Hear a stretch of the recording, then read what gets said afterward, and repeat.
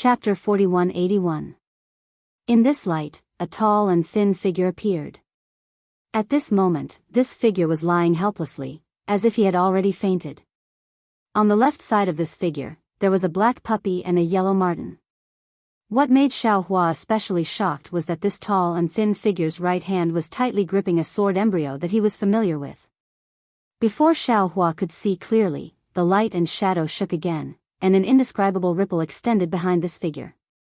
It was similar to the ripples of Xiaohua's transmission channel. If nothing unexpected happened, Xiaohua's transmission channel should have collided with the transmission channel that this figure was in, causing an abnormality to occur. The light and shadow shook once, and then the light and shadow disappeared, as if the entire light and shadow had fallen into the forward ripple. The brilliance of the grand cosmos shifting token in Xiaohua's hand shook again, smoothing out the somewhat collapsed transmission channel. As a result, the light and shadow of the transmission channel that Xiaohua was in also immediately disappeared into the torrent of time. Xiaohua was dumbstruck like a wooden chicken. His already slow mind could no longer keep up with what he had just seen. Although it was just a glance and he didn't see anything clearly, he could clearly feel that the figure was so familiar.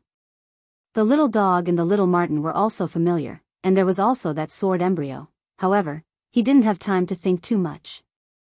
Another kind of fear arose in his heart. Soul Cultivator Xiaohua's voice shouted in his physical body, "Not good. The divine sense mark has disappeared." Xiaohua was shocked. That's right, the divine sense mark that had been faintly discernible before had completely disappeared now. He couldn't sense it at all. It was as if the divine sense mark didn't exist at all. This situation was exactly the same as when Xiaohua had mistakenly entered the ruins. What should we do? Soul Cultivator Xiaohua was somewhat at a loss. Xiaohua's eyes narrowed slightly. Looking at the endless illusory continent in front of him, he made a prompt decision and said, "Forget it. We're in the turbulent flow of time, so we're doomed. We can only survive by entering the 3 continents. Use the going south, going north, going south, going south, going north, going south." All right. Hearing this, the soul cultivator Xiaohua hurriedly urged his soul warrior to activate. Thousands of green seal words flew out and disappeared into the flow of time. But as the green seal words disappeared, Xiaohua's portal continued to move closer to the continent. Mountain ranges and villas could be seen clearly in front of him. Suddenly, an indescribable barrier appeared in front of Xiaohua, preventing him from entering the portal. What's going on? Xiaohua was about to cry. How come the 3 continents don't recognize me? This Xiao has only been away for a few days. Calm down, fellow Daoist, Xiaohua said. We'll try again. Although he was a bit flustered, he forced himself to remain calm. Yes. Clenching his teeth, Xiaohua's soul tendrils flew out from his forehead and surged into the barrier in an attempt to break through. Unfortunately, he didn't know what this barrier was, but it was incomparably tough. No matter how hard Xiaohua tried, he couldn't break through it.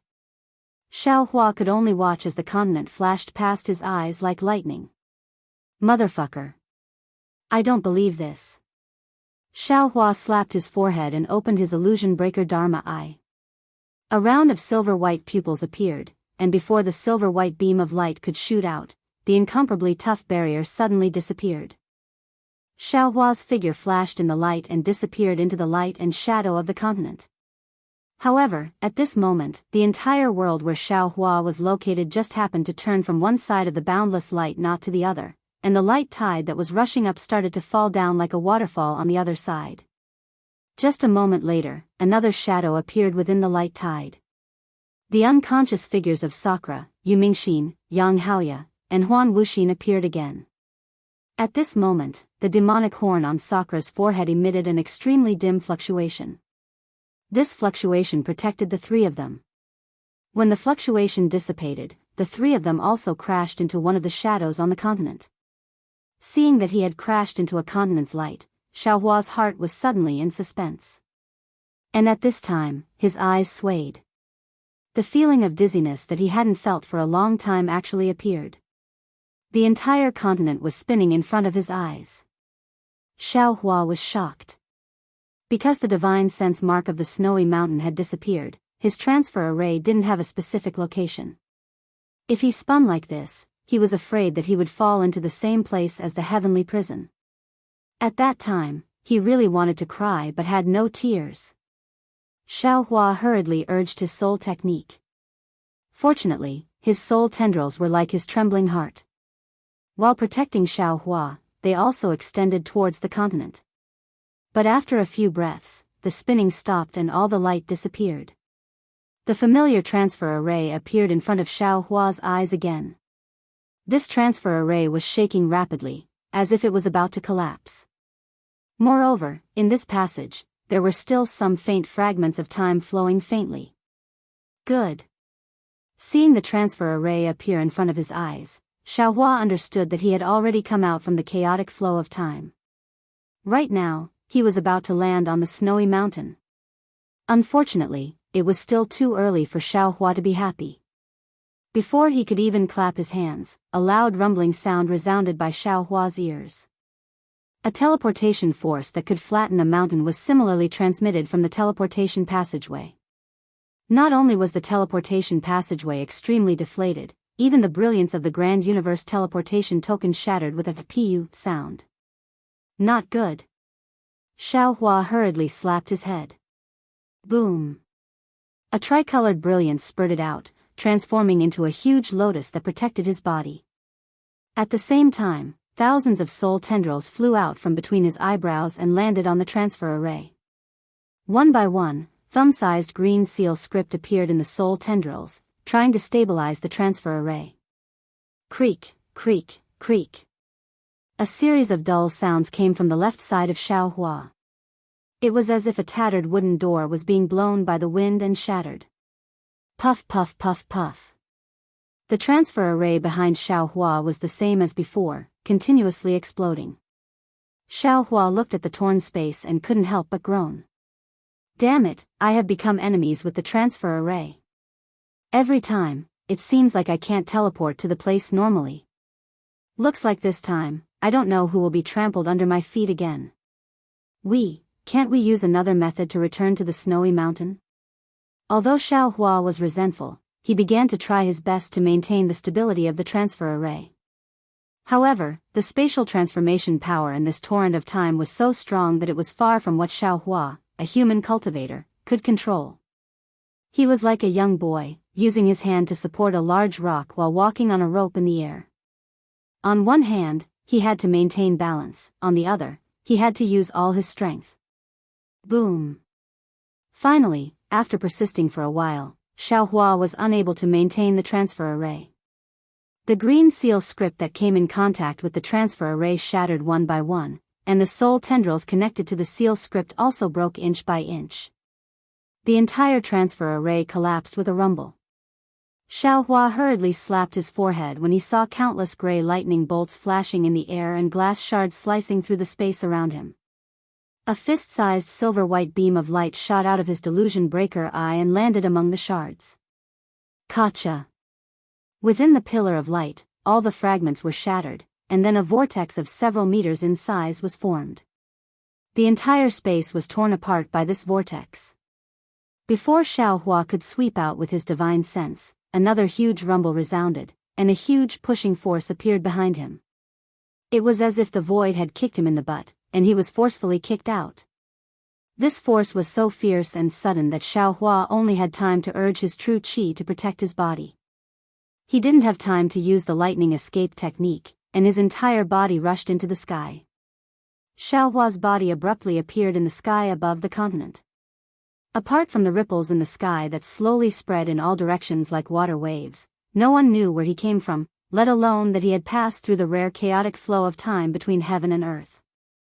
Perhaps the only thing that could be seen was the tricolored light shining on his body. He was also dragging a tail that looked like thick smoke behind him. He was whistling as he shot toward the mountain peak below at an extremely high speed. Strange whining noises could be heard in the sky as well. Immediately after, with a long pu, Xiaohua's body crashed into a mountain peak like a meteor, and disappeared without a trace. This sound was so loud that it scared some of the strange birds nearby, and none of them couldn't help but flap their wings and fly away. The cries of these birds and beasts sounded extremely chaotic under the clear sky. Even though the scorching sun in the sky shone brightly, it still couldn't cover up this mess. At this moment, the nameless continent welcomed an inexplicable uninvited guest. Boom! In just a short moment, the entire mountain peak was shaking. Xiaohua's body flew out from the mountain rocks, and the light protecting his body flickered, blocking all the dust and gravel to the side. Damn it! Xiaohua flew while shouting cheerfully, "Snowy Mountain, this daddy is back. Somehow, wait for this daddy to flatten your nose." However, when Xiaohua saw the mountain peak in front of him clearly, and then looked at the scene around him, he couldn't help but be stunned on the spot. He saw that this was a mountain peak that was more than 10,000 feet tall, and it was covered with huge mountain rocks. Between the mountain rocks, there were some strange ancient trees. These ancient trees were also huge, and different from what Xiaohua usually saw. They were actually somewhat similar to the ancient trees in the Dragon Island's folded Jade Legacy realm. Moreover, on the left side of the mountain peak, the mountain range was like a horned dragon crouching on the ground. It stretched as far as the eye could see, and the entire earth was dyed green and yellow by these mountain ranges, brimming with a kind of vicissitudes and desolation. This is the Snowy Mountain? Xiaohua's eyes were filled with doubt, and he muttered to himself, could it be that this Xiao's previous guess became a reality? Although this Xiao returned to the Western Paradise, but it wasn't the time when this Xiao left, but a long time ago or a long time later? Chapter 4182. Thinking of this, Xiaohua's heart moved, and he hurriedly looked at the sky. It was noon, and a white sun was hanging there. It was not the three suns of the ruins. Fortunately. Seeing this scene, Xiaohua sighed in relief and thought to himself, no matter what, I've returned to the three continents. I've left the ruins and escaped from the great desolate star storm. Who cares what time it is in the three continents?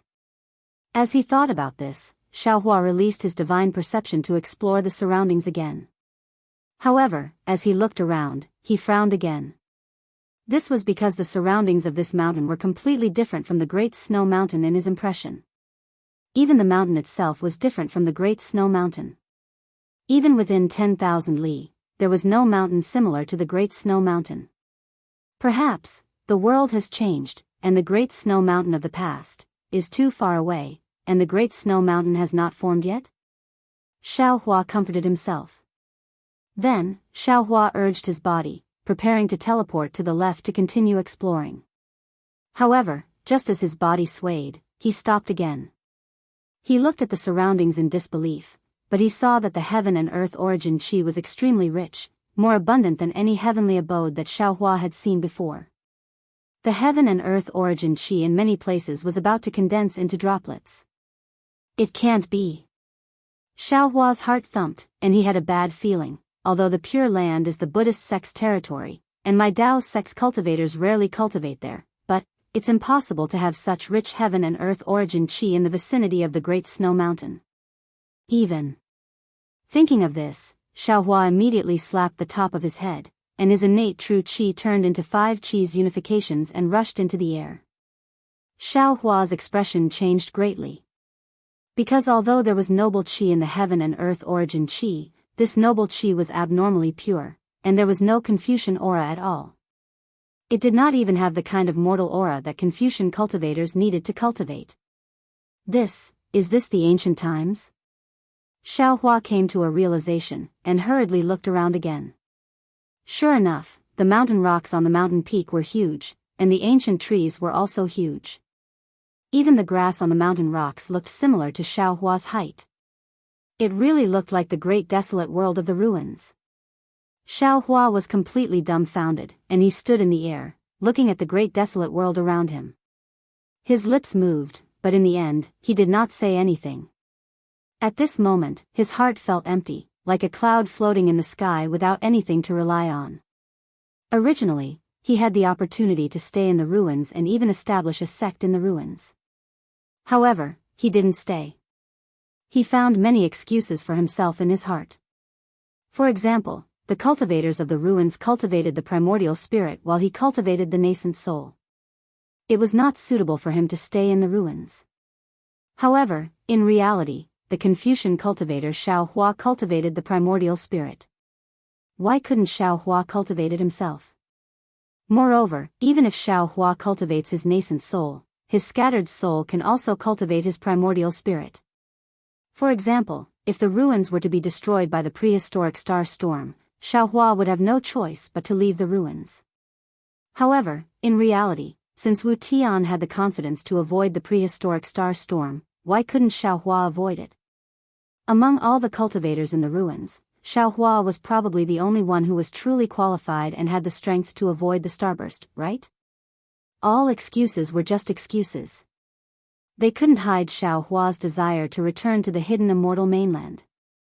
This desire was not only for the revival of the Dao sect, not only for Xian, but also for the possibility of meeting Fairy Hongxia again. However, time played a huge joke on Xiaohua. He did find the spiritual will mark he left behind in the Great Snow Mountain. Moreover, he did try his best to return to the ultimate land of bliss. However, this ultimate land of bliss was not his ultimate land of bliss. It was the ancient ultimate land of bliss. It belonged to the ancient ultimate land of bliss where Taoism, Buddhism, Confucianism and demons fought for supremacy. The people he was familiar with and the things he was familiar with had all become the smoke of the future. Whether it was Fairy Hongxia or Xian, they did not exist in this mainland. The indescribable depression was like a dark cloud that covered Xiaohua's empty heart. However, even if it was a dark cloud, Xiaohua's mind was also slowly floating and rising. At this moment, Xiaohua didn't want to think about anything and didn't want to do anything. It was as if he was extremely tired and wanted to rest. He allowed his mind to float up. The higher he flew, the farther he could see. The ancient desolate land turned into a sand table in Xiaohua's eyes. Although this sand table was boundless, the mountain peak was already like a pellet. Unfortunately, this scene was nothing to the current Xiaohua. He came from the earth, fire, wind and thunder realms and had already seen the ninth heaven. He didn't care about this simple bird's-eye view. The land was far away, so the starry sky was naturally close. Above Xiaohua's mind, in the sky, the sun star and the moon star were hanging opposite each other. Countless bright stars were like eyes, blinking at Xiaohua. The truth of heaven and earth contained in the stars also fell into Xiaohua's mind in the blink of an eye. Seeing this starry sky, Xiaohua of the heavenly Tao immediately trembled. Comprehension poured into Xiaohua's mind like a flood, as if a blocked dam had suddenly been opened. Wang. Xiaohua's mind gradually turned into a jade archive in the sky, allowing thousands of inexplicable fluctuations to fall into it. In the starry sky, all the stars gave birth to halos, and billions of starlight from the other realms fell into jade archive Xiaohua's body. Xiaohua's mind was filled with a kind of perfection similar to a reunion after a long separation. Whether it was Xiaohua's Dao cultivation or Confucian cultivation, all of his divine abilities grew rapidly in this perfection. Perhaps it was an instant, perhaps it was millions of years. Even Xiaohua didn't know when it flew out from the space. That big hand seemed to want to grab the stars in the sky and directly grab at the starry sky. All of a sudden, Jade Archive Xiaohua's body trembled. All of his astral energy disappeared, and all of his comprehension was annihilated. Even the image of Jade Archive Xiaohua disappeared, leaving only Xiaohua's mind staring at the starry sky in a daze. An uncontrollable ecstasy ignited the hope in his heart. He muttered to himself, "No. This is not the ultimate paradise. The ultimate paradise's starry sky is not like this. This starry sky. I seem to have seen it before. Moreover, this starry sky is engraved with the first stroke of my comprehension of the heavenly Tao. This is perhaps the place I have been bitterly searching for." Xiaohua's mind just had some comprehension, but suddenly, a kind of extreme terror emerged from the bottom of his heart. He couldn't help but look at a certain place in the starry sky. Over there, a strange distortion was slowly taking shape. Not good. Xiao Hua's mind was startled, and he immediately fell from the sky into his body. Xiao Hua narrowed his eyes and looked at the starry sky that was already gone, and he secretly shouted, "Could it be, there is an enemy that can kill this Xiao? Did that enemy just happen to pass by, or did he follow me here? Could it be, a demon lord from the demon realm?" Thinking of this, Xiao Hua didn't dare to be negligent, and he hurriedly invited the green-robed Xiao Hua out of the space. Without waiting for the green-robed Xiao Hua to see the situation clearly, he immediately asked, "Green-robed fellow Daoist, I want to ask you, can other people use the teleportation array that you and I set up in the ruins?"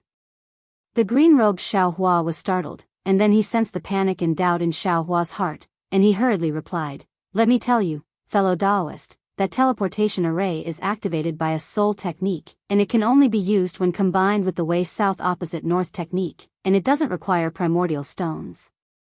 Therefore, other than fellow Daoist, other people can't use it. Moreover, fellow Daoist, don't forget that there is no teleportation array here that is connected to that teleportation array, so how can other people use it? If that's the case, I can be at ease." Xiao Hua nodded. In that case, Ai's warning sign is probably not an enemy chasing after us, but the power of heaven and earth similar to the great desolate star storm. It should be.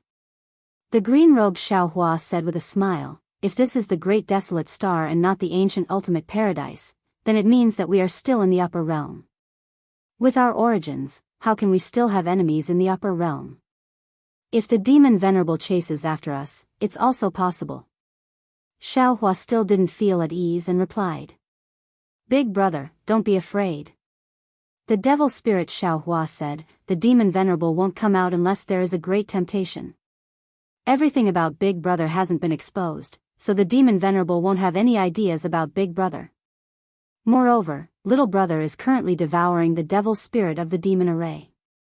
Previously, when Big Brother was comprehending, Little Brother had already devoured more than half of it. After devouring for another 100 years, Little Brother will also be able to surpass the demon emperor, and at that time, maybe I can also become a demon venerable. 100 years? Xiao Hua smiled bitterly. It would be good if it was 100 years. Ai's warning sign is too powerful, and all the previous warnings can't be compared to it, even the heavenly prison can't be compared to it. Therefore, I'm afraid I can't wait 100 years. Then what should we do? The devil spirit Xiao Hua was somewhat dumbfounded. Ai is very familiar with the starry sky of this place, and it's different from the Western Paradise. Perhaps I also stayed here before I was stranded in the Dawn Rain continent. Xiao Hua said in a low voice, "It's also because I cultivated here that this place has the divine sense mark that I left behind, so, the divine sense mark that I sensed in the ruins was here, and not the great snow mountain. Even I suspect that the divine sense mark that I sensed in the heavenly prison was also here. Yes, it must be so."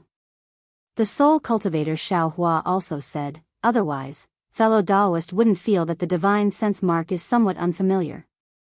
If that's the case, we can use the soul cultivation technique again to sense the divine sense mark of the great snow mountain, and then teleport back from here."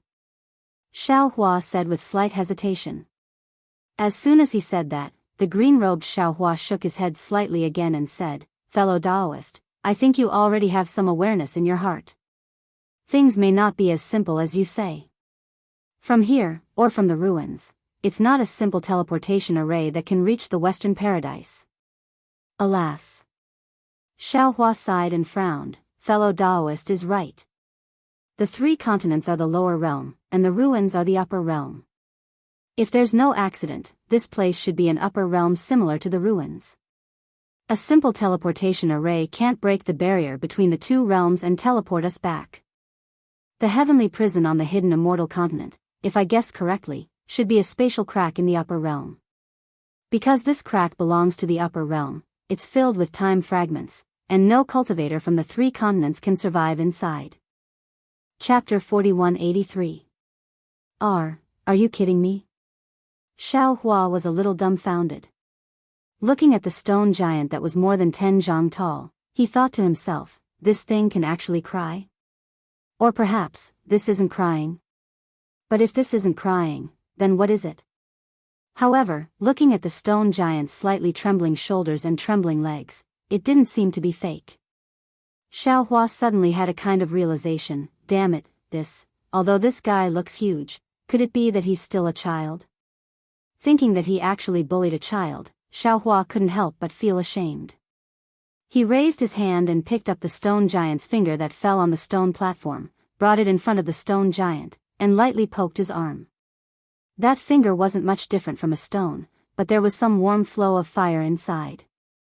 When the finger touched the stone giant's arm, it made a caw-caw sound, exactly like a stone hitting a stone. The stone giant stared blankly, revealing a somewhat red eye from inside his arm. At this moment, the panic in his eyes had already disappeared, replaced by grievance. Moreover, seeing his broken finger, the stone giant once again burst into tears, no different from an injured child. "Ai, it really is a child." Xiaohua sighed. He waved his hand, and the broken finger once again poked the stone giant. Only then did the stone giant slightly listen to the crying. He curiously looked at Xiaohua and reached out to take it. Then, the stone giant saw that Xiaohua's expression was very kind and didn't have any evil intentions. Then, he looked at the empty space under Xiaohua's feet. Although there were tears in his eyes, he still opened his mouth, pointed at Xiaohua's feet, and cried, then, Xiaohua of course didn't understand what he was saying. He only shook his head and said, "Little guy, could it be that you don't know how to speak?" Then. The stone giant still said the same 2 words. Presumably, these 2 words were all he could say. "I guess he hasn't grown up yet, so he doesn't know how to speak." Xiaohua bitterly smiled, not to mention that he doesn't understand what I'm saying. After thinking for a moment, Xiaohua asked again, "Little guy, where are you from? I'll bring you back, okay?" Then. The stone giant didn't say anything else. Xiaohua was somewhat helpless. He thought for a moment and took out a few fire attribute top-grade primeval stones from his bosom. However, when he handed them over to the stone giant, Xiaohua was careful and changed these top-grade primeval stones into low-grade primeval stones. Sure enough, when the stone giant saw these yuan stones, he was extremely happy. He hurriedly extended his arm to ask Xiaohua for them. After he placed the yuan stones into his mouth and chewed them with crunching sounds, his large mouth opened and a smile appeared. However, this smile was reflected in the hot magma at the corner of his eyes, making it appear somewhat strange. Then. After the stone giant finished eating the primordial stone, it seemed as if it still wanted more. It raised its hand and asked for more. It was completely like a child who had seen snacks in the secular world. Xiaohua smiled as he shook his head, placing several origin stones into his hand. At this moment, a faint sound came from the distant mountain valley. Although this sound was very soft, it traveled extremely far due to the mountain wind. Hearing this sound, the stone giant's face tensed up and he hurriedly looked up at the sky. At this moment, the sun had already set and the moon had yet to rise. The bright stars in the sky were already hanging in the night sky. Seeing that it was late, the stone giant couldn't help but panic. When he stood up, he hesitated for a moment. The fingers on his left hand were broken and he had just fallen down, so he seemed to have some lingering fear. Moreover, the night was shrouded and the entire mountain peak couldn't be seen clearly.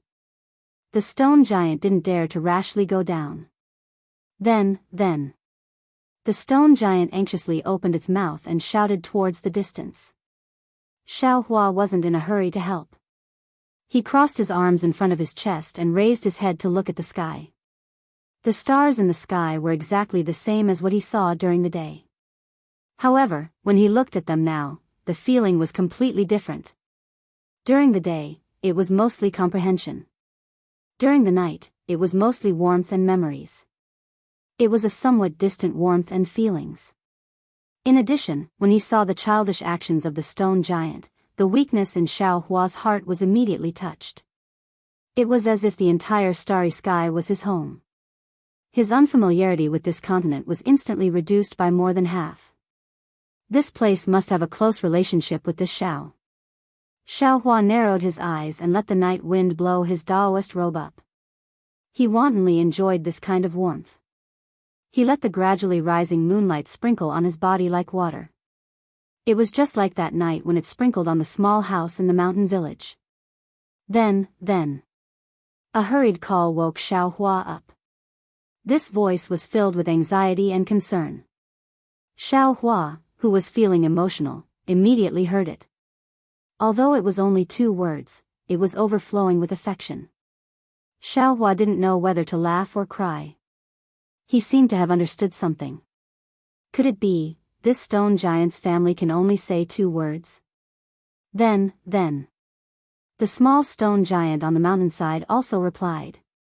The stone giant at the foot of the mountain sped up its then, as if it was scolding.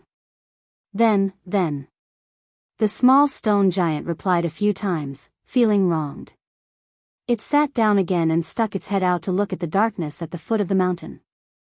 After a long time, a stone giant that was several times larger than the small stone giant carefully climbed from the darkness at the foot of the mountain to the stone wall illuminated by the moonlight. At this moment, the stone giant sped up again and quickly climbed up to the stone platform.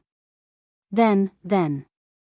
The small stone giant had already made way for the stone giant. When it saw the stone giant climb up, it immediately pounced on it. Then. It shouted. The stone giant originally raised its arm as if it wanted to hit the small stone giant. However, when it saw the small stone giant hugging it, it gently lowered its arm and patted the small stone giant's back as if to comfort it. Then. After a while, the stone giant opened its mouth and asked. The small stone giant stuck its head out of the stone giant's chest and pointed at the high mountain cave. It explained again, then. In the distance, Xiaohua really didn't understand. Why did these 2 words contain so much information? Then. The stone giant was obviously worried about its child and hid in the cave. When it saw the small stone giant's left hand missing a finger, its expression changed greatly and it interrupted the small stone giant's words. The small stone giant took out its broken finger and pointed at Xiaohua, who was not far away. It shouted, then. When the stone giant heard this, it turned pale with fright and hurriedly looked at Xiaohua. Then, without any hesitation, it put the small stone giant behind it and shouted, then. This time, the stone giant's voice was hurried and carried a hint of threat. Xiaohua immediately understood the meaning of these words. Seeing the fire in the stone giant's eyes, Xiaohua smiled faintly. His figure floated a few feet away and looked at the stone giant indifferently. Then. The small stone giant behind the stone giant said a few words in a low voice. The stone giant also asked a few words, then. Then, it slowly relaxed its guard. It actually put its palms together and respectfully bowed to Xiaohua to thank him. Seeing the stone giant's very standard Buddhist gesture, Xiaohua was dumbfounded again.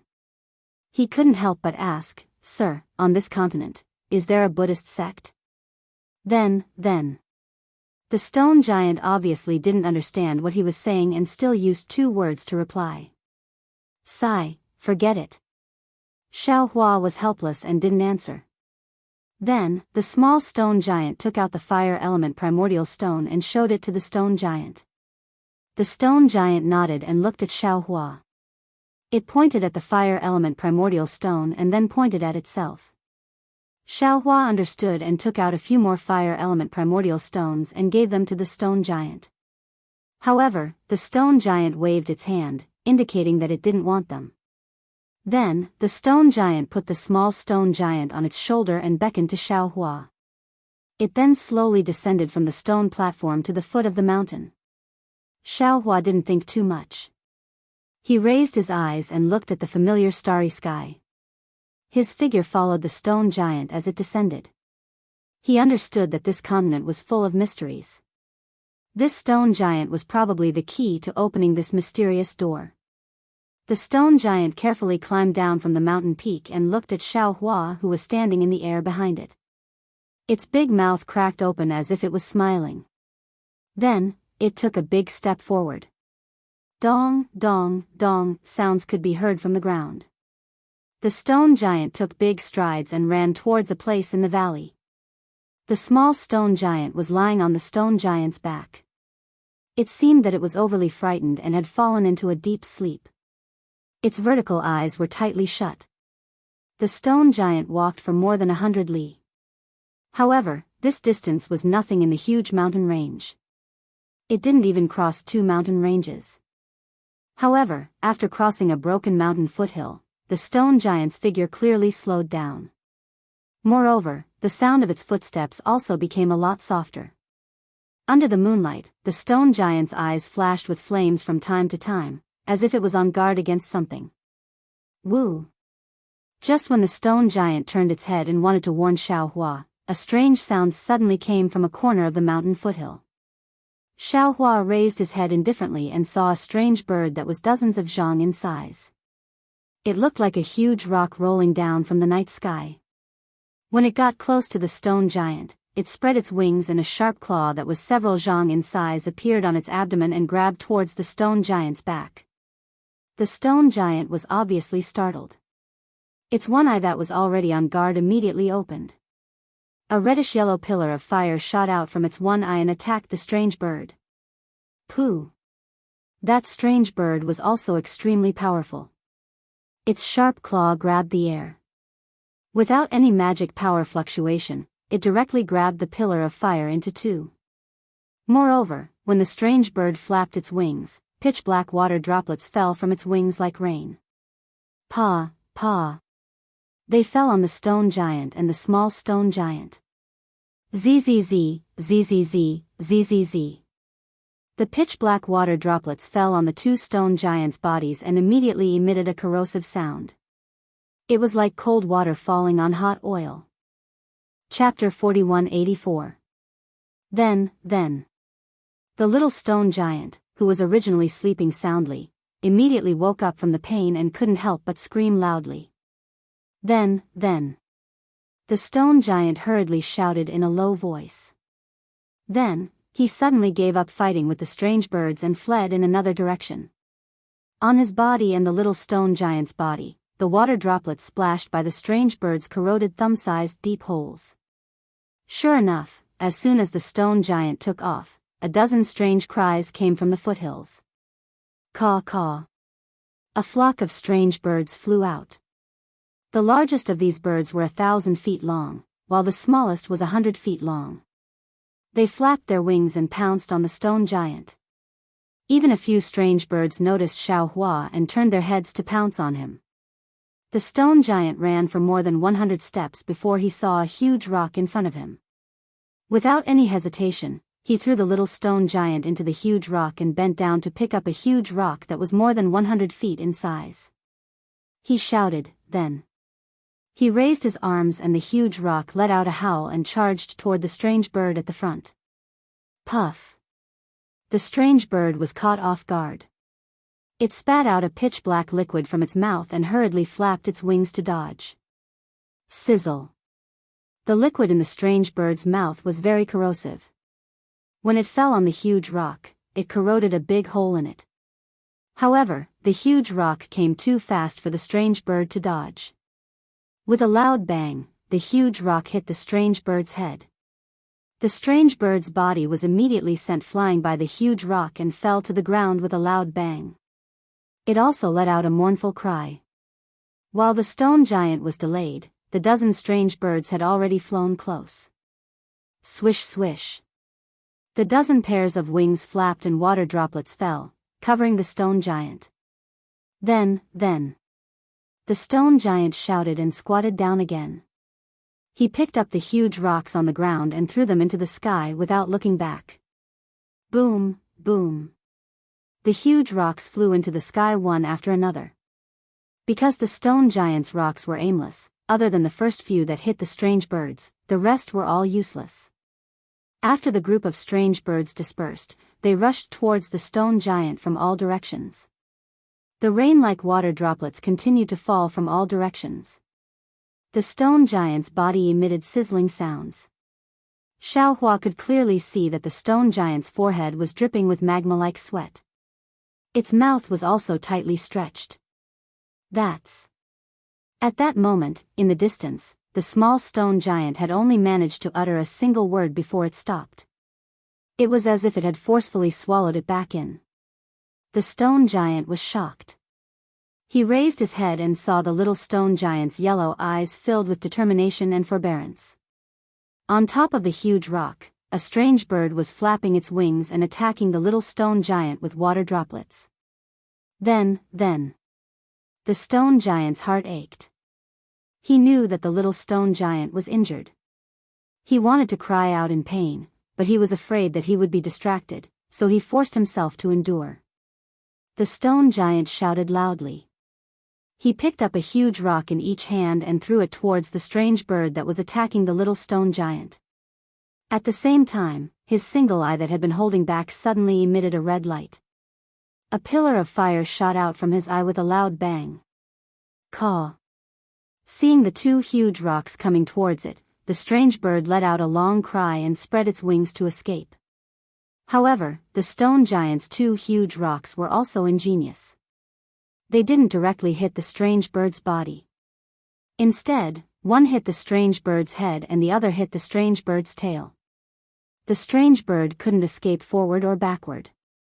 The strange bird was stunned for a moment, but it also calmly responded.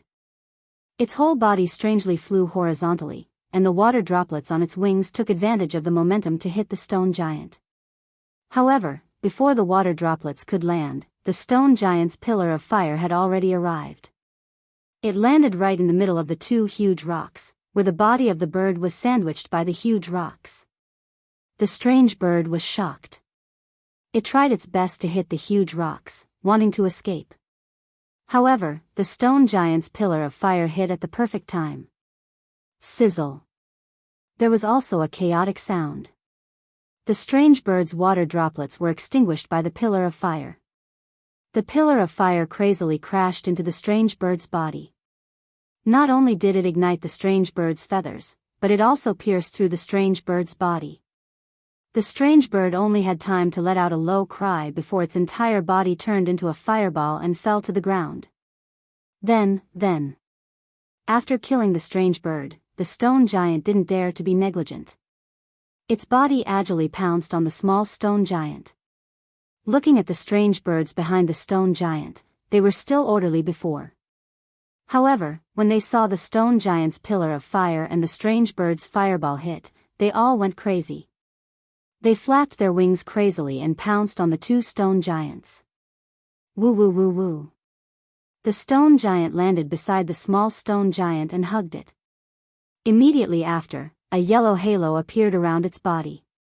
Then, as the stone giant fled to the side of the foothill, the 3 fingers on its right arm moved rapidly. Stones that weren't particularly large were driven by the stone giant and flew into the air. The strength of these stones wasn't as great as before, but there were many of them. The stone giant's goal was obviously to disrupt and not kill.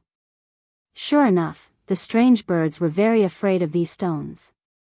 They scattered in all directions, giving the stone giant time to escape. However, the stone giant's running speed was far slower than that of the strange birds. In just half the time it took to eat a meal, the stone giant was forced to a stone wall by the strange birds. Seeing dozens of strange birds fiercely pouncing on it, some of them even spitting out pitch-black liquid from their mouths, the stone giant looked up to the sky and shouted, then. His voice was very miserable. Then, after spitting out another pillar of fire from its eyes, the stone giant turned around and covered the small stone giant under its body, exposing its back to the strange birds. Under the moonlight, the stone giant's back revealed small spots. Boom! The stone giant's pillar of fire shot out and hit a strange bird. At the same time that strange bird turned into a fireball, another loud sound rang out. A curtain of fire that was nearly 100 times larger than the fireball appeared out of thin air. Although it didn't engulf all the strange birds, it still blocked the 2 stone giants behind the curtain of fire. On the other side of the curtain of fire, Xiaohua stood in midair as if he was thinking about something. Ga. The strange birds seemed unwilling to give up. They all pounced on the curtain of fire. Whether it was their wings or their beaks, they spat out a lot of pitch-black liquid. Some of the larger strange birds even fanned out some wind blades. Unfortunately, how could these strange birds' attacks break through the curtain of fire that Xiaohua casually set up? After a moment, these strange birds saw that their attacks had no effect, so they tactfully flew away. Xiaohua withdrew the curtain of fire and still stood in midair with a smile on his face. His gaze was also gentle as he watched the stone giant use its body to block the small stone giant. It seemed that this side of family made the evil aura that had infected him from the Daoist devil war disappear a lot. Seeing that the strange birds didn't attack, the stone giant also turned its head and looked at the night sky with some astonishment. The small stone giant even peeked out its single eye from the side of the stone giant's body to peek. Seeing that not a single strange bird was left in the night sky, the small stone giant couldn't help but whisper, then. The stone giant raised its body and proudly patted its chest a few times, as if it was showing off. Then, the stone giant grabbed the small stone giant's body and jumped out of the stone wall, then fled forward. However, after fleeing for another 100 zhang, the stone giant seemed to think of something. It patted its head and turned its head to look for Xiaohua. This old man is here. Xiaohua hurriedly flew over and raised his hand to greet the stone giant. Then. The stone giant patted its chest and pointed at Xiaohua again. Then, it pointed into the distance and beckoned Xiaohua to quickly follow it. Xiaohua faintly smiled, nodded slightly, and followed behind the stone giant. However, after walking for a few li, the stone giant became careful again and lightened its footsteps. Xiaohua frowned and released his divine sense. However, he could only see for a few li. A soft roar like that of a mouse came from not far away. Although the sound was soft, it immediately made the stone giant tremble. Previously, it didn't fear the strange birds at all, but now, it was actually standing there and looking pitifully into the distance. In the dark night, a ball of golden brilliance that was only a few feet in size quickly rushed over. Inside the brilliance was a small child wearing armor and holding a weapon that looked like a spear in his hand. Damn it! A group of demons dancing wildly. Xiaohua glanced around and withdrew his divine sense. He smiled and said, "During the day, I used my divine sense to see tens of thousands of li and didn't see anything. However, at night, everything comes out." Then. The small stone giant also saw the small golden armored person and couldn't help but cry out. Suddenly, it looked at Xiaohua and pointed at him with all its strength, as if it was worried about Xiaohua. Just as Xiaohua was about to speak, a ray of light suddenly appeared in the distant horizon. This ray of light was 7-colored and formed a jade necklace in the night sky. Under this 7-colored light, even the moonlight high up in the sky lost its splendor. What was special was that after the ray of light, several roars came from all over the continent. Waves of desolate power surged out in all directions like a surging tide. Within this power, there was a vague shadow that crossed the restless night and flew towards the ray of light. This desolate power was so ferocious that although it rushed to where Xiaohua was, whether it was the small golden armored person or the stone giant, they both prostrated themselves on the ground and trembled in fear. Oh! A desolate powerhouse? Facing this nameless power, Xiaohua was also shocked. While urging his secret technique to resist, he narrowed his eyes and looked at the ray of light. He didn't dare to rashly release his divine sense and thought to himself, "What is this ray of light?" However, in just a few breaths, the ray of light immediately fell and disappeared without a trace. Only the nameless power annihilated Xiaohua's surroundings. Xiaohua's figure flickered and instantly disappeared. However, after a while, Xiaohua reappeared not far away. He looked at the two stone giants lying on the ground and then looked at the small golden armored person not far away. After thinking for a while, he called out Dragon Vein Xiaohua and Phoenix Body Xiaohua and said with a smile, "I still have some things to do. I'll have to trouble you two fellow Daoists." Chapter 4185. Fellow Daoist, you're really interesting. The Dragon Vein Xiaohua said with a smile, "That place is obviously a secret treasure, and it might even contain the secrets of this continent. Fellow Daoist, you didn't personally explore it, but instead stayed here to protect two stone giants that you don't know. Fellow Daoist's actions really make I puzzled. Phoenix Body Xiaohua was also puzzled. Fellow Daoist, even if you want to protect two stones that aren't human, you only need to throw the golden armored little person far away. Why do you have to stay here? Xiaohua's originally curved phoenix eyes were now curved like crescent moons. He said with a smile, although you two have already become independent adults, you still don't have the emotions of a true cultivator. The affection of these stone giants is really touching. If I don't send these two stone giants back to their home, I won't be able to rest assured. Moreover, to tell you the truth, I have a feeling that the karma of these two stone giants is more important than the secret treasure in the distance. Dragon Vein Xiaohua and Phoenix Body Xiaohua naturally didn't have Xiaohua's karma. They both smiled at each other and flew towards the place where the multicolored light disappeared. Xiaohua was still standing in the air, quietly waiting. After the time it took to eat a meal, the aura that suppressed everything gradually disappeared. The golden-armored little person was the first to get up from the ground. However, when the little person looked at the two stone giants on the ground, he didn't have any thoughts of attacking. He shrunk his neck and looked around, then turned around and ran away. Then, the golden-armored little person left. Only then did the stone giant straighten up. He awkwardly got up and ran in another direction. Only after running for a while did he remember Xiaohua. He turned his head again and waved at Xiaohua. Perhaps because of the change just now, they didn't encounter any special beasts in the next few mountain ridges. Looking at the vermilion mountain ridges in front of him and the hot air in front of him, Xiaohua understood that this was probably the stone giant's home. Previously, when Xiaohua looked down from high up in the sky, he didn't feel that it was too far away. However, when he really ran all the way with the stone giant, he realized the true distance. Then, Xiaohua turned his head to look. Sure enough, the mountain peak that he had fallen from earlier just happened to be exposed in the distant mountain ridge. He reckoned that the little stone giant had seen something strange nearby and ran so far away alone to look for something.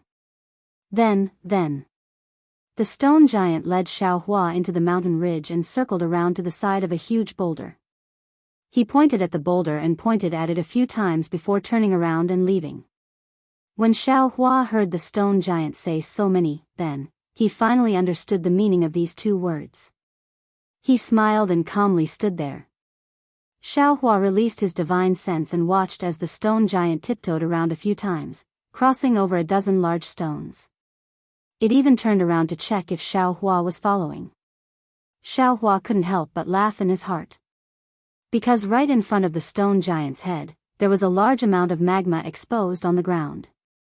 If Xiaohua didn't know that the stone giant had magma inside its body, then it would be fine. But since he knew, how could he not know that the stone giant's cave was inside the magma? Sure enough, when the stone giant walked to the magma, the little stone giant jumped down from his body and happily jumped into the magma. The stone giant also walked to the magma and slowly submerged his body in the magma. When the stone giant's figure disappeared, Xiaohua's divine sense swept over the magma and then withdrew it. Xiaohua had also seen the magma before, but he didn't look into its depths. Naturally, he didn't know that there was a world inside the magma. After the time it took to eat a meal, the stone giant came out of the magma. Large drops of magma flowed on the surface of his body. The marks left by the strange bird's attack had already gradually disappeared. The stone giant walked out and arrived in front of Xiaohua. He stretched out his hand, and in his hand were several mid-grade fire attribute primordial stones. Then, the stone giant placed the fire attribute primordial stones in front of Xiaohua and shouted. His body was still emitting flames. Looking at the fire attribute primordial stones, Xiaohua suddenly realized that the stone giant had brought him here to repay his kindness of saving the little stone giant. He was giving him the primordial stones. Xiaohua smiled and slightly waved his hand. He pushed the fire attribute primordial stones to the stone giant, indicating that he didn't want them. Then, the stone giant was somewhat puzzled. He scratched his head and pushed the primordial stones in front of Xiaohua again. Xiaohua thought for a moment and took out a few top-grade primordial stones from his bosom. He spread them on his palm and showed them to the stone giant. Then. The stone giant saw the top-grade primordial stones in Xiaohua's hand and immediately exclaimed. He stretched out his hand to grab the primordial stones, but his hand stopped in front of the primordial stones. Even the magma on his arm dripped onto Xiaohua's hand. The stone giant obviously didn't notice that the magma on Xiaohua's hand didn't cause any movement. He hurriedly waved his hand and pointed at the boulder where Xiaohua was. Then. He said a few more times and hurriedly turned around. Xiaohua was somewhat puzzled. He looked at the fire attribute primordial stones in his hand and rubbed his chin as he looked at the magma flowing from the stone giant's body. He seemed to be lost in thought. Not long after, another stone giant that was 3 times bigger than the previous one quickly ran over. The previous stone giant followed behind this stone giant. When this stone giant saw Xiaohua, he immediately shouted, "So dense, so dense." He also put his palms together and saluted. It seems that he said one more word than the previous stone giant. Xiaohua laughed in his heart. He also put his palms together and saluted back. He didn't say anything.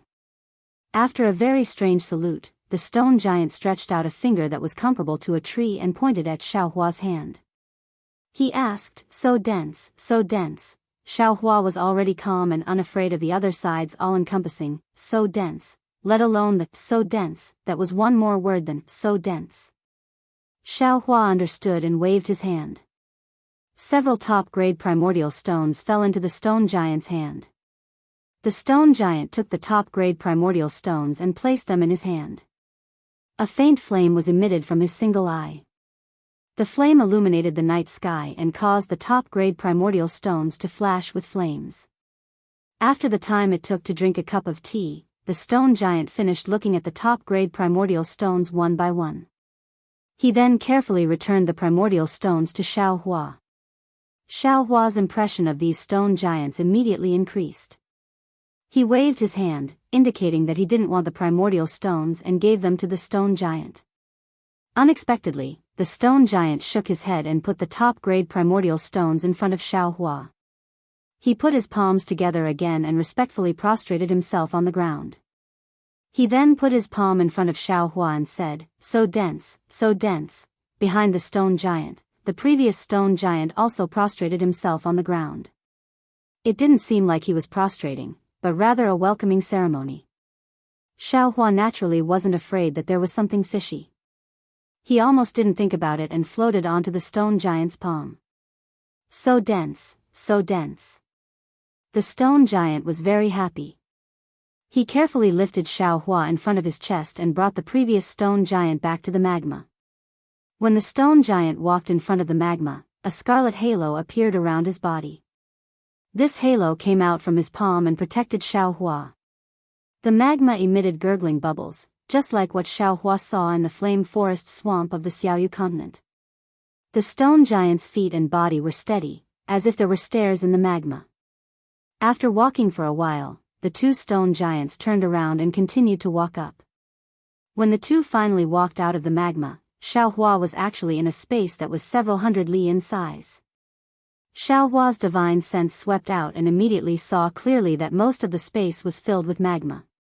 Aside from some small island-like protruding rocks within the magma, there were only some vermilion red rocks at the edges of the magma.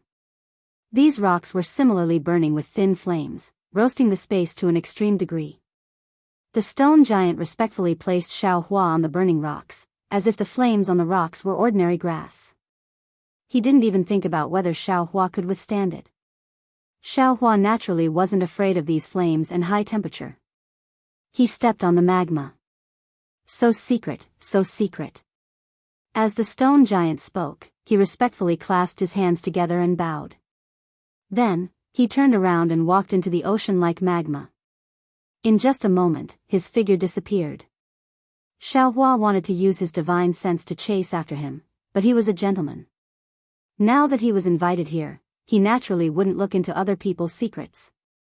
Therefore, he opened his mouth and wanted to say something to the stone giant. However, after opening his mouth, he swallowed his words back down. Xiaohua really couldn't stand the stone giant's omnipotent so. At this moment, a hoarse and weak voice came from the magma lake in the distance. A stone giant floated over from the magma.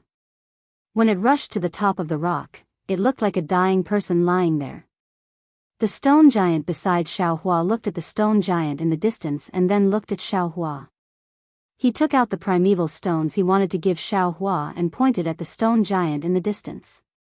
He asked, so, Xiaohua was quite puzzled. He was confused, but he still nodded. The stone giant was very happy and rushed towards the stone giant's location. Xiaohua's heart was moved, and his figure fluttered as he followed the stone giant. The stone giant came to the side of the stone giant and put several primeval stones into the stone giant's mouth. Crunch, crunch. The stone giant greedily chewed the primeval stones, just like a mortal who saw food. After a while, a scarlet halo appeared around the stone giant's body. Then, the stone giant was brimming with energy. He raised his hand and hammered the shoulder of the stone giant beside Xiaohua a few times. He seemed to be calling out gratefully, then, so. The stone giant smiled and replied. It also hammered the shoulder of the stone giant.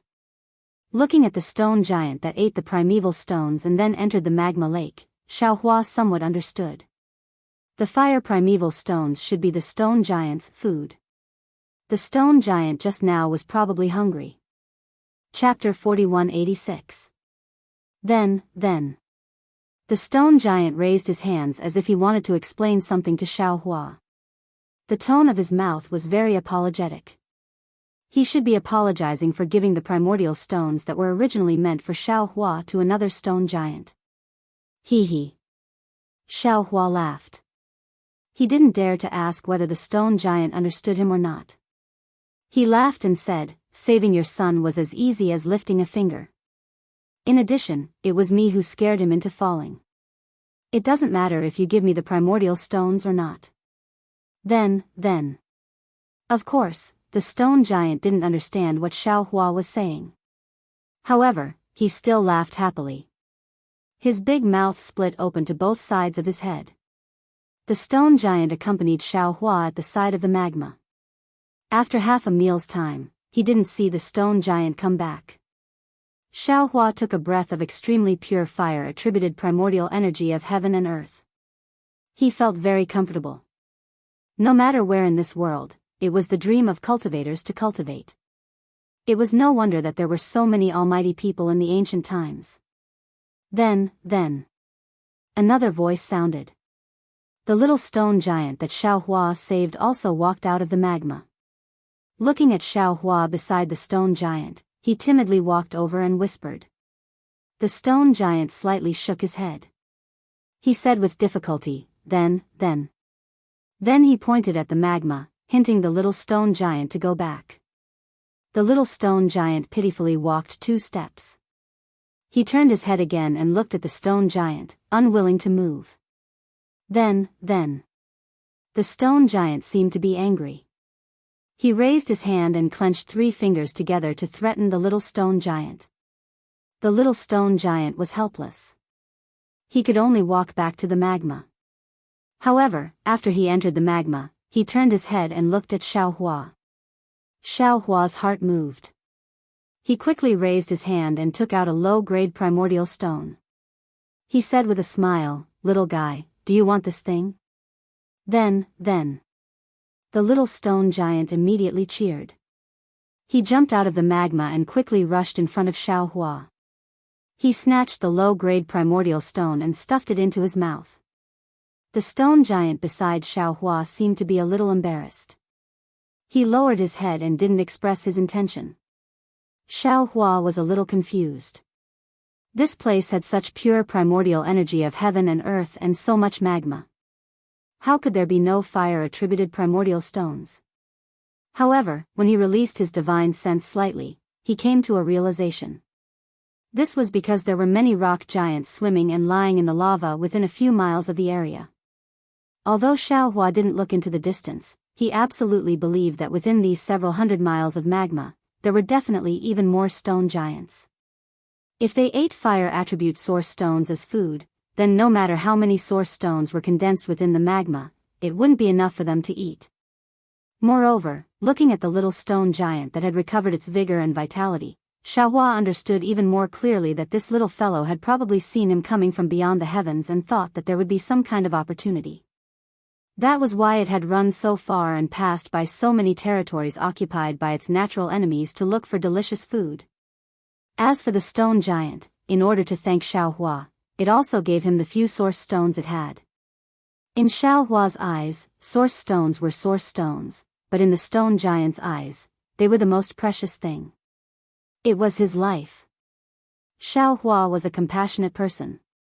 The actions of the two stone giants had moved him even more. He had the heart to help these stone giants. However, the stone giants weren't humans. Although there were source stones in Xiaohua's space, these source stones weren't of good quality. No matter how much Xiaohua gave them, they would eventually be used up. What Xiaohua wanted to do was to find a way to solve this problem once and for all. Just as Xiaohua was pondering, a burst of sound came from the magma. This sound fell into Xiaohua's ears like thunder, causing him to be dumbfounded. Xiaohua looked at the magma lake in disbelief. He saw the magma lake, which was thousands of feet deep, began to violently stir. Bubbles of several zhang in size emerged from the magma lake. Along with these bubbles, there was the sound of a wooden fish being struck. In front of Xiaohua's dumbfounded eyes, a 1,000-foot-tall stone giant walked out of the lava lake. This stone giant's face was full of wrinkles, just like layers upon layers of rock. Behind this stone giant were several smaller stone giants, each of them holding a stone wooden fish.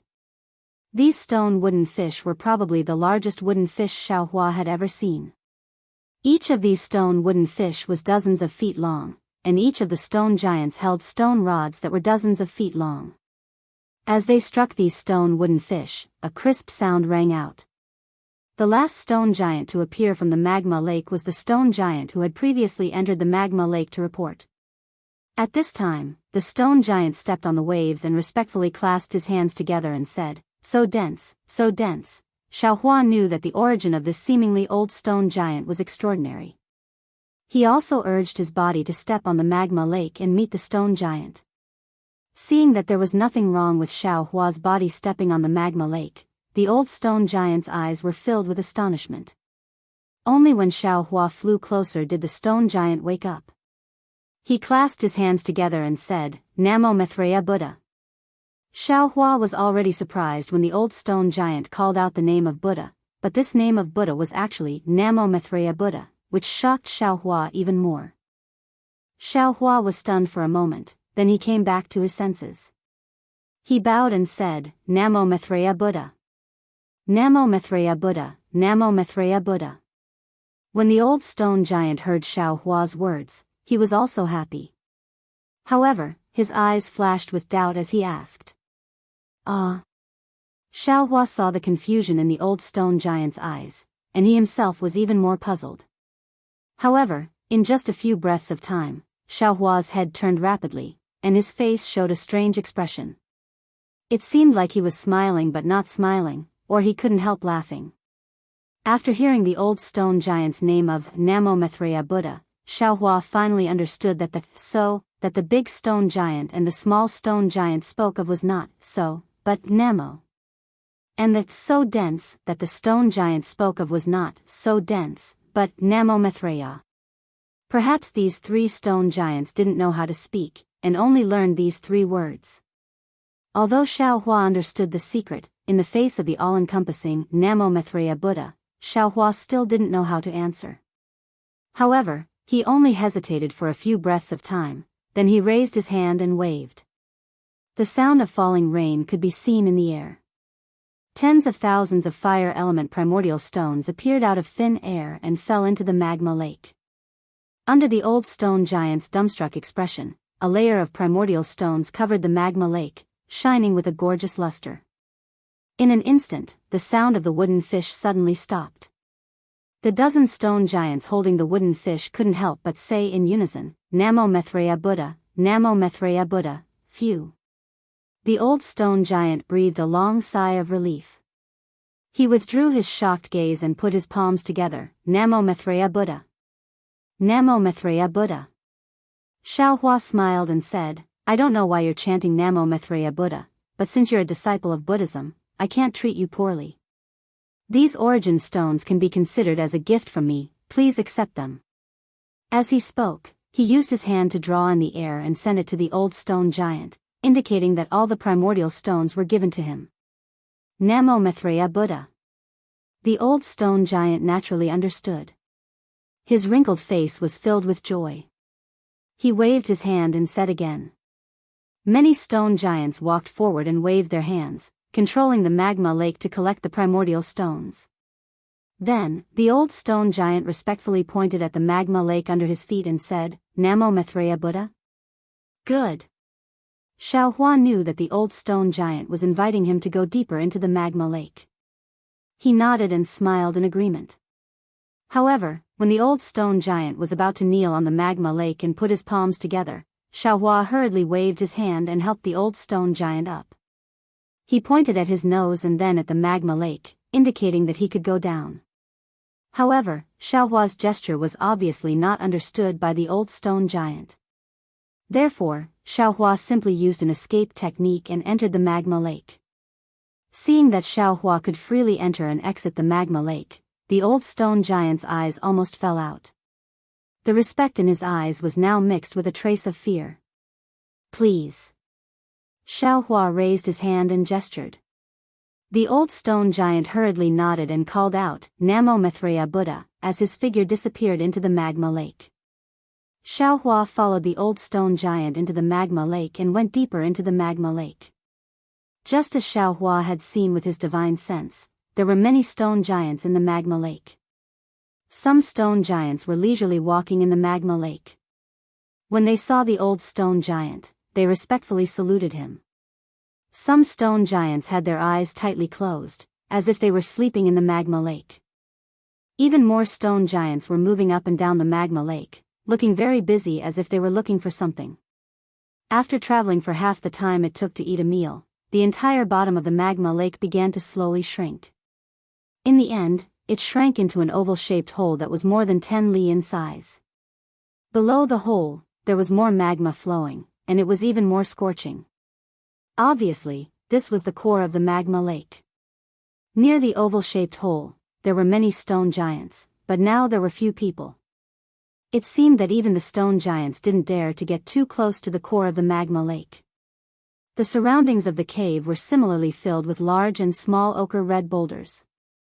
These boulders were of different shapes and looked very strange. However, the strangest thing was not these boulders, but the Buddhist shrine at the highest point of the boulder. This Buddhist shrine was neither big nor small, but when the old stone giant walked to the front of the Buddhist shrine, Xiaohua understood that this Buddhist shrine was not even as tall as the old stone giant's knees.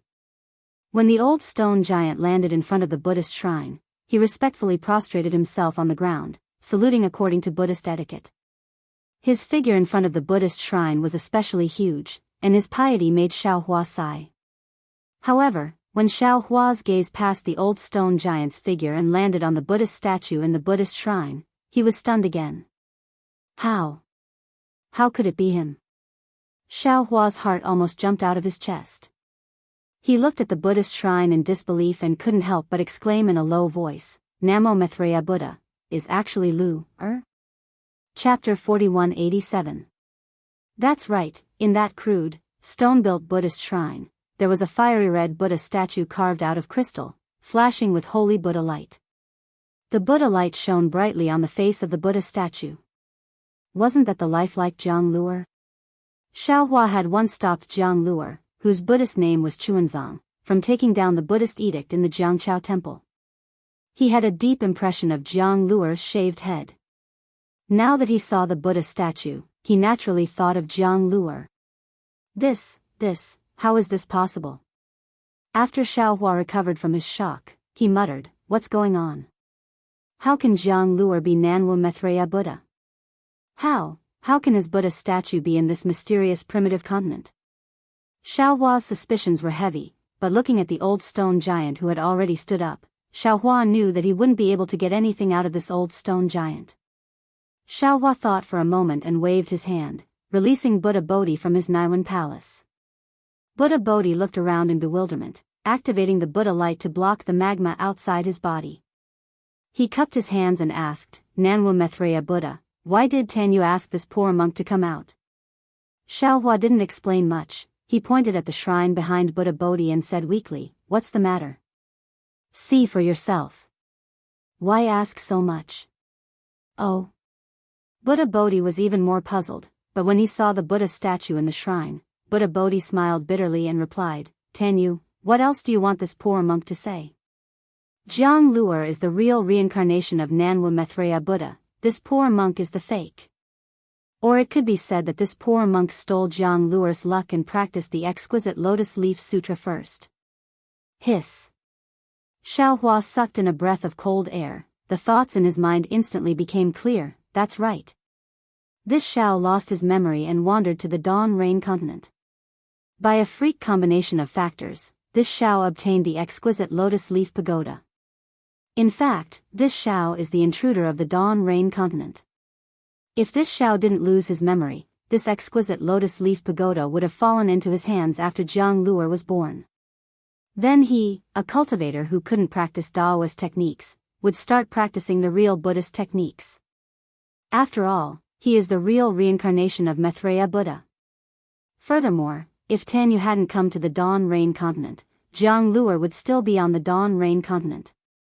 Although he wouldn't be able to obtain the gold leaf from the Great Snow Mountain, he would still be able to cultivate the exquisite Leaf Sutra, and not the current Prajna Heart Sutra. Buddha Subhuti reminded.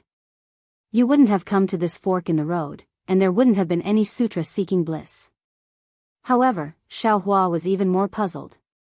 He asked, if Jianghu is Namo Maitreya Buddha, then whose Prajnaparamita Heart Sutra is? Back on the Great Snow Mountain, didn't that old monk also say? See. At this point, Xiaohua once again sucked in a breath of cold air, because everything that the old monk had said to him that day was equally suitable for Jianghu. Jianghu also understood the language of the Dawn Rain continent. Could it be that the old monk of the Great Snow Mountain is waiting for Jianghu? It's not me? Xiaohua has a strange feeling, but if the old monk wasn't waiting for this Xiao, then the old monk shouldn't have died that day. He should still have a longer lifespan. Thinking of this, Xiaohua seems to have thought of something. He hurriedly waved his hand and took out the pills he had obtained from the kitchen of the Great Snow Mountain. A silver-white halo flashed across his eyes. After looking at it for a moment, he said somewhat dejectedly, not bad. This is a spirit medicine that can extend one's lifespan. One pill can extend one's lifespan by 10 years, or even more. That old monk still had a lot of it in his kitchen. He should still be alive. He mistook me for this Xiao and stopped taking it. It can be said that he was burned alive. Namo Maitreya Buddha. Buddha Subhuti sighed and said again, if this Buddha fruit belonged to someone else, it would still be snatched. But this Buddha fruit belongs to Lu'er. How can we snatch it? Yes, that's right. Xiaohua nodded. Lu'er Sutra seeking bliss is most likely an arrangement of the Buddhist sect to let him attain the Buddha fruit of Namo Maitreya Buddha. When we return to the hidden immortal continent, we will settle this matter. There's another question. Buddha Subhuti said again, if we snatch Lu'er's Buddha fruit and fate, then whose did Lu'er snatch? That Prajnaparamita Heart Sutra, from the records of the Buddhist sect, it should be a cultivation technique cultivated by Ananda. Where is Ananda now? What is the Buddha fruit that Jianghu attained? It's a mess, a mess. Xiaohua rubbed his temples in distress and said with a bitter smile, didn't your Buddhist sect cultivate the golden body of 9 lives and control reincarnation? How did such a big accident happen today? Haven't you heard of that saying? Things that can go wrong will definitely go wrong. Or is it that things that you worry about going wrong will definitely go wrong? Buddha Subhuti answered with a smile, although my Buddhist sect's arhat cultivates the golden body of reincarnation, it's inevitable that there will be accidents in the process. This accident is another person's opportunity and also his own tribulation. Today's situation is Jianghu's tribulation and this poor monk's opportunity. That's true. Xiaohua nodded. If nothing goes wrong, all the Buddha fruits have already been attained by the Buddha Lord and the Bodhisattvas. How can they be left for the younger generation? At this point, Xiaohua seemed to think of something and said to Buddha Subhuti apologetically, "Fellow immortal, although this is our opportunity, but it's also Luer's tribulation. We are Luer's elders and senior sister is also very good to me, Buddha Subhuti waved his hand and said, "Namo Maitreya. You're thinking too much. Although this poor monk is an outsider, this poor monk and Sandalwood are one. Didn't Sandalwood say earlier? We are born from the same root and definitely can't cause trouble." This poor monk deeply agrees. Luer is Sandalwood's nephew and also this poor monk's nephew. It doesn't matter if this poor monk doesn't attain the Buddha fruit or not. The key is the kinship that Sandalwood mentioned. Although this poor monk doesn't understand this kinship too well, this poor monk knows that this is the most important thing in this world to Sandalwood. This poor monk can give up the Buddha fruit for this so-called kinship. At this point, Buddha Subhuti changed the topic and said with a smile, "Moreover, Sandalwood, don't forget that this poor monk still has the Buddha fruit of Namo Great Compassion Great Guanyin Bodhisattva to attain." Good. Xiaohua listened and said with a smile, "If fellow immortal has such a mind, there's hope for attaining the Buddha fruit in this life." Namo Maitreya. Buddha Subhuti put his palms together and chanted Buddha's name without saying anything else. When Xiaohua and Buddha Subhuti were talking, the old stone giant didn't pay attention. First, Xiaohua and Buddha Subhuti rarely spoke. Most of the time, it was a mental communication. Other people simply couldn't hear anything. Second, even if the old stone giant could hear, he simply couldn't understand what Xiaohua was saying. After the old stone giant respectfully saluted, he got up and wanted to say something to Xiaohua. However, when his single eye looked past Xiaohua and landed on Buddha Subhuti's body, extreme shock appeared in his single eye. He opened his mouth and said, "Namo Maitreya, Namo Maitreya." One after another, he was stunned for half a cup of tea's time. Plop. The old stone giant suddenly knelt in front of Buddha Subhuti. Magma flowed out of his single eye and his mouth was sobbing. However, he still chanted the same 6 words. Buddha Bodhi sighed and lifted the old stone giant up. With a benevolent look in his eyes, he said, "Namo Maitreya Buddha, I'm not the Maitreya Buddha that you guys worship. I'm just an ordinary bodhisattva. Namo Maitreya." The old stone giant didn't care about what Buddha Subhuti said. He just used his big hand to carefully pull Buddha Subhuti's monk robe and chanted Buddha's name again and again. Although his pronunciation wasn't accurate, his incomparable devotion actually made Buddha Subhuti feel a trace of the power of faith. How is this possible? Buddha Subhuti was somewhat astonished. He looked at Xiaohua in puzzlement. After all, he wasn't Jianghu, nor was he Maitreya. How could he obtain the old stone giant's faith? However, although the power of faith was particularly weak, it was real.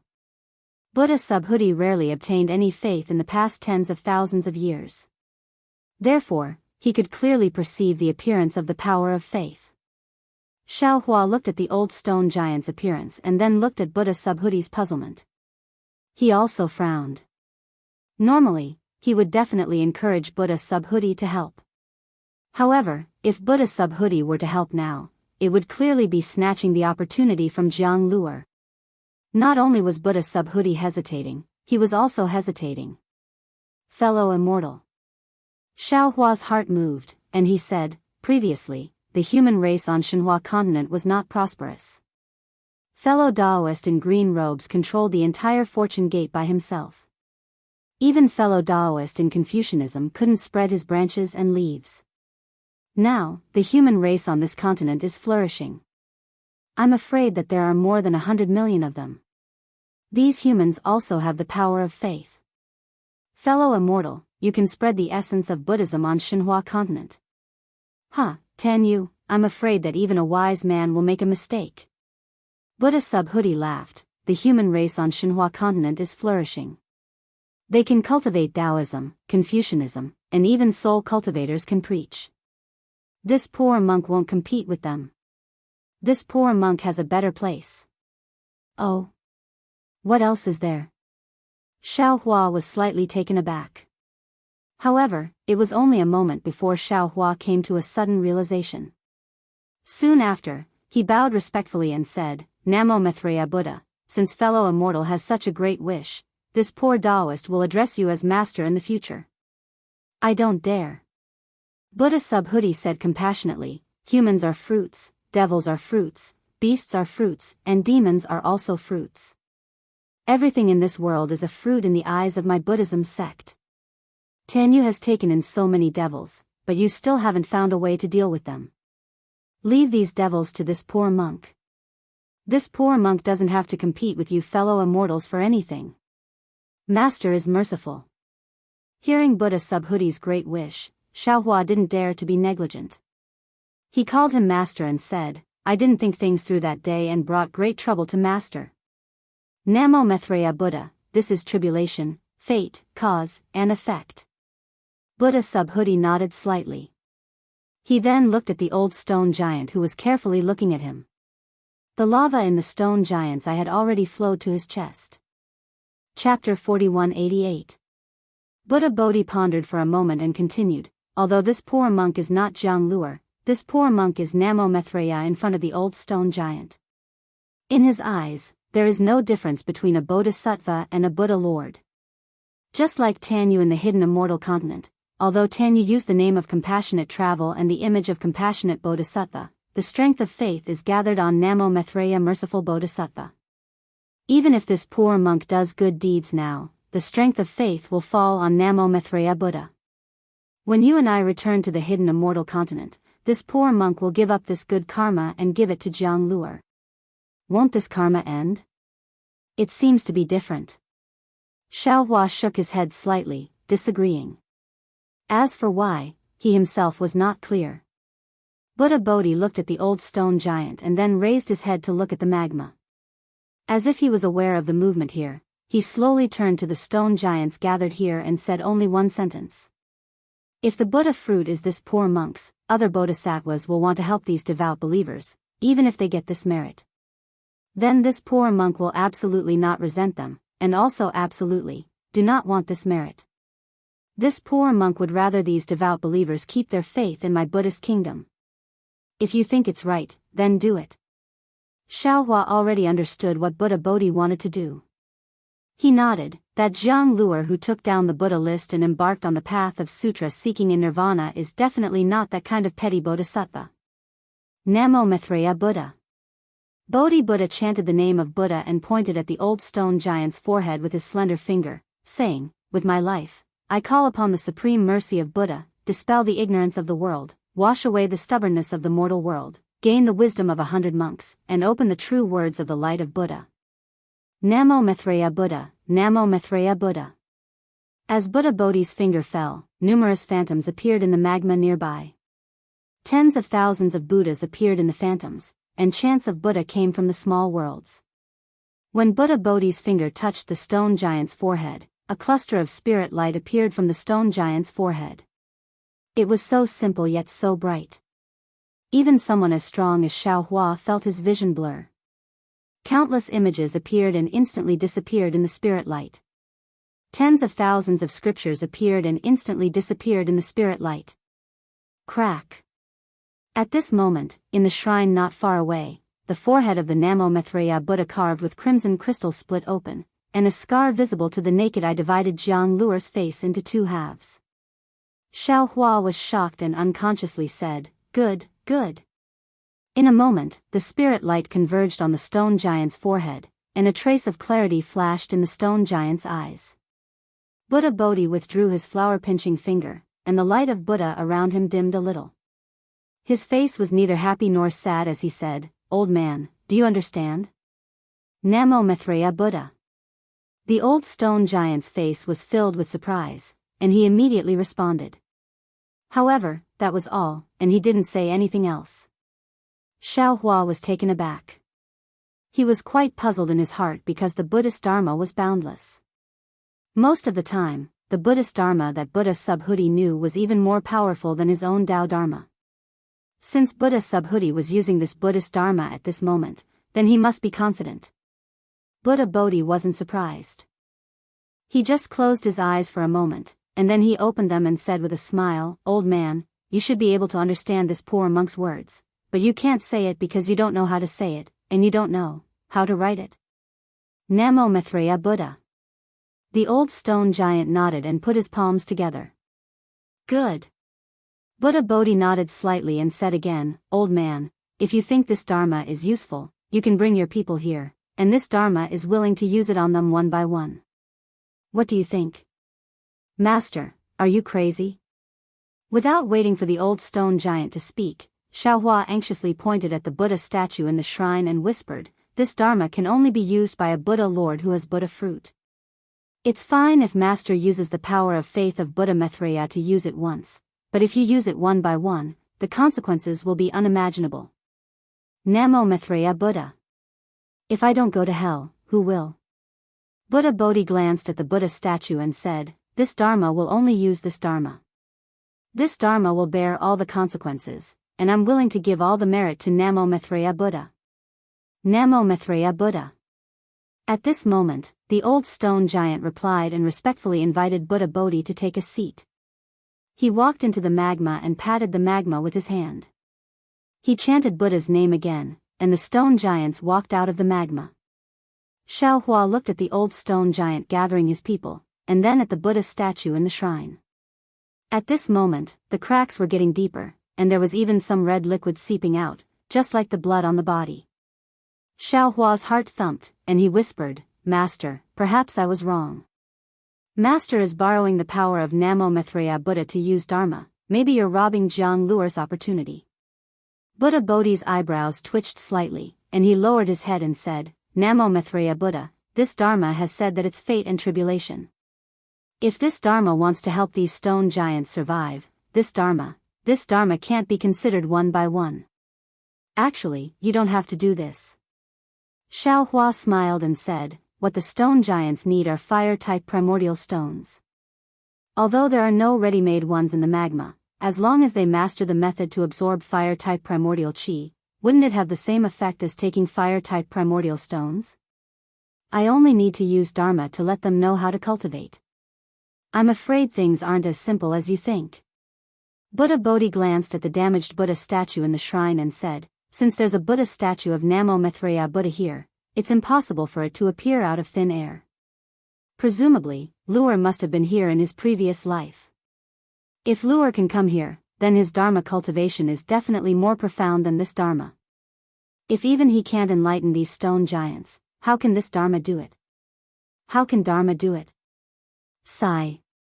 Xiaohua had always relied on Taoism's divine abilities, and his thoughts were similar to those of Taoism's experts. He felt that everything could be solved by Taoism's divine abilities. Now that he heard Buddha Bodhi's words, it was as if he was enlightened. He sucked in a breath of cold air, and said with some sincerity, "I was wrong. Enlightening these stone giants can't rely on Dharma or Taoism for a moment, but the power of time and a tenacious heart. Only when one accumulates 1,000 miles can it be effective. Namo Maitreya Buddha, that's exactly it." Buddha Bodhi nodded. "Although we Buddhists don't teach secular people, and are somewhat different from Confucian cultivators, we have the same effect in praising the Dharma." As he said that, Buddha Bodhi glanced at the Buddha statue again and said, "Luer might have known this in his previous life, but why didn't he do it? Was it because he didn't have enough time, or was it because he didn't have the right opportunity? This is hard to figure out. It's probably because there was an opportunity to leave this continent, and he didn't have time to do these things, so he left his Buddha statue behind to teach the stone giants." Xiaohua smiled. "Unfortunately, this enlightenment took a wrong path, and only let the stone giants understand the 6 words Namo Maitreya Buddha. Let this little monk walk this unfinished path for him." Buddha Bodhi also smiled, and said, "It's a pity that this little monk came in a hurry, and didn't transform into Luer's appearance. Form isn't emptiness, emptiness isn't form, form is emptiness, emptiness is form. Grandmaster, you're a little stubborn. Xiao Hua smiled. Although the old stone giant couldn't communicate with Xiao Hua and the others, now that he had obtained the root of wisdom, his mind was clear and bright. His command of the stone giant tribe was different from before. He spoke less of the name Namo Maitreya Buddha, and his movements were orderly. Not long after, the tribe members who were slightly closer to the shrine had already lined up and waited in the magma. Those stone giants who had previously taken the primordial stones also walked over and placed the primordial stones beside the old stone giant. The old stone giant looked at the stone giants, then raised his hands slightly and turned to Buddha Bodhi. Buddha Bodhi understood and stepped on a Buddhist lotus to the top of the shrine. The old stone giant put his palms together and said, Namo Maitreya Buddha. The stone giants called out Namo, Namo Maitreya, or Namo Maitreya, and worshipped with incomparable devotion. When the stone giants straightened up, Buddha Bodhi held a flower with both hands, and it turned into 1,000 arms that fell on the stone giants' foreheads. Seeing that the magma was filled with spiritual light and countless primal stones, the stone giant's eyes flashed with clarity. When Buddha Bodhi withdrew the Buddhist light, his body trembled slightly, and the stone giant said, Namo Maitreya Buddha. Good. Buddha Bodhi's eyes narrowed, and his gaze was filled with compassion as he said. Then, Buddha Bodhi sat cross-legged on the lotus, closed his eyes, and chanted Buddhist scriptures. After the stone giants bowed and saluted the old stone giant, they took their own primordial stones and left through the magma. They didn't stop for long.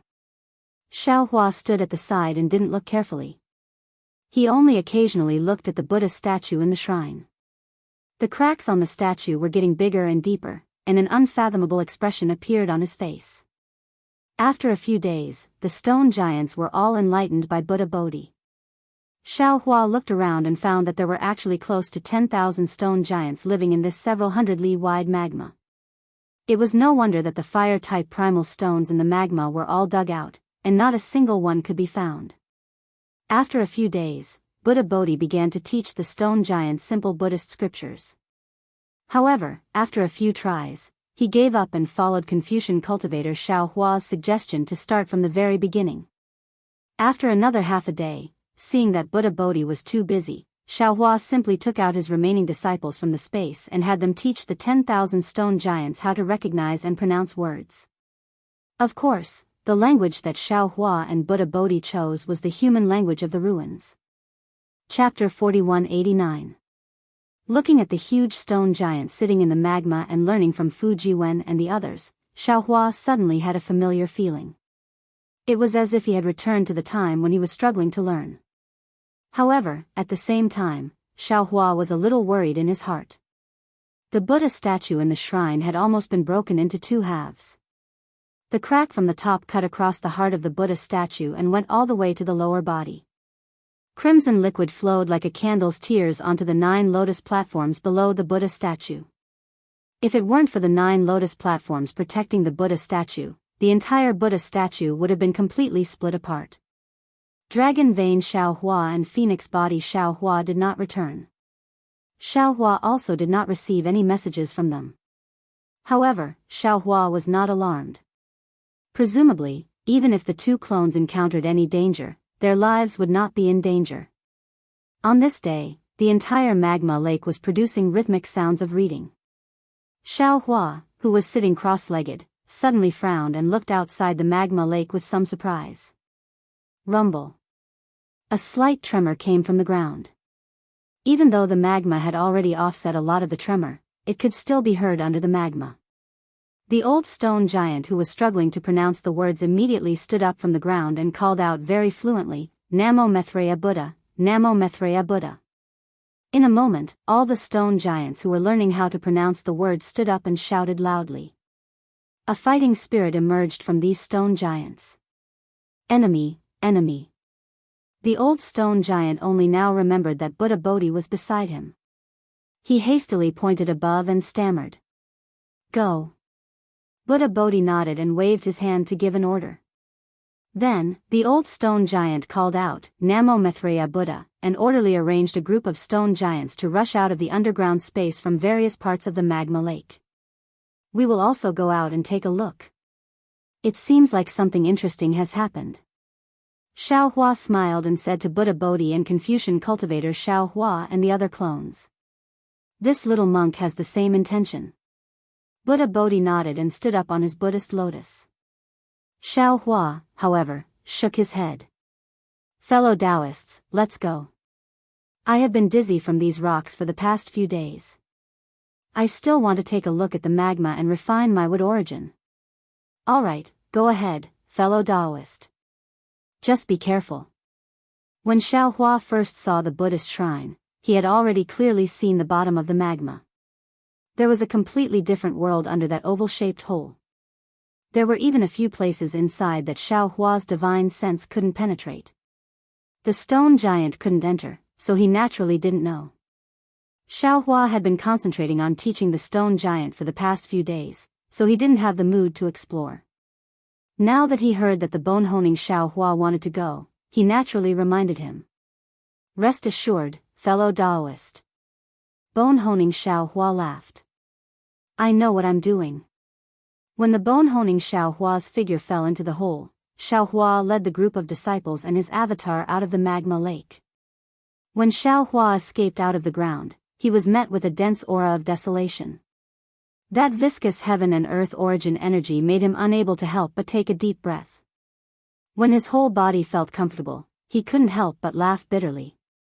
Damn it, this group of stone men. There was clearly heaven and earth origin energy around them that could save their lives, yet they insisted on looking for origin stones. If they hadn't met me, I'm afraid they would have starved to death while hugging the gold mountain. Fellow Daoists' thinking is too simple. Confucian cultivator Xiao Hua laughed. These stone men originally had stone brains. Other than knowing how to find origin stones, they don't know anything else. If ordinary people want to cultivate Daoist techniques, they also have to rely on luck. If their aptitude is slightly lacking, they won't be able to sense heaven and earth origin energy. You want these stone men who don't know how to speak and don't know how to cultivate to learn Daoist techniques? That's really difficult. AI, indeed. Xiao Hua nodded. I don't remember much about my childhood, but I still have some impressions. I's path of seeking Dao when I was young was very tortuous. Even since I had memories of hidden immortal continent, I's path of cultivation wasn't smooth. In short, what master wants to do is extremely difficult. Fujiwen, who was standing respectfully at the side, heard this and echoed. However, if it can really be done, the merit of teaching is really enough for master to use. Jiwen is right. Confucian cultivator Xiao Hua agreed. Which one of us Confucian cultivators didn't have the merit of teaching? Confucius, Mencius, each and every one of them has a merit as vast as the Milky Way. Ha! Hearing this, Xiao Hua suddenly laughed. He patted his head and said, I was fooled by the little monk. Damn it, Lu Er's cultivation in his previous life was indeed deeper than mine, but what he can't do, it doesn't mean that we can't do it. It's impossible to travel 1,000 miles without taking a few steps, but if we have a direction, we can naturally reach it with the help of flying equipment. Oh. Ha ha ha. Confucian cultivator Xiao Hua was slightly stunned. After a moment, he also came to his senses. He looked at Buddha Bodhi and said with a smile, yes, it's really like this. We have a heaven-defying space, why can't we use it? Xiao Hua and the others landed on a nearby mountain ridge. As they spoke, groups of stone giants also walked out from various places on the vermilion ground. At this time, between the mountains, a large number of stone giants appeared out of nowhere. These stone giants lined up, holding some strange stone tools in their hands. They neatly encircled the entire plain. It was this orderly pace that alarmed the old stone giant under the magma. Xiao Hua's divine sense swept over these stone giants, and he couldn't help but frown. Except for the stone tools in their hands, these attacking stone giants didn't look any different from the stone giants in the magma. Namo Maitreya Buddha. Just as Xiao Hua was puzzled, the stone giants that came out of the magma had already formed a formation. Moreover, this formation didn't look much inferior to the stone giants that surrounded them. Following the old stone giant's roar, all the stone giants waved their fists and rushed towards the besieged stone giants. In just a moment, a tragic scene appeared in front of Xiao Hua and the others. Whether it was the attacking stone giants or the defending stone giants, they all began to be injured. Some had lost arms, some had broken legs, and some had even lost half of their heads. However, no matter how injured they were, the two sides of the stone giants didn't shrink back. They attacked with all their might, trying their best to kill the other side in their own hands. Xiao Hua and the other clones, as well as many disciples, stayed on top of the mountain peak to watch, but they didn't make a move. Of course, based on the current battle situation, not to mention Xiao Hua, even Fu Jiwen and the other disciples could definitely kill the invading stone giants. However, Fu Jiwen and the others couldn't make a move because they didn't understand why these stone giants were attacking the stone giants in the magma. Strange. Confucian cultivator Xiao Hua looked at the two sides that were in a stalemate and asked in a low voice, "All wars in the world have a cause." On the surface, the great war of the Tao of the ruins was for the billions of wandering souls, but in secret, it was for the origin of wood, and even for the formation of the demonic spirit. Why are these two stone giants here? For the fire attribute primordial stones? There are no primordial stones in the magma, so it's impossible for these stone giants to not know. What if it's to kill the other side? These two sides are both stone giants, so there's no reason for them to naturally counter each other. Martial uncles. Jianghu said in a low voice from the side, "These invading stone giants, they're not shouting Namo Mithra Buddha, but it seems to be dragon language." Dragon language? Xiao Hua was startled, and immediately listened carefully. Sure enough, the attacking stone giants seemed to be vaguely shouting, "Long live the dragon god, long live the dragon god," which was exactly opposite to the Namo Mithra Buddha that the magma stone giants were shouting. Damn it, there's something strange. Xiao Hua patted his forehead, somewhat vexed. Could it be that these stone giants aren't here for the primordial stones? Could it be that they're here for the so-called faith? Could it be that on this mysterious continent, other than Namo Mithra Buddha, there's another dragon god? Master, take a closer look. Jianghu looked carefully at the side and said, "Those stone giants shouting dragon god seem to have some dragon markings on their bodies, but these dragon markings are extremely few, only half a trace or a trace." Correct. That's exactly the case. Confucian cultivator Xiao Hua narrowed his eyes and nodded. Previously, I couldn't see clearly, but now that they're shouting "Long live the dragon god" and fighting with the magma stone giants, I can see clearly. Not only that, these magma stone giants also have an extremely faint swastika character on their bodies. Don't you think so, Master Subhoodie? Namo Mithra Buddha. How could Buddha Subhoodie not see this? His eyes were filled with compassion, and he chanted the name of Buddha. Although the stone giants weren't humans, they were still alive, and in this kind of slaughter, it was inevitable that there would be casualties. Green-robed fellow Daoist. Xiao Hua instructed, "Use a thunderous method to make these stone giants stop fighting." I really don't understand why they're fighting.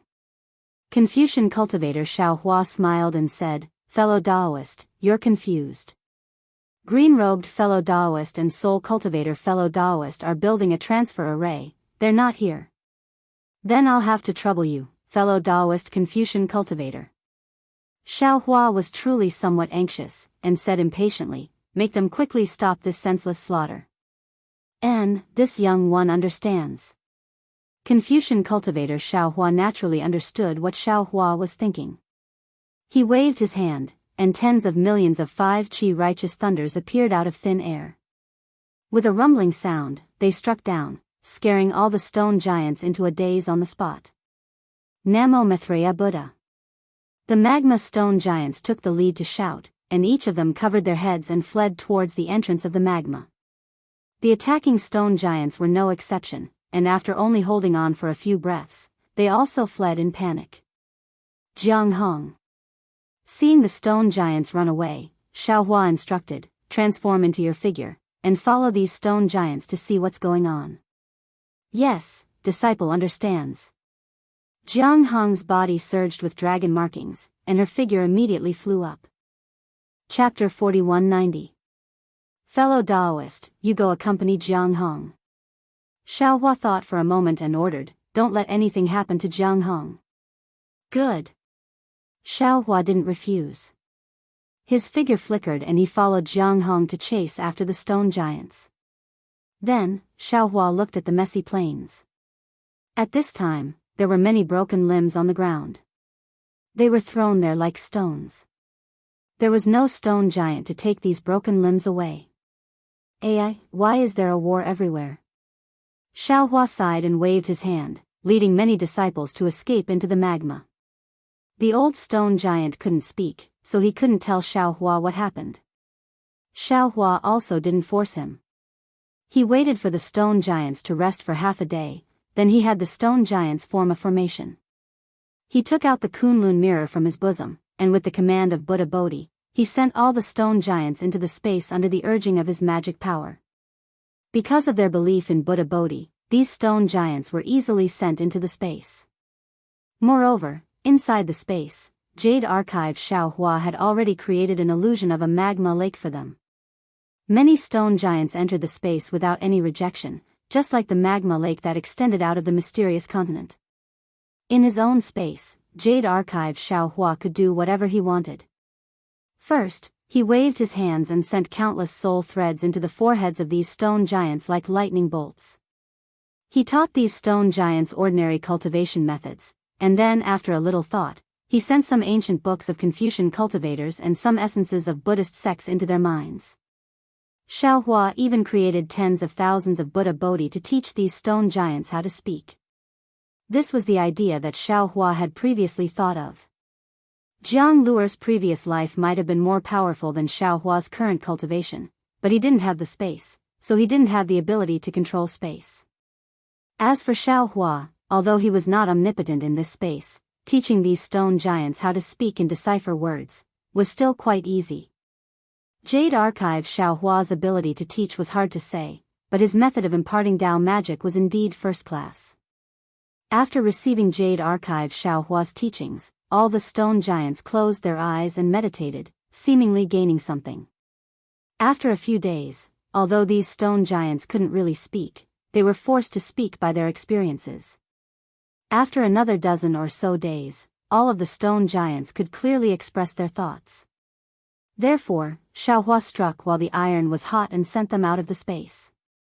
He also had Fu Jiwen and the other disciples give them instructions. On one hand, he explained the cultivation technique, and on the other hand, he was familiar with the language. It was truly beyond Buddha Bodhi's expectations. Xiaohua's actions were extremely effective. In the span of a dozen days, the stone giants in the magma lake seemed to have been reborn. Learning to read and write was the most basic. Many of the stone giants had already begun to discuss the essence of cultivation. In particular, most of the stone giants were devout and interested in the Buddhist scriptures. They all sat cross-legged around Buddha Bodhi and listened to him talk about the scriptures. At this point, Xiaohua finally understood the ins and outs of the situation. The magma stone giants had begun to worship Namo Maitreya the moment they formed their own race. The Buddha statue in the shrine had always been there for them to worship. Of course, they didn't know where the shrine came from or who it was worshipping. They only knew how to say, Namo Maitreya the Buddha. Moreover, each stone giant was different, so they didn't know the full story. The stone giants in the magma lake lived on fire attribute source stones. Normally, they would look for source stones to fill their stomachs in the magma lake. However, in the past few decades, it was unknown whether it was because the stone giants were reproducing too quickly or because the number of fire attribute source stones had decreased, but the number of source stones they could find had decreased. If it weren't for the fact that they had accumulated some source stones in the past few years, some of the stone giants might have starved to death. As for the invading stone giants, they also lived in the magma lake. They were hundreds of miles away from each other. The living environment of the stone giants was similar to the living environment of this group of stone giants. Long ago, the two groups of stone giants had fought and killed each other, but the scale was not large. But recently, because the source stones had decreased, the number of fights had increased. Almost every dozen or so days, there would be a fight. There were even 4 or 5 stone giants gathered around the magma lake. These stone giants also fought with each other.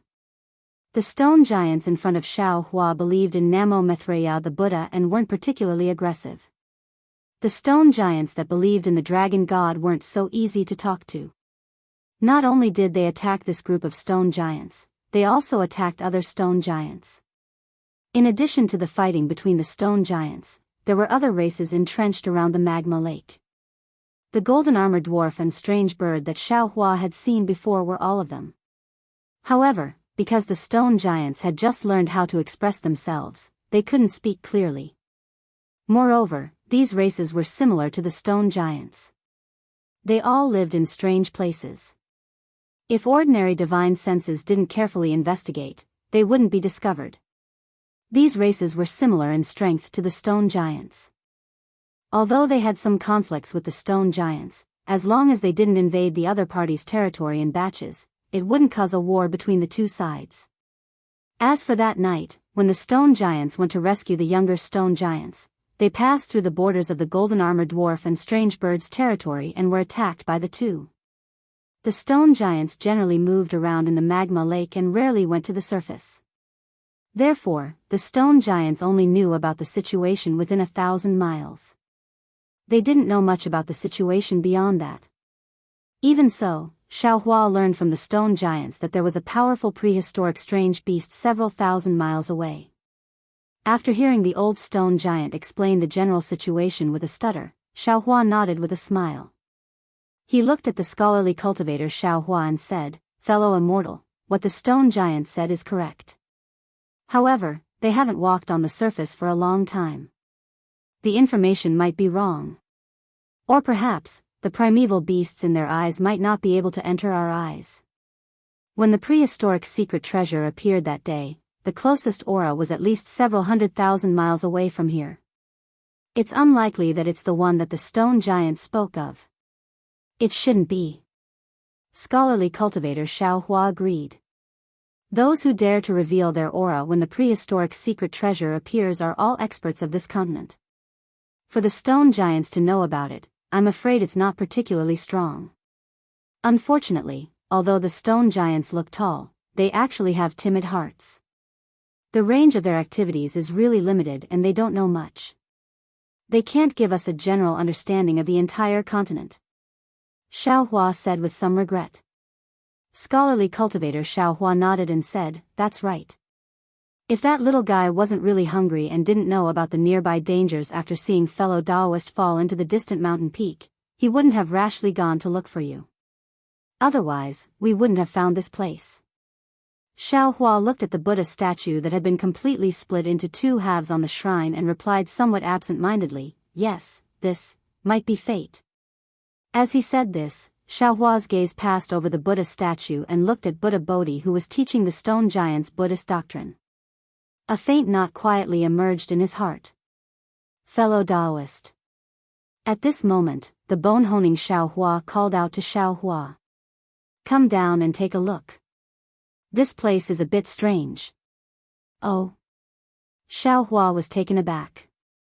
He had already used his divine sense to explore the magma lake where the stone giants lived.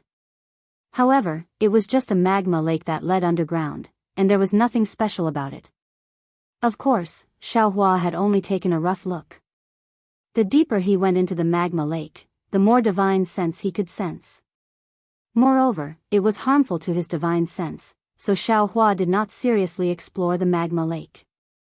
However, he didn't expect there to be something strange under the magma lake. Xiao Hua and scholarly cultivator Xiao Hua exchanged a glance. Their figures flickered as they flew into the hole. Both of them were very powerful, so they did not attract the attention of the Fortune Gate's disciples or even the stone giants. Below the hole was a passage several li wide. The walls of the passage were made of solid rock, and the magma lake emitted a dark red hue when it hit the rocks. There was nothing interesting to see inside the passage. Xiao Hua's divine sense swept over the passage and continued to fly down. After traveling for more than 100 miles, the temperature in the vicinity had reached an extremely high level. The previously dark red magma had already begun to emit a bright red color. Faint ripples were also being produced within the magma, flying into the distorted void due to the burning of the magma. If I'm not mistaken, this mainland should still be the upper realm. Xiaohua looked at his protective barrier, which was shaking under the high temperature of the magma lake, and said decisively, I remember when I was in the flame forest swamp, I also went deep into the magma lake. Although it wasn't this deep, the magma wasn't even half as hot as here. This kind of heat is not something the cultivation world can withstand. Scholarly cultivator Xiaohua nodded. There is a faint trace of Xiantian true qi in the magma lake. This Xiao Sheng has absorbed it. This kind of Xiantian true qi almost doesn't exist on the hidden immortal mainland. As the two of them spoke, they flew for several li and reached the end of the passage. After exiting the passage, they arrived at a huge space filled with bright red liquid. This liquid was much more delicate than the magma lake, and there were thumb-sized crystal stones floating around. These were fire attribute source stones. However, Xiaohua's divine sense did not linger on these source stones for long. Instead, he looked at the center of the space. In the center of the space, there was a huge stone pillar that extended straight from the bottom of the magma lake into the space. The top of this stone pillar looked quite flat, and it was several mu in size. At this moment, bone-honing Xiaohua was standing on top of it, looking at the pile of bones in front of him in a daze. The bones were very thick and large, almost occupying the top of the several mu in size stone pillar. Fellow Daoist. Bone-honing Xiaohua did not turn his head and said, quickly come and take a look at these bones, they are really strange. Xiaohua flew close to the stone pillar, but he did not look at the bones first.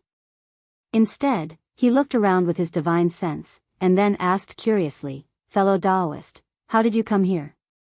The fire attribute source energy of heaven and earth here is too rich. It's not good for you to refine the origin of wood. Chapter 4191. Hee. Bone-honing Xiaohua turned his head and looked at Xiaohua with a smile. I started to cultivate near the passage, but after a while, I suddenly felt that these stone giants were very pitiful. They were starving to death while guarding this magma, so I simply went to the depths of the magma to see if I could find some primordial stones for them. In the end, I found the primordial stones, and I also found these bones. Oh. Xiaohua was startled and looked at bone-honing Xiaohua with some astonishment. He even sized him up a few times. Bone-honing Xiaohua was somewhat puzzled and asked curiously, what's wrong? Fellow Daoist, is there something wrong with I? Xiaohua had a smile on his face and asked, this feeling, when did it start? What feeling? Bone-honing Xiaohua was stunned and asked back. I just feel that those stone giants are pitiful. Xiaohua replied. Just now. Bone-honing Xiaohua was really at a loss. Congratulations, fellow Daoist, congratulations, fellow Daoist. Xiaohua cupped his hands and said, fellow Daoist, you have a sympathetic heart. You are not far from becoming a real person. Hee, is that so? Bone-honing Xiaohua touched his bald head in embarrassment and replied embarrassedly. Xiaohua asked with interest, if I let fellow Daoist control the celestial white bones again, how confident would fellow Daoist be? Bone-honing Xiaohua pondered a little and seemed to understand something. He nodded and said, I don't have much confidence now, but I seem to have confidence. I dare to control the celestial white bones. Good. Xiaohua clapped and said with a smile, I had been thinking about how to use the Daoist sect's secret technique to control the celestial white bones. I even thought about using the secret technique of sacrificial refining to refine the celestial white bones. Moreover, to be honest with you two fellow Daoists, I have already let green-robed Xiaohua look at the cultivation methods I obtained from the ruins. I want to find the method to suppress the celestial white bones. However, according to fellow Daoist tempered bones, if we want to control the Deva bones, we can't do it from the outside. That's an inferior method. We should use superior methods to control the Deva bones from the inside out. Xiaohua, the Confucian cultivator, had been studying the classics of Confucianism ever since he was born. He had a lot of experience in thinking, so he had a good understanding of these seemingly profound things. He said, "Fellow immortal, you mean, to let fellow immortal tempered bones develop human emotions, and use these emotions to influence the wisp of consciousness inside the celestial bones, and finally assimilate it?" "That's right. That's exactly it." Xiaohua nodded. "The thing that controls the celestial white bones is that triangular blood bone. The strand of consciousness within this blood bone is extremely strong and tyrannical. Just refining this consciousness alone would take thousands or even tens of thousands of years. I even felt that there would be a risk of backlash. Moreover, if I sacrificially refined this consciousness, there would be a barrier between the consciousness and the white bones, and it would be difficult to achieve perfect control. Only by slowly assimilating it would it be possible to firmly control the celestial white bones." Speaking up to here, Xiaohua smiled again. He looked at the white bones on the stone pillar and said, "Of course, these are just some of I's guesses. Fellow Daoist tempered bones has to try to know. Let's not talk about the celestial white bones anymore. Fellow Daoist tempered bones, is there anything strange about these white bones?" "Oh, it's like this." Xiaohua raised his hand and held a white bone that was several feet thick in his hand. He pointed at the white bone and said, "When I came here, before I even saw those primordial stones, I sensed the power of lightning within this white bone. This power of lightning is somewhat similar to that of the celestial white bones. I thought that I had found a new celestial white bone, but when I picked up this white bone, I discovered that the power of lightning within this white bone had entered I's body and disappeared. The white bone no longer had the power of lightning. Moreover, it was also different from the celestial white bones. Although the celestial white bones were fragmented, there was a kind of vague and exuberant vitality inside. That vitality seemed to be indestructible. And these white bones are the same as ordinary white bones. They seem to be completely dead." Xiaohua didn't know whether to laugh or cry. Looking at these white bones, he said, "Isn't it normal for white bones to be completely dead? Celestial white bones that have vitality are actually abnormal. Fellow Daoist, don't forget that this is the mysterious continent, the upper realm." Xiaohua said in all seriousness, "Whether these white bones belong to prehistoric beasts or celestials, there should be vitality within the white bones. They shouldn't be completely dead." "But aren't these white bones dead?"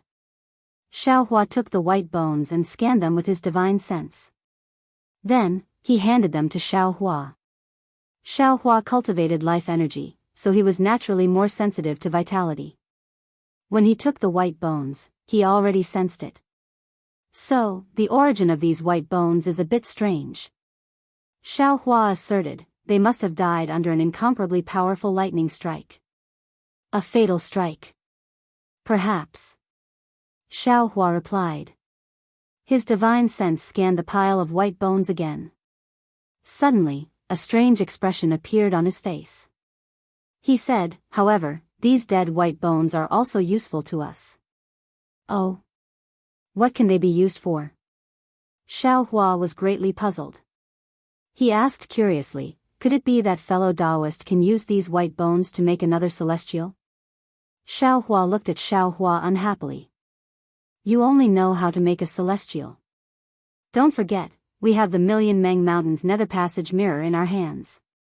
Although your soul tool has been repaired by fellow Daoist soul cultivator, it can't be perfect.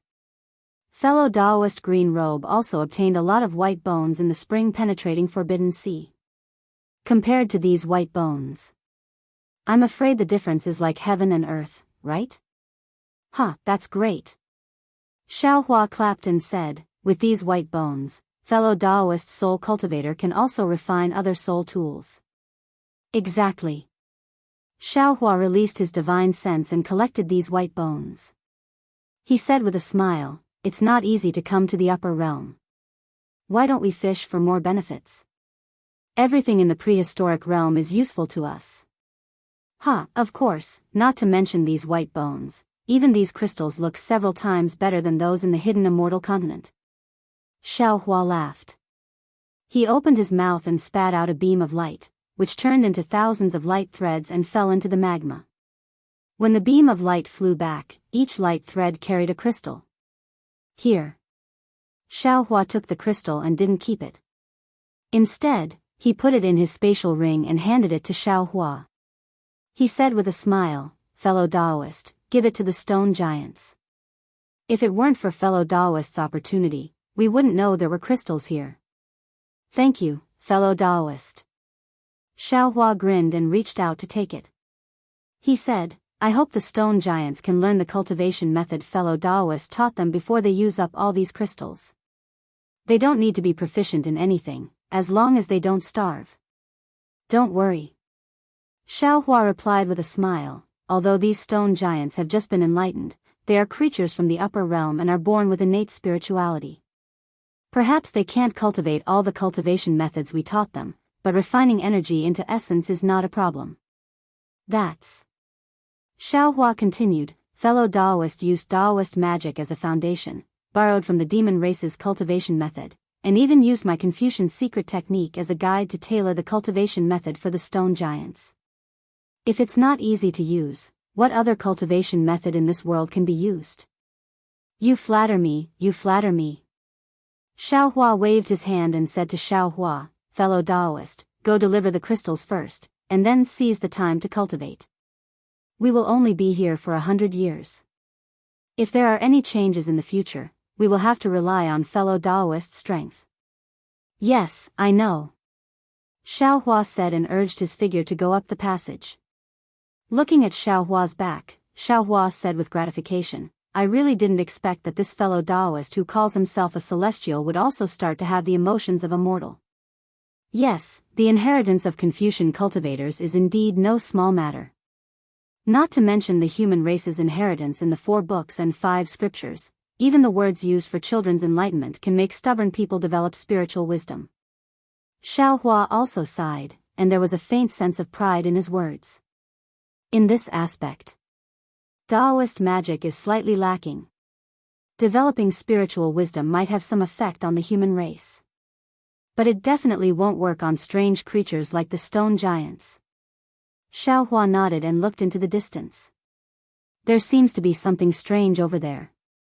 Fellow Daoist, will you follow I there?" "I won't go." Xiaohua shook his head. "I also have something to do." "Oh? What is it?" Xiaohua was somewhat puzzled. This mysterious continent has the same righteous aura as the ruins, but this righteous aura doesn't have the aura of the human race. The stone giants have already been enlightened. I want to comprehend the changes in the righteous aura, which will be of great help to my cultivation." "That's right." Xiaohua clapped his hands and said, "Fellow Daoist cultivates the Confucian Tao in the hidden immortal continent. No matter what, you can only comprehend it from the source. Now that you have the chance to see the source, it's an opportunity to see something from nothing. I also congratulate fellow Daoist." "Hee, congratulations to you too." Xiaohua smiled mysteriously, cupped his hands, and left. Seeing that the bone-tempering Xiaohua and Xiaohua were both busy, Xiaohua was very happy. He turned around and flew to another place in the space.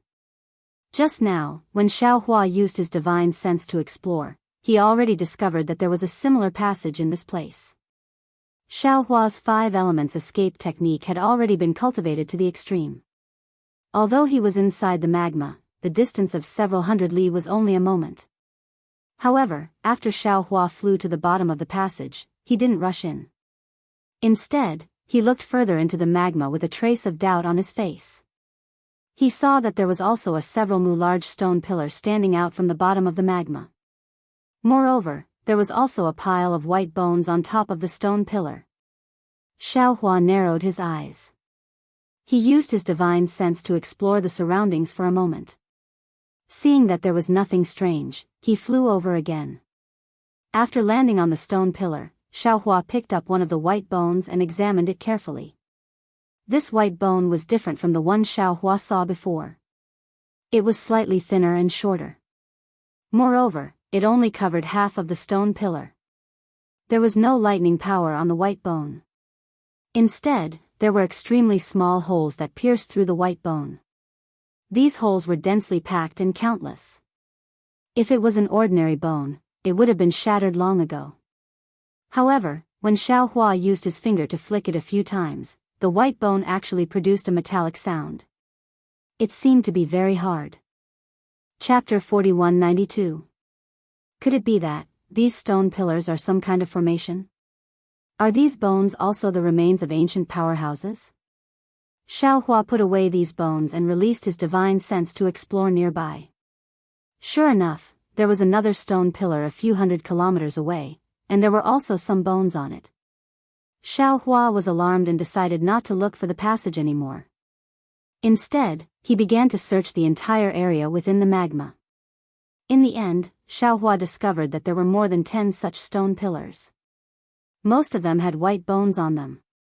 These white bones were of different sizes, but no matter how big they were, if they didn't have the killing power of lightning, then they had the power to penetrate through. Xiao Hua put away these bones and began to be vigilant. His divine sense swept into the depths of the magma. However, Xiao Hua's divine sense penetrated thousands of kilometers into the magma, and the powerful fluctuations in the magma blocked his divine sense. Xiao Hua didn't find anything strange. Those stone pillars didn't seem to be anything special. They were just hard rocks protruding from the magma. Forget it.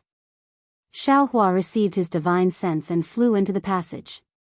He thought to himself, there are many unknown dangers in the ancient world. I'm only at the Mahayana realm, and I'm afraid I'm not as strong as those ancient powerhouses. These dangers, it's better not to touch them. I'm just a passerby on this continent. Xiao Hua flew into the passage and flew upwards for several kilometers. Suddenly, a familiar divine sense swept over from above the passage. As soon as it touched Xiao Hua, it immediately stopped. An incredulous voice sounded in Xiao Hua's ears, "Master? Why are you here?" Although Jianghu took Xiao Hua as her master, she often called him master. As for the green-robed Xiao Hua, she called him martial uncle. He. Hearing Jianghu's voice, Xiao Hua smiled and transmitted, "Just as I expected, these stone giants were born of the same bloodline. Although they were born of the same root, they worship different things. I followed these stone giants here, and as soon as I revealed my dragon body, they immediately regarded me as a god. They insisted on inviting me here." Thinking of what Master had done there, this disciple decided to go with the flow. "I was still thinking about how to inform Master, but Master followed me here. Could it be that the passage below is connected to the lava lake?" Jianghu transmitted a few words to Xiao Hua in a low voice. Xiao Hua nodded slightly. His figure transformed into the appearance of dragon vein Xiao Hua and rushed out of the tunnel from a cave. Similar to the lava lake of the stone giants, Jianghu's lava lake was also like a large bowl. At this time, several stone giants were crawling in front of Jianghu, respectfully saluting her. The pious look on his face was very similar to that of the old stone giant. Behind these stone giants, the thousands of stone giants that had been fighting earlier were now in a neat formation. They lowered their heads, not daring to look directly at Jianghu. Behind Jianghu, there was also a similar Buddhist shrine with a mighty dragon coiled within. "Master, what should we do now?" Seeing Xiao Hua fly out and land in front of her, Jianghu hurriedly bowed and asked. Dragon God, Dragon God." The stone giants who were originally kneeling heard the movement and hurriedly raised their heads. Seeing the dragon form Jianghu saluting Xiao Hua, they were greatly shocked. Xiao Hua's dragon form seemed to be more imposing than Jianghu, and even the halo above the dragon horn made them feel a sense of worship. They couldn't help but crawl on the ground and cry out. Xiao Hua had already subdued a group of stone giants, so he naturally understood the situation of this group of stone giants. He nodded slightly and let out a cold snort. With a wave of his hand, fire attribute primordial stones fell into the lava like raindrops. Then, Xiao Hua's dignified voice sounded, "This is the food this sovereign bestowed to you. From now on, you don't need to invade other people." Speaking till here, Xiao Hua couldn't continue. Clearly, these stone giants weren't enlightened and didn't understand what he was talking about. Moreover, these stone giants only had primordial stones in their eyes, so how could they care about what Xiaohua was talking about? Xiaohua looked at the several stone giants kneeling in front of him. Then, he raised his hand and pointed his flower-like finger at the forehead of these stone giants just like Buddha Bodhi did before. Soon after, Xiaohua also sent these stone giants into the space and opened them with a Daoist secret technique. After sending these stone giants out of the space, Xiaohua narrowed his eyes and looked at the Buddhist shrine. The dragon god statue inside was different from the Buddhist statue of Nanwa Maitreya. There weren't any changes. Thus, Xiaohua's heart became gloomy. Master. Seeing the tens of thousands of stone giants lined up in the lava, just like before, Jianghu said in a low voice, "Senior brothers are all over there. If this disciple teaches these stone giants alone, I'm afraid I won't be able to take care of them." These stone giants who believe in the dragon god are different from the stone giants who believe in Buddhism. Their temperament is somewhat irritable. If they obtain a divine ability, they might invade other stone giants. At that time, Master would have to work hard for nothing, and that would be terrible. Master understands. Xiaohua said as he took out the Kunlun mirror. First, send out the Lu family's disciples from the Kunlun immortal realm to assist you. Then, Master will go back and discuss with your martial uncles. There must be other stone giants in the lava, so we might as well enlighten them. Okay. Jianghu naturally didn't have any objections, replying, "Disciple will listen to Master's instructions." Xiaohua sent out 100 Lu family's disciples, then returned to the lava lake. He told Buddha Bodhi, Confucian cultivator Xiaohua, and the others his plan, and they all agreed. Then, under Confucian cultivator Xiaohua's suggestion, Xiaohua went to the edge of the lava lake, took out the Kunlun mirror, and sent out the tens of thousands of elite soldiers who had been fighting in the Kunlun immortal realm. These Fortune Gate's disciples had gone through many battles, so they had long learned to obey orders. They obeyed Xiaohua's orders as if they were military orders, and there was no need for Xiaohua to explain too much. After Xiaohua finished speaking, these disciples began to plan and discuss countermeasures. In the time it took to eat half a meal, everyone had come up with a complete plan. These plans were passed to Lu Yi and the other disciples, and then to Xiaohua. When Xiaohua saw these plans, he couldn't help but be moved. What Xiaohua thought of, these disciples gave practical steps. What Xiaohua didn't think of, these disciples gave suggestions based on their own understanding. There were even many things that Xiaohua didn't consider. First of all, Xiaohua only wanted these disciples to teach the stone giants in the lava lake. These disciples felt that teaching the stone giants would hinder the heavens' justice. Moreover, if the stone giants were in trouble, other races would also be in trouble. Therefore, they suggested not only teaching the stone giants, but also the golden-armored little man and other desolate races. Secondly, Xiaohua only wanted to teach the stone giants, but these disciples felt that since the desolate land was so big, there was no harm in expanding the scope of teaching. After all, this was not a war, and some disciples with lower cultivation could also contribute. Therefore, they suggested that Xiaohua let out all the Xinhua continent's disciples that could, as a kind of travel and a kind of test. Finally, they also suggested that Xiaohua and the other Grand Ascension Realm cultivators should stay in the center and immediately teleport over to defend against any desolate beasts. Especially Xiaohua, because he controlled the Kunlun mirror. All the desolate races that were taught had to enter the Kunlun immortal realm to be enlightened. Therefore, Xiaohua had to establish a communication channel with these disciples, and when Xiaohua was needed, Xiaohua should be there in a timely manner. Ha ha ha. Xiaohua looked at these suggestions and plans and beamed with joy. He clapped his hands and said, "With such disciples in my Fortune Gate, why should I worry about the Tao Gate? Fuck, if the immortal emperor says half a word more, this daddy will lead the Fortune Gate to break through the immortal palace." Then, Xiaohua's eyes turned, and the Kunlun mirror in his hand trembled. Tens of thousands of fragments fell into the hands of these disciples, and he said, "You all hold on to this item. Whenever you need this old man, use my Fortune Gate's cultivation technique, and this old man will immediately descend. Also, you all have a mission. When you search the desolate land, find a suitable place for my human race to live, and report to this old man in detail." Yes, this disciple understands. Over 10,000 disciples answered in a low voice, and their voices were quite loud. Subsequently, Xiaohua activated the Kunlun mirror. As a bright light flickered, a steady stream of Fortune Gate disciples flew out from the so-called Kunlun paradise. According to the previous agreement, Lu Yi, Yuanya, Yu Zhongxuan, and other disciples led the way, flying off in different directions. Fellow immortal. Watching groups of disciples leaving, Soul Cultivator Xiaohua rubbed his nose and said with a wry smile, "No matter how I look at it, I feel that you're going to occupy the entire continent. I have no reason to occupy this continent. Xiaohua pursed his lips and replied, "I just feel that educating the desolate lands races is a kind of merit, and it's quite troublesome for me to do it myself. That's why I'm distributing the merit to my disciples." "Then why are you looking for a suitable place for the human race to live?" Scholar Xiaohua was puzzled and asked again. "Fellow immortal, have you forgotten the incense cult's mission?" Xiaohua smiled and said, "Don't tell me I'm going to bring the incense cult's primordial spirit cultivating disciples to the hidden immortal mainland? Are you going to treat them as Confucian cultivators? Or Dao Gate?" "Indeed." Scholar Xiaohua said as if he had just woken up from a dream, "Although this continent is mysterious and desolate land, it's still a higher realm, and is very suitable for the incense cult's disciples.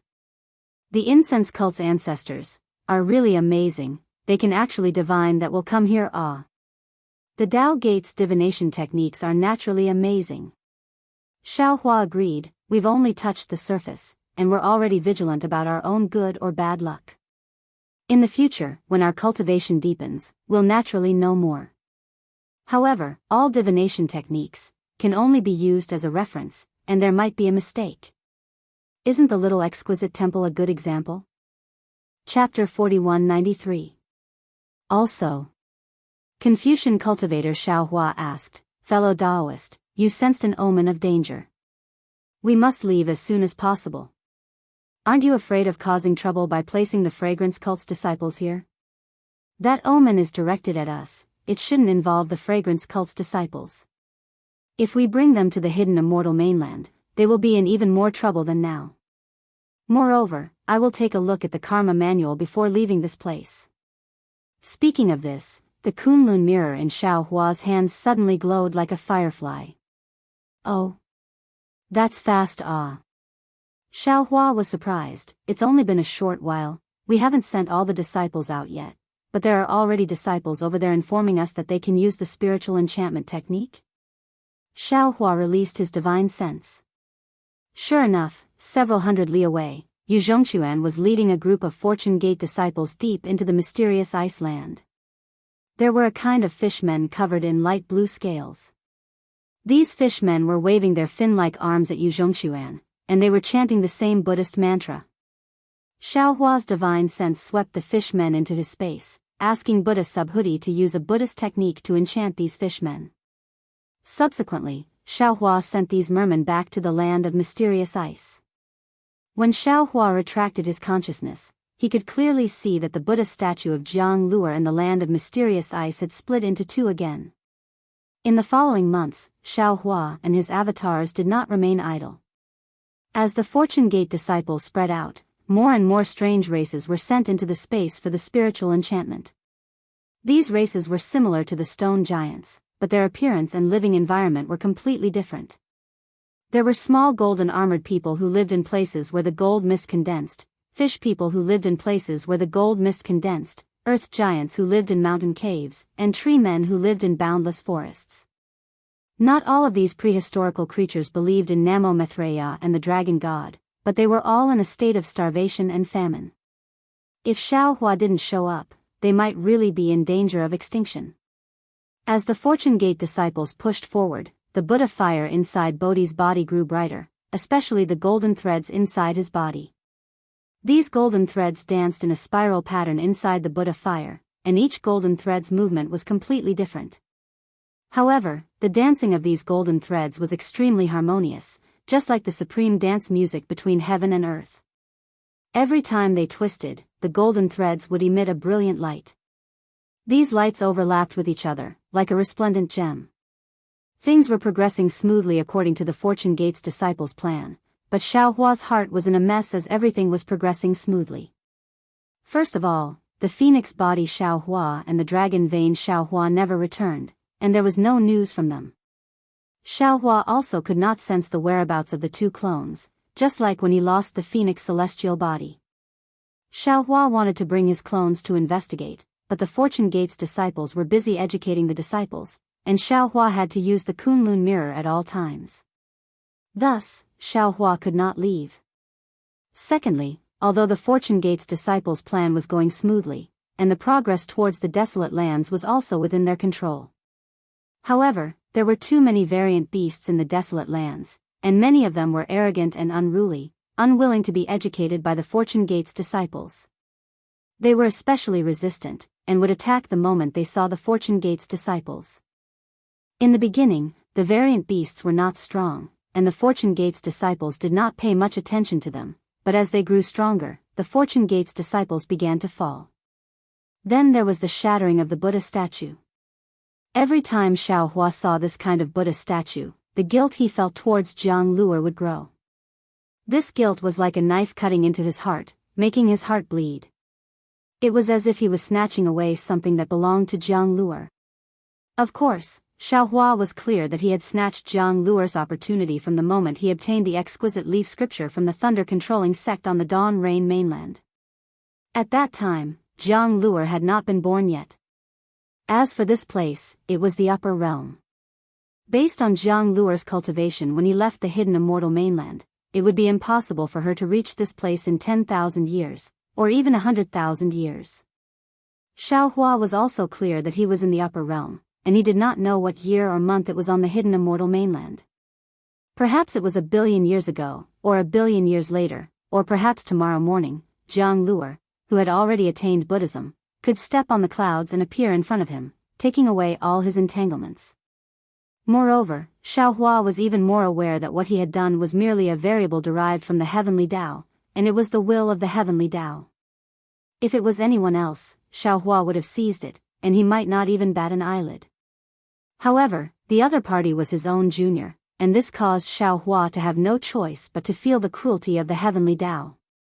Previously, he had thought that the great Tao was everywhere, but now he felt that there were also difficulties in snatching on the great Tao.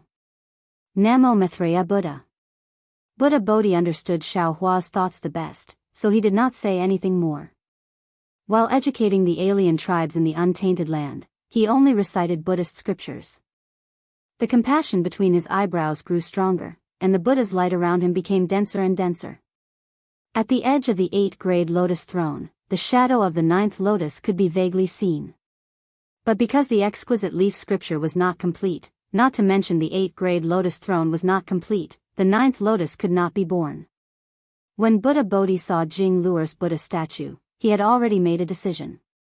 He had already cut himself off from the mortal world. What he needed to do now was to fight for the survival of the alien tribes in the untainted land. Buddhist fruits and good karma were no longer within his consideration. Even if he accumulated good karma because of this, Buddha Bodhi would return it all to Jianghu when he saw her. Fellow immortal.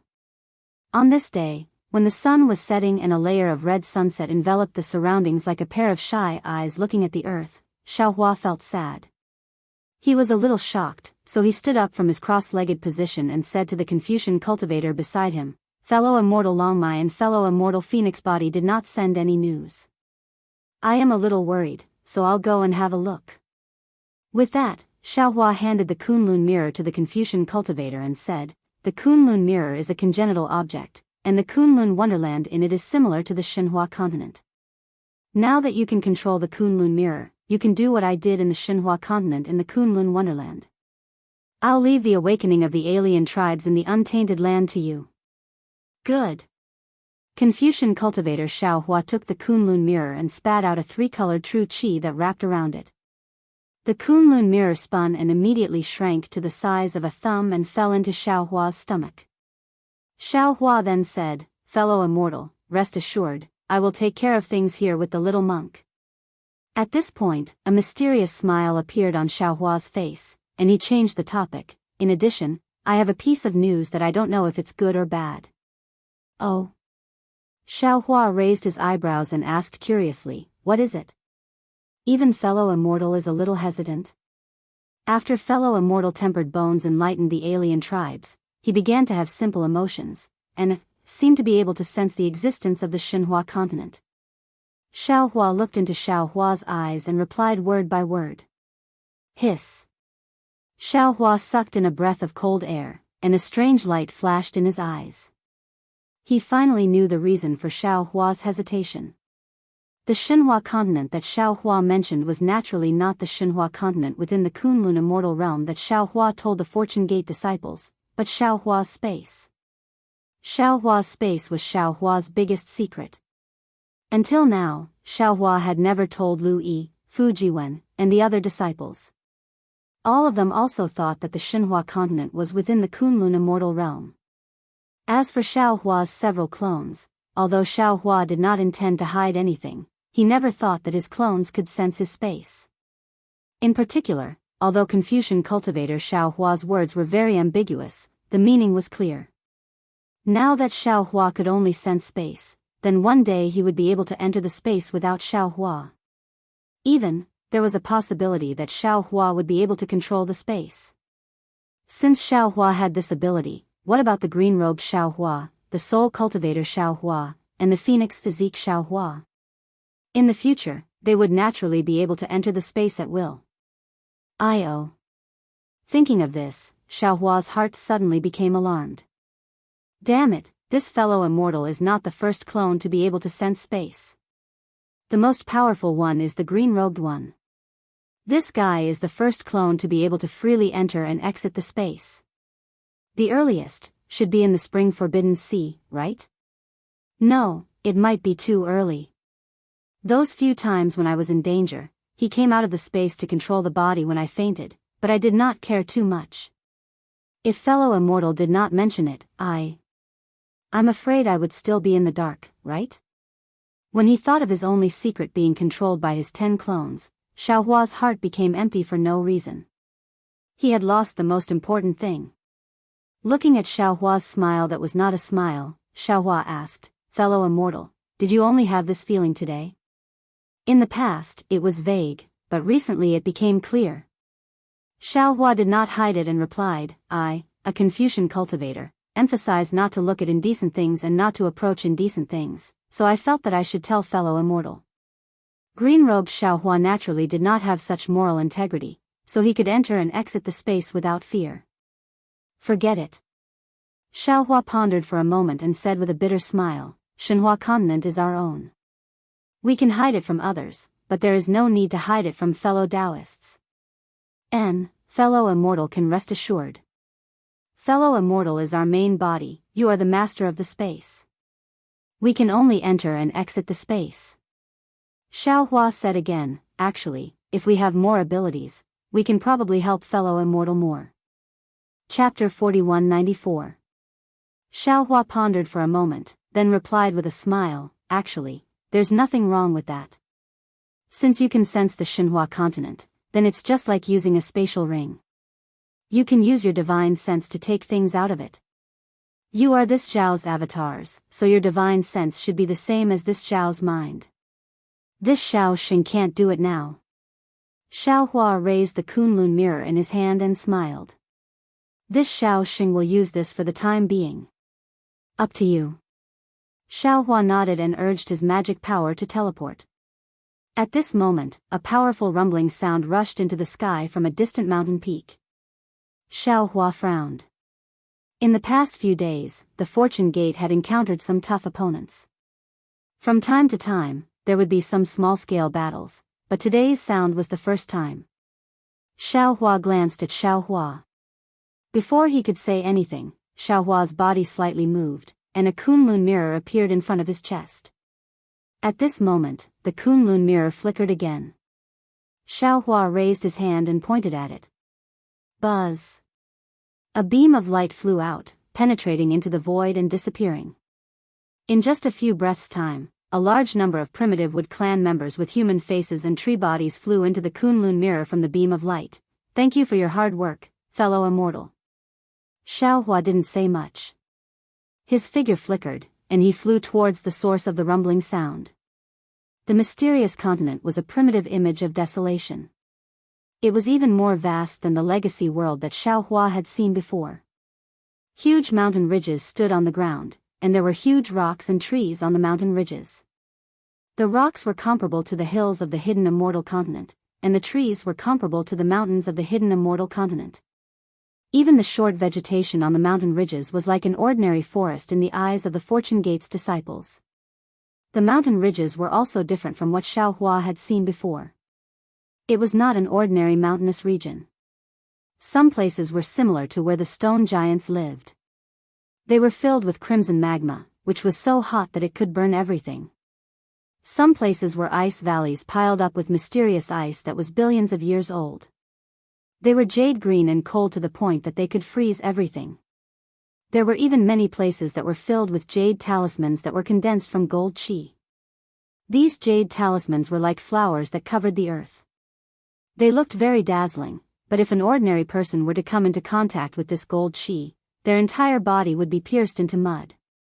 Xiaohua's figure flew over this huge mountain range, just like a bird flying by. He didn't attract anyone's attention. Xiaohua's gaze swept over this mountain range, and he laughed in his heart. The Fortune Gate disciples carried out Huang Xiaolong's orders to the letter. Wherever they went, not to mention the magma, there were giant trees that were as hard as iron, ice that was hundreds of millions of years old, rare metal qi, wood qi, and even the unknown refining materials on the mountain peaks, as well as the unknown spiritual herbs on the mountain ridges.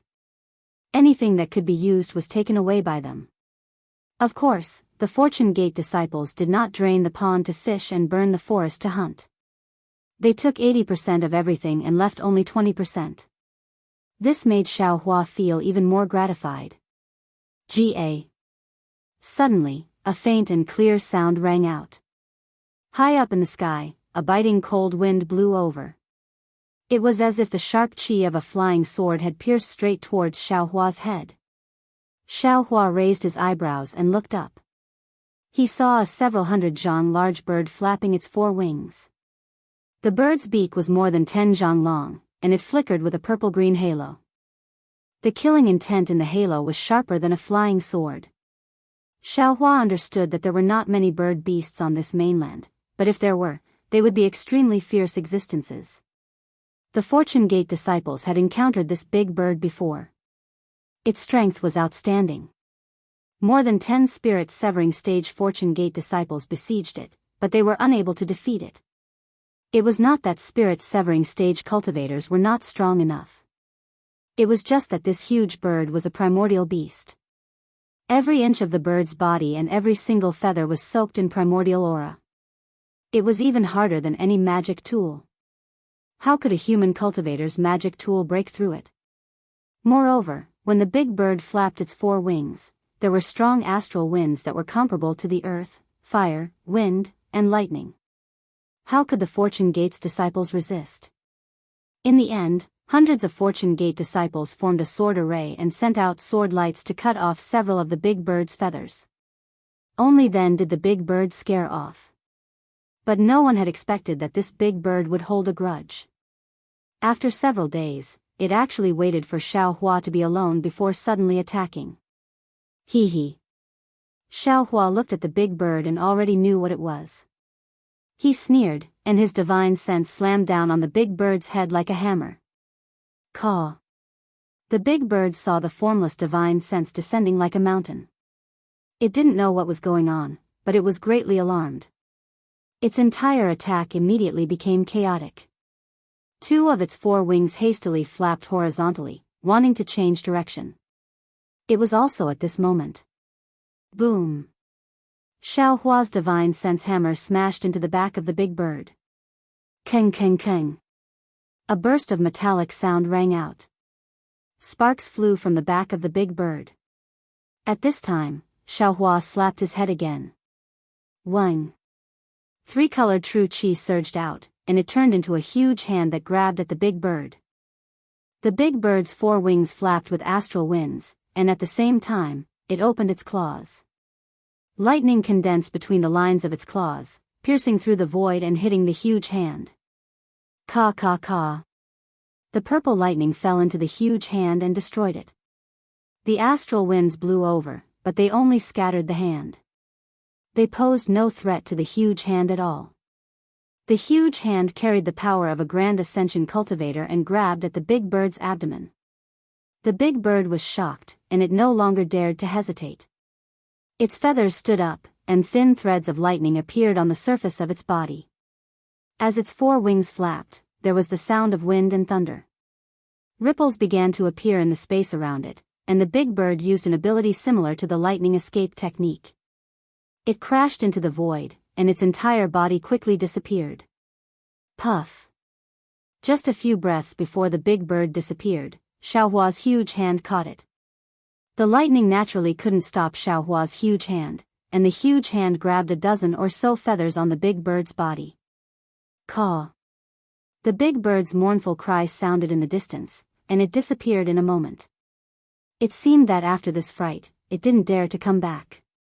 After the big bird left, Xiaohua frowned. He looked at the 10 or so feathers that fell from the sky. Each of the feathers still had some lightning that hadn't disappeared. He thought to himself, strange. That big bird doesn't seem to be of the lightning attribute, so how is it able to control lightning? Moreover, last time, the Fortune Gate disciples only chased it away and didn't kill it. It won't be so vengeful that it wants to attack me again, right? Or is there something special here that's worth it for it to return? With that thought in mind, Xiaohua waved his sleeve, and several feathers of the big bird flew into his hand. He then released his divine sense to scan the area around him. The area around him was somewhat similar to the area he had just passed.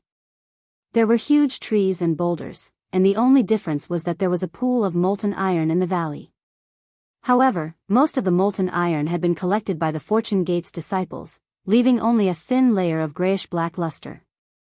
Xiaohua looked at the pool of molten iron for a moment, and then he flew up again.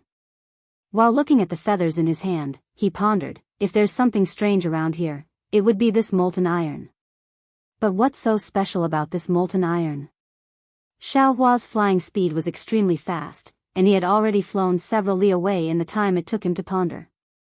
However, just as this thought appeared in his mind, Xiaohua seemed to have caught something, but he also didn't seem to have caught anything.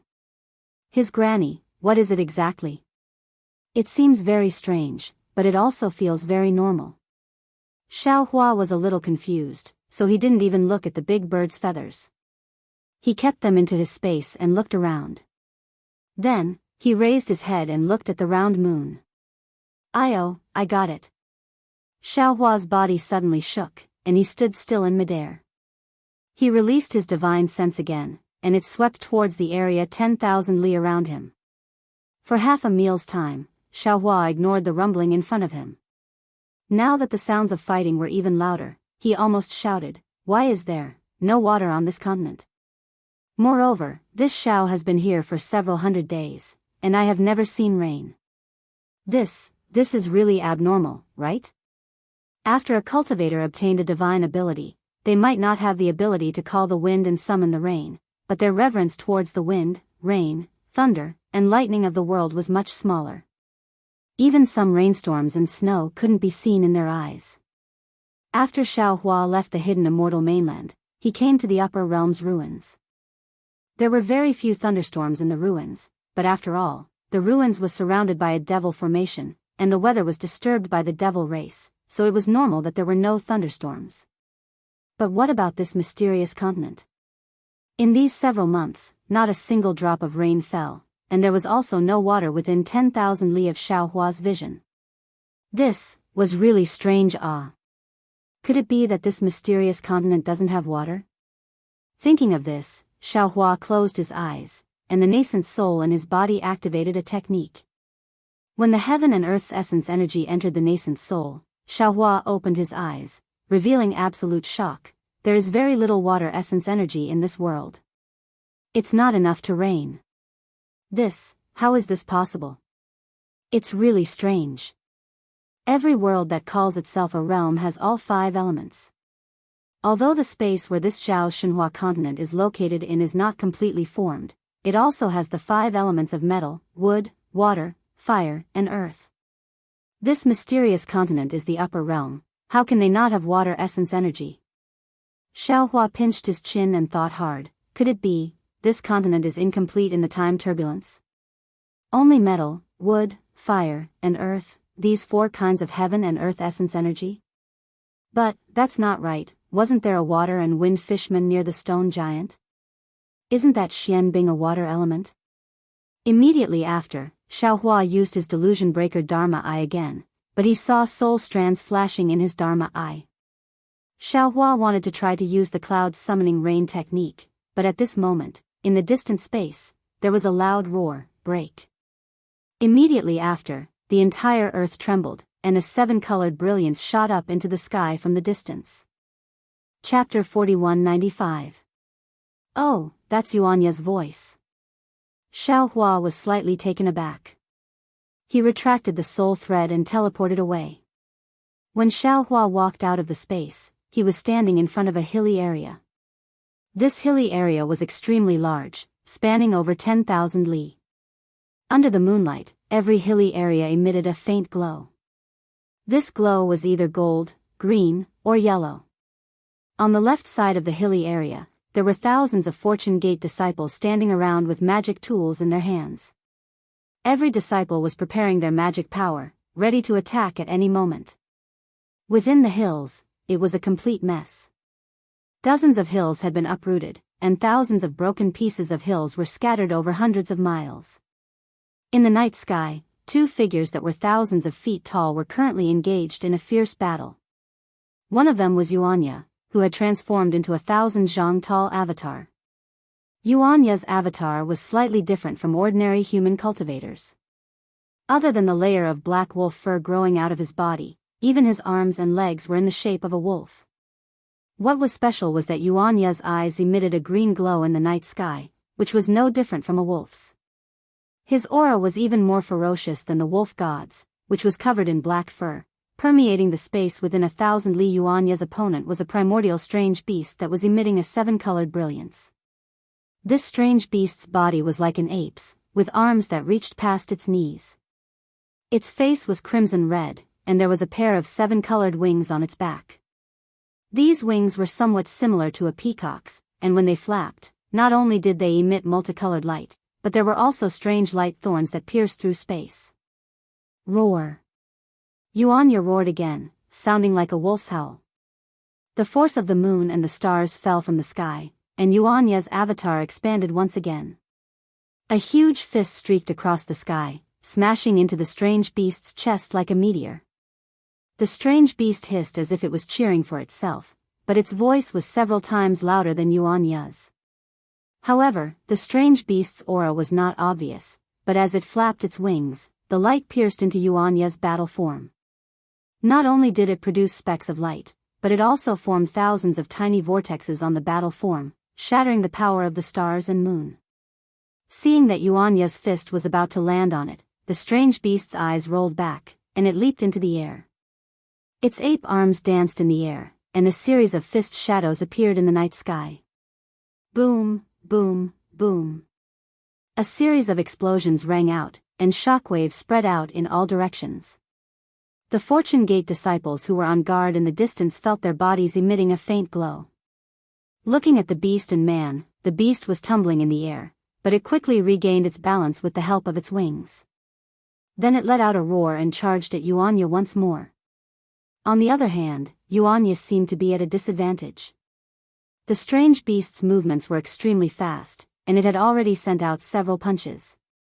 The combined force of the punches sent Yuanya's body flying. Although Yuanya had regained his balance and even swept his legs horizontally, the strange beast's ape arms landed on Yuanya's legs again, and Yuanya fell to the ground. Then, the strange beast's hind legs stomped on the ground, and it flapped its wings as it soared above Yuanya. Both of its fists slammed down, and an oppressive force caused the air to crackle. The strange beast's crimson eyes flashed fiercely as it opened its mouth and spat out a several zhang-wide seven-colored light beam, aiming straight for Yuanya's heart. Woo! Yuanya rolled on the ground, and his arms grabbed the nearest hill. With a loud roar, he pulled out the hill and swung it like a devil's hammer, hitting the seven-colored light beam in his hand. Boom! With a loud bang, the hill was shattered by the beam of light. The beam of light shot up into the sky, and its power dissipated. Meanwhile, the strange beast's fists landed on Yuanya's arms, and it caused his Dharma body to collapse a lot. Ao. Seeing that it had taken advantage of the situation, the strange beast roared crazily, flapped its wings, and pounced forward again. Little devil spirit. Xiaohua stood in the air and looked at the situation. He already knew where Yuanya's weakness was, so he ordered, "Has the devil spear been refined?" "Big brother." Devil spirit Xiaohua hid in Xiaohua's bloodline and didn't appear. Now that he heard Xiaohua's call, he hurriedly replied, "Little brother has been swallowing the devil spirit of the devil array, and hasn't had time to refine it. Suppress the demonic qi inside first and let Yuanya use it." Xiaohua instructed. This. Devil spirit Xiaohua hesitated. The devil spear is a devil weapon, and it's a devil weapon that can compete with the devil sword in the devil realm. Yuanya hasn't cultivated any devil arts, and this devil weapon might erode his mind. So what if he's a devil? Xiaohua smiled. Isn't the devil path one of the 3,000 great paths? Don't tell me you're not walking on the path to heaven? Huh, big brother, this is my big brother. Hearing this, devil spirit Xiaohua's whole body trembled, and he almost screamed madly in Xiaohua's bloodline. How can there be a path in this world? How can there be a devil? It's just a way of cultivation. The human race may cultivate Tao techniques, Buddhist techniques, or Confucian techniques. The devil race naturally has to cultivate devil arts. Devil arts are not wrong, but the devil race has flaws. If the human race can cultivate devil arts, they can also become a devil fruit, and become a devil god. Whether the devil path is one of the 3,000 great paths, I haven't asserted. Xiaohua said indifferently, but this trip to the upper realm made I understand that everything in the world has its own path of cultivation. If my human race sees the human race as the spirit of the world, and limits cultivation to the scope of my knowledge, that's short-sighted. In the eyes of the devil race, the human race is also a devil race, and also a different race. Good. While speaking, devil spirit Xiaohua took out the dragon bone spear and said, "Big brother, let Yuanya make do with it first. When little brother has time, I'll refine it for him again." Yeah. Xiaohua took the dragon bone spear and said, "Your devil hammer is useless, I'll lend you this for the time being." Master. Hearing Xiaohua's voice, Yuanya was slightly startled, and his heart calmed down. Seeing a black lightning fall in front of him, he naturally reached out to catch it. When the devil's spear entered his hand, a scorching heat almost made him let go. When he clenched his teeth and caught it, the incomparably fierce consciousness of the bone spear poured into his mind like a tide. Yuanya turned pale with fright and hurriedly wanted to throw away the bone spear. How could a human cultivator like him control the devil spear used by Devil Emperor Shao? At this moment, a green light flashed in front of Yuanya's eyes, and his mind became clear. His consciousness was protected by a layer of green light as if he was ascending to immortality. No matter how much the remnant consciousness of the bone spear raged around him, it was unable to cause any harm to him. Yuanya knew that this was his master's help, so he didn't dare to be negligent. Holding the devil spear in his hand, he roared and pounced on the strange beast. Yuanya was born with a unique talent and could cultivate the Big Dipper God Fist. After Xiaohua fell into the heaven prison, he couldn't enter the space at will, so part of Yuanya's cultivation was taught by green-robed Xiaohua and bone-honed Xiaohua. Green-robed Xiaohua had many cultivation methods. He taught Yuanya the heavenly laws embodiment technique and various body-refining secret techniques, and bone-honed Xiaohua taught Yuanya the heavenly staff technique. At this time, Yuanya held the devil's spear in his hand, like a tiger that had grown wings, and his spear technique was impenetrable. The originally declining situation was reversed in just a moment. The strange beast flapped its wings, and the rainbow-colored light condensed into the shape of a bird and fell from the sky. Yuanya's spirit was shaken, and the devil's spear swayed. Tens of thousands of spear shadows appeared in the air, and each spear shadow touched a rainbow-colored light and swallowed it whole. Ao. The strange beast was a little angry. It clenched its hands in the air, and then the earth shook violently. Two hills that were emitting a faint yellow light were easily pulled up from the ground by the strange beast. As the strange beast waved its arms, the hills smashed towards Yuanya. Good. Seeing this, Yuanya's green eyes widened, and he shouted. He raised the bone spear with both hands and stabbed it into the air. On the bone spear, a black light flashed, and the dragon horn of the bone dragon produced a wave. The void several miles in front of the tip of the spear was distorted, and the hills were attracted by the wave and crashed into the bone spear. Puff, puff, boom. The bone spear pierced two hills in succession and pierced them together. In just a moment, the power of lightning flashed around the bone dragon on the bone spear and blasted the two hills into powder. However, when Yuanya waved the bone spear again to look for the strange beast, there was only a rainbow-colored light in the distance. Master. Yuanya withdrew his avatar and respectfully raised the devil spear in front of his head, saying, "This disciple likes this spear very much, please bestow it to this disciple." This was Yuanya. He was really straightforward. Xiaohua smiled and waved his hand.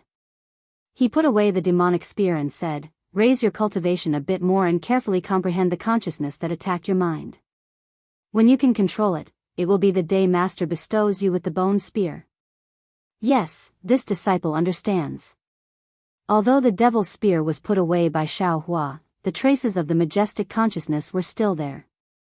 Yuanya did not dare to be negligent. He hastily sat down cross-legged to comprehend the weakness of the consciousness. Martial Ancestor. The group of Fortune Gate's disciples bowed respectfully. All of you rise.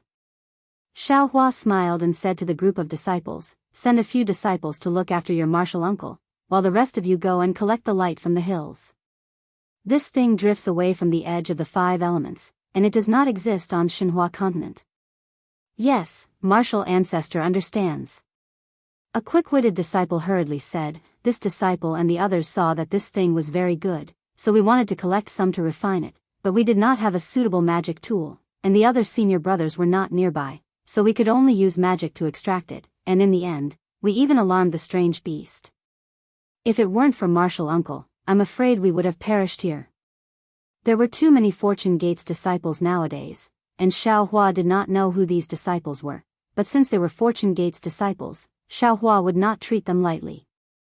Hearing this disciple's words, Xiaohua smiled faintly. His Daoist robe fluttered, and the universe in the sleeve technique was executed.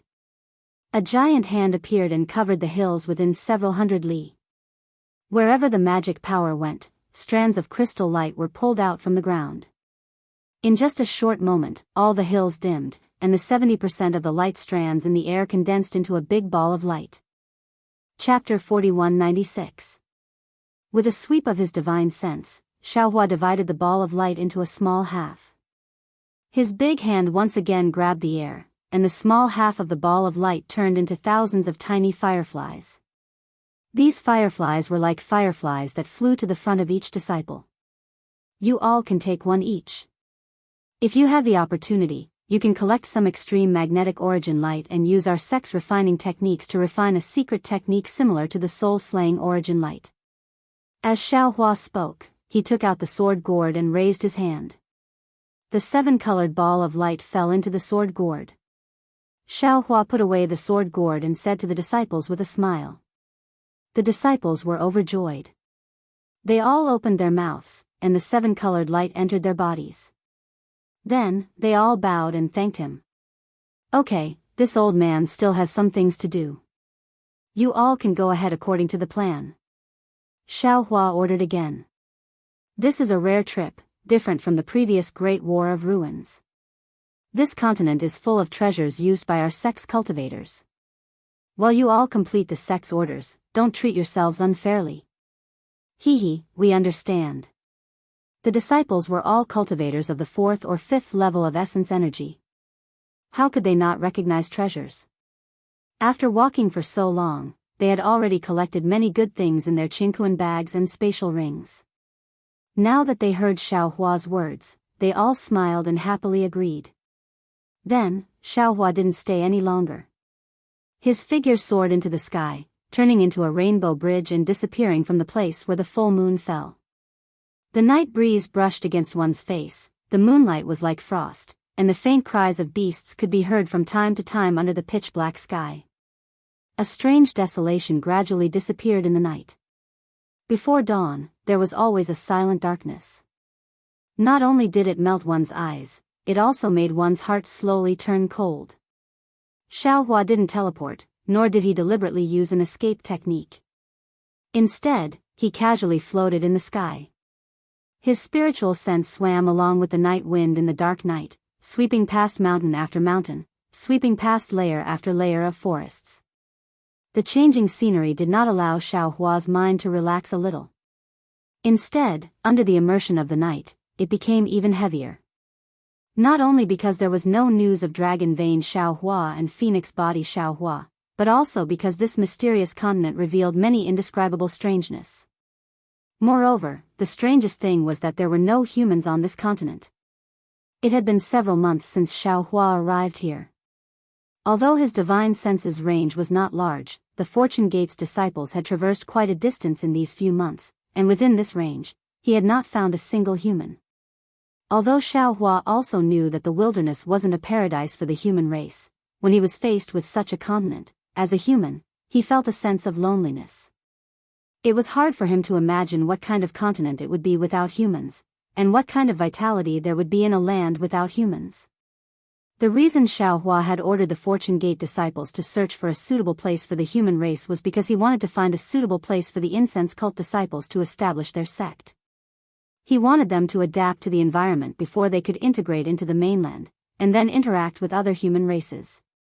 However, after flying for such a long time, he did not find any signs of human habitation. He began to mutter in his heart. Was a world without water suitable for the disciples of the incense cult to live in?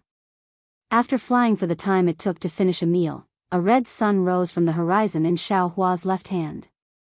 Xiaohua opened his mouth, and a stream of sun essence energy entered his abdomen. Pure yang energy instantly rushed into his body, and even entered his nascent soul. Flames flickered in Xiaohua's eyes, and a powerful aura also flashed from his body, falling into the void. Looking at the splendor of the sun, it was as if a large bright hand had easily lifted the curtain of night on the earth. In the sunlight, all kinds of noises could be heard from the ground. Along with the noises, vitality could be felt from all parts of the earth. All kinds of heat also gradually filled the air, causing the gloominess in Xiaohua's heart to fade slightly. Aoo. Just as Xiaohua's mood was getting better, he heard an angry roar coming from the mountain range in the distance. A monster that was several thousand feet tall stretched out its neck from the mountain ridge. Its head that was several thousand feet in size opened its bloody mouth and blocked Xiaohua's path. Damn it. Xiaohua looked at the monster's mouth that was much bigger than his body, and didn't know whether to laugh or cry. He cursed, could it be that this is the early bird that gets the worm? It's fine if it can fill the stomach, but this Xiao can't even fill the gap between your teeth. Why are you drooling so much? That monster didn't care what Xiaohua was thinking. Its head flew across the sky, and fiercely pounced towards Xiaohua. The stench in its mouth really polluted the cool morning. Looking at the monster's head, and the three half-awake eyes on its head, Xiaohua faintly smiled, and urged his body to rush towards the monster's big mouth. However, when he approached the monster's head, Xiaohua's flying direction suddenly changed, and turned to his right hand. That monster naturally wouldn't let Xiaohua go, and closely followed Xiaohua's figure. Xiaohua seemed to be teasing the monster, and flew neither fast nor slow. When the monster's big mouth arrived, he once again sped up slightly, and flew towards the front right. Like this, Xiaohua flew around the monster's body a few times, and his figure suddenly accelerated, flying straight towards the middle of the monster's neck. The monster became anxious from Xiaohua's teasing. Seeing that Xiaohua was about to escape again, the monster's head quickly chased after him. Ha! Xiaohua only flew a few hundred zhang, and his figure suddenly stopped in midair. He somewhat proudly turned his head and laughed. The morning is such a good time, and it's time to dress up. Little friend, you should slowly dress up. After saying that, Xiaohua's figure once again soared into the sky. Looking behind him, the strange monster's 1,000-zhang-long neck was tied in a knot. Now, no matter how it struggled, it couldn't pull its head out of the knot, so how could it chase after Xiaohua? Xiaohua, who had easily teased the monster, was in a good mood. Flying in midair, he made a decision: the reason why my human race can survive is not because of the level of strength, but because of the intelligence. Although this wilderness is dangerous, as long as there is a suitable place for survival, the incense religion's disciples will not have too much of a problem establishing a sect here. Having made his decision, Xiaohua once again sped up, but his divine sense still remained vigilant within 1,000 li of his body. After flying for more than 10 days, there was still no news of Dragon Vein Xiaohua or Phoenix Body Xiaohua. Xiaohua also didn't have any perception of them. During this period, Xiaohua also encountered a lot of strange beasts, but Xiaohua didn't continue to fight. He either released his pressure or teleported away, and left the battle early on. Moreover, along the way, Xiaohua also didn't find any traces of a river, as if there was no water on this continent. Xiaohua stopped in midair and looked up at the scorching sun hanging above his head, as well as the cloudless blue sky. He was a little hesitant. Judging from the direction of the brilliance of the secret treasure, Xiaohua was flying in the right direction. However, after flying for so long, he still couldn't find any trace of the secret treasure. Xiaohua couldn't help but mutter in his heart. He really didn't have any confidence in his sense of direction. Maybe I should find a prehistoric beast and ask. Xiaohua pondered for a moment before slapping the top of his own head, releasing the pressure of a grand ascension stage cultivator. Furthermore, Xiaohua waved a hand through the air, and layers of lightning appeared out of thin air, encompassing an area of several thousand kilometers. Rumble. Countless bolts of lightning crashed down toward the mountain range on the ground. For some reason, the lightning was more than 30% denser than the lightning in the ruins. Moreover, the lightning struck the mountain range, almost tearing off the surface of the mountain range. Its power was also much greater. However, after the lightning, the whole world fell silent. Xiaohua's pressure felt that there were some strange beasts in the mountain range, but these strange beasts were scared to death by the lightning, and none of them dared to come out. Xiaohua was helpless. He flew forward for tens of thousands of li and tried the same trick again, trying to force one or two strange beasts out. However, after flying for hundreds of thousands of li, Xiaohua still couldn't force out a single strange beast that dared to confront him. No way. Xiaohua didn't know whether to laugh or cry. Has my strength reached the point where I can sweep across the wilderness? Previously, I didn't want to disturb strange beasts, but instead, strange beasts walked right into my trap. Now, I want to find a few strange beasts, but I can't find any. Is this the rhythm of my luck running out? Of course, Xiaohua's thoughts were just a kind of self-mockery. He didn't think that a Mahayana cultivator could sweep across the wilderness. Even if it was a continent of the wilderness. Sure enough, after half a day, Xiaohua's pressure swept across a mountain forest. Before the divine lightning of the 9 heavens fell, an obscure sound came from the mountain forest. This sound was like rolling thunder, and as soon as it was born, it caused a phenomenon.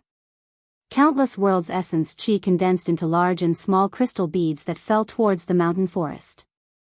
Xiaohua was shocked. He couldn't draw world's essence qi from the place where he used his magic power. This domain was more powerful than the one Xiaohua had seen before. At the same time, a star's essence qi swept over. Although it was slow, it was as thick as a star. When Xiaohua's divine sense came into contact with this essence qi, it was like a breeze coming into contact with a mountain. There was no possibility of shaking it. Xiaohua didn't dare to stay any longer. He used his magic power to teleport. Unfortunately, Xiaohua was now under the control of this crystal bead. His body swayed twice, but he didn't fall into the void. Helpless, Xiaohua once again used the lightning escape technique. Rumble. In the faint sound of thunder, Xiaohua's body was suddenly elongated, and even somewhat distorted. Then, countless threads of lightning appeared from his body, pulling Xiaohua's body out of the quagmire of crystal bead. Then, Xiaohua's body turned into a series of afterimages, whistling as he rushed into the sky. Ha! An abnormally hoarse sound strangely came from all over the mountain forest. High up in the sky, countless crystal beads appeared even faster than lightning, directly chasing in the direction that Xiaohua had fled in. Within the crystal beads, the void collapsed, and Xiaohua's Daoist robe was revealed. The strange beast hadn't revealed itself yet, but the sound forced Xiaohua out of the void. Chapter 4197. Damn it, isn't this too powerful? What is this sound? Its power is so great, even the heavenly draconic technique in green seal text might not be able to match it. Xiaohua was prepared in his heart, but he really didn't expect that on this mysterious continent, there would be such a terrifying existence living like the stone giant and the little golden armored person. He thought that the mysterious auras he saw were more or less the representatives of the strange beasts on this continent. But now, the existence he encountered was actually several times more powerful than them. Xiaohua's lightning evasion had already reached the level of thunderclap ninth heaven, but this human race's lightning evasion had already reached the limit of speed, yet he was still unable to escape the attack of the strange beast that had yet to appear. Seeing that the collapsed space of the crystal bead had already caught up to him, Xiaohua was scared witless. He hurriedly urged his magic power, and runes condensed on the surface of his body, forming an ancient bronze armor. However, just as the armor was formed, the crystal bead that seemed to be approaching Xiaohua immediately produced strange fluctuations. These fluctuations swept through the armor, and the armor was torn apart like paper. Moreover, under the fluctuations, Xiaohua's Daoist robe and the surface of his body were also torn apart, falling into the shape of granules. The tearing pain rushed into Xiaohua's mind, and immediately made Xiaohua recall what he saw in the chaotic flow of time. Those countless rays of light all turned into neat granules, and these granules danced under the different fluctuations. Almost as if he was enlightened, the comprehension that Xiaohua had accumulated during this period of time finally erupted. Following the fluctuations, his entire body suddenly trembled, and condensed in the direction of 13200 locations. Not only did his entire body turn into 13200 small dots, but he only produced 13200 rhythmic tremors. Xiaohua's body immediately produced a kind of red luster, as if his entire body was about to turn into light.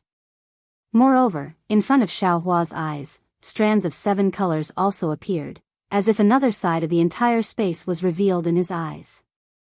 At the same time, Xiaohua's lightning evasion speed increased again, and actually broke through the thunderclap ninth heaven, exceeding the range controlled by that unknown existence, and flew far away.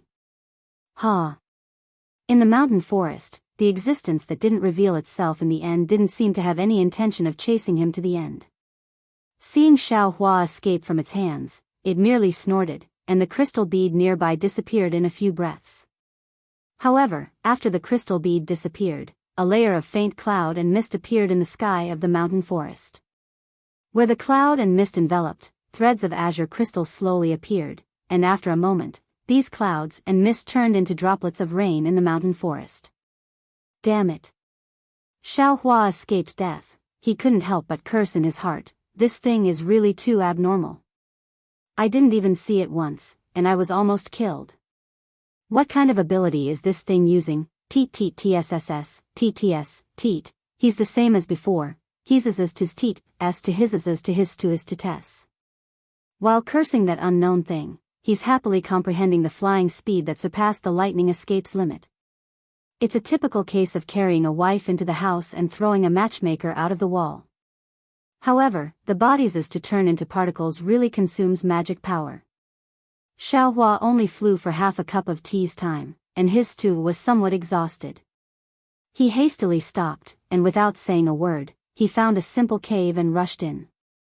After setting up a restriction, he sat down cross-legged and carefully comprehended what he just learned.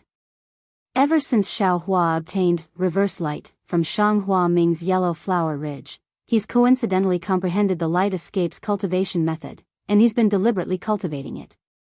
It's really hard for Xiaohua. This cultivation method shouldn't exist in the cultivation world, but with his unparalleled luck, he's finally taken a small step today. Although it's a small step, it's a very important step for Xiaohua. With this foundation, Xiaohua's body can be concealed in the light, and he can practice the light escape technique that doesn't exist in this world. After comprehending for more than 10 days, Xiaohua finally flew out of the restriction. With the improvement of his escape technique, Xiaohua regained some confidence in facing this mysterious continent. He slightly identified the direction and bitterly smiled. Previously, he still remembered the general direction, but later, he was in a hurry to escape, so how can he identify the direction? He doesn't even know where he is now, so how can he find the dragon vein Xiaohua? Maybe it's time to use the karma technique. Xiaohua slightly pondered and prepared to sit down cross-legged, but after a few breaths, he hesitated again. Because the karma technique's movement is too big, if by any chance it attracts the covetous eyes of something, Xiaohua doesn't want to live anymore. Xiaohua was in a difficult position. He sat in the air, somewhat at a loss. After half a meal's time, Xiaohua's eyes suddenly lit up, as if he had thought of something. He patted his head as if he had suddenly realized something. He smiled and said, "How could I have forgotten about this? It depends on luck." Then, Xiaohua waved his hand and took out a die from his bosom. It was the die that Lu Yi used to play with Ao Sheng. Xiaohua looked at the die's 6 sides and beamed with joy. He said, "Wherever it goes, this Xiao will fly there." After saying that, Xiaohua raised his hand and threw the die.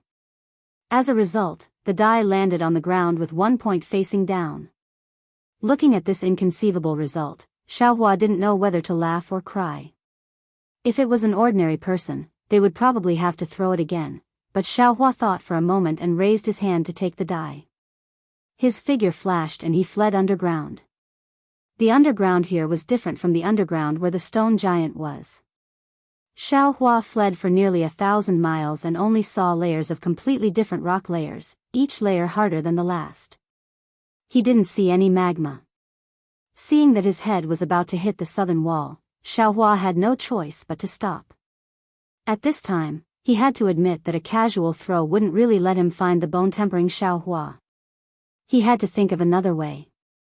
Xiaohua released his divine sense and looked down again, unwilling to give up. Only then did he casually find a place to flee. While fleeing, Xiaohua also released his divine sense and carefully explored. However, after flying for the time it took to eat a meal, Xiaohua withdrew his divine sense and a trace of a smile appeared on his lips. His figure turned and he flew towards a place. Xiaohua teleported for another 1,000 li and saw a layer of grayish-green rocks in front of him. This grayish-green rock emitted a weak brilliance and was very conspicuous in the soil layer. Before Xiaohua could get close, a kind of coolness came from the rock. It was like a cool breeze in the middle of a hot summer day. It had a rather refreshing feeling to it. Damn, this guy really knows how to enjoy himself. Xiaohua slightly curled his lips and released his divine sense. He saw that there was a cave nearly 1,000 feet in size in the middle of the grayish-green rock.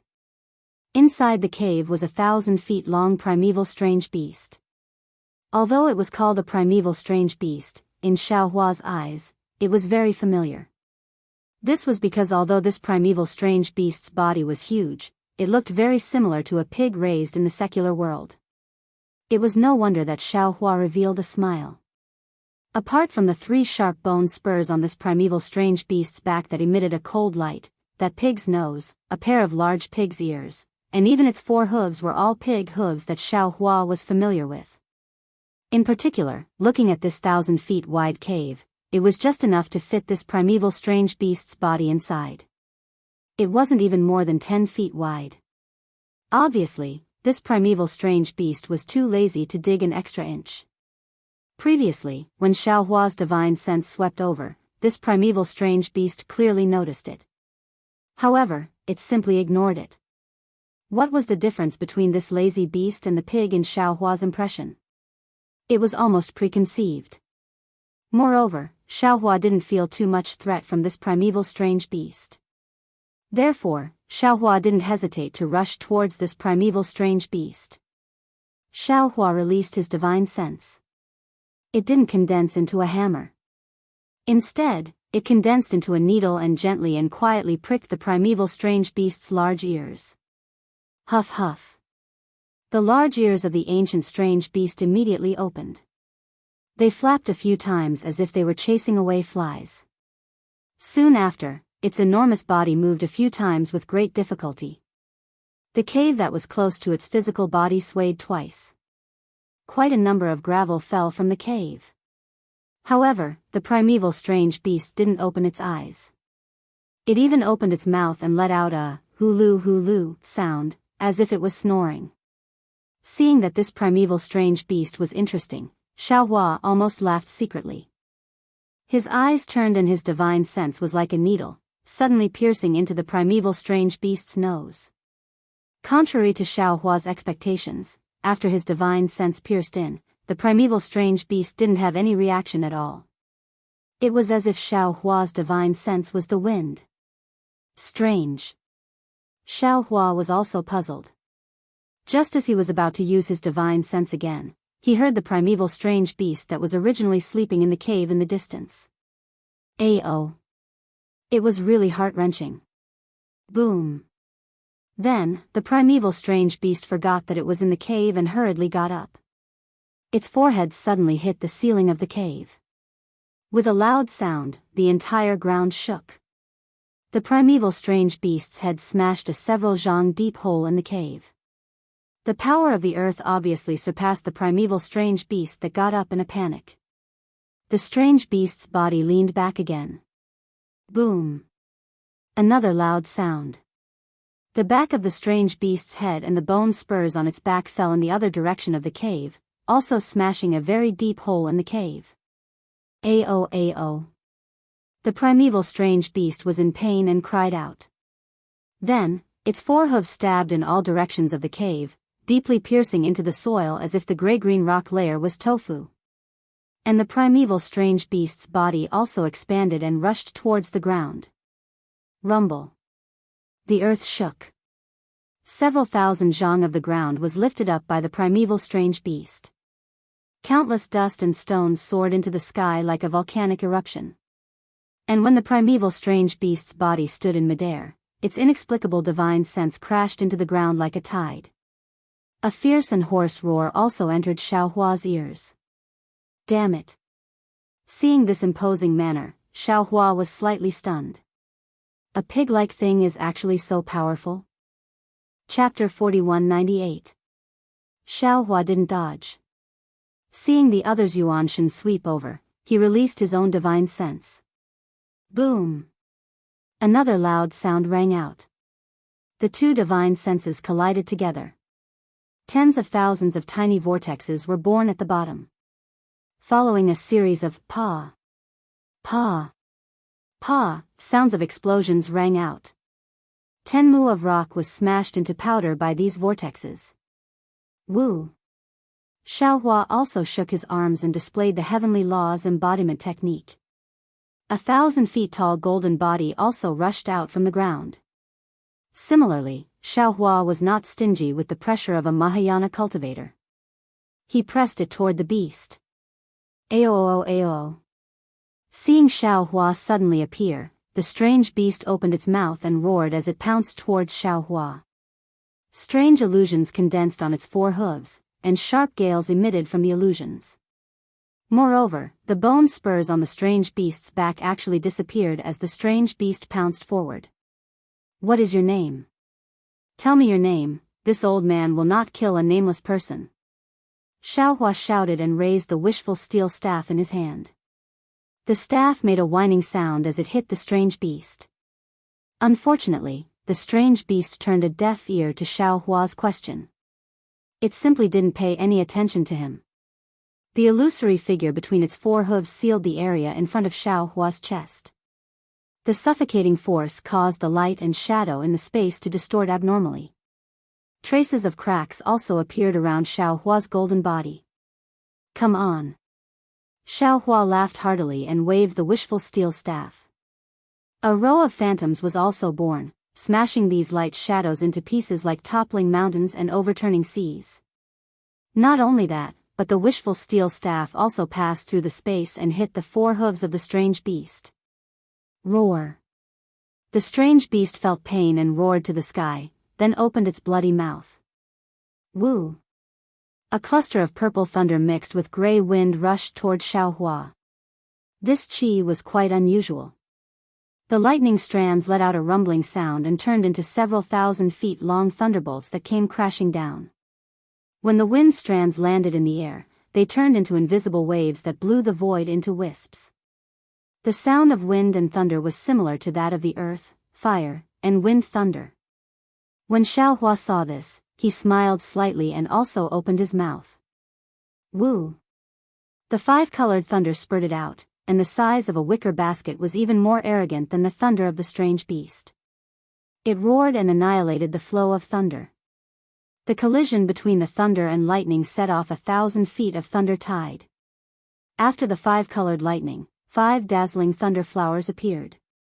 Each thunder flower emitted a dazzling brilliance. Wherever this brilliance went, the power of thunder firmly nailed down space. No matter how bone-chilling wind blew, it was unable to move the slightest bit. However, at this time, on Xiaohua's back, the bone spurs that had previously disappeared into the void quietly appeared. There was no movement at all.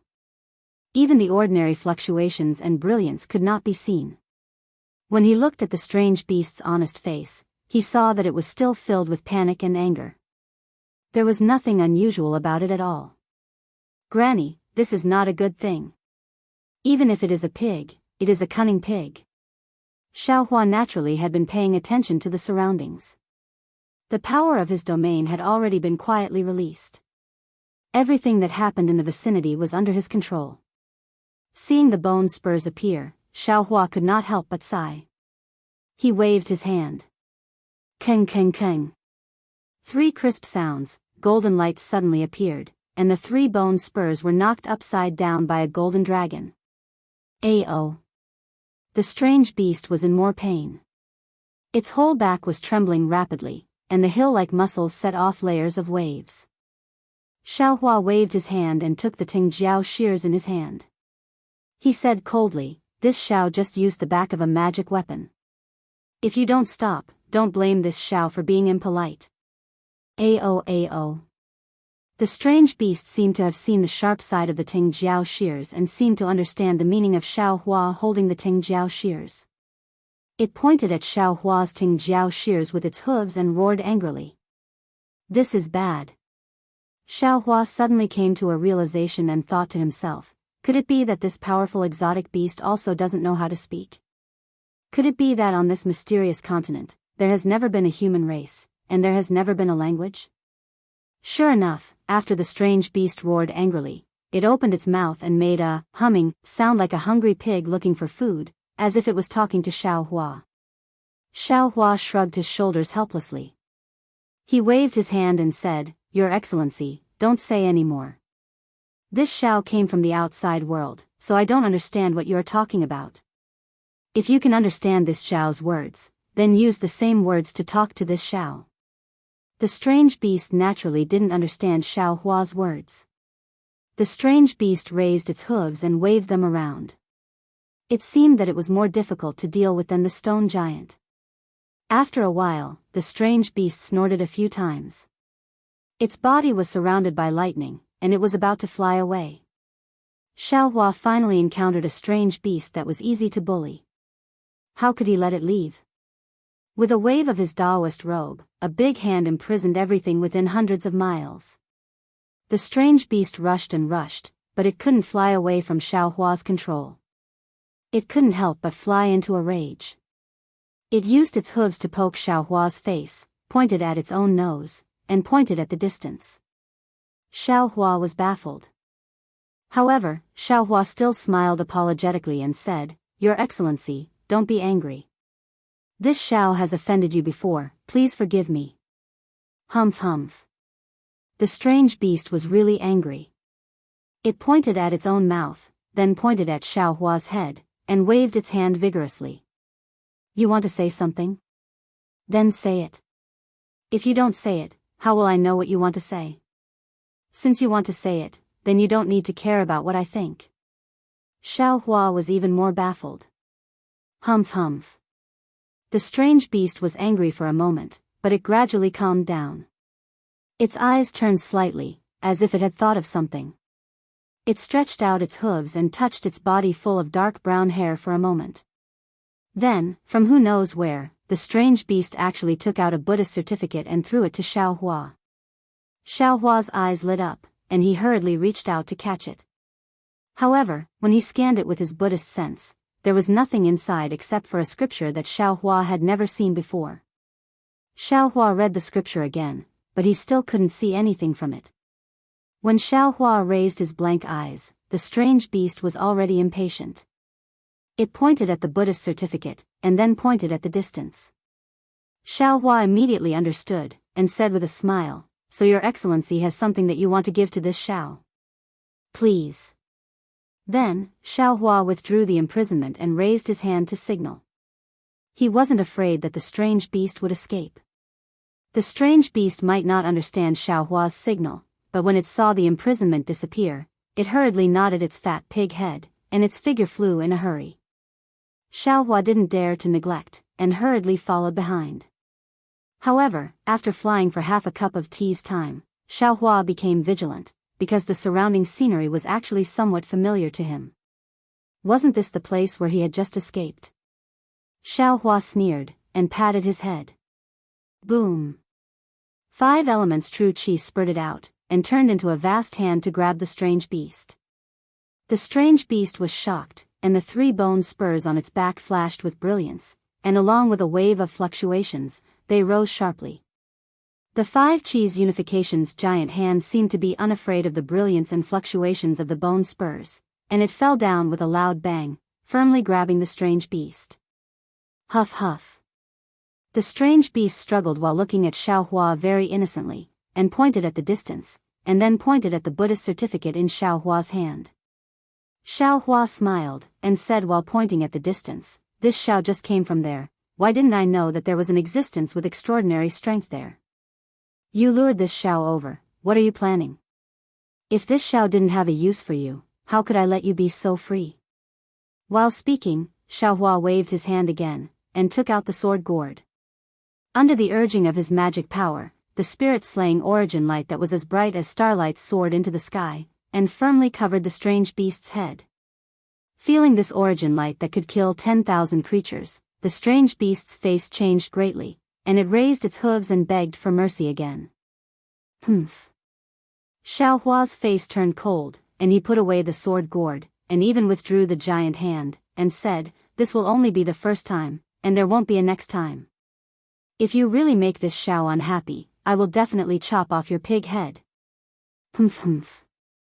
The strange beast didn't dare to say anything more, and it snorted a few times, and its figure flew up again, but in a different direction. After the time it took to eat a meal, more and more bones and skeletons appeared in the nearby mountains and forests, and there was also a kind of unpleasant smell similar to the strange beast's body. Xiao Hua understood that this time, the strange beast didn't dare to fool him, and really brought him to its nest. However, what Xiao Hua didn't understand was what the strange beast wanted to give him.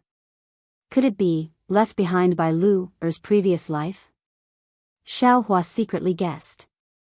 Sure enough, the strange beast's figure disappeared into the mountains, and in a moment, it flew out again, and in its hand was another Buddhist certificate. Xiao Hua's mood was somewhat complicated, and his Buddhist awareness swept through it. When he saw the records inside, he couldn't help but be dumbfounded. What was recorded in the Buddhist certificate was a Buddhist magical power. As for whether it was left behind by Jianghu Er's previous life, Xiao Hua couldn't tell, but he knew that this magical power was not recorded in the ancient books of the Buddhist sect in the Western Paradise. Moreover, it didn't seem to be something that ordinary Buddhist disciples could cultivate. Because this was a magical power that used the power of the soul to communicate, and it was much more advanced than the ordinary Buddhist 5 techniques. Xiao Hua withdrew his Buddhist awareness and looked at the strange beast. The strange beast pointed at the Buddhist certificate and anxiously snorted, as if urging Xiao Hua to hurry up and cultivate. The corner of Xiao Hua's mouth rose into a wry smile, and he weakened the defense of his body. Sure enough, from the strange beast's head, there was a faint fluctuation, and it fell on his Naiwan palace, turning into a somewhat chaotic sound. This sound was somewhat weak, and Xiao Hua couldn't hear it clearly. Only now did Xiao Hua understand that the strange beast had long been talking to him. Unfortunately, he had treated this fluctuation as an attack, and the strange beast wanted to talk to him, but he didn't let it say a single word. Looking at the Buddhist certificate in his hand, Xiao Hua realized the importance of this thing. He cupped his hands towards the strange beast and said, "This Xiao will first accept this thing, and when this Xiao can understand what your excellency is saying, this Xiao will take out something to exchange with your excellency." After saying that, Xiao Hua didn't dare to see whether the strange beast understood or not, and once again released his Buddhist awareness, carefully examining and comprehending the Buddhist certificate. Chapter 4199. Seeing that Xiao Hua was comprehending the Buddhist record and no longer paying attention to it, the strange beast raised its 2 hooves, as if it was stretching, and then its huge body naturally lay down on the ground. The huge body fell down, and with a boom sound, as if the earth was shaking, spread far and wide. Before the rumbling vibrations could travel far, snore, snore, snore. Yet another sound of soundly sleeping could be heard from the strange beast's nose. Of course, Xiao Hua was not completely at ease. He left a trace of his divine sense to monitor the strange beast's movements. When he saw that the strange beast was actually sleeping, and after his divine sense swept over, he found that the strange beast was emitting a faint fluctuation. This fluctuation was very calm. Not only was it not hostile to him, even the huge trees and flowers in the nearby mountain range were slightly swaying along with the fluctuation. Damn it, is this thing really sleeping? Xiao Hua might not be able to distinguish whether the strange beast was malicious or not, but the flowers and plants could distinguish the goodwill of this fluctuation. Even if it was a vicious strange beast that ate other strange beasts as food, when it was sleeping, it would also show its kind side, right? But if even the flowers and plants could recognize its kindness, why couldn't Xiao Hua recognize it? Who is good and who is evil is only a matter of thought, right? Xiao Hua's gaze swept across the bones all over the ground, closed his eyes slightly, and concentrated on comprehending the Buddhist secret technique. Although it was a Buddhist secret technique, it involved some details of soul cultivation and Taoism, and even had some faint traces of Confucian cultivation. With Xiao Hua's Mahayana cultivation, it was extremely difficult to comprehend it. However, after half a day, Xiao Hua came to a realization. This secret technique was not something that could be used by cultivators of the lower realm.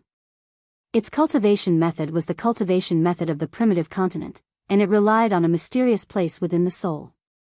With Xiao Hua's current soul cultivation strength, he was unable to understand the use of this place.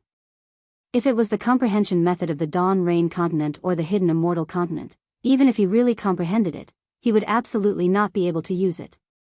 Fortunately, Xiao Hua was a demigod, and he had obtained many cultivation methods from the ruins. He cultivated both Buddhist and soul cultivation methods, and Xiao Hua also had the bloodline of the demon race. These were the foundations that supported him to comprehend this mysterious cultivation method from the upper realm. After spending another 10 days, Xiao Hua finally managed to comprehend and understand this Buddhist secret technique. Fortunately, Xiao Hua was proficient in the Green Seal script and was able to use the inner pronunciation technique to barely express some simple meanings of his own. Opening his eyes, Xiao Hua didn't know whether to laugh or cry as he looked at the ancient beast that was still sleeping soundly. This fellow seemed to be born specifically for sleeping. It didn't even turn over for more than 10 days, snoring without day or night. Xiao Hua activated his secret technique and stammered a message into the strange beast's mind, "Damn it, hurry, wake up, huff huff." The strange beast's big ears swayed as if it was chasing away flies. It turned a deaf ear to Xiao Hua's words. Something delicious is coming. Although Xiao Hua didn't know what this strange beast liked to eat, when he finished speaking inarticulately, that fellow rolled and crawled up. Before it even opened its eyes, it was already howling loudly. When the sound waves entered Xiao Hua's ears, it was precisely, "What's good to eat? What's there to eat? Leave some for me." Good, it's really a divine technique. Xiao Hua heard it clearly and almost clapped his hands in praise. If I were to modify this secret technique a bit, our Dao sect's cultivators wouldn't need to be afraid of language barriers in the future. It would also be beneficial to the rise and revival of our Dao sect. Indeed, the language of Dawn Rain Continent was different from Hidden Immortal Continent. Hidden Immortal Continent was also different from Western Paradise. The language of the human race was different from that of the demon race. The language of the demon race was also different from that of the dragon race. If there was a divine technique that could eliminate the language barrier, at least there wouldn't be any misunderstandings in terms of communication.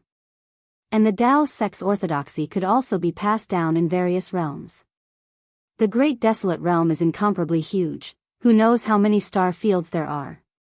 And just a single star field would most likely have a lot of planets like the ruins.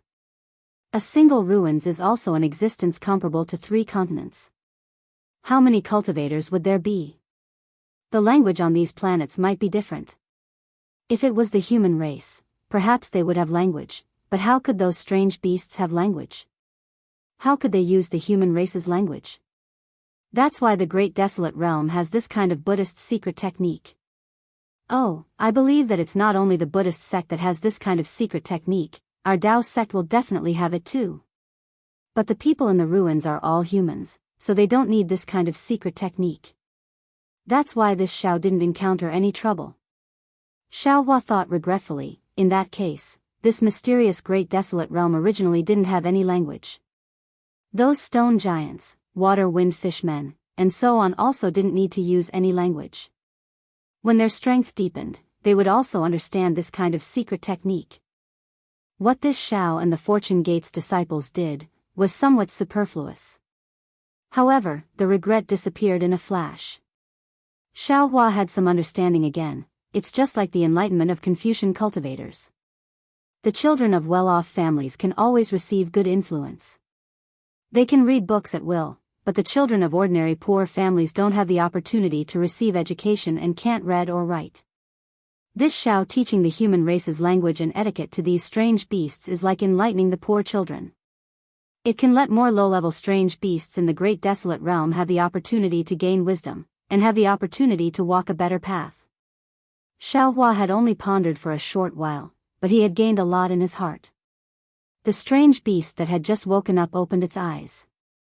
It looked around but didn't see anything delicious, so it was a little angry. However, when it saw Xiao Hua's slightly wrinkled brows, the anger on its face immediately turned into flattery.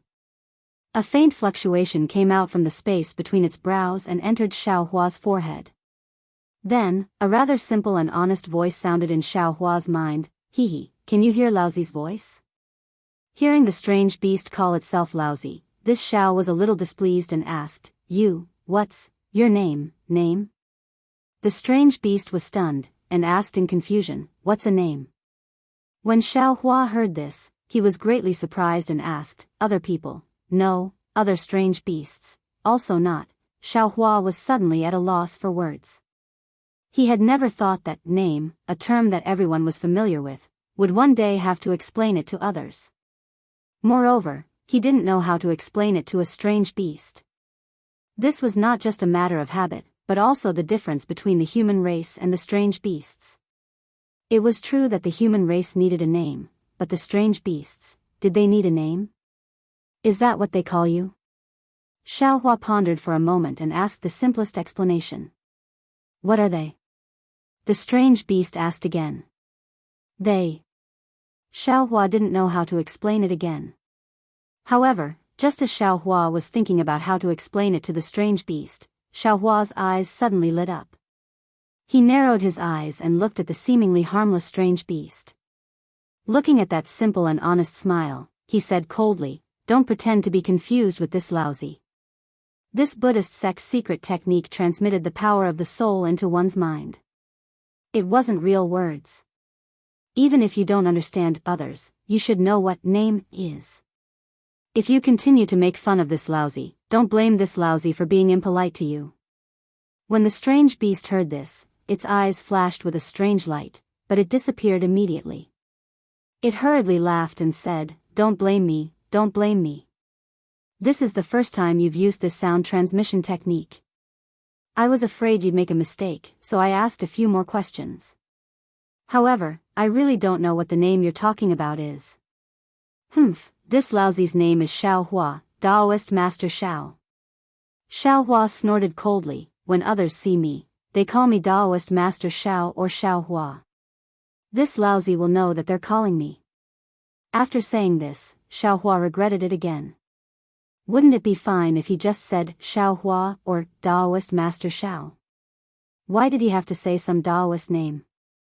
How could this strange beast know what a Daoist name is? Oh. Who knew that the strange beast suddenly came to a realization? It patted its head and said, I understand, I understand. I also have a name. It's called Swallowing Heaven, and I also have a Daoist name. It's called Jia. Daoist. Daoist name is Jia. Xiao Hua was shocked and asked curiously, who gave you this Daoist name? Is it you? No. The strange beast called Swallowing Heaven shook its head, neither. I also don't know who gave it to me. I've known this Daoist name since I can remember. Xiao Hua saw that Swallowing Heaven couldn't explain it, so he didn't ask anymore. He thought for a moment and said, Name? It's Jia name. Swallowing Heaven answered this question without hesitation. This time, Xiao Hua was experienced and didn't ask who Jia was. He directly asked about the situation of Swallowing Heaven. Unfortunately, Tunshan's words weren't too different from Xiao Hua's thoughts. He didn't know how big the Eldritch continent was, nor did he know how many experts there were on the Eldritch continent. He only knew the general situation within 1,000,000 miles. It wasn't just because the heaven-devouring beast was too lazy. More importantly, every prehistoric beast had their own piece of land. The prehistoric beasts couldn't stray too far from their land, and the other prehistoric beasts wouldn't allow other prehistoric beasts to enter their territory easily. Unless a strange beast's strength skyrocketed and defeated or devoured the surrounding strange beasts, it would be able to expand its territory and have the opportunity to enter the territory of other strange beasts. Alas, this seems to be somewhat similar to the situation in the Thousand Demons Sacred Realm. Hearing these things that challenged his thinking, Xiao Hua was speechless. There were many records about the demon race in the ancient books of Confucian cultivators. These records, whether it was from ancient times or now, described the behavior of the demon race from the perspective of the human race. It was inevitable that there would be many deviations when looking at the demon race from the perspective of the human race. Now that Xiao Hua had come to a prehistoric continent where the human race had never existed, he finally understood a principle. The human race might not be the ruler of this world, and the human race might not be the spirit of all things. The prehistoric continent had its own order, and the demon race had its own order. Without relying on the human race, they still lived comfortably. Chapter 4200. After talking for a while, Xiao Hua gradually understood the meaning of heaven-devouring beast, and heaven-devouring beast could also understand Xiao Hua. Xiao Hua asked again, just now, where were you going to take me to? Isn't there the most powerful being within 1,000,000 miles of that place? Shoo. Hearing Xiao Hua ask about that powerful existence, heaven-devouring beast hurriedly waved his hand and anxiously stopped him. You must not mention his name. Once you mention it, he will know. If you say something that you shouldn't say, he will immediately appear in front of us. Xiao Hua nodded. Knowing that this was the divine ability of that existence, he didn't dare to ask anymore. Finally, he talked about the 7-colored light that appeared in the sky that day, and then asked, do you know where that multicolored light appeared? Then what is going to the place where the multicolored light appeared? Oh, right, Daoist Master Xiao. Heaven-devouring beast didn't answer Xiao Hua's question. Instead, it asked, you asked me for so long, I still haven't asked you. What are you? Listening to you, you don't seem to be from here, right? Where did you come from? Looking at your strength, you don't seem to be very strong. Why did you run so far? I am naturally a human. Xiao Hua laughed, raised his arm and said, people like me are called humans. As for where I came from, even if I told you, you wouldn't know. Just treat it as if I came from a very, very far place. Human? Heaven-devouring beast frowned. Then why don't I call you human? Why do I have to call you by your name? Xiao Hua smiled bitterly and replied, there are a lot of humans. Of course, you can call me human now. I know you are calling me. If there are a lot of humans, how would I know you are calling me? I know. Heaven-devouring beast laughed loudly and pointed to the east. According to this, there is a nest of Chengsheng in 200,000 miles. When we call them Chengsheng, there will be a lot of them. But later on, we call them Chengsheng 1, Chengsheng 2. You can also call them Human 1. Sweat.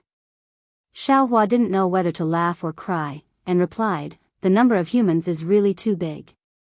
They are all in the billions. Why? Why are there so many? The heaven-devouring beast was shocked. Fortunately, it understood numbers, so there was no need for Xiaohua to explain numbers to it alone. Xiaohua understood. It wasn't that this heaven-devouring beast was too stupid and didn't even know these simple things. Instead, it was because he knew nothing about the common knowledge that the human race should know. He had never seen the prosperity of the human race in the hidden immortal continent. No wonder he asked such a question. He thought for a moment and replied, this. I won't tell you in detail. When I have time, I'll teach you some words. When you learn them, I'll give you some scrolls to read. You'll understand then. Daoist Master Shao, please teach me now. Sky-devouring beast said sincerely. The honesty on his face matched the honesty in his voice. Okay. Xiaohua answered almost without hesitation. However, just as he finished answering, he was shocked. His face turned cold as he said, damn it. You're making fun of me again. Of course, the lazy devouring heaven was not even willing to expand its underground cave. How could it take the initiative to learn the language of the hidden immortal continent, which had nothing to do with it? What did this mean? It meant that sky-devouring beast had been avoiding answering Xiaohua's question. Xiaohua sneered. He didn't seem to make a move.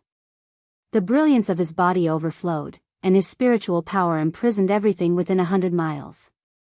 Seeing that Xiaohua's domain had just formed, sky-devouring beast let out a humph-humph sound. Its four hooves danced, and a strange fluctuation was produced.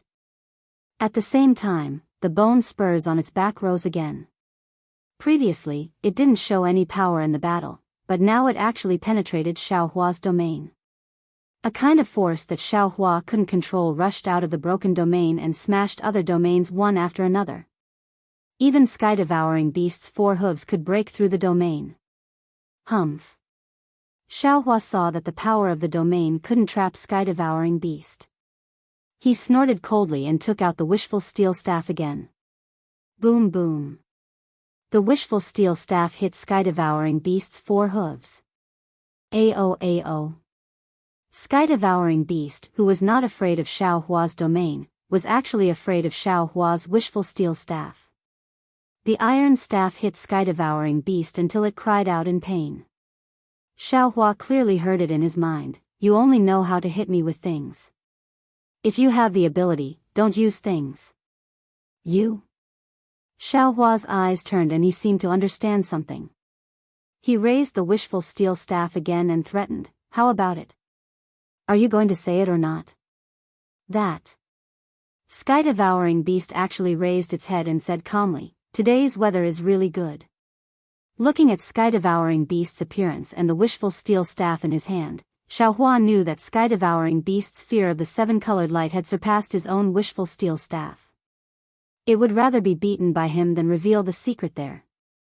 However, Xiaohua had finally found such an interesting beast. How could he let it go? It seems that you won't shed tears until you see the coffin. Xiaohua sneered. He put away the wishful steel staff and took out the soaring dragon shears. Last time, this old man used the back of this magic weapon. If you don't say it, then this old man will try the sharpness of the front of this magic weapon and see if it can cut off the fat on your body piece by piece. Damn it, damn it, damn it. Sky-devouring beast flew into a rage and roared, you only know how to bully me. You know that I have nothing to compete with you. Well, you can bully me. Anyway, this old man has been bullied enough by you. Come, let's see how many pieces of this old man's fat can be cut off. After that, sky-devouring beast raised its 4 hooves and its body was like a huge mountain. Even if it was a real mountain, it would be crushed by it. Seeing that sky-devouring beast actually had some courage, Xiaohua also laughed. He raised his hand and put away the soaring dragon shears. He said loudly, "Good, good, good. Since you want to be beaten, then this old man will fulfill your wish. I will let you know how powerful this old man is." Xiaohua waved his fist and the golden body also hit sky-devouring beast's body. Boom! Sky-devouring beast's strength seemed to be as huge as its body. When it collided with Xiaohua's golden body, it was actually evenly matched. Seeing that Xiaohua abandoned his magic weapon and fought with him barehanded, sky-devouring beast's eyes flashed with a strange color. When it saw that Xiaohua's golden body was so powerful, it was even more surprised. However, at this time, sky-devouring beast's eyes were already a little blood-red. It didn't think too much. Since it couldn't succeed in this collision, it retreated slightly and simply didn't use its 4 hooves to attack. It directly used its heavy body to smash at Xiaohua again. Xiaohua smiled slightly and also withdrew his fist. He only used his golden body to fight sky-devouring beast in the most primitive way. Boom, boom, boom. After nearly 1,000 collisions, sky-devouring beast and Xiaohua's bodies were knocked down. The mountain rocks and trees on the surrounding mountain ridge suffered a disaster. They were ruined beyond recognition by one man and one beast. Not only did the mountain ridge collapse, the trees fell down, and a lot of the ground was also trampled to the point of collapse. The bones that were previously all over the place had long been trampled into powder and mixed with the soil. Huff, huff. In the end, sky-devouring beast was gasping for breath. Its body was a little shaky. It began to raise its 4 hooves and used a strange fist technique to hit Xiaohua. Hee hee. Xiaohua despised sky-devouring beast's rough fist technique from the bottom of his heart. He was a human cultivator who had fought with the devil race's devil emperor. How could he put these fists and feet in his eyes? When Xiaohua's figure swayed, he nimbly caught sky-devouring beast's 4 hooves and began to attack fiercely. Sky-devouring beast let out a strange "Ao-ao" cry again. Seeing Xiaohua's fists hitting flesh and breaking its body's defense, that kind of heart-wrenching pain was born again. Moreover, from time to time, Xiaohua would borrow the strength of sky-devouring beast and fiercely throw it to the ground, smashing one hill after another. Sky-devouring beast was even more miserable than before. Humph. Suddenly, sky-devouring beast retracted its 4 hooves. Its body fell to the ground with a boom. Its 4 hooves tightly clung to the ground as it shouted, "I'm so tired. I don't want to fight anymore. Just kill me, just kill me. You can't beat this old man with a magic tool. You can't beat this old man without a magic tool.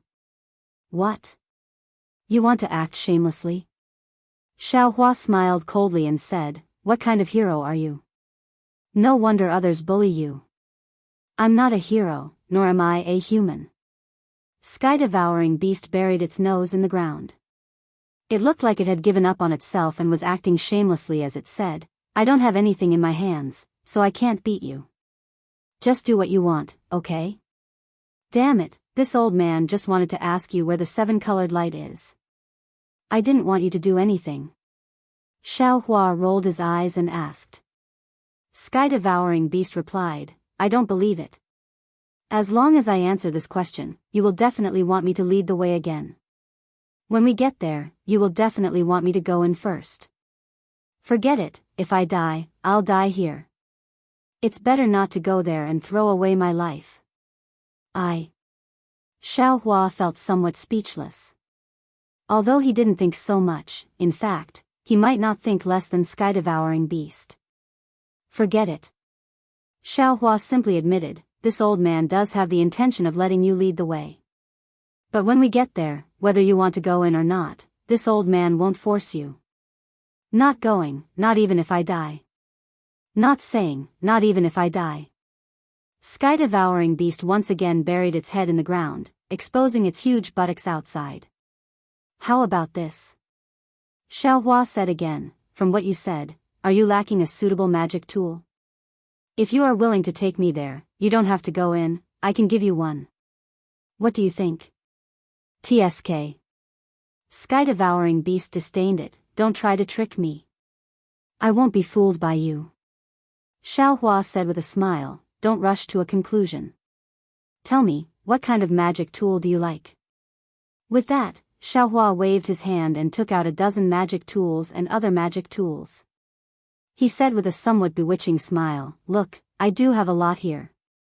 Pick one that you like. Sky-devouring beast slightly tilted its head and peeked with its big ears. It hurriedly retracted its eyes and drooped its ears, looking uninterested. Chapter 4201. Xiaohua was overjoyed when he saw Sky-devouring's interest in magic tools and demonic tools. With a wave of his hand, he put away the magic tools and demonic tools and took out another batch. He looked at Sky-devouring and paid attention to his expression. However, these were still not what Sky-devouring wanted. Xiaohua had obtained a lot of magic tools and demonic tools in the Forbidden Spring Ocean. Usually, he didn't pay much attention to them. Today, in order to lure Sky-devouring, he simply took out these things in batches. Sure enough, after changing a dozen times, Sky-devouring lifted his head from the ground and even sat on the ground. He looked at these magic tools with interest and even said, no, these are too light, too small. I want something heavy, something that can be smashed, pierced. Xiaohua pretended to be angry and waved his hand. What do you want? Tell this old man. Even if this old man doesn't have a ready-made one, I can still refine one for you. Daoist, is what you said true? Sky-devouring was overjoyed, his simple and honest face showing a flattered expression. However, Xiaohua found a faintly discernible cunning in his eyes. Xiaohua smiled faintly in his heart and replied, of course, this old man is a master refiner. As long as you say it, this old man can refine it. This. Hearing Xiaohua's confidence, the sky-devouring beast hesitated again. It thought hard for a moment and raised its hand. A strange weapon appeared in the air. It looked like a stick, and there were 3 bent fingers in front of its head. Xiaohua looked at this strange weapon in a daze. If there were a few more things in front of its head, wouldn't it be the same as the rake commonly used by people in the secular world? Sure enough, he was a pig. Even the things he thought of were related to farmers. Hee. Xiaohua said with a smile, in that case, this old man might as well give you a few more sharp weapons in front of its head. How about you take a look at this? After saying that, Xiaohua raised his hand and took out a demonic tool from his space. This fiend item was one of the many fiend items that Xiaohua had obtained in Dawn Rain Continent. Originally, they were used to refine the 5 elements wishful heavenly staff. However, after Xiaohua obtained the method to refine the staff in Mount Meng, he threw them aside. If these demonic tools were ordinary, then they wouldn't be anything special. However, in Xiaohua's space, demonic tools had experienced the opening of yin and yang just like magic tools. Green-robed Xiaohua had only warned Xiaohua to pay attention to those magic tools, but he hadn't thought about these demonic tools. Xiaohua understood that perhaps the refining method of the demonic tools was different from the refining method of the Daoist magic tools. However, in the opening of yin and yang, the benefits of demonic tools might not be less than magic tools. This was the case with the magic weapon that he took out. He was sincere in giving such a magic weapon to the sky-devouring beast. What is this? The heaven devourer looked at the demonic artifact and drooled. However, he suppressed his thoughts and pretended not to know. This is called Nine-Tooth Rake. Xiaohua smiled and pointed at the magic tool. This is an illustrious and famous weapon. It's really suitable for an incomparably powerful prehistoric beast like you. At this time, the heaven devourer didn't care about what Xiaohua meant by prehistoric beast. He swallowed a mouthful of saliva and asked, is this for me? You aren't lying to me, right? Ha. Xiaohua laughed. He pointed his hand and the 9-tooth rake fell in front of the heaven devourer. He said, how can this old man go back on his word? I'll give this to you. After that, this old man will give you the secret blood sacrifice technique. You can refine this weapon into your own. No one can take it away from you. Of course, this weapon looks small now. If you refine it a bit more, it can be as big as you want. Ha! The Heaven Devourer laughed loudly. Its figure rapidly shrank. It lifted its front 2 hooves and took the 9-tooth rake. As it waved its arms, the sound of wind rose. Soon after, the Heaven Devourer felt that it was not satisfied. A demonic wind appeared under its feet and it flew into the air.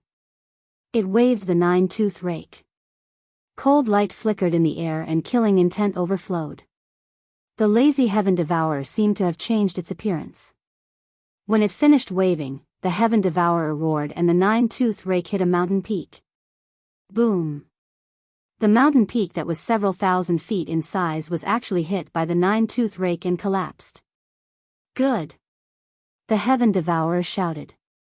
It kept the 9-tooth rake and landed in the air. After its figure returned to normal, it squinted its eyes and looked at the 9-tooth rake. It shook its head and said, "This weapon is very good. However, it's a bit small, aha." How could Xiao Hua not know about the Heaven Devourer's narrow-mindedness? He smiled and said, "Naturally, I can refine it bigger. However, this old man doesn't have the time now. Let's talk about it later. As for the secret blood sacrifice technique, we'll have to wait. Let's go." With the 9-tooth rake, the Heaven Devourer seemed to be emboldened. Without waiting for Xiao Hua to finish speaking, it rushed into the sky and said, "I'll bring you to Chaotian Tower." Chaotian Tower? Xiao Hua was stunned. Looking at the Heaven Devourer's back, he thought to himself, "Isn't this the name of a Confucian cultivator? How did it become a place name?" Still trying to be secretive in front of this Xiao, saying that you've never seen a human before. Isn't Chaotian Tower an example? This Heaven Devourer is really interesting. However, up until now, Xiao Hua had a very good impression of this somewhat timid, somewhat lazy, somewhat cunning, and somewhat unwilling to admit defeat strange beast. He also knew that the Heaven Devourer's strength was not enough to threaten him. He simply stopped thinking about it and followed behind the Heaven Devourer. After flying for a while, Xiao Hua used a Buddhist secret technique to send a sound transmission. "Heaven Devourer, since you're willing to bring this old man over, then, can you at least tell this old man about the situation of Chaotian Tower?" Hearing Xiao Hua ask about the situation of Chaotian Tower, the Heaven Devourer became nervous. However, its eyes turned slightly, its big nose twitched, and even its big ears faintly moved. It sent a sound transmission. "Daoist Xiao, Chaotian Tower is a mysterious place, and also a place of opportunity. However, Chaotian Tower is even more dangerous." "Oh?" Xiao Hua became interested and asked, "What's so strange about Chaotian Tower? Why do you say that? No one knows the origin of Chaotian Tower. Even that senior you wanted to ask about just now, he also doesn't know. In any case, since I can remember, this Chaotian Tower has already existed." Xiao Hua sweated. Even that unknown existence didn't know about this place. Naturally, it was bigger than the Heaven Devourer era. Was there even a need to say this? I understand. Continue speaking." Xiao Hua replied casually. Before the Heaven Devourer could speak, Xiao Hua's heart suddenly became alarmed. His eyes also turned, as if he understood something. This Heaven Devourer looked very simple and honest, but it was still very narrow-minded. Previously, it had played a few tricks in front of Xiao Hua, and now it suddenly said some irrelevant words. It seemed to be a feint to make Xiao Hua lower his guard. Who knows, there might be some small pit waiting for Xiao Hua later. Sure enough, the Heaven Devourer said again, "Every few hundred years, a phenomenon will appear in Chaotian Tower. The specific phenomenon is different. Some are yellow sand filling the sky, some are blue water filling the sky, some are strange caves, and some are like the multicolored light from last time. However, every time a phenomenon appears, it says that an opportunity has appeared in Chaotian Tower, and a treasure has appeared. What this treasure is, no one knows. Only by entering Chaotian Tower can one know. I heard that senior once entered Chaotian Tower and obtained a weapon that can pierce the sky. That's why he can dominate within a radius of 1,000,000 miles.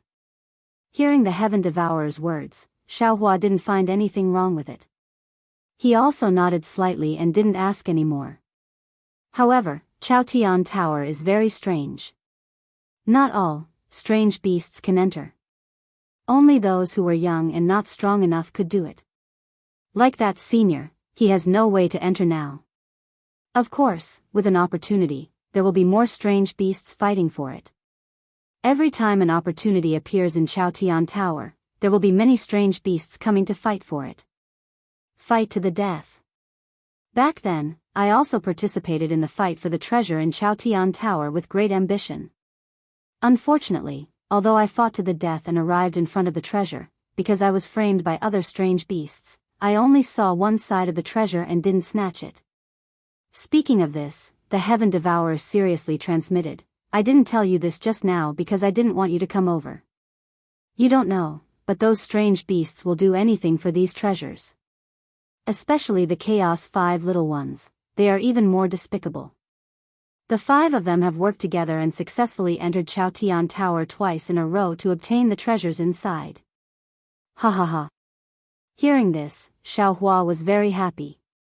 Previously, the Heaven Devourer had shouted, "You guys only know how to bully me, you know I have nothing to compete with you guys." Xiaohua didn't understand the "you guys," but now he understood that the Chaos 5 little ones were the "you guys" that the Heaven Devourer was talking about. Presumably, the Heaven Devourer was not only schemed against by the Chaos 5 little ones in Chaotian Tower, but also normally bullied by them. So, the Heaven Devourer wanted to set a trap for him here. Xiaohua's eyes turned and asked, "What danger is there in Chaotian Tower? Why don't you tell me?" Hearing that Xiaohua didn't ask who the Chaos 5 little ones were, the Heaven Devourer was a bit disappointed, but he didn't dare to say too much and replied, "Of course it's dangerous. But there are ambushes inside that test the strength of the strange beasts that enter and the schemes of other strange beasts. I was already very lucky to be able to enter Chaotian Tower back then." "Oh, tell me what danger you encountered back then," Xiaohua continued to ask. "This." The Heaven Devourer slightly hesitated and hurriedly transmitted, "There was a lot of yellow sand, each of them was the size of a hill. There were also many weapons that fell down from the mountain like stones." Hearing this, Xiaohua's heart skipped a beat. Normally, when describing things that fell, they would be described as falling like raindrops. However, when it came to the heaven-devouring beast, it actually became rolling stones. Thus, Xiaohua hurriedly interrupted the heaven-devouring beast and asked, "Have you never seen rain before?" "Rain? What is rain?" The Heaven Devourer was stunned. Chapter 4202. There's a lot of water falling from the sky. Xiaohua explained helplessly. Heaven Devouring scratched its head and thought for a while, as if trying to recall. After half a cup of tea's time, it sent a voice transmission, "I seem to have seen it when I was young, but I haven't seen it for a long time." "Then what treasure did you see?" Xiaohua suddenly asked. Heaven Devouring was stunned, then it stuttered and replied, "It's what I showed you just now. It's a weapon similar to the nine-toothed rake. The weapon is in the Imperial Court. There are many beasts fighting to the death to snatch it." Xiaohua did not believe Heaven Devouring's words. "That's right. Heaven Devouring insisted, what I saw with my own eyes was that treasure. It was taken away by the 5 youngsters." Hearing Heaven Devouring mention the 5 youngsters again, Xiaohua understood. If the shocking aura from before belonged to the Untainted Land 5 small beasts, then the cultivation of the Untainted Land 5 small beasts was definitely not much inferior to his. And Tunshan's current strength was not comparable to his, let alone when he entered the Imperial Palace. How could he see through the eyes of the 5 youngsters? How could he reach the treasure? Everything was just Heaven Devouring self-justification. It was impossible for him to reach the Imperial Court. However, since Heaven Devouring mentioned the 5 youngsters, Xiaohua asked again, which 5 youngsters are they? What's so cunning about them? What's so shameless about them? Tell me about it. Hearing Xiaohua ask about the 5 little ones of desolation and talk about their cunning and shameless, the sky-swallowing beast stopped and turned its head to look at Xiaohua. Its simple and honest face revealed a kind of gratitude. It raised its 4 hooves at the same time as if it wanted to fly over to hug Xiaohua and tell him a good story. Xiaohua hurriedly urged, "Don't stop, quickly lead the way. I still want to snatch the treasure of the imperial court." "All right." Heaven Devouring saw that Xiaohua had fallen into its trap and was overjoyed. It hurriedly urged its body to fly forward and said, "You don't know how despicable the 5 youngsters are. They were originally very strong, but they always snatched our things. If it was just one of them, it would be fine, but they always snatched our things together. How do you think we're their match? So what if they robbed us? They even bullied us and often beat us up badly. They even threatened us to tell them first if we found something good. We can't keep it for ourselves. Let's not talk about how they worked together to steal my treasures and injure me in the Skyward Pavilion. Just say that 3 years ago, I found a weapon under a cliff. Before I could warm it up, that stupid black jade donkey came." Seeing the sky-swallowing beast speak excitedly, Xiaohua helplessly interrupted it. "Is the black jade donkey one of the 5 little beasts of the great wilderness?" "Yes, yes." Sky Devouring nodded like a chick pecking at rice and replied, "The 5 little ones of the primordial world are the black jade stupid donkey, the golden toad, the 5-colored stupid chicken, the black and white stinky bastard, and the little white fishy cat." That black jade donkey was the worst of them all. He was extremely stupid. However, his heart was the most ruthless. That time, when he saw me take the weapon, he immediately called the toad over. The 2 shameless things first snatched the weapon and broke 3 of my hooves. They even broke one of the bone spurs on my back. They also said that if I didn't give the weapon to them, they would beat me up every time they saw me. This time, it was considered light. 50 years ago, I found an ice bead in the mysterious ice layer. You also know that the great wilderness continent was extremely hot. I would pant when I moved. This ice bead was suitable for me, so I didn't take the words of the 5 little beasts of the great wilderness to heart and took it back to the cave. Who knew that the black jade donkey got the news and actually brought the stinky bastard to find me? Without saying anything, he snatched the ice bead and even beat me up. Seeing that Sky Devouring's grievances were like the sea and showed signs of unceasing, Xiaohua hurriedly interrupted and asked, "Sky Devouring, why is it always this? The black jade donkey found you first. What other bastards and stupid chickens don't you find?" "That's right, it's that stupid donkey." Hearing Xiaohua call the black jade donkey, Sky Devouring beamed with joy and said, "Stupid as hell. Oh, this stupid donkey lives hundreds of thousands of li away from here. Of course, he comes first every time. The others all live far away. I don't even know where that little chicken and toad live. Have you been to the place where the stupid donkey lives?" Xiaohua asked thoughtfully. When Sky Devouring heard this, it couldn't help but feel nervous. It swung its hooves and shouted, "How would I dare to go? Not to mention me, even the other strange beasts don't dare to go. That's sending themselves to be bullied. I heard that 70 years ago." Hearing Sky Devouring's grievances, Xiaohua pondered again. Previously, when he saw the multicolored light, there were many powerful auras in the entire continent. Although Xiaohua didn't dare to get involved, there weren't many auras nearby. Moreover, there weren't many figures in the night sky. Therefore, the 5 little beasts of the great wilderness mentioned by Sky Devouring might not be among them. Moreover, from what Sky Devouring said, these strange beasts of the great wilderness were like the domineering hedonistic sons of the secular world. Although Sky Devouring had always been bullied, but that stupid donkey didn't want his life. Sky Devouring had a lot of bitterness. It sounded like it had more water than the great wilderness. Xiaohua flew with Sky Devouring for a few hours, but he never heard Sky Devouring's words. Looking at the golden earth, all the mountain ranges came to an end, all the colors came to an end, an endless stretch of golden sand covered the earth like a desert. Without needing Sky Devouring to explain, Xiaohua already knew that this must be the Imperial Heaven Tower that Sky Devouring was talking about. Xiaohua released his divine sense, wanting to see how big this Imperial Heaven Tower was. However, when his divine sense reached the limit, he still didn't see any other colors even after tens of thousands of li. A faint surprise unconsciously appeared on his face. Daoist Master Xiao. Sky Devouring saw the golden color, and its bitter water stopped abruptly. Its pig face revealed nervousness. Its figure stopped in midair, and without turning its head, it said, "This is the Imperial Heaven Tower. The treasure you want should be inside. I won't go forward. You be careful."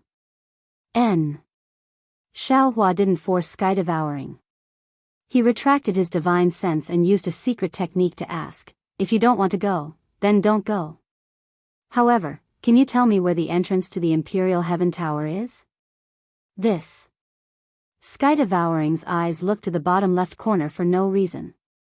It raised its hoof and casually pointed to a place, replying, "The Imperial Heaven Tower is here. Its entrance appears different every time.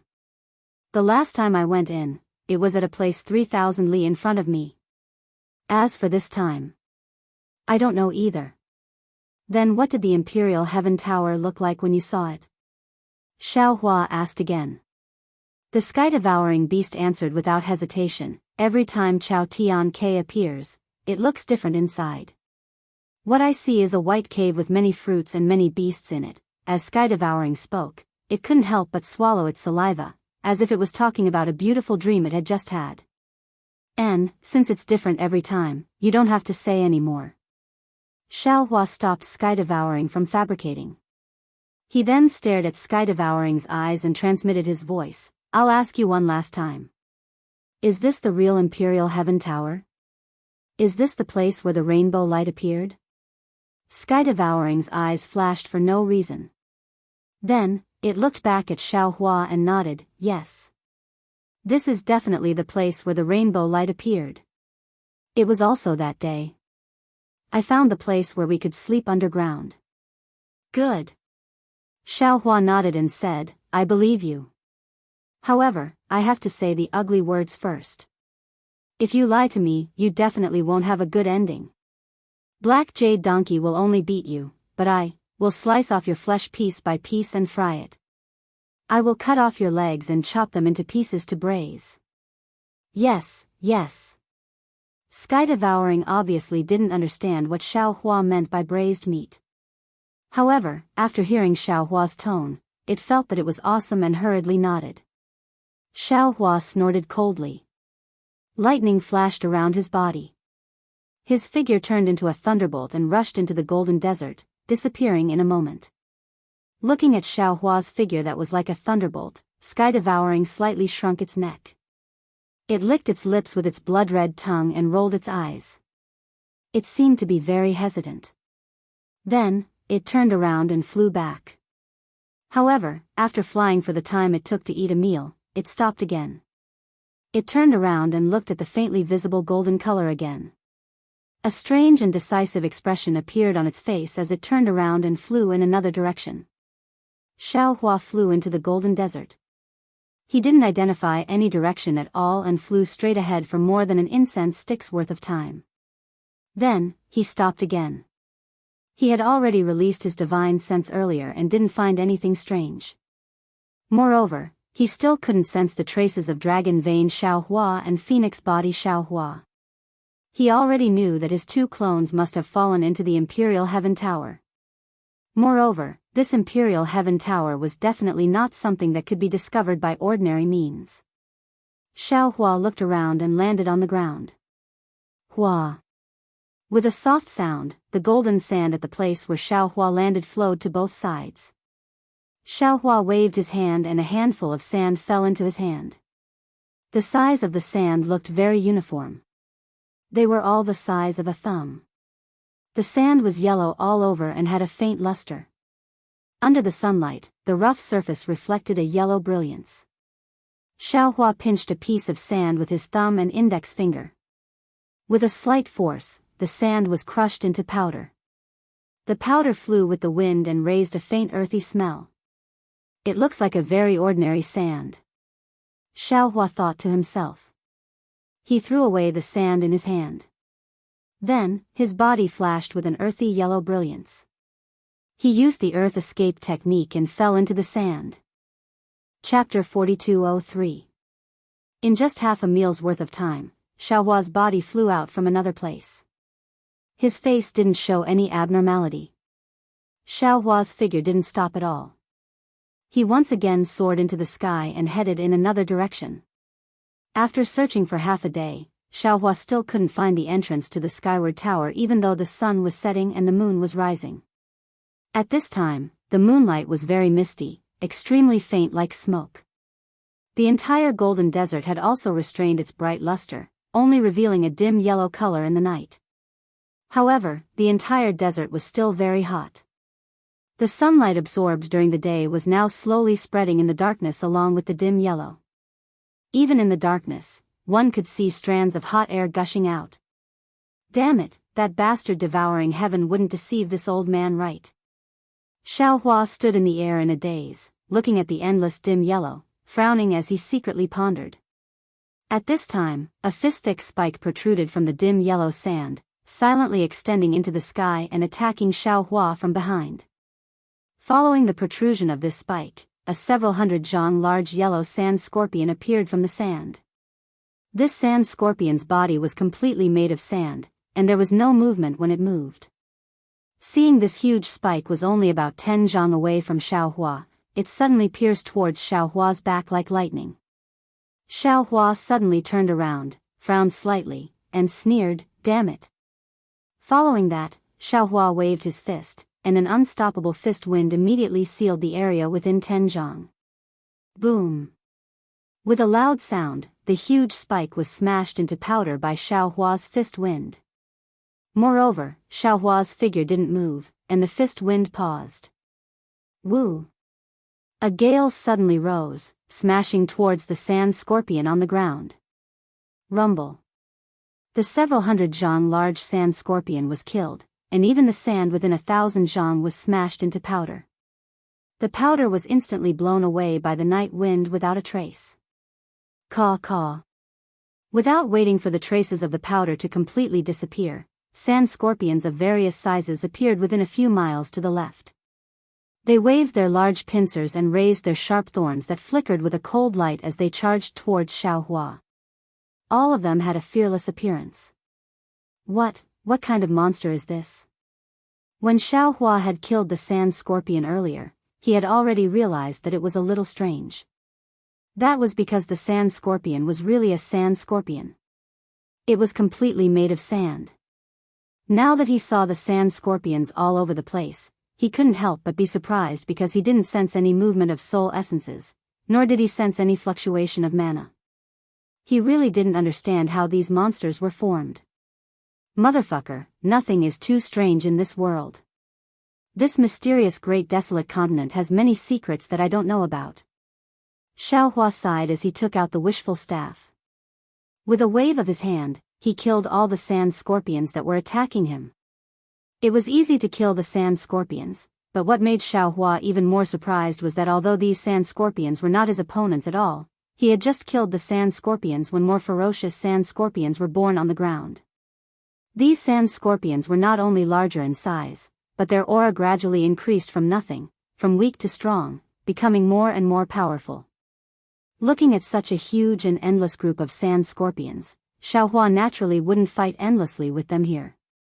He only pondered a little, and his figure flashed with lightning as he prepared to fly elsewhere. However, when he circulated his magic energy, he noticed that the space in the surroundings was suffused with an extremely faint fluctuation since a long time ago. This fluctuation was mixed with the night wind, so it was utterly impossible to notice. At this moment, when Xiaohua circulated his magic energy, the fluctuation instantly revealed its might. Not only did it freeze Xiaohua's magic energy, even his figure was obstructed. It made it very difficult for Xiaohua to move. Oh? Xiao Hua's eyes flashed with a strange color. The wishful staff in his hand rotated in midair, and dozens of sand scorpions were killed. At the same time, in Xiao Hua's mind, he saw strands of fluctuations as small as mosquitoes penetrating from dozens of sand grains and blending into the space. Motherfucker, this is a bit troublesome. Xiao Hua knew in his heart that he had fallen into a strange circle. The more he killed the sand scorpions, the more the destructive sand produced waves that trapped him, and the sand scorpions that were reborn on the ground became more and more powerful. In this strange circle, sooner or later, he would be killed by the sand scorpions. Sure enough, the sand scorpions that were destroyed with a wave of his hand were reborn at this time, and they were already thousands of feet tall. The huge body crawled up from the ground, not only making a slight roar, but the fierce aura also made the night wind in the sky even more chaotic. Of course, Xiao Hua's means were not limited to this. He fought for a while and observed the surrounding situation again. He saw that in addition to the fluctuations, there was only a murderous aura, and there was no entrance to the Chao Tian imperial court that he was looking for. So, he waved his hands, and within 100 miles of the void, there were countless thunderbolts. This thunderbolt was like the angry hand of a god, and instantly destroyed the sand scorpions that had just formed. Without waiting for the sand to fall, Xiao Hua's figure escaped into the distance with the brilliance of the thunderbolt. Xiao Hua escaped for more than 1,000 li, then reappeared in midair. His divine sense still hadn't left his body to look elsewhere. Aoo! A world-shaking roar came from below him. Then, a sand scorpion no less than 10,000 zhang long swayed as it arched its body from the ground. Its huge stinger was even bigger than a mountain range, and it attacked Xiao Hua's back. Is there no end to this? Xiao Hua was a little angry. His eyes swept over the black light that was stabbing at his back, and his mind condensed into a hammer. Boom! It hit the stinger, and then Xiao Hua's mind fell on the tail and body of the giant sand scorpion. In the huge roar, the shell of the 10,000 feet long sand scorpion was like a collapsing mountain, collapsing piece by piece. When the entire sand scorpion's body completely collapsed, thousands of chaotic fluctuations swam in the space within 100 miles, like frightened little fish in a pool. Woo-woo. At this time, the sky suddenly darkened, and a layer of dark clouds suddenly appeared. Not only did it cover the starlight, but it also covered the originally clear moonlight. The night wind also suddenly stopped, and a ghost-like wailing and wolf-like howling sound strangely appeared above Xiao Hua's head. Who? Xiao Hua was greatly alarmed. He hurriedly urged his magic power to protect his body, and his mind suddenly swept towards the sky. The strange thing was that there was no abnormality in the entire sky, and even the previous fluctuations had disappeared. Not good. Xiao Hua was greatly alarmed. He knew that this was the calm before the storm. Almost without thinking, he once again urged the lightning escape technique to escape into the distance. Unfortunately, Xiao Hua's figure had only just crossed a few miles of the night sky. Boom! With a loud sound, the space within 1,000 miles began to boil, and the fluctuations that had previously disappeared reappeared. Each of the fluctuations seemed to have gone crazy, dancing wildly in the entire night sky. Xiao Hua was in the middle of it. Not only did his magic power want to rush out of his body like a volcanic eruption, but even the blood vessels in his body were restlessly moving everywhere. Ha! In the midst of the chaos, a sound that seemed to have come from a long time ago, and also seemed to have just woken up from a deep sleep, came from under Xiao Hua's feet. This sound was like a thunderclap, startling Xiao Hua's entire body and causing his magic power to become even more chaotic. Then, a vast ocean-like will emerged from the sound, sweeping through the space within 1,000 miles. All the fluctuations fell into this will. Roar. When all the fluctuations condensed into this will, a dull dragon's roar was born out of thin air. At the same time, the dragon's might that Xiao Hua was familiar with also spread out within 1,000 miles of this dragon's roar. How could Xiao Hua resist this dragon's might? His figure fell onto the ground uncontrollably, and the dragon's might seemed to tilt the entire earth, pressing him firmly onto the sand. Looking at the sky again, the dragon's might was born, and a faintly discernible figure of a huge dragon appeared in the pitch-black darkness. The entire dragon's body was composed of countless fluctuations. Roar. Once the dragon's body was born, a faintly discernible dragon's head faced the sky and roared, as if it wanted to fight against the heaven and earth. Amidst the dragon's roar, the dark clouds that blocked the night sky, exploded. Under the splendor of the moon and stars, an extremely mighty dragon figure appeared in front of all living things. This dragon figure was very beautiful, as if it was carved out of crystal. Where the splendor fell, there were specks of fireflies. Within those fireflies, there were flickering silver fluctuations cruising about. Every time they cruised for a moment, there would be faint dragon patterns overflowing from the collision of these fluctuations, flying under the splendor of the fireflies. Damn it, what the hell is going on? No matter how much Xiaohua urged his magic power, his body couldn't move. The 5 elements true qi in his chest and the soul strands of the mysterious dark clouds were also imprisoned by this dragon figure. Xiaohua was really scared witless. However, just as Xiaohua urged his magic power, the huge dragon head above the dragon figure retracted from the night sky, letting out a thunderous roar. The entire night sky trembled as it fell towards Xiaohua. Roar. Following the dragon head's low roar, a rock-like consciousness also fell, and that seemingly incomparable aura shrouded the entire land. Xiaohua was shocked. How could he dare to let the dragon head fall? In the time it took for a spark to fly off a flint, Xiaohua's mind lit up. His consciousness entered the space, and he released the divine power centipede from the space. At this time, the divine power centipede was different from before. Not only was its body 10 times bigger than before, but there was also a layer of clearly visible scales on its pitch-black shell. These scales were engraved with strands of dragon patterns. There were also some very strange patterns between these dragon patterns. These patterns intertwined with the dragon patterns, giving off an indescribable luster. The divine power centipede originally didn't have horns, but at this time, there was a small protrusion on its head. This protrusion was surrounded by a circular halo, and every inch of the halo was emitting a strange dragon's might. What was special was that the divine power centipede had many tentacles on its abdomen. At this time, these tentacles were dancing, giving birth to the illusion of a dragon's claw. Chapter 4204. The moment the divine power centipede appeared, it immediately felt the peerless might of the dragon form. Almost at the same time, the divine power centipede curled up its body and curled up into a ball again. Damn it, you're so weak. I gave you so many benefits in vain. Seeing the divine power centipede cowering like a pile of mud, Xiaohua cursed in his heart. However, just as he cursed, a delicate voice came from the bottom of his heart. Master, please wait a moment, Master. Xiaohua stared at the divine power centipede, dumbfounded. He didn't expect the divine power centipede to talk to him. After a short while, Xiaohua came to his senses. This was probably the effect of the Buddhist secret technique. Sure enough, Xiaohua activated the secret technique and transmitted his voice. Don't worry, take your time. The divine power centipede's curled up body shook visibly. Then, the delicate voice sounded again with pleasant surprise. Master. Master, you're talking to me? Yes, you're right. Don't worry, if you can't resist this thing, I'll take you back.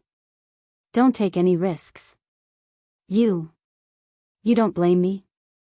The divine power centipede asked cautiously. Xiaohua blushed with shame. He hurriedly replied, Of course I don't blame you. This dragon form is so powerful that even I can't defeat it. How can you succeed? Just now. I was just talking nonsense. Master, don't worry. The divine power centipede transmitted his voice. If it were some other powerful technique, I wouldn't dare to talk nonsense. However, this dragon form is the condensation of the dragon clan's will. Although its will is powerful and far surpasses mine, I can still resist it. As he spoke, the 2 tentacles on the top of the divine power centipede's head danced like a dragon's body. 2 streams of dragon breath were released. At the same time, the protruding part of the divine power centipede emitted a brilliance, like a dragon's horn, and rushed towards the dragon's head. Roar! The dragon's head was slightly startled and stopped in midair. The rock-like dragon breath immediately gathered and fell on the divine power centipede. Creak, creak, creak. The divine force centipede's back let out a series of cracking sounds. The dragon tattoos on its back flickered and burst into the night sky. Waves of dragon aura surged toward the dragon head like a rising tide.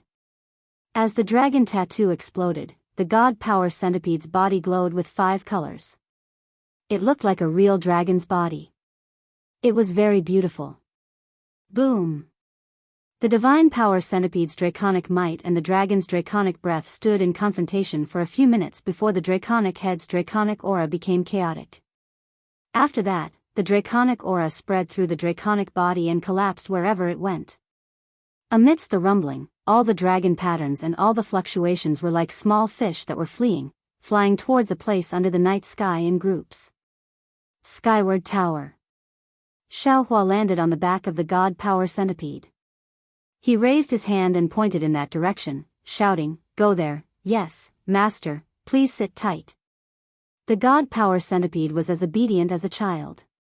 With a cheerful cry, a demonic cloud appeared under its feet and carried Xiaohua to the place where the fluctuations fell. Under the moonlight, the golden sand in the distance emitted a faint 7-colored light. This light seemed to be in the cracks of the void, but it also seemed to be in the sand. It gave off an unreal feeling.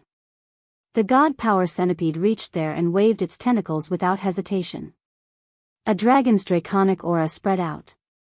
As soon as the draconic aura touched the light, the entire light emitted a dazzling brilliance. Xiaohua felt that this brilliance was getting bigger and brighter. It blocked the entire world in front of his eyes. The strange scenes of the Dragon Kingdom turned into light and shadows that completely covered his body. Woo! It wasn't just Xiaohua's body that shrank, it was the sound of the wind that suddenly became louder. Xiaohua only felt that the surrounding hurricane was about to blow him away from the god power centipede's back. Shwa! At this moment, another layer of draconic aura appeared on the god power centipede's back. This draconic aura enveloped Xiaohua's body in a brilliance. Xiaohua's body immediately became as stable as a rock. Boom! Xiaohua's body just stabilized. The god power centipede crashed into an invisible barrier. Following the sound of the collision, the god power centipede's body retreated. Of course, it only retreated for a few breaths. The god power centipede's body shook. Not only did the draconic aura that protected Xiaohua explode, even the tentacles in front of its head turned into draconic aura and pounced on the barrier. The god power centipede's 2 draconic auras were quite powerful. As soon as they touched the barrier, 2 rays of golden light flashed. Although the golden light couldn't compare to the soaring dragon scissors, it was much more agile. Under the golden light, a layer of ripples appeared on the barrier. Hua! It was like passing through a waterfall. Xiaohua's ears were somewhat ringing. Immediately after, a light overflowed and a layer of heaven and earth appeared in front of Xiaohua's eyes. When Xiaohua saw everything in front of him, his eyes were filled with astonishment. Because, in front of him was an untainted land. There were towering mountains that reached into the clouds, incomparably huge ancient trees, and a mountain forest that stretched as far as the eye could see. Everything was not much different from the untainted land outside of the imperial court. This is an illusion. Xiaohua stepped on the god power centipede's back and lowered his head to look around. He couldn't help but feel a little bewildered. Just as he was thinking in his heart, caw caw, a burst of hoarse bird cries sounded. Not far away in the sky, hundreds of strange birds formed a flock and pounced over. These strange birds looked very strange. Their wings were hundreds of feet long when they spread out. The feathers on the wings were sparse and crimson-red muscles could be seen under the feathers. The strange birds' bodies weren't particularly big. They were only several tens of feet long. However, on this several tens of feet long body, the long, sickle-like beak took up several tens of feet. The bird's head behind the beak was fiery red. A cluster of strange patterns the size of a palm flickered on the strange bird's forehead like a flame. When these strange birds saw the god power centipede and Xiaohua, they seemed to have found food. They cried out crazily and pounced over. Ah! Xiaohua's gaze swept over and he couldn't help but be shocked. He looked at the strange birds in a daze. However, his gaze wasn't looking at the strange birds. Instead, he looked past the strange birds and looked at the distant horizon. Previously, Xiaohua only lowered his head to look at the ground and didn't pay attention to the sky above him. However, at this moment, he suddenly realized that the sky above him wasn't as turbid as he thought. It wasn't a pure color, and it wasn't the sky that he usually saw. Instead, it was a mirror. Everything on the ground was reflected in the mirror. The strange birds that pounced over were also moving crazily in the mirror. They were attacking him who was standing in midair. In fact, even the clouds in the distant horizon and the round sun also existed on the surface of the mirror. Xiaohua's surprise naturally disappeared in a flash. He withdrew his gaze and scanned with his divine consciousness. At this moment, he discovered that his divine consciousness had been imprisoned and couldn't leave his body at all. Kill. Seeing that the strange birds were getting closer and closer, and that there was even a fishy smell coming from their beaks, Xiaohua coldly ordered. When the god power centipede heard Xiaohua's order, the surrounding demonic clouds mixed with dragon chi suddenly surged out and instantly shrouded an area of several miles. Ga. When the strange birds saw the demonic clouds filling the air, they were originally shocked. They all cried out and prepared to scatter. However, the dragon chi in the demonic clouds was too strong, and it immediately aroused the fighting spirit of these strange birds. The patterns on their foreheads glowed red as they desperately pounced on the god power centipede. Looking at the god power centipede, the tentacles under its abdomen were waving, and countless black chi was produced from the demonic clouds. These black chi were like intersecting sword chi, and incomparably sharp as they fell on the strange birds. The strange birds opened their beaks and spewed out scarlet flames, wanting to burn the black chi and the demonic clouds. However, when the black chi fell, not only were the flames cut into pieces, but the strange birds' bodies were also minced into minced meat. Seeing the minced meat falling from the sky amidst the black chi, Xiaohua raised his head and looked at the mirror that was exactly the same. He then looked down and frowned, muttering to himself in a low voice, "Oh? These strange birds are actually real? Could it be that this isn't an illusion?" The strange birds had just been killed, and the god power centipede's demonic clouds had yet to be retracted. Rumble. The entire ground was shaking. From all over the mountain range, a large number of strange beasts swarmed over. Some of these beasts were huge, while others were strange. However, all of these beasts had a fiery red mark on their foreheads. Roar. A group of beasts surrounded the god power centipede and roared. Some of them even spat out flames from their mouths, wanting to attack the god power centipede. Roar. At this time, the god power centipede could also roar. It was no longer the zhi sound from before. The god power centipede roared and was about to pounce down, but Xiaohua patted the back of its hand and said, "Go, you are a dragon eater, why lower yourself to their level?" "Yes, master." Hearing this, the god power centipede obediently retracted its demonic clouds and flew away. Roar. The group of beasts that had escaped death didn't have any intention of letting the god power centipede go. They continued to roar on the ground, chasing after the god power centipede. However, the god power centipede flew extremely fast, and in a short moment, it had already left these beasts behind. Xiaohua urged the god power centipede to fly aimlessly. However, after flying for a while, at the end of the sky, Xiaohua actually saw a towering mountain peak. The mountain peak's outline couldn't be seen clearly, but under the sun, it was so majestic that it pierced through heaven and earth. Without needing Xiaohua's order, the god power centipede increased its speed and rushed towards the mountain peak. Wait. Seeing the mountain peak becoming clearer and clearer, Xiaohua raised his head and looked at himself in the mirror, then looked at the mountain peak in the distance. The god power centipede immediately stopped.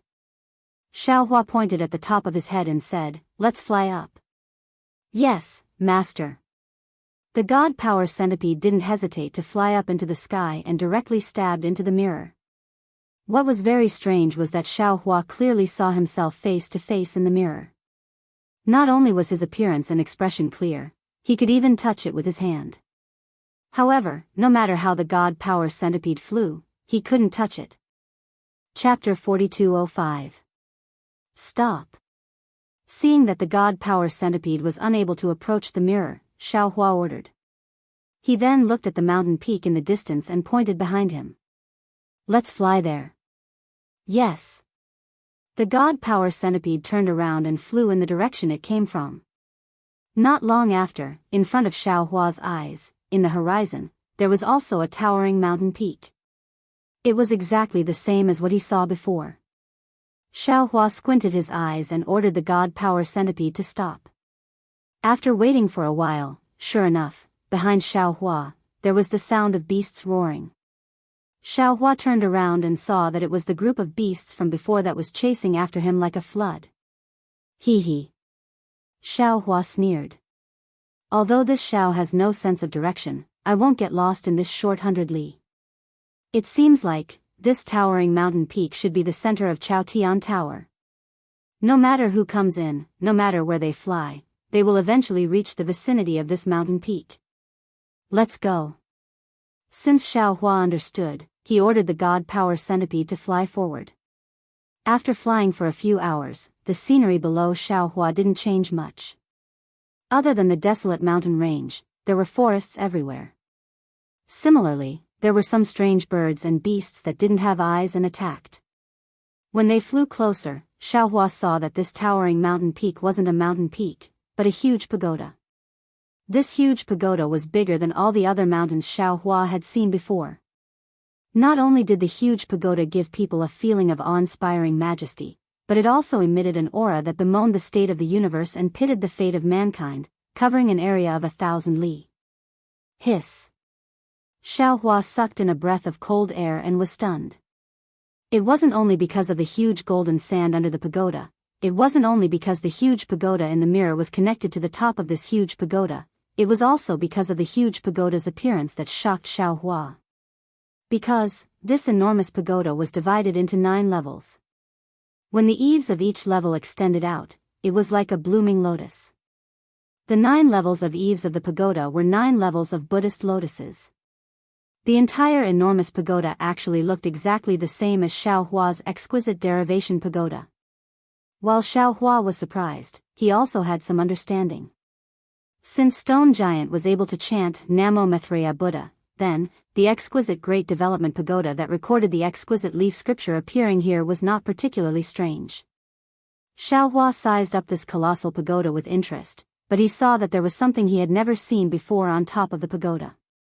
Every level of the pagoda was engraved with images of heavenly maidens, heavenly dragons, heavenly flowers, and other Buddhist kingdoms. Between these images of Buddhist kingdoms, there were countless fine golden runes. Xiaohua's gaze fell on the golden runes, and the entire Buddhist kingdom was imprinted into his mind. The image of Buddhas sitting cross-legged and chanting sutras also appeared in his mind. Even in this world, the ethereal chanting of sutras could be heard. When it reached Xiaohua's ears, it turned into the name of Namo Maitreya Buddha. Buddha Subhuti should have come. Looking at the boundless glory of the towering pagoda, Xiaohua sighed slightly and said with a smile, "If that little monk who has already become a great master came here and chanted the Buddhist sutras, there would definitely be Buddhist lotuses surging from the ground and flowers descending from the sky, and he would be led into this pagoda." When Xiaohua thought of this, suddenly, the ethereal Buddhist chants suddenly became louder. Like an earth-shattering thunderbolt, they surged over from all directions. Then, Buddhist clouds appeared even more abruptly in the sky and pressed down on Xiaohua. One leaf, one Bodhi, one flower, one world. Xiaohua naturally understood this very well, and when the Buddhist clouds fell, he even more vividly displayed the meaning of this Buddhist scripture. Every wisp of cloud contained the power of dragons and elephants, and every Buddhist cloud also had the weight of tens of thousands of mountain ranges. Xiaohua formed a Buddhist seal with his hands and chanted, Namo Maitreya Buddha. Then, the power of mountains, stars, and karma all followed the Buddhist seal and struck out. The Buddhist clouds surged, and layers of Buddhist shadows flashed. All kinds of heavenly dragons and yikshaws also came to support.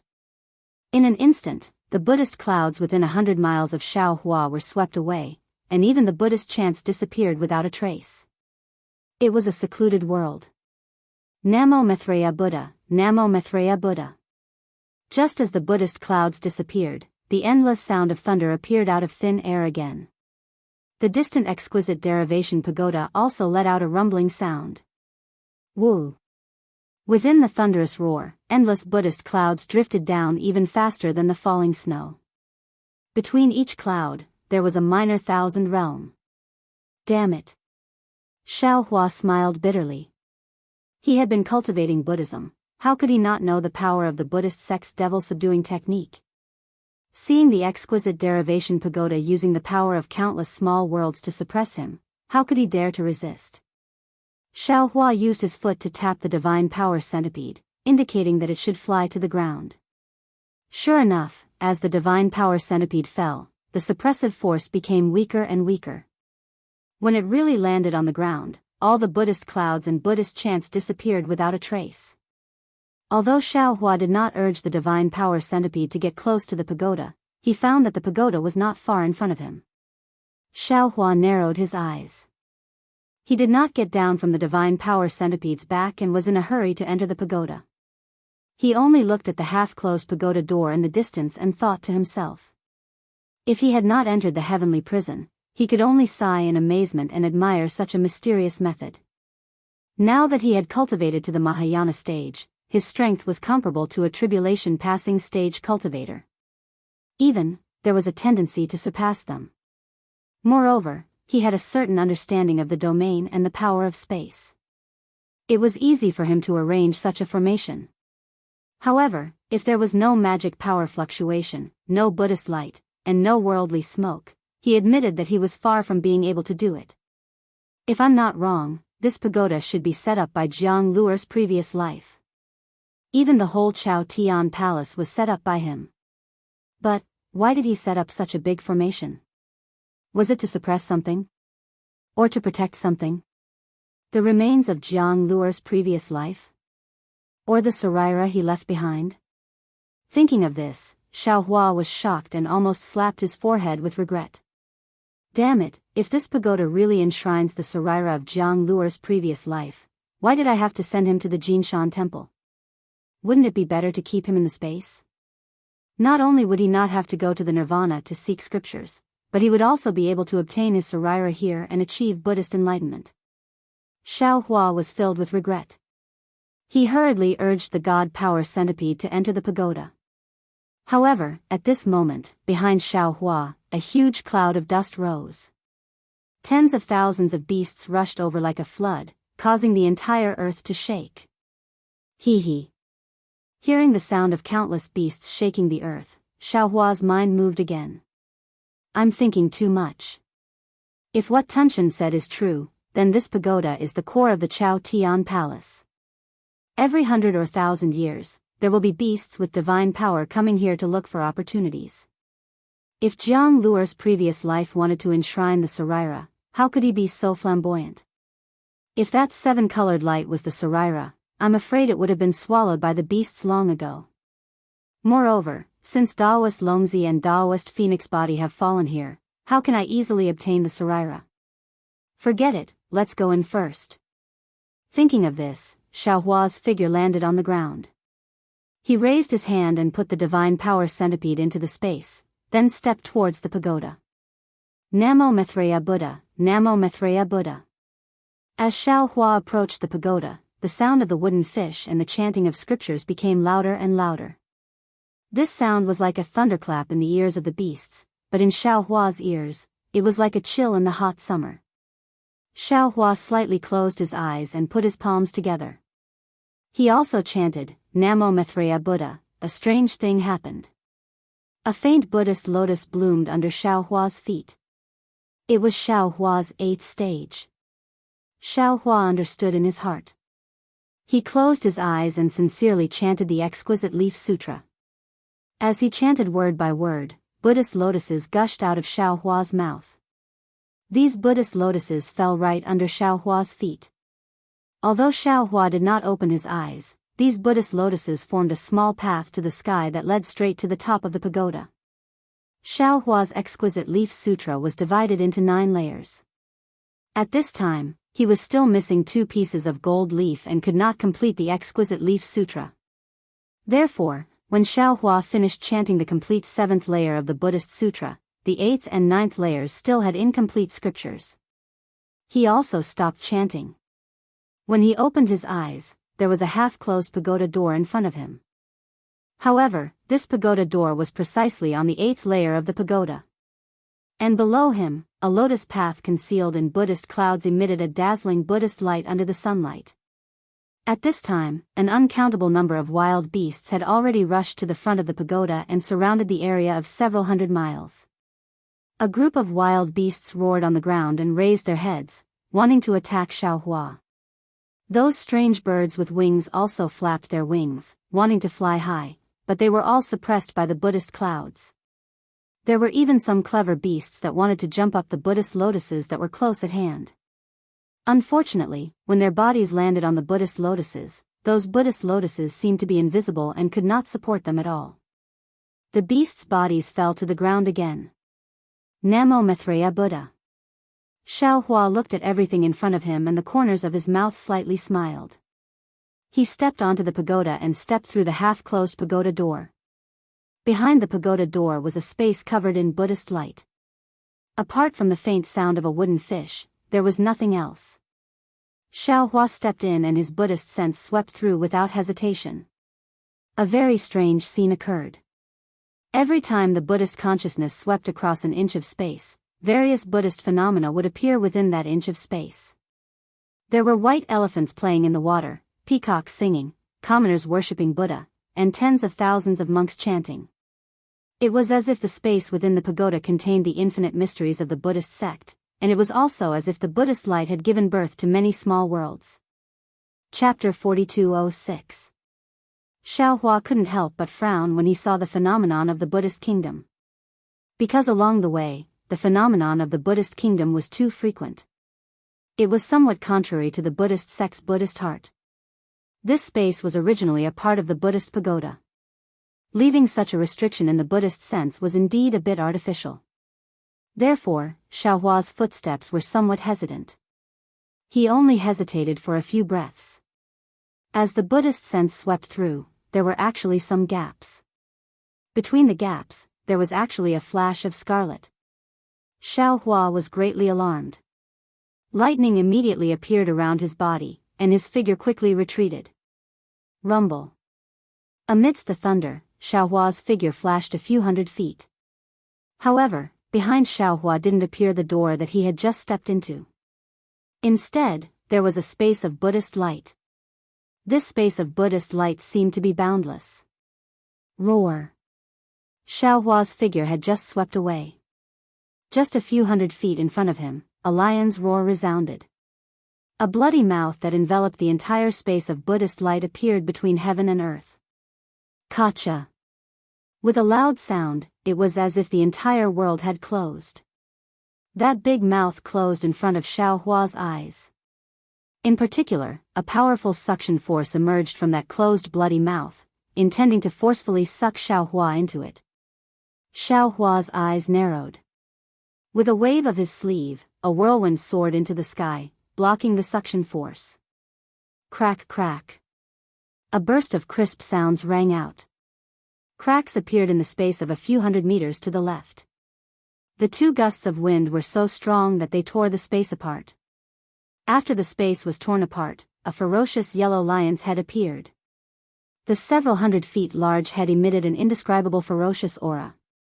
A pair of slightly surprised beastly eyes stared at Xiaohua. Roar. What are you? An extremely rude and intrepid voice resounded in Xiaohua's mind. You can actually come to the 8th floor of the Tong Tian Pagoda? How come I have never seen you before? Humph. Xiao Hua coldly snorted and replied, "This old man." Unfortunately, before Xiao Hua could finish speaking, an extremely obscure movement arose once more from the space around Xiao Hua, and Xiao Hua didn't have the time to finish speaking before his figure retreated swiftly once more. Caw! Another crisp sound rang out. Another lion head similar to the one in front of Xiao Hua appeared near the space where he was standing. Once again, it opened its murderous fangs and bit towards Xiao Hua's figure. Since Xiao Hua was already vigilant, how could he fall into the trap? As he retreated, he rubbed his hands together. Streaks of lightning were produced from his body and struck the lion's head and mouth. Even the space around him was filled with lightning. Woo! At the place where the lightning landed, a yellow sandstorm suddenly appeared in the lion's mouth. This sandstorm was very powerful. It rushed into the lightning and dissipated it in a moment. Xiao Hua's hasty thunderstorm was actually unable to injure the lion's head. Not only that, after a few breaths of time, caw, the sound of teeth gnawing suddenly rang out. 9 lion heads rushed out from within the Buddhist light, and each of them wanted to swallow Xiao Hua into their stomachs. Xiao Hua was also very powerful. Every time the lightning flashed, he would escape from the man-eating lion's mouth in a flash. Damn it, this is the 9-headed Lion King. After dodging 9 attacks in succession, Xiao Hua suddenly came to an understanding, and he pondered in his heart. This fellow is the guardian of the 8th floor of the pagoda, and he wants to devour all the primeval cosmos beasts that enter the pagoda. Seeing the 9 lion heads that he had just dodged appear out of thin air, 9 pairs of fierce eyes staring at Xiao Hua sneered, "Humph, the 9-headed Lion King is only a so-so. With such means, you dare to guard the 8th floor of the pagoda?" As soon as Xiao Hua's voice fell, the eyes of the 9 lion heads revealed a look of ridicule.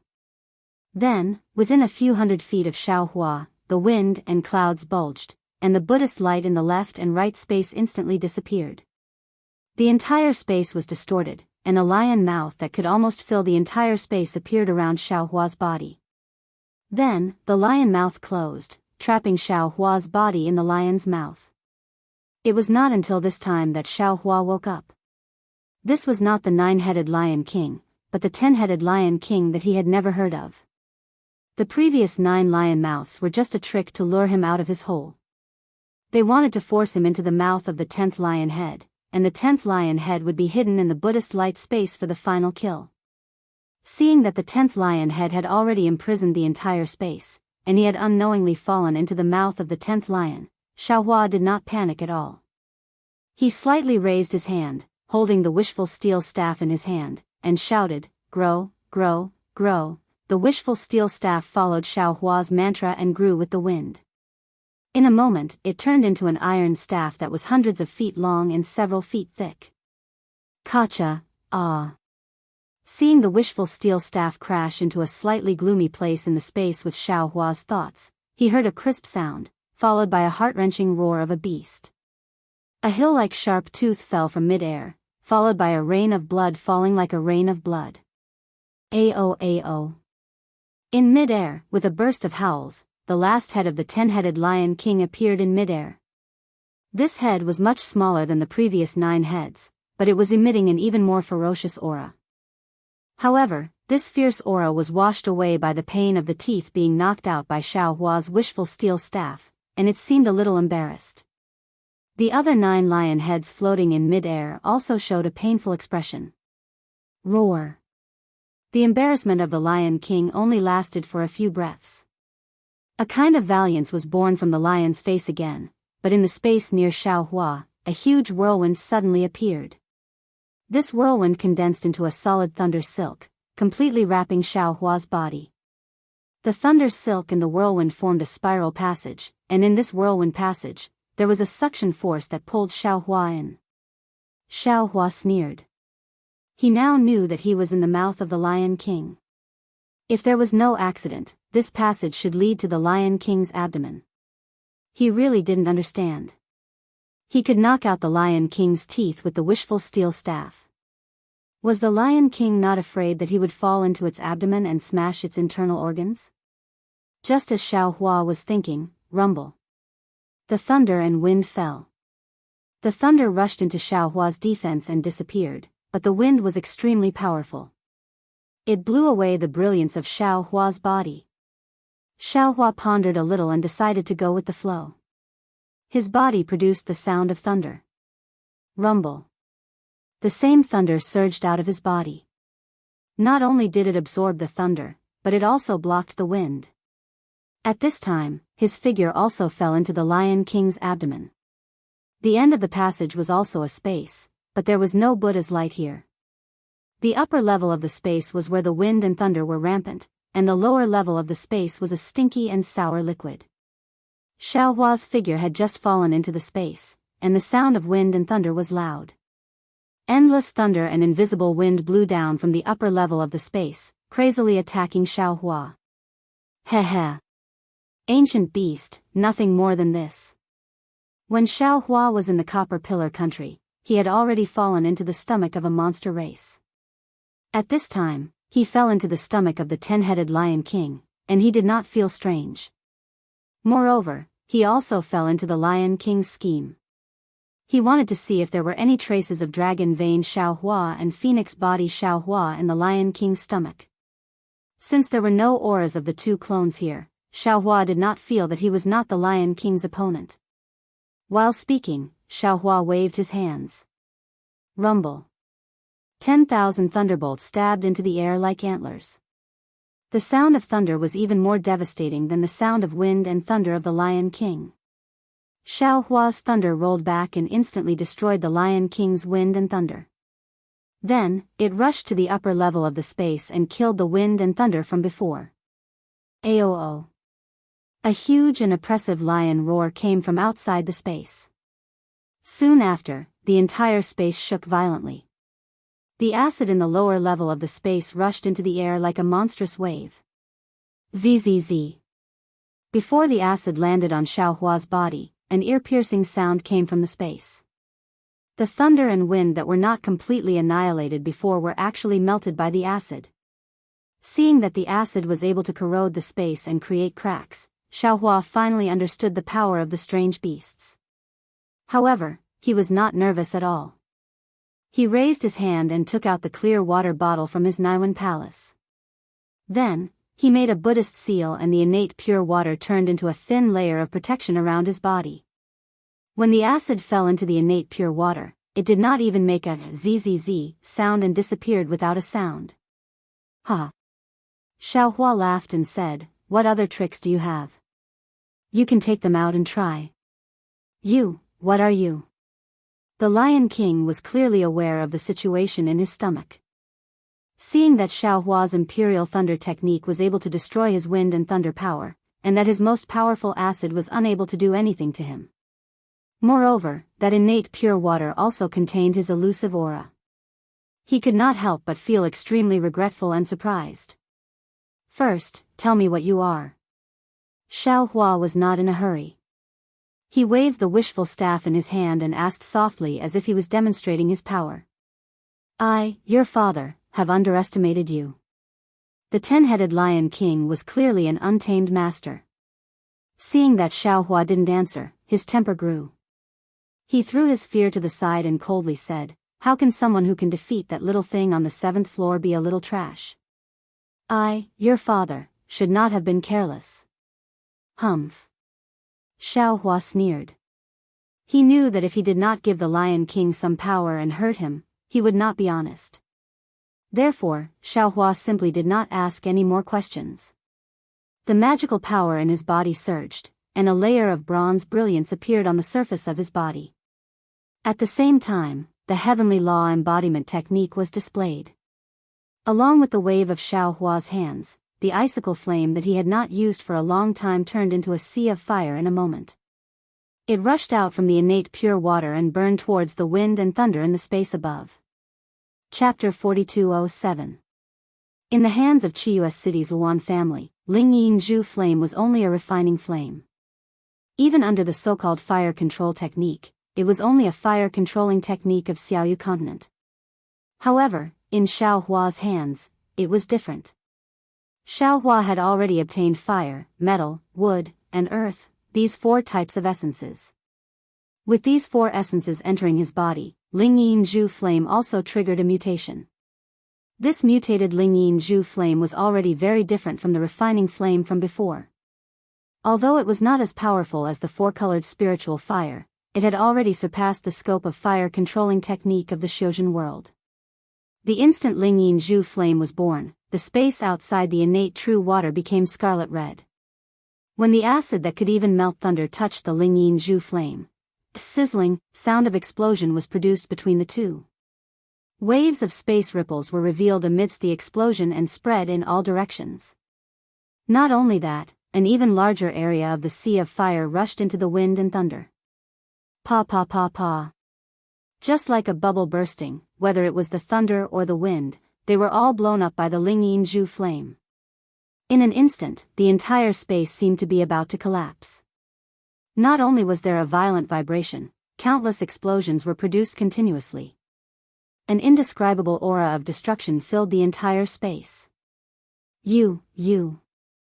The 10-headed Lion King was somewhat stuttering. It had just urged the wind and thunder to fall, but it was like cold water poured into a hot oil pan, causing even more explosions. Just as it was about to open its mouth to say a few words, Xiaohua's golden body had already taken shape. Xiaohua waved his 2 fists. Not only did he drive the innate true water, he also stirred up the Ling Yin Zhu flame. Following his huge fists, the Ling Yin Zhu flame rushed straight into the air. Hong! A muffled sound resounded. Wind and thunder splashed chaotically above Xiaohua's head. The entire space suddenly became quiet, and then it trembled even more violently. There was no need for Xiaohua to attack a second time. The 10-headed Lion King painfully begged for mercy. You, quickly spare your father. His grandmother, still calling yourself father? Xiaohua finally understood why the heaven-devouring beast called itself father. Because these strange beasts simply did not know the meaning of father. Hong! Xiaohua coldly snorted. He punched the Lion King's head again and transmitted his voice. In front of this old man, you are only worthy of being called little. Yes, this little one knows his wrongs, please spare my life. The bodies of the 10 Lion Kings were curled up into a ball within the space. How could they dare to say a single word? As it begged for mercy, it opened its mouth wide and said, this lowly one doesn't dare to stop me. Please come out and head to the 9th floor. What old man? Xiaohua felt particularly awkward when he heard this. He berated, call me Daoist Master Xiao. Yes, spiritual Master Xiao. The 10 Lion Kings hurriedly answered, but just as they finished speaking, they were stunned. What? You are also Daoist Master Xiao? Why does it seem different from the previous 2 Daoist Xiaos? Xiaohua was overjoyed. He withdrew his avatar and asked, you've seen 2 Xiaozhenren before? How are they? Yes. They are very powerful. After they reached here and defeated me, they stepped into the 9th floor. The 10-headed Lion King replied. As for what happened to them, I don't know. Unless I can defeat you and enter the 9th level, otherwise, I have no idea what the 9th level is like. Of course, if they were unable to defeat the 9th level, they would remain on the 9th level. As long as you leave this place and go to the 9th level, you will be able to see them. Seems like what Devouring Heaven said was right. Fellow Daoist Dragon Bloodline and fellow Daoist Phoenix Body have both arrived at Chao Tian Tower. Xiaohua thought to himself, however, I'm afraid that they don't understand the exquisite leaf scripture and fought their way here from the 1st floor of this pagoda. Since this Xiao found the right place, then that's good. That Devouring Heaven did not deceive this Xiao. Seeing that Xiaohua did not speak, the 10-headed Lion King was somewhat nervous. He whispered, Daoist Master Xiao, are you not going to the 9th level to find them? No hurry. Xiaohua said indifferently, this old man has a few questions to ask. If you answer them honestly, this old man will consider leaving. Otherwise, this old man will stay here. Every day when you are happy, you will set fire to it. Every day when you are unhappy, you will use your fist to smash it a few times. What? The 10-headed Lion King became anxious. Why are you always angry at me whether you are happy or not? Who asked you to swallow this old man? Xiao Hua said coldly. All right. If you have any questions, just ask. This little one will definitely answer. The 10-headed Lion King was helpless. He could only lower his head and admit defeat. Xiao Hua asked a few questions. They were all about Chao Tian Tower, pagoda and Great Desolate Continent. What the 10-headed Lion King said was similar to what Devouring Heaven said. However, the 10-headed Lion King's strength was clearly stronger than Devouring Heaven. Therefore, he knew more than Devouring Heaven. For example, although the Great Desolate World was vast and boundless, the places where great desolate strange beasts could survive were only a few 100 million li away. If one went to other places, the environment would be even worse. Ordinary great desolate strange beasts would not be able to survive. Of course, the 10-headed Lion King did not know if there were even more powerful great desolate strange beasts. The 10-headed Lion King knew that within a few 100 million li, there were countless experts. The most powerful ones might be a few.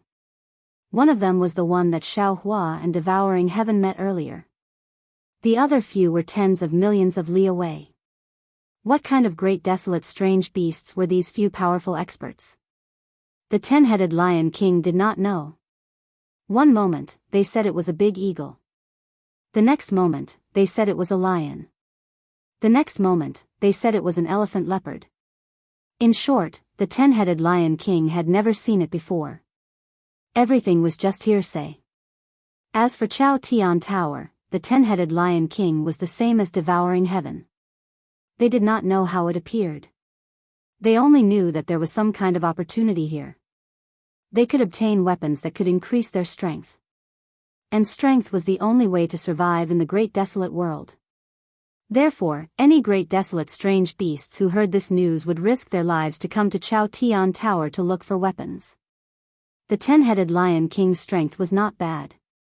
This time, when he saw the 7-colored lights soaring into the sky, he immediately flew out of the cave. He killed many strange beasts along the way and arrived in front of the pagoda. The pagoda was divided into 9 floors. Each floor had a strange beast guarding the pagoda. Only by defeating the strange beast could one step into the next floor. Otherwise, one would have to stay on this floor and let the strange beast guarding the pagoda go to the next floor. The 10-headed Lion King defeated 7 strange beasts that came in first and reached the 8th floor. The 8th floor was an incomparably huge stonecliff beast. The 10-headed Lion King was not its opponent. When he was defeated, the stonecliff beast stepped into the 9th floor of the pagoda.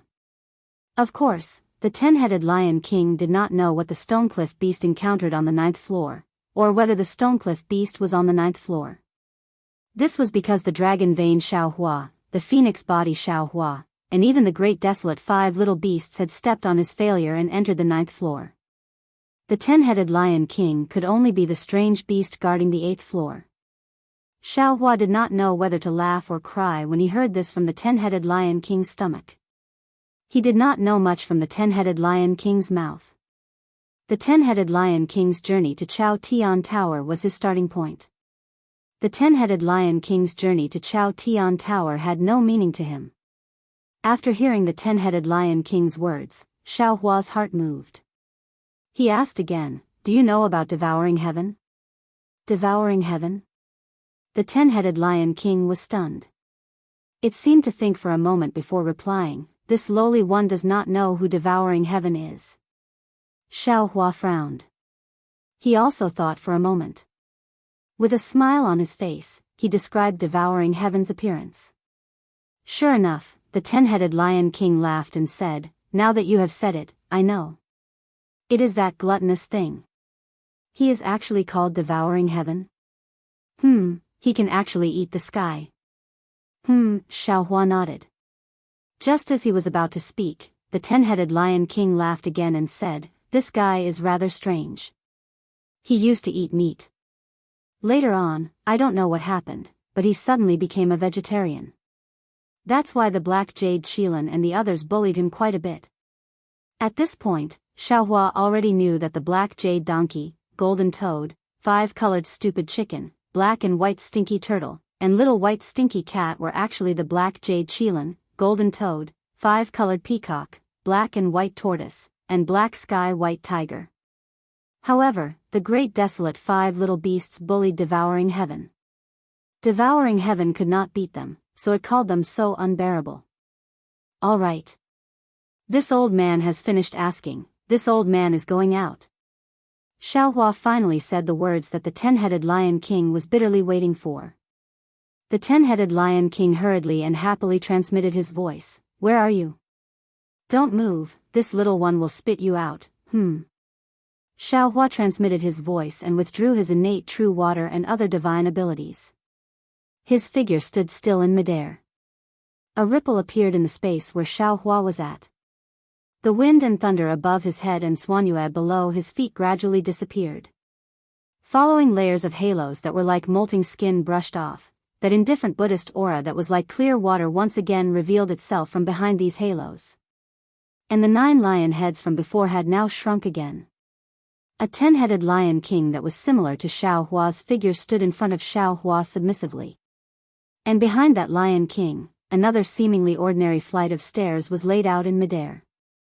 Xiaohua glanced at the 10-headed Lion King, pointed at the flight of stairs and said, "This old man can just go up." "Yes, you can reach the 9th floor of the pagoda by stepping on this flight of stairs." The 10-headed Lion King hurriedly replied, but his voice was filled with envy. Xiaohua nodded. His figure had already arrived in front of the flight of stairs. But at this moment, Xiaohua turned his head to look at the 10-headed Lion King, smiled and transmitted his voice, "This old man is leaving, but what about you? Could it be that you want to be the guardian beast of the pagoda for the rest of your life?" Although the 10-headed Lion King was an ancient beast and had an unruly nature, this did not mean that he did not know the concern in Xiaohua's voice. Of course, the so-called ancient beasts also had an innate admiration for the strong. At this moment, hearing Xiaohua's question, he hurriedly transmitted his voice respectfully, "You don't have to worry. When the weapons of Chaotian Tower are taken away this time, the entire Chaotian Tower will be reopened. This little one, who is waiting in the pagoda, can also withdraw from Chaotian Tower." "Good." Xiaohua transmitted his voice and landed on the flight of stairs. The Buddhist aura on the flight of stairs rolled up, and Xiaohua's figure immediately disappeared. Chapter 4208. Roar. Behind Xiaohua, the 10 Lion Kings opened their mouths at the same time. As they roared, the Buddhist light in the entire space shook, like a candle in the wind.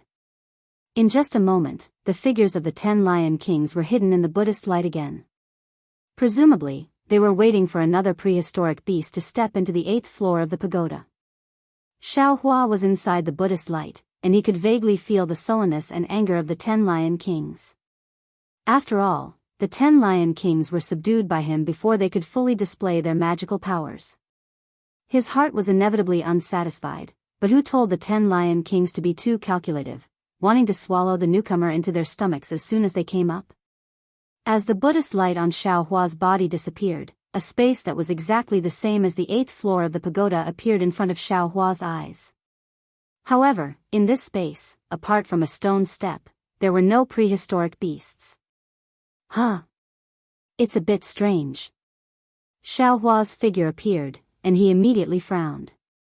At the same time, his Buddhist sense also swept over like a stream. Ouch. However, before Xiaohua's Buddhist sense could sweep out 100 feet, a very slight numbing feeling came from his feet. Xiaohua was very surprised and swept his Buddhist sense under his feet, but he saw that there was actually a very small mosquito buzzing above his feet. Seeing that it was a mosquito, Xiaohua's heart relaxed. In his vague memory, it seemed that he was bitten by many mosquitoes when he was a child. It was only a moment of relaxation, but Xiaohua's heart immediately tightened. If it was the Xiaoyu continent or the hidden immortal continent, he might be able to ignore mosquitoes, but what was this place? The mysterious prehistoric continent was comparable to the existence of the unknown upper realm. A mosquito, absolutely could not be ignored. Moreover, there were no prehistoric beasts in this 9th floor of the pagoda. Maybe this mosquito was the prehistoric beast guarding the pagoda. Sure enough, on Xiao Hua's well-tempered body, a soybean-sized lump instantly appeared on his feet. Then, the lump gave birth to an unbearable itch, and it spread along Xiao Hua's feet to his legs and other parts. Xiao Hua almost naturally stretched out his hand, wanting to scratch the itch. Xiao Hua's right hand only extended a few inches before he forcefully pulled it back. His magic power surged and a spell landed on his feet along with his right hand. It would have been fine if Xiao Hua hadn't used his magic power, but under the urging of his magic power, that soybean-sized lump had actually sunk in. Then, with that lump as the center, Xiao Hua's foot began to fester. Moreover, that itchiness became even more intense. Oh my God! Xiao Hua was startled. He hurriedly opened his mouth and spat out a stream of samadhi true fire. He wanted to burn off the surface of his body. Heh heh. At this moment, a weak but arrogant voice sounded, "Little thing, just surrender yourself. Not to mention you, even the Skitse's beast would not be able to escape from my palm." Humph. Xiao Hua sneered. Seeing that under the true samadhi fire, the collapsed surface of his body was starting to recover, he relaxed in his heart and transmitted his voice, "You're just a little mosquito, how dare you be so arrogant? What kind of divine ability do you have?" It was just a sneak attack when this old man wasn't paying attention. Ha! That mosquito flapped its wings and disappeared in front of Xiao Hua's eyes. When it reappeared, it was already several hundred feet away. The mosquito also sneered, "What do you know? Don't look at me as just a mosquito. I've lived the longest on this desolate continent. Even the Black Jade Qilin and the others are my juniors." "Hee hee, you actually know that you're a junior and a senior." Xiao Hua replied, "Seems like compared to those ignorant desolate beasts, you're a bit." Just as he said this, the itchiness on Xiao Hua's feet once again flared up. It even had the tendency to rush up to his knees. Xiao Hua was once again startled. He hurriedly pondered in his mind, wanting to find a way to get rid of this strange itchiness. Hee hee. That mosquito laughed proudly, "Don't think of any way. You'd better surrender quickly and let me fly out of this pagoda. Maybe I'll let you live." Before the mosquito's voice fell, Xiao Hua opened his eyes and spat out a stream of cold flame, burning it towards the mosquito. Boom! Seeing that the several feet space around the mosquito was shrouded in flames, Xiao Hua released his Buddhist sense and swept it towards the flames. However, the situation in front of him was beyond Xiao Hua's expectations. Without waiting for his Buddhist sense to sweep over, the flame that was several feet in size suddenly converged towards a black spot. Without using any Buddhist sense, Xiao Hua's naked eye could clearly see that the frigid flame was actually sucked into the mosquito's stomach. Damn it! Seeing the mosquito's magical ability, Xiao Hua immediately thought of the strange insect he encountered before. He couldn't help but suck in a breath of cold air. Then, what made Xiao Hua even more shocked was that when his Buddhist sense landed on the mosquito's body, a strange biting force was also born, tearing apart several pieces of Buddhist sense from his Buddhist sense. Even in Xiao Hua's mud-pill palace, he could actually hear the sound of his Buddhist sense being chewed and swallowed by the mosquito. This mosquito is really strange. Xiao Hua hurriedly thought of a countermeasure. How did Daoist Longmai and Daoist Phoenix Body break through here? Or perhaps when they came, this mosquito didn't appear yet? While he was thinking, he saw the festering area on his feet was increasingly expanding, and there were layers of tiny bubbles emerging from the festering area. These bubbles swallowed the light protecting his body, and even swallowed the fluctuations of magic power. It seemed that this wasn't something that could be controlled by Daoist magic. Namo Maitreya Buddha. Xiao Hua chanted the name of Buddha, and his hands formed a Buddhist seal. After pondering for a moment, a clear heart incantation slowly came out of his mouth, and the Buddhist light fell on his feet along with the Buddhist seal. He felt a burst of coolness coming from his feet, and the festering area gradually began to heal. However, in just a few breaths, the bubbles became increasingly turbulent, and even swallowed the Buddhist light. Even if Xiao Hua urged his mind power, the collapse still couldn't be stopped. Xiao Hua's mind had already spun a few times, and thought of several unusual secret techniques, but obviously, they couldn't deal with this strange mosquito attack.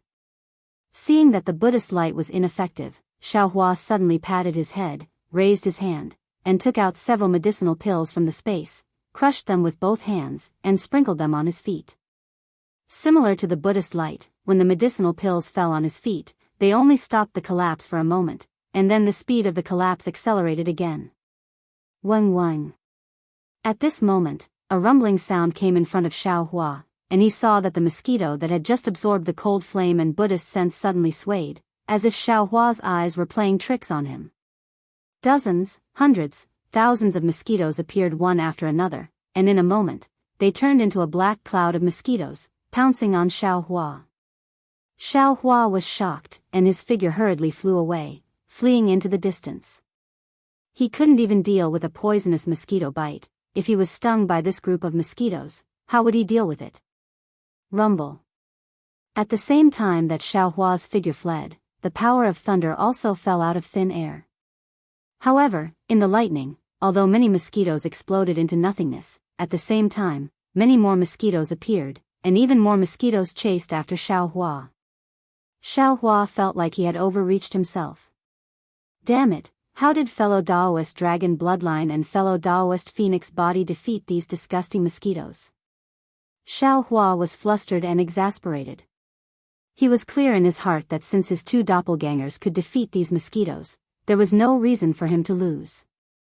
However, the problem was that Xiaohua knew a lot of secret techniques, and he couldn't remember what divine ability dragon bloodline Xiaohua and phoenix body Xiaohua used. Innate primordial water? Xiaohua's mind lit up, and he pondered, this mysterious continent lacks water element heaven-earth origin qi, presumably these mosquitoes rarely see innate primordial water, maybe they can kill it. Thinking, Xiaohua released the innate primordial water again. Swoosh. The innate primordial water protected Xiaohua's body, blocking the circle of mosquitoes 100 feet away. When Xiaohua looked down at his feet again, his entire foot began to fester, and the bubbles were spreading up his calf. This is innate primordial water? I haven't seen water for a long time. At this time, the mosquito's voice suddenly sounded, and somewhat faintly fell into Xiaohua's Naiwan palace. However, Xiaohua didn't pay too much attention to it, because his attention was attracted by the situation outside the innate primordial water. Outside the innate primordial water, a group of mosquitoes rushed over. The innate primordial water, which could almost corrode everything and even block the 10 lion kings, was now food for the mosquitoes. Seeing the mosquitoes swallow the thin layer of innate primordial water, countless mosquitoes appeared out of thin air, and Xiaohua didn't dare to use the innate primordial water again. He collected the innate primordial water, and his figure escaped again. However, before he left, Xiaohua released his mind and divine sense again, wanting to collect the mosquitoes into the space. Xiaohua was disappointed again. Although the mosquitoes were very small, they had their own consciousness, and Xiaohua's mind couldn't collect them into the space. Ga. Seeing that Xiaohua's many methods were useless, the mosquito unconsciously became more arrogant, and its originally very soft voice now became louder. What other good things do you have? Take them out, I haven't eaten meat for a long time. Whoosh. Before the mosquito's voice fell, a golden light flashed in the air, and Xiaohua actually took out the soaring dragon shears. Although it was like killing a chicken with a butcher's knife, Xiaohua still had to give it a try. The result was not out of Xiaohua's expectations. Under the golden light, all the mosquitoes were split into two halves, but the strange thing was, the two halves of the mosquitoes rolled in the air, and actually absorbed the magic power of the soaring dragon shears, and turned into two halves again. Xiaohua completely understood that the mosquitoes were the same as the strange insect, they were all things that devoured magic power and qi of heaven and earth. If he didn't use magic power to make them explode, he was afraid that there was no other way. Seeing that to deal with a mosquito, he had to use spiritual fire and other things, Xiaohua was really unwilling in his heart. Dragon bloodline Xiaohua and phoenix body Xiaohua didn't have spiritual fire. Dragon bloodline Xiaohua only had the heavenly dragon technique, and didn't have any magic tools. Phoenix body Xiaohua only had the demonic arts of the demon clan, and also didn't have any magic tools. Chapter 4209. Ouch. Xiao Hua's mind lit up when he thought of this. Without hesitation, he waved his hand and the water butterfly flew out from the space. As soon as the water butterfly flew out, a whirlwind appeared in the space. Water ripples appeared in the whirlwind and swept over the mosquitoes. What? What is this? The mosquitoes' loud voices instantly weakened. Hundreds of mosquitoes fell into the whirlwind and were swallowed by the water butterfly. Ha, everything has its vanquisher. Xiao Hua's gaze swept over it and he couldn't help laughing. Ever since this water-patterned butterfly had settled in his space, it had never come out, nor had it helped him. He didn't expect that this unknown little thing was actually the nemesis of mosquitoes. The mosquitoes began to collapse. Some of them even formed small groups to attack the water butterfly. However, the water butterfly had experienced the separation of yin and yang in the space and had lived in Xiao Hua's space for thousands of years. How could it still be the water butterfly of the past? While waving its wings to kill the mosquitoes, it also avoided the attacks of the mosquitoes and attracted all the mosquitoes from Xiao Hua's side to its side. Now that he had a way to deal with mosquitoes, Xiao Hua calmed down and looked at his feet. At this time, one of his feet had already started to fester. A heart-piercing itch forced him to make up his mind to cut it off. Xiao Hua's heart tightened. He would rather believe the words of the mosquito that was known as the longest surviving mosquito on the great desolate continent. Its poison was definitely not that simple. Even if he cut off his entire leg, he might not be able to expel the poison from his body. Damn it, Daoist Longmai. Xiao Hua could not help but grumble again. However, this time, it was different from before. He seemed to have realized something and hurriedly waved his hand, causing a few drops of dragon cleansing liquid to fall on his feet. Sizzle. With an ear-piercing sound, the moment the dragon cleansing liquid fell on his festering body, tiny dragon-shaped lines immediately appeared. These dragon-shaped lines rushed into the air bubbles and instantly wiped them out. Moreover, no new air bubbles appeared where the air bubbles disappeared. This old man understands now. A bitter smile appeared on Xiao Hua's face. Fellow Daoist Longmai's body is condensed from dragon cleansing liquid. Of course, he's not afraid of mosquitoes. That fellow Daoist with the phoenix physique also had the bloodline of the demon race's supreme sage, so the mosquito didn't dare to provoke her. I'm afraid that my two clones swaggered up to the top of the pagoda from here, right? On the contrary, my main body was almost defeated by this mosquito. At this time, Xiao Hua had another kind of realization in his heart. He was already at the Grand Ascension stage, and he knew a lot of secret techniques. In fact, he even had a lot of spirit treasures in his space.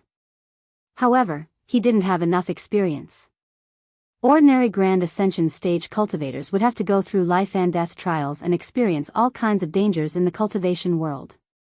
They would also have their own understanding of all kinds of beasts and secret techniques. That way, they would be able to find secret techniques and spirit medicines that were suitable for them to help them emerge victorious in some life and death battles. But the 20,000 years that Xiao Hua cultivated were all spent in the heavenly prison. How could he see the outside world? Moreover, the primitive continent was completely different from the hidden immortal continent. Although Xiao Hua had the water-patterned butterfly that could easily destroy enemies and the dragon cleansing liquid that could easily dispel the pattern poison, he didn't know about it and had to try for a long time to understand. It seems that the words of Confucian cultivators about reading 10,000 books and traveling 10,000 miles are not empty words. Xiao Hua sighed with emotion as he washed his feet with the precious dragon cleansing liquid. In just a moment, his feet that he wanted to chop off had already recovered. Looking at the mosquito swarm that Xiao Hua was at a loss of what to do, now that the water-patterned butterfly had wiped them out, leaving only one mosquito that was forced to flee in a sorry state by the water-patterned butterfly. A weak and anxious voice came, quickly take this thing. I'll let you pass, okay? Why should this old man take this thing? Xiao Hua smiled. The 10-headed lion king of the 8th floor still wants to come to the 9th floor. If I eat you, won't it be just what it wants? 10-headed lion king? The mosquito was slightly stunned. Why did he also come to the imperial palace? Then the mosquito said disdainfully, with his strength, reaching the 8th floor is already the peak, yet he still wants to go to the 9th floor. I was wrong, I was wrong. I'll tell you a secret of the Imperial Palace. Can I trouble you to take this thing? Otherwise, even if he swallows me, you can only enter the top of the pagoda. And the primitive continent is short of an old man like me. Xiaohua remembered that the mosquito had also asked him to surrender and nodded slightly. He took the water-patterned butterfly and said, "Tell me, if this old man is satisfied, this old man will let you go." That. Seeing Xiaohua being so straightforward, the mosquito was embarrassed and transmitted, "Actually, it's not a secret. I only know that at the beginning, this place was a sea. I don't know when it started, but it actually became the Imperial Palace. This pagoda also seemed to be born in a day." "See?" Xiaohua asked curiously, "Could it be that what you said before was true? There used to be water in the primitive continent?" "Of course." Hearing Xiaohua's interest, the mosquito was overjoyed and said as if it was showing off, "In the past, this was the sea. The water was endless, and the sea beasts in the sea were innumerable. However, I don't know when it started, but everything started to change. The water was less, and the mountains were more, and they were taller. In the past, I was invincible, but now, there are many more beasts that are stronger than me. I don't even have a place to go." Looking at the mosquito's tiny body and thinking about the endless sea that it said, Xiaohua slightly curled his lips and transmitted, "It's just the ordinary transformations of the sea and mulberry fields, it's not a secret." "How about this, I want to know another secret." "All right, say it." The mosquito replied helplessly, "If I don't know, I don't have to answer." "You definitely know." Xiaohua said very insidiously, "I want to ask, other than using more heaven and earth origin chi than you can bear to make you explode, other than your natural enemy, what other methods can kill you?" Although he couldn't see the situation on the mosquito's face, he couldn't hear the mosquito's voice and didn't see the mosquito's answer. Xiaohua could already guess the embarrassment on the mosquito's face. "This secret, you definitely know?" Xiaohua asked indifferently, "Anyway, I have methods to kill you. Telling this secret to this old man isn't a big deal, right?" The mosquito seemed to have thought it through and replied, "If you swear and don't say anything else, I might consider it." Xiaohua said resolutely, "I won't tell others, but I definitely won't swear. Moreover, you have to answer this question, there's nothing to consider." You. The mosquito looked at Xiaohua, not knowing if he could read the insidiousness on Xiaohua's face. After hesitating for a moment, he transmitted a few words with a faintly discernible voice.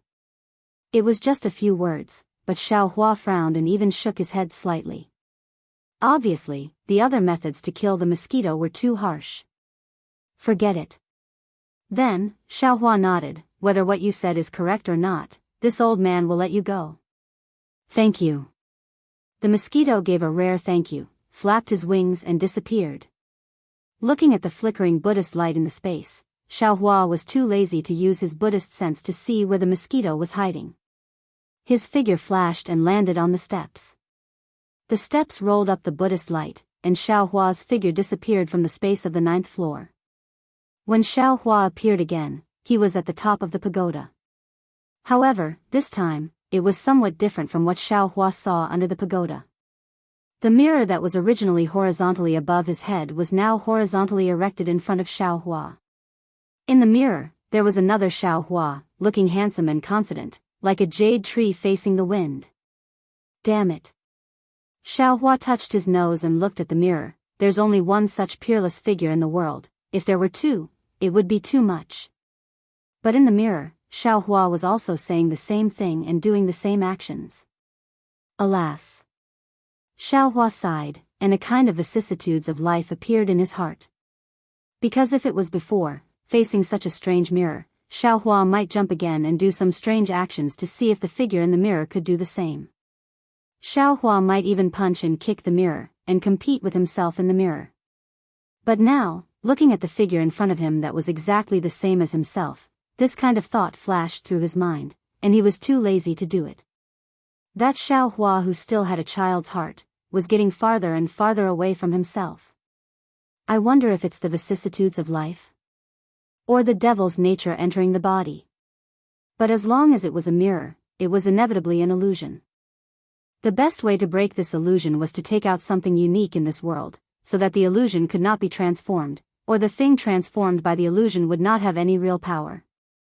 There were many such things in Xiaohua's space, and if Xiaohua casually took out something, the mirror might not be able to transform successfully.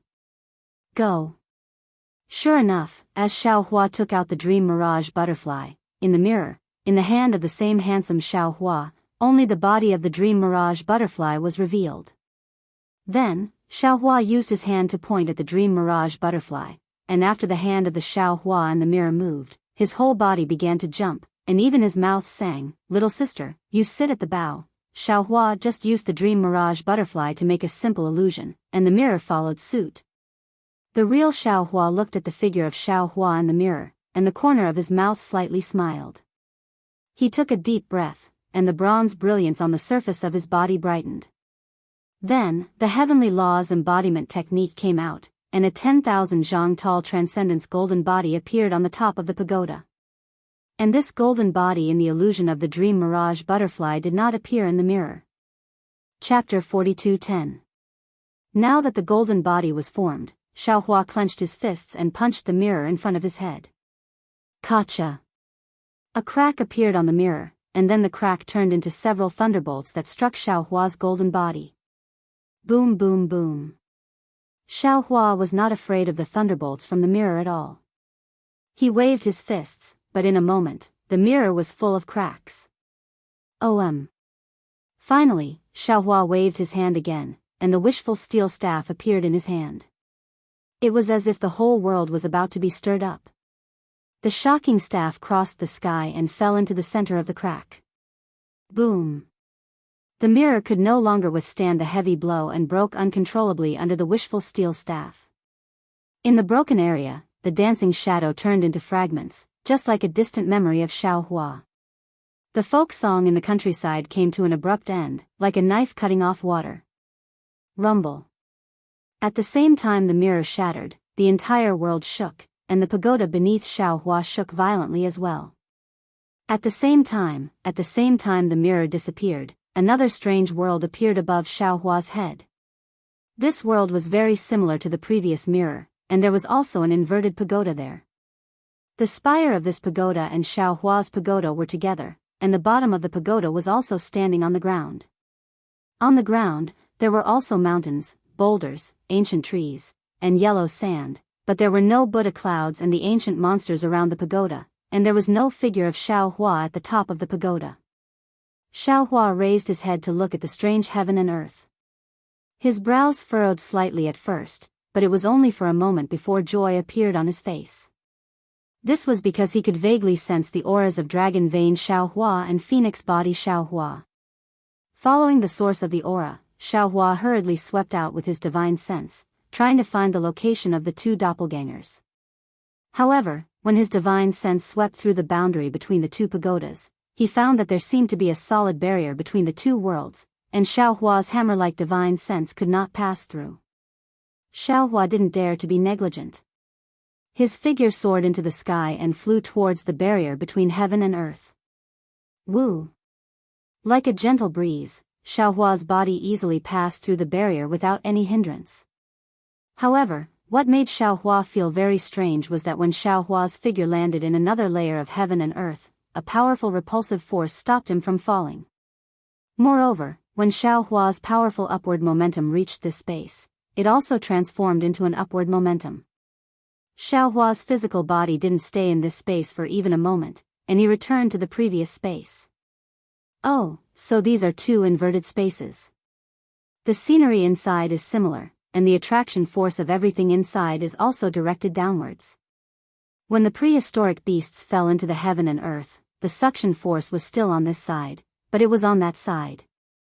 The repulsive force from before was actually the original suction force between heaven and earth. Xiaohua's figure maintained balance in midair. He raised his head to look at the heaven and earth, and even looked at the same sun sprinkling sunlight on different lands. He seemed to be deep in thought. Since this Zhao's vision isn't affected, then the sunlight isn't affected either. If this Xiao can practice light escape, I'm afraid this Xiao won't be affected anymore. Unfortunately, Xiaohua still hadn't reached the stage where he could accommodate himself in the light, and he still couldn't break away from the suction force of this heaven and earth reversal. Therefore, he only stopped for a moment before moving again, crossing the barrier between the two worlds, and landing lightly in the other world. Then, he activated his magic power and turned his body upside down, allowing his body to slowly descend. This kind of action was absolutely inconceivable in the eyes of ordinary people, but in the eyes of cultivators, it was easy. When Xiaohua released his divine sense again, he found something strange. He felt that his divine sense was sweeping to the front, but it just so happened that his divine sense was sweeping to the back. He felt that his divine sense was sweeping to the left, but what he saw was the situation on the right. In short, everything was completely opposite to what Xiaohua felt. This made Xiaohua feel extremely awkward. Could it be that flying is also the same? Xiaohua was a little depressed. When he tried it, it was indeed the case. Damn! Not only is the suction force different, but all the feelings are also the opposite of the original heaven and earth. This is really awkward. Xiaohua didn't know whether to laugh or cry. He hurriedly swept his divine sense awkwardly towards the place where he found Xiaohua of the dragon vein and Xiaohua of the phoenix body, and that figure also flew down the pagoda. When Xiaohua's figure landed on the third floor of the pagoda, he suddenly found that in the space not far from the pagoda, there were 5 balls of light of different colors flashing. These 5 colored balls of light formed another huge, incomplete halo that enveloped an area of about 1,000 miles. Within this halo, the aura of Xiaohua of the dragon vein and Xiaohua of the phoenix body would occasionally spread out. Hiss! The moment he sensed the aura of the 2 doppelgangers, Xiaohua already knew the situation of the 2 doppelgangers. He sucked in a breath of cold air, looked at the 5 balls of light, and was a little surprised. Are these the Chaos 5 little ones? They actually have such strength that even fellow Daoist Longmai was injured by them. If it wasn't for fellow Daoist Phoenix body protecting fellow Daoist Longmai, I'm afraid fellow Daoist Longmai would be in danger. However, he saw that the 5 balls of light were not static in the air, but slowly rotating in a certain trajectory, and even the trajectory of each ball of light was different. But the mystery was that no matter how the 5 balls of light rotated, they could form a huge halo. This huge halo firmly covered Xiaohua's 2 doppelgangers, either rotating from top to bottom or from left to right. Every time it rotated, there was a wisp of 5-colored brilliance flowing from one end of the halo to the other end, and at the same time, a strange fluctuation was born from that brilliance, landing on Xiaohua's 2 doppelgangers. At this time, Xiaohua of the dragon vein had already revealed his dragon body, lying weakly on the ground. His body was suffused with a golden brilliance, trying his best to resist the fluctuation. In this golden brilliance, waves of dragon chi mixed with dragon patterns emerged, as if it was breathing up and down. As for Xiaohua of the phoenix body, he released the heavenly phoenix demon body, and the huge wings of Xiaohua of the dragon vein protected his body. Above Xiaohua of the phoenix body, the light of the moon and stars like the stars, also resisting the strange fluctuation. Spirit awakening 5 essences formation. Xiaohua's eyes narrowed, and he immediately saw through the 5 balls of light inside the halo. He was not in a hurry to break the formation, but his eyes flashed with a cold light as he thought to himself. No, it doesn't seem to be. This formation is somewhat similar to the Xiantian realm. Compared to the Spirit Awakening 5 Essences formation, who knows how many times more brilliant it is. Although the Great Desolate 5 little ones did not possess all 5 elements, their bodies are all Great Desolate beasts. Even if they use their Great Desolate bloodline, they are still more powerful than ordinary 5 elements spirit beasts.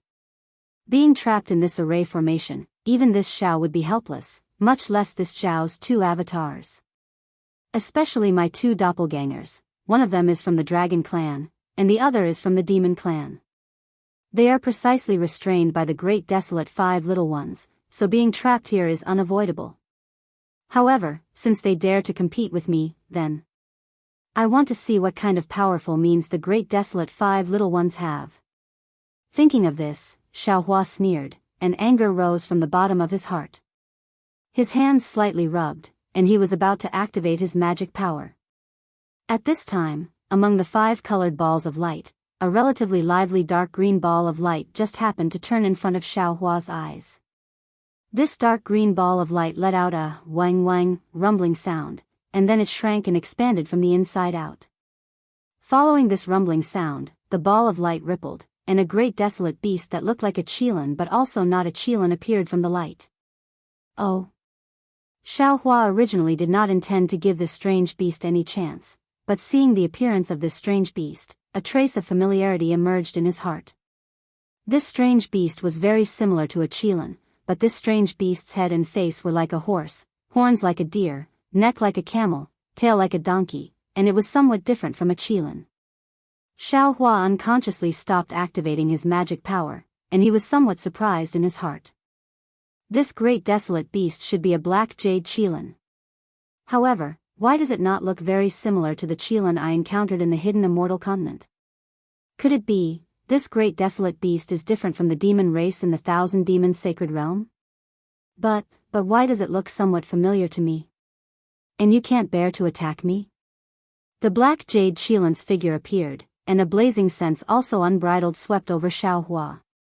Then, an even more arrogant voice sounded, "What are you? How come I have never seen you before?" Xiaohua pinched his chin, coldly looked at the black jade qilin's figure, and transmitted his voice, "I am not a thing, I am Daoist Xiao." "What are you a thing?" "Daoist Xiao." "What is Daoist Xiao?" The black jade qilin looked at Xiaohua with some doubt, and immediately said impatiently, "I don't care what kind of great desolate beast you are. I came to this Chao Tian Tower first. If you know what's good for you, go look around yourself, maybe you can find some weapons and strange objects. Don't disturb me, the great desolate 5 elders, and I will spare your life." Seeing the black jade qilin's face like a ruffian in the marketplace, Xiaohua's previous familiar feeling of loving the house and its crow instantly turned into disgust. "Shut up!" Xiaohua roared angrily. He actually forgot to send a sound transmission. He looked very angry. Then, he came back to his senses and sent a sound transmission. "You 5 shameless things. You actually ganged up on 2 of my Dao friends. Today, I'm here to cause trouble for you." "Oh." The black jade qilin stared blankly at first, then the corner of his mouth revealed a sinister smile. He raised his head and laughed loudly for a moment, then transmitted his voice loudly, "Huh, what do you mean by ganging up on 1? The 5 of us are the great desolate 5 elders. Against 1, we will attack together. Against 10, even against 100, we will attack together. If you are together with these 2 ugly things, then that's good. I can cut the weeds and eliminate the roots, to prevent future troubles." Chapter 42:11. As he spoke, the dark green ball of light where the ink jade qilin was located suddenly released a bolt of lightning. The lightning fell into the ring of light and penetrated the other 4 balls of light. Wang, wang. The distance between the 5 balls of light suddenly pulled apart. At the same time, the ring of light stretched like a rainbow bridge and covered Xiaohua, as if it wanted to trap him inside. How could Xiaohua let the ink jade qilin succeed? His figure flashed as he teleported towards the sky. However, Xiaohua was so furious that he had forgotten about the strangeness of this place. When his figure reappeared, he was not standing in the sky, but had instead landed on the ground in the distance. Even so, the ring of light brushed through the air and swept past the place where Xiaohua was standing before. It did not trap Xiaohua. Ha! Xiaohua was so angry that he laughed. Looking at the 5 balls of light attacking him, he transmitted his voice, as expected of the ink jade's stupid donkey. "You said it very well. Facing 100 of them together, this old man will let you and the other chaos 5 little ones face 100 of them. You actually dare to call me ink jade's stupid donkey?" The ink jade qilin seemed to be very afraid of this title. Hearing Xiaohua's transmission, it was really furious. The ball of light seemed to boil, and the ink jade qilin's image was instantly absorbed into the ball of light. A huge Qilin figure appeared in the ball of light. This old man will not only call you a stupid donkey. Xiaohua transmitted his voice coldly, this old man will also take your stupid donkey life. As he spoke, Xiaohua raised his hand and patted the top of his head. Puff! Lightning surged out from the top of his head, covering thousands of miles around him. Then, hundreds of rainbows flew out from the lightning and landed around the array set up by the 5 little beasts of the primitive wasteland. When the rainbows disappeared, the 108th rank scattered nascent souls each sat cross-legged in the air and surrounded the chaos 5 little ones. Lightning lingered around each scattered nascent soul, forming a thunder armor. This old man will let you know what it means to bully the few with numbers. Xiaohua transmitted his voice fiercely. Then, Xiaohua raised his hand and a ray of sword light appeared on his arm. Clang! The sound of the sword was like a dragon.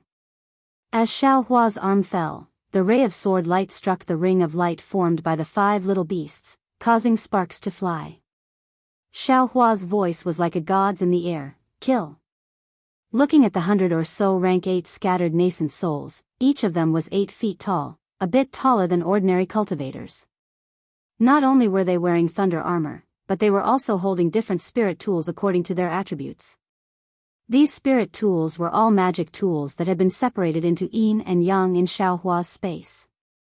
Now that they had been refined by these scattered nascent souls, they all had the power of a heavenly spirit treasure. 100 nascent soul cultivators surrounded the 5 small groups of the primordial world. It was the heavenly star formation of Chengdu. After hearing Xiaohua's order, they said at the same time, yes, his voice was like a thunderclap, and the hundreds of spirit artifacts were swung out at the same time, as if they were about to shatter the heavens and earth. In this inverted space, a hurricane of 10,000 feet was set off in an instant. The hurricane blew past the Buddhist pagoda, giving rise to the sound of ghosts wailing and wolves howling. Even the 10,000 Buddhas were wailing, and a myriad of strange splendors shrouded the space of 10,000 miles. Xiaohua didn't know how strong the 5 small groups of the primordial world were, but seeing the 5 strange beasts joining forces to surround Dragon Bloodline Xiaohua and Phoenix Body Xiaohua, and even needing to rely on a Xiantian formation to injure Dragon Bloodline Xiaohua, Xiaohua also didn't feel that the 5 small groups could have any great divine ability. Therefore, after Xiaohua commanded the 100 or so rank 8 scattered nascent souls, a sneer hung at the corner of his mouth. With his hands behind his back, he indifferently watched. His face revealed an expression of having a card up his sleeve. Xiaohua had always been merciful. He absolutely wouldn't force people, or even demonic beasts, into a dead end. However, he was indeed angry today. Looking at Dragon Bloodline Xiaohua's dragon body crawling on the ground, his heart slightly ached. Therefore, he didn't hesitate to use his thunderous methods to kill these 5 ruffians who usually bullied the strange beasts of the primordial world. You. Seeing such a formation, the ink jade Qilin turned pale with fright. He almost stuttered as he transmitted his voice, you all actually have weapons? This isn't fair. You also know it's not fair? The corner of Xiaohua's mouth rose into a sneer. Why didn't you say it was fair when you bullied my 2 fellow Daoists and the Heaven Devourer and other strange beasts of the primordial world? The ink jade Qilin still wanted to defend himself, but that rain-like spirit treasure had already fallen. It seemed like every spirit treasure had the power to kill him. Just the aura of so many spirit treasures alone was enough to suffocate him. Do you think I, your father, am afraid of you? The ink jade Qilin was also a ruthless character. At this time, after hearing Xiaohua's words, he simply didn't beg for mercy. With a roar, his figure submerged into the ball of light. That ball of light emitted an even more resplendent brilliance. Although the other primordial world 4 small ones didn't show up, they all sensed that something was wrong. Each of them activated their own ball of light, and that halo flew out like a waterfall. Whether it was the fluctuation or the multicolored light, they all met the wave of spirit treasures that had already formed layers. Boom boom. Within 1,000 miles, the air waves that had previously annihilated heaven and earth, all the brilliance was annihilated in this air wave. All the fluctuations also disappeared in this air wave. How could the formation of the primordial world 5 small ones withstand the attack of dozens of spirit treasures? However, with one touch, the entire formation immediately collapsed. In the roar, 5 strange beasts of the primordial world that were close to 1,000 feet in size revealed themselves from the ball of light. Dark green flames flickered around the black jade Qilin's body.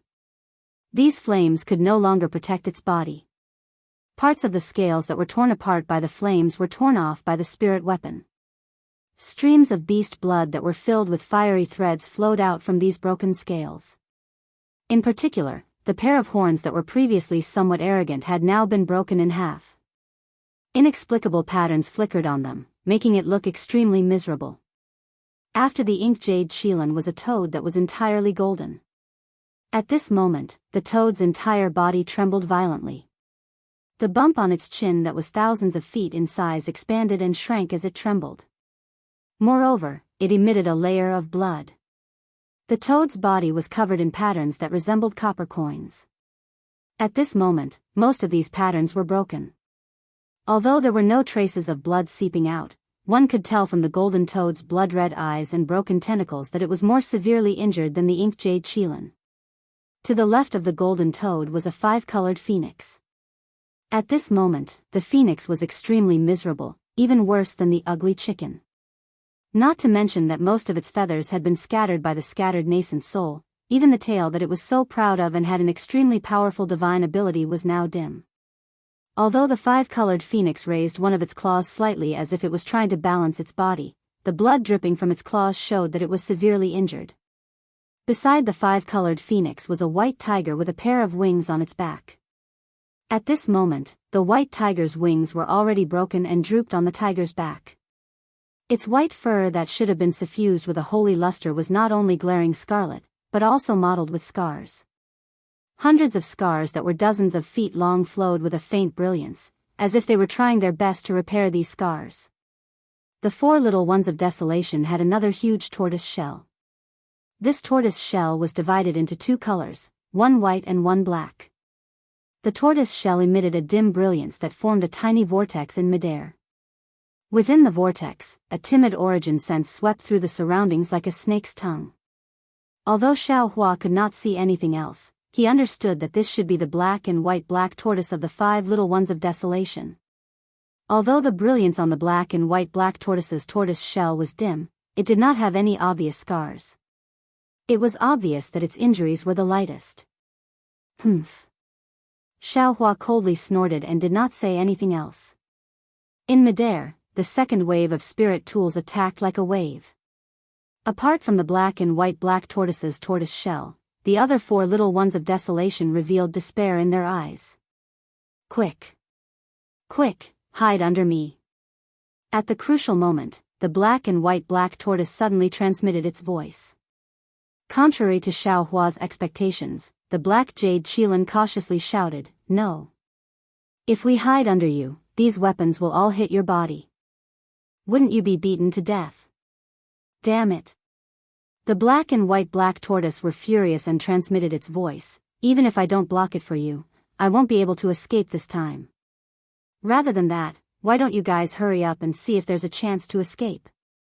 "Not going." The black sky white tiger roared and also refused.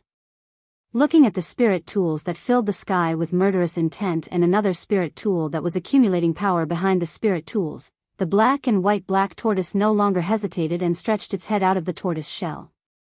Its 4 legs that were thicker than a mountain peak moved, and an earthy yellow cloud was born, carrying it into the sky to meet the dozens of spirit tools. Oh! Xiao Hua was slightly stunned. Clearly, he did not expect the black and white black tortoise to have this move. Damn it! Damn it! Damn it! The black jade Qilin and the others all shouted. Clouds appeared around their bodies and rushed into the sky, wanting to block the black and white black tortoise's head. Sigh. At this moment, Dragon Vein Xiao Hua's voice sounded in Xiao Hua's ear.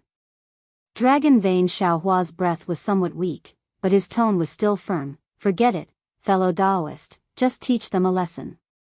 There's no need to kill them all. Why? Xiaohua narrowed his eyes and looked at the ground. At this moment, Phoenix body Xiaohua had already withdrawn his body and returned to his normal size. Dragon vein Xiaohua also withdrew his dragon body, but he did not get up from the ground. Although these 5 little things are a bit bullying, they are still snatching things. I joined hands with fellow Daoist Phoenix body to snatch that item, and the 5 of them joined hands to snatch it back. Their actions can't be considered excessive. Dragon vein Xiaohua explained. In addition, after they surrounded us, it's not like they didn't have the opportunity to be heavy-handed. However, they still had some kindness and threatened us many times but did not attack. Now that we have an eye for an eye, it should be doable. When Xiaohua heard this, he looked at Dragon vein Xiaohua with a smile that was not a smile and asked, "Fellow Daoist, is this your original intention? Or is it a reason that you made up?" This. Dragon vein Xiaohua hesitated for a moment before replying, "Actually, it's not entirely like that. I only saw the 5 of them supporting each other and very naturally thought of fellow Daoist Phoenix body saving I earlier, so I couldn't bear it." Chapter 42:12. Great. Xiaohua was overjoyed and almost clapped his hands. His 5 doppelgangers originally didn't have any human emotions, and Xiaohua didn't know how this human emotion was born. Now that he saw the dragon vein, Xiaohua, like the other doppelgangers, gradually gaining more human emotions, he was happier than anything else. His previous anger also gradually dissipated. He nodded and replied, "Since fellow Daoist says so, then we'll do as fellow Daoist says." However, these 5 youngsters bullied fellow Daoist. They can't be forgiven. We have to let them suffer a little.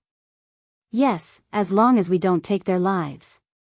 The dragon vein Xiaohua slightly nodded and handed it over to Xiaohua to deal with. Xiaohua's change of mind, but the 5 youngsters didn't know. Seeing the skyrocketing light falling down, the 5 youngsters' eyes were filled with determination, and they respectively used their divine abilities to meet it. Just as the 5 youngsters were about to turn into ashes, all the lights suddenly stopped in mid-air, and the air wave that suffocated the 5 youngsters hung above their heads like a huge rock. While the 5 youngsters were stunned, they heard Xiaohua's voice transmission, "You all, do you want to live?" "Yes, yes." The 5-colored phoenix was the first to answer. Her tone was filled with ecstasy. "Humph, you deserve to die the most." Xiaohua coldly snorted and berated, "You're the 5-colored phoenix. Seeing that your opponent also has the phoenix bloodline, how can you be so ruthless?" I. The 5-colored phoenix was somewhat wronged and argued, "We just came to snatch the weapons, not to take their lives. They gave the things to us, isn't that enough?" Xiaohua knew that these beasts might not have any kinship in their eyes, so after berating a few words, he looked at the others. The golden toad, black and white tortoise, and black sky white tiger all admitted defeat and begged for mercy. On the contrary, the black jade Qilin that had always been arrogant looked at Xiaohua and gritted its teeth, "Don't make fun of me. If you have a kind heart, you can let them go. This trip to the Imperial Palace was invited by me. If you want to kill them, just come find me." "Damn it." Xiaohua sneered, "You're not convinced." "Of course I'm not convinced. All of you have weapons in your hands. If you don't, I won't be afraid even if there are 10 of you, no, 5 of you." When Xiaohua heard this, he simply did not say much either. He waved his hand and instructed the scattered nascent soul to put away the spirit artifact. He casually pointed at the 5 scattered nascent souls and said, "You guys go and teach this guy a lesson." "Yes." The 5 scattered nascent souls agreed. Thunderbolts erupted from their hands, and the thunderbolts transformed into sharp weapons that attacked the black jade Qilin. The black jade Qilin had already spoken ruthlessly.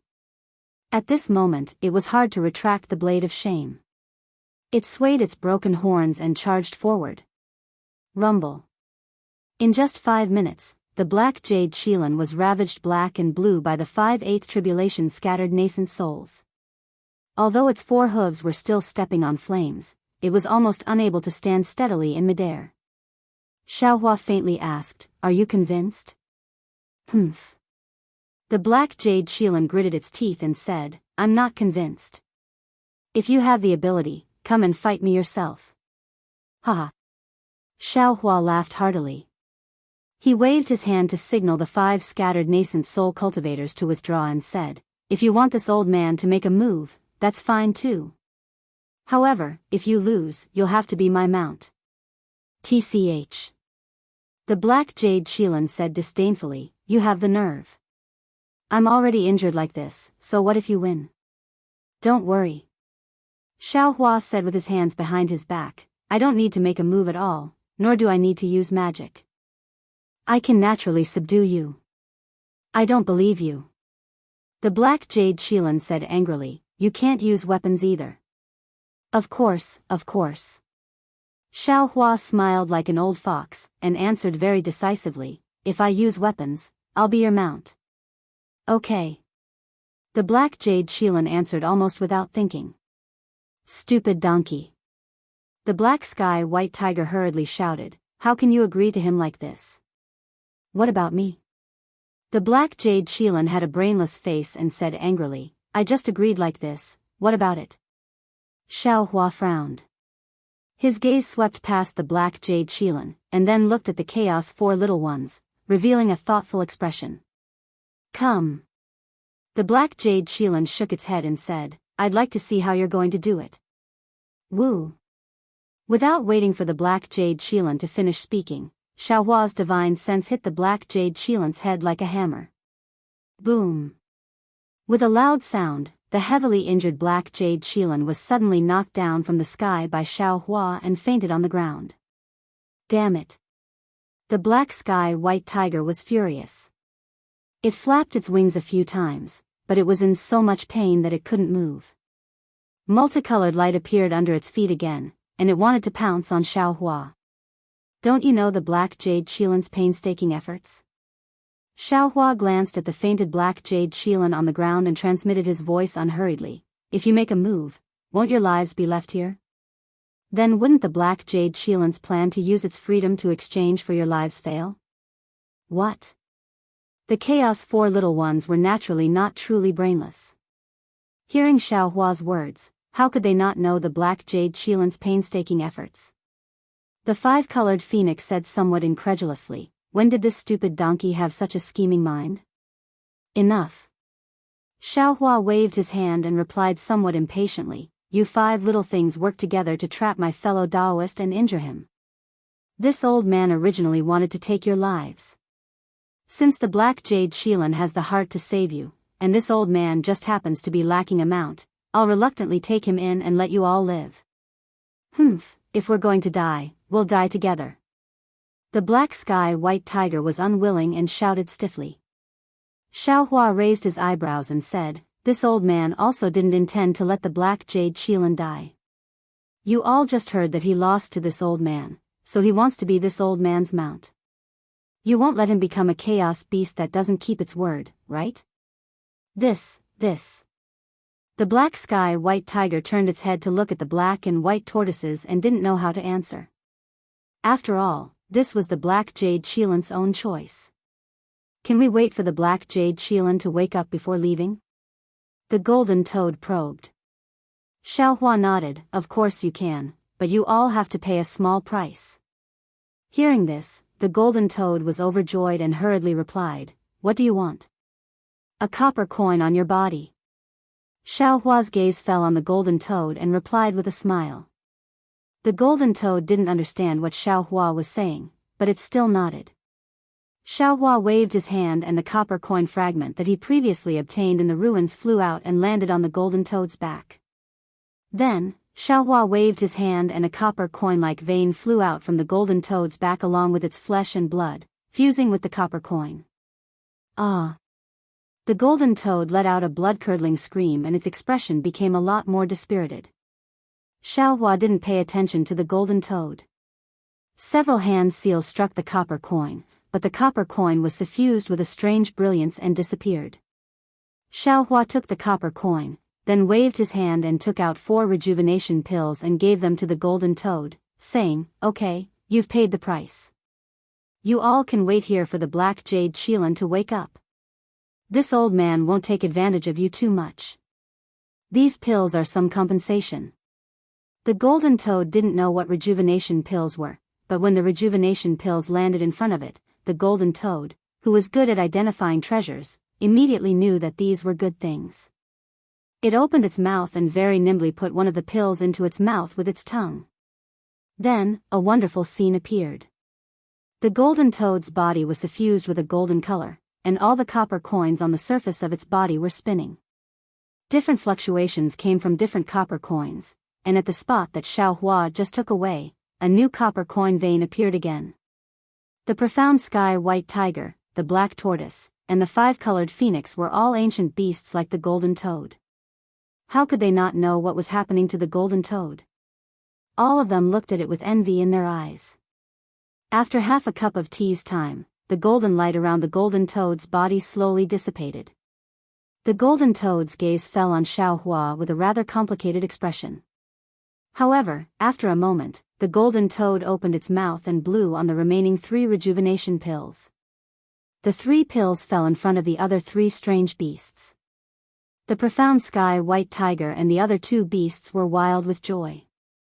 They all opened their mouths to consume the pills, and each of them showed the advancement of their divine abilities. Can you give me another one? The golden toad saw the strange fluctuations around the 3 beasts and begged Xiao Hua again, I am willing to give you another piece of flesh. Why do you want another one? Xiao Hua asked knowingly. For the inked jade qilin. The golden toad did not dare to hide and answered honestly. Xiao Hua waved his hand and said, no need. It is my mount, so I will naturally give it to him. And I will also give him other treasures. I understand. The golden toad nodded and landed beside the inked jade qilin, quietly waiting for him to wake up. Xiao Hua looked at the scattered souls in the air and nodded with satisfaction. He kept these scattered souls in his dantian, and then landed on the other side of the ground where the phoenix body Xiao Hua was still guarding the dragon vein Xiao Hua. How are your injuries?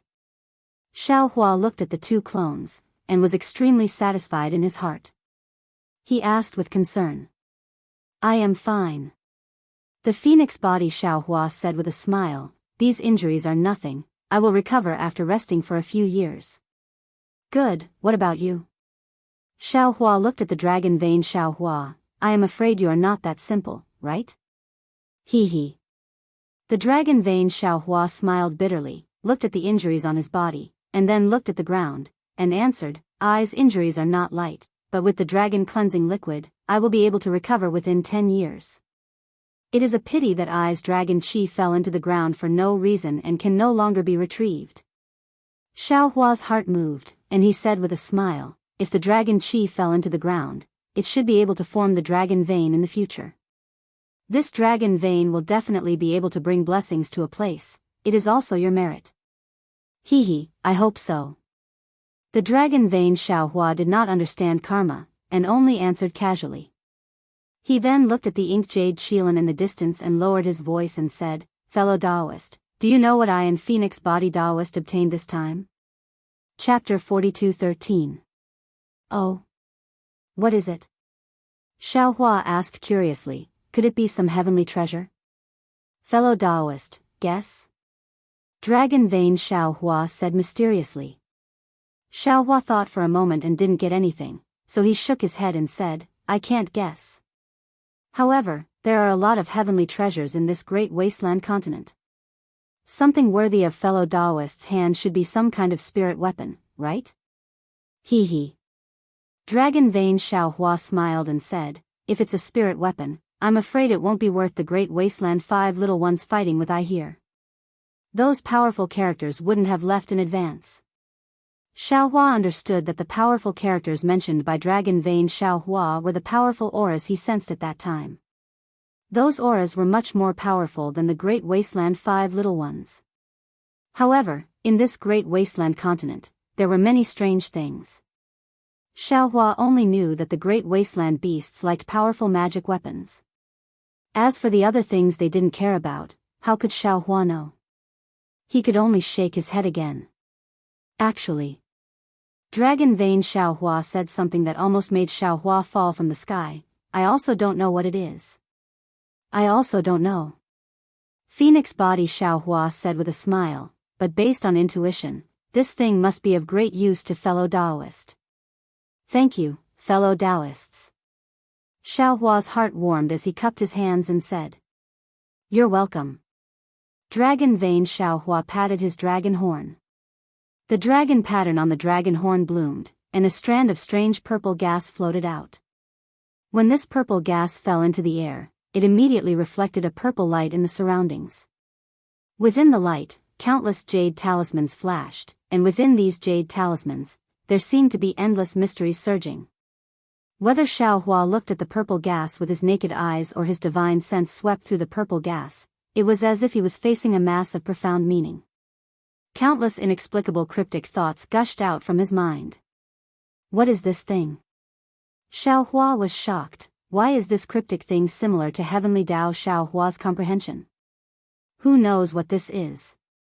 Dragon Vein Xiaohua said with a smile, I only feel that this thing is similar to the things that fellow Daoist occasionally pass to us. Other great wasteland beasts looked at it and turned around, only the great wasteland 5 little ones didn't give up and insisted on pestering us to take it back. Xiaohua faintly nodded. His mind wrapped around the purple gas and was about to store it in his space. However, the strange thing was that the purple gas was like a world of its own in his mind. It was unbelievably heavy, and his mind couldn't absorb it at all. Xiaohua thoughtfully looked at Dragon Vein Xiaohua. Dragon Vein Xiaohua was also somewhat shocked. Xiaohua frowned and thought for a moment before releasing his invisible nascent soul. Xiaohua's formless nascent soul faced this strand of purple gas, and an indescribable joy appeared in its eyes. Its entire body even turned into the shape of a starry sky within the purple light. There was almost no need for Xiaohua to do anything. That strand of purple qi naturally fell into the center of the starry sky. It was precisely the dantian of the nascent soul. Just as the purple qi entered, Xiaohua's formless nascent soul uncontrollably expanded. His spirit body transformed into an endless starry sky, filling up the entire space in an instant. Boom! As if the world was splitting apart, whether it was the inverted space or the normal space, everything was shattered by this explosion. An irresistible force emerged from the shattered space and pushed out Xiaohua, Dragon Vein Xiaohua, Phoenix Body Xiaohua, the awakened Ink Jade Qilin, and the rest of the 5 beasts of the wilderness. Even to the extent that within a range of 10,000 li, there were 10 lion kings, mosquitoes, and other beasts of the wilderness squeezing out of the cracks in space and nervously flying to various parts of the wilderness. On the ground, many monsters also rushed out in groups and flew in all directions. 2 fellow Daoists, go back and rest. Xiaohua looked at the formless nascent soul that had transformed into a starry sky that was growing bigger and bigger. Not only did it cover an area of 1,000 li, but it also had the intention of merging into the starry sky. His face was also somewhat nervous as he instructed. Okay. Dragon Vein Xiaohua was naturally even more nervous. He didn't know whether it was a misfortune or fortune for him to obtain this purple qi. He only nodded and agreed, then followed Phoenix Body Xiaohua into Xiaohua's body to cultivate. The 2 clones had just entered Xiaohua's body when another obscure comprehension from the starry sky fell into Xiaohua's mind. Xiaohua didn't dare to be negligent. Just as he was about to sit cross-legged and comprehend, the distant Ink Jade Qilin flew over again. I sent them away. The Ink Jade Qilin was already somewhat obedient. He held a long crystal in his hand and said, this was left behind in the imperial court. Xiaohua didn't have time to dawdle with him. He raised his hand and gave him a rejuvenation pill, then waved his big sleeve to cover him and said, don't resist. This old man has some urgent matters to deal with right now. Everything can be discussed later. N. Seeing that he came over to promise, but Xiaohua was still so cold, the Ink Jade Qilin was rather disappointed. It was as if his warm face was stuck to someone's cold butt. He only nodded slightly and allowed Xiaohua to take him into the space. The Ink Jade Qilin looked at the unfamiliar scenery around him and didn't say anything. He swallowed the rejuvenation pill in one gulp, and dark green flames surged out from his body, taking the ink jade qilin as a mount was merely a thought in Xiaohua's mind. He himself wasn't too sure why he had such thoughts at that time. Of course, this was also an extremely appropriate reason to let go of the desolate land's 5 youngsters. Therefore, Xiaohua didn't take it too seriously at this time. If it weren't for the fact that the desolate land's 5 youngsters would be harmful to the Fortune Gate's disciples, Xiaohua would have waved his hand and let the ink jade qilin go. He put away the ink jade qilin and sat cross-legged. His eyes were focused on his nose, and his nose was focused on his heart. Those obscure comprehensions were like a meteor shower, crashing into Xiaohua's mind. As time passed, these comprehensions were like a tsunami, crazily crashing into Xiaohua's mind. It was as if Xiaohua had integrated himself into the desolate land. At this time, the heavenly Tao had opened up all its mysteries to him, and Xiaohua was as weak as an ant. In front of these mysteries, he was truly insignificant and helpless. Xiaohua's face was pale, and his heart was trembling with fear. How could he not know that he had encountered an extremely great danger? The origin of this purple qi was definitely not something he could come into contact with his current cultivation.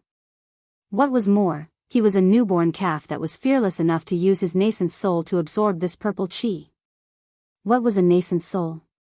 It was a spiritual body between heaven and earth. It was a bridge between a cultivator and heaven and earth. If his physical body absorbed the purple qi, he could rely on the laws of heaven and earth to restrict the purple qi's mysteries. However, when the purple qi entered his nascent soul's spiritual body, especially on the desolate land, the mysteries contained within the purple qi couldn't be restrained by any laws. Of course, it would surge out. Of course, if it was an ordinary Grand Ascension stage cultivator's nascent soul, it wouldn't be able to contain this kind of purple qi. When it came into contact with the purple qi, it would immediately explode. Xiaohua's nascent soul was rather special. Its core was the nebula. When the purple qi entered, it could be said to be integrated into the nascent soul's spiritual body, or it could be said to be integrated into the nebula. Therefore, Xiaohua's nascent soul was able to escape this calamity. However, even so, Xiaohua's nascent soul couldn't contain the laws of heaven and earth contained in the purple qi. His body expanded uncontrollably. As his nascent soul expanded, the mysteries in the purple qi naturally had to impact Xiaohua's body through the spiritual body. This kind of impact that Grand Ascension stage golden immortals and even gods dreamed of, and now that it was placed on Xiaohua's body, it became a torrent that was enough to strangle him. Fortunately, Xiaohua had previously coincidentally started to comprehend the heavenly Tao. Heavenly Tao Xiaohua had also stepped into the Grand Ascension stage. Xiaohua himself had benefited a lot from Heavenly Tao Xiaohua's comprehension. This beginning impact was similar to the comprehension that Heavenly Tao Xiaohua had passed on to him. Xiaohua was already on guard. Seeing the mysteries crazily surging towards him, his mind had already fallen into the space while he was comprehending. Now, Shenhua continent was full of vitality, and all kinds of things in the world were revealed. Xiaohua didn't dare to cause a change in Shenhua continent, and his figure directly fell into the heavenly Tao starry sky. Unlike before, when Jade Archive Xiaohua stepped into the void with tide-like fluctuations, a seemingly vast and boundless will was born in his mind. Jade Archive Xiaohua frowned, then nodded. His figure flashed, and his mind returned to his physical body. However, at this time, his mind was filled with bright starlight, and a majestic power of the heavenly Tao protected his mind tightly. Heavenly Tao Xiaohua, who had never left the space, actually stepped into the chaotic continent for the first time. As soon as Heavenly Tao Xiaohua appeared, Xiaohua's physical body immediately disappeared from midair. When he reappeared, he was already high up in the sky. However, in the entire sky, the starry sky formed by the formless nascent soul had already stopped expanding and rising rapidly. Now, it was slowly expanding and slowly merging into the starry sky. Inexplicable fluctuations between heaven and earth appeared chaotically, and chaotically fell into the spirit body. As the spirit body absorbed these fluctuations, the mysteries fell into Xiaohua's physical body. Xiaohua's body gradually turned into a star. As his nascent soul rose, the star also grew bigger and bigger. An indescribable aura was emitted from the star and spread towards the starry sky, towards the great desolate continent. At this time, time seemed to have no meaning. In front of the mysteries of the heavenly Tao, everything was nothingness. Xiaohua seemed to have stepped onto the path to the heavens. As long as he fell into the starry sky, he would be able to obtain the purple gas, and all of his cultivation would come to an end. However, at this time, in the starry sky, a star that was 1,000,000 times brighter than Xiaohua's star appeared in an extremely strange manner. As soon as this star appeared, it immediately caused a change. All of the fluctuations came to an abrupt stop, and all of the mysteries stopped attacking. This was because the brilliance of the star condensed into a ball of light in the starry sky. This ball of light didn't have a specific shape. It looked like a cauldron, like a winding dragon city wall, like a majestic academy, and in the end, like a scroll that covered the heavens and earth. Under the brilliance of the star, endless clouds appeared. These clouds were 9 colors, and they supported the scroll. Strands of auspicious aura rushed out from the clouds and fell into the formless nascent soul's body. Chapter 42:14. This auspicious chi was so familiar, carrying the gentleness of human nature. The nascent soul's spirit body that was about to lose consciousness instantly stopped expanding. At the same time, the star below the nascent soul's spirit body also withdrew its auspicious light, revealing Xiaohua's physical body. The physical body opened its eyes. Its emotionless gaze swept over the star and scroll above its head, then it spat out 2 words very cryptically, "What a pity." Then, Xiaohua's physical body closed its eyes again, and the aura that looked down on all living things disappeared along with the closing of its eyes. In just a short moment, Xiaohua's physical body opened its eyes again, its silver-white eyes flashing with starlight. After the starlight, 2 balls of flames burned fiercely, and within the flames, human emotions appeared again. Phew. Xiaohua's mind returned to its original position, and he first let out a long breath, then shouted, "Lucky." When the word "lucky" came out, Xiaohua's heart moved. It seemed that many years ago, he already had this kind of experience. If he had any worries, he would have already reached the end of his cultivation. However, Xiaohua didn't have time to think about it. His gaze fell on the star, and his eyebrows wrinkled. He muttered to himself, "Huh? This seems to be the literati star? Why would it appear here?" The literati star stopped in the starry sky, covering the brilliance of all the stars. Xiaohua was puzzled, and he lowered his head to look below him. Thousands of auspicious signs were born in the sky, and it was very colorful. Strange, could it be that fellow Confucian cultivator had some kind of breakthrough?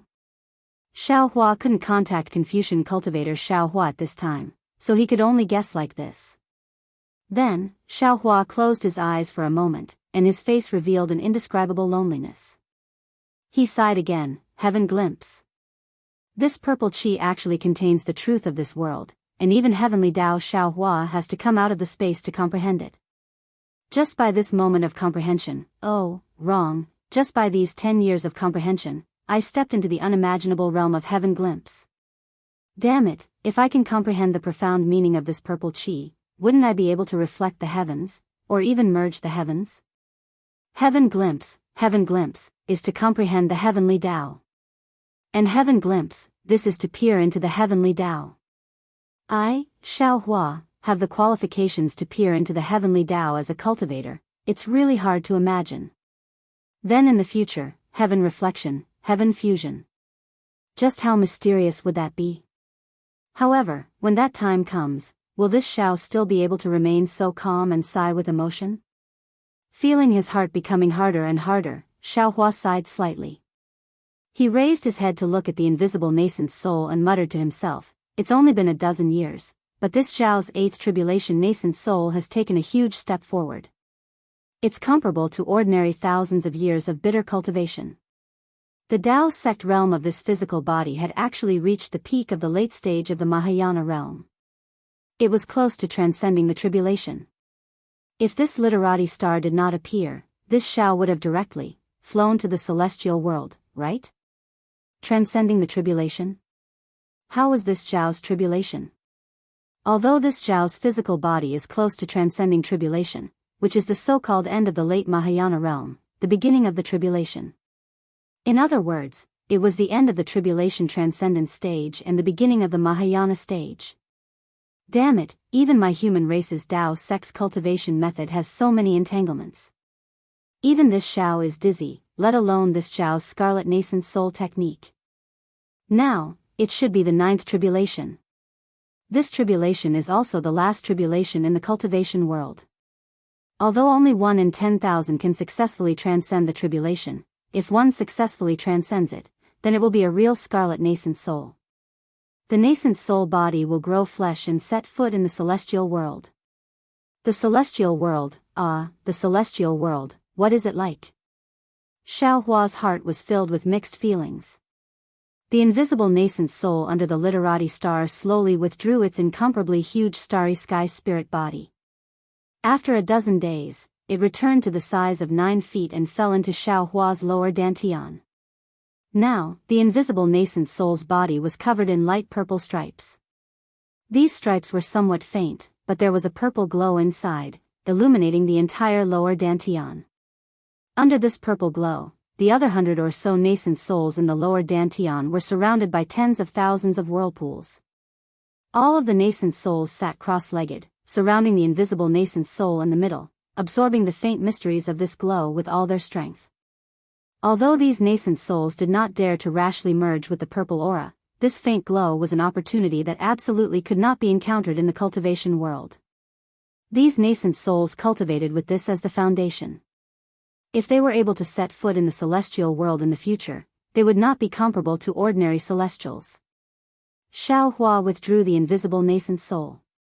After waiting for half a day, he saw that the literati star was still nailed in midair. In the entire starry sky, even the sun's star was not as bright as it. Under the sky, endless auspicious signs came one after another, showing no signs of stopping. Xiao Hua's heart suddenly had some realization. He urged his body to land on the auspicious signs. When the seemingly solid restriction touched Xiao Hua, it immediately produced a layer of auspicious clouds, wrapping Xiao Hua up. A kind of serene and festive feeling emerged from Xiao Hua's heart. The corner of Xiao Hua's mouth curled up, and his body landed on the auspicious signs.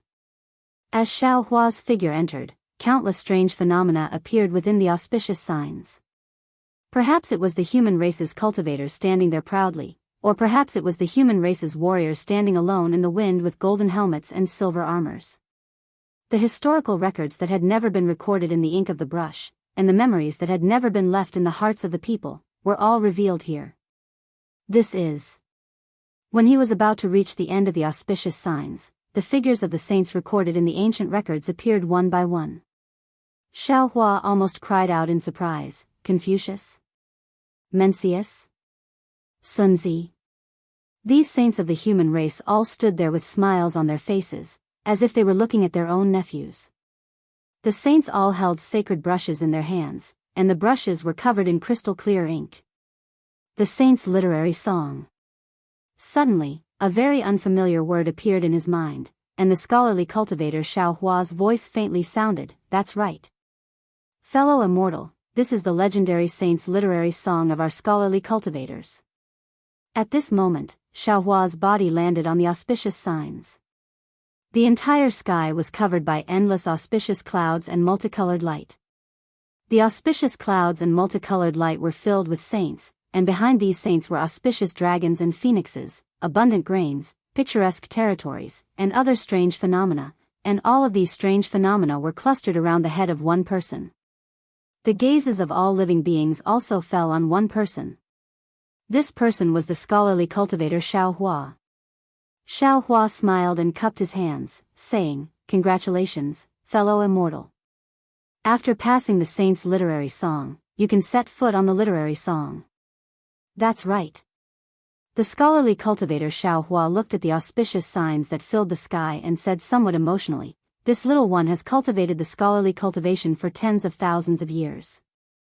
Although I encountered many dangers and obstacles from the scholarly cultivator to the literary saint, I always had a plan in my heart. After reaching the literary saint level, this little one's heart was anxious, because this little one never understood how to set foot on the literary song. After this little one enlightened all living beings, this little one suddenly understood in his heart. The so-called literary song is not something that can be obtained through cultivation. There must be the merit of enlightenment. This merit of enlightenment must be approved by the saints, and only then can the literary song be obtained. This kind of saint's approval cannot be written down in ink, and even more so, it cannot be passed down orally. If it is not a coincidence that truly becomes the power of enlightenment, there will definitely be no opportunity to set foot on the literary song. At this point, the scholarly cultivator Xiaohua looked at the ground again and said somewhat emotionally, "I'm ashamed. Speaking of the merit of enlightenment, the most important is Buddha Bodhi, but I don't know why, until now, the Buddhist phenomenon has not appeared. No need to care about him." Xiaohua's heart slightly ached. He waved his hand and said, "Everyone has their own fate. Immortal friend, first take this half step and then we'll talk." "Yes." The scholarly cultivator Xiaohua bowed and said, "I'll have to trouble immortal friend for everything. No need to thank me." Xiaohua cheerfully nodded his head and took half a step forward. He raised his hand and patted his head. The five-colored true qi gushed out and covered the scholarly cultivator Xiaohua. When the scholarly cultivator Xiaohua entered Xiaohua's body, boom! The entire world rumbled. The auspicious signs in the sky shook and turned into words. The words condensed into lines of poetry. The lines of poetry condensed into articles. The articles condensed into scrolls. An ancient and mysterious voice came out from the scrolls. The literati star above the sage's head suddenly lit up, and an identical illusory body of the literati star fell down from the literati star and smashed into the scrolls. Countless data fell into the illusory body of the literati star, and the illusory body of the literati star gradually solidified. In just a moment, the literati star that was emitting a resplendent brilliance actually appeared above Xiaohua's head. Heaven, earth, king, family, teacher. Different accents, different languages, each voice louder than thunder came out from the sages' mouths. Every time they shouted a word, the sages' holy brushes pointed at the void. Drops of star-like ink fell on the literate star. The literate star fell 1 foot above Xiaohua's head. After the 5 words were said, the literate star fell on top of Xiaohua's head. Xiaohua activated the 5 qis unification. The 5-colored true qi rushed out of his head and turned into a cloud that supported the literate star. At the same time the 5-colored true qi rushed out, the 9 continents cauldrons were also unwilling to be left behind.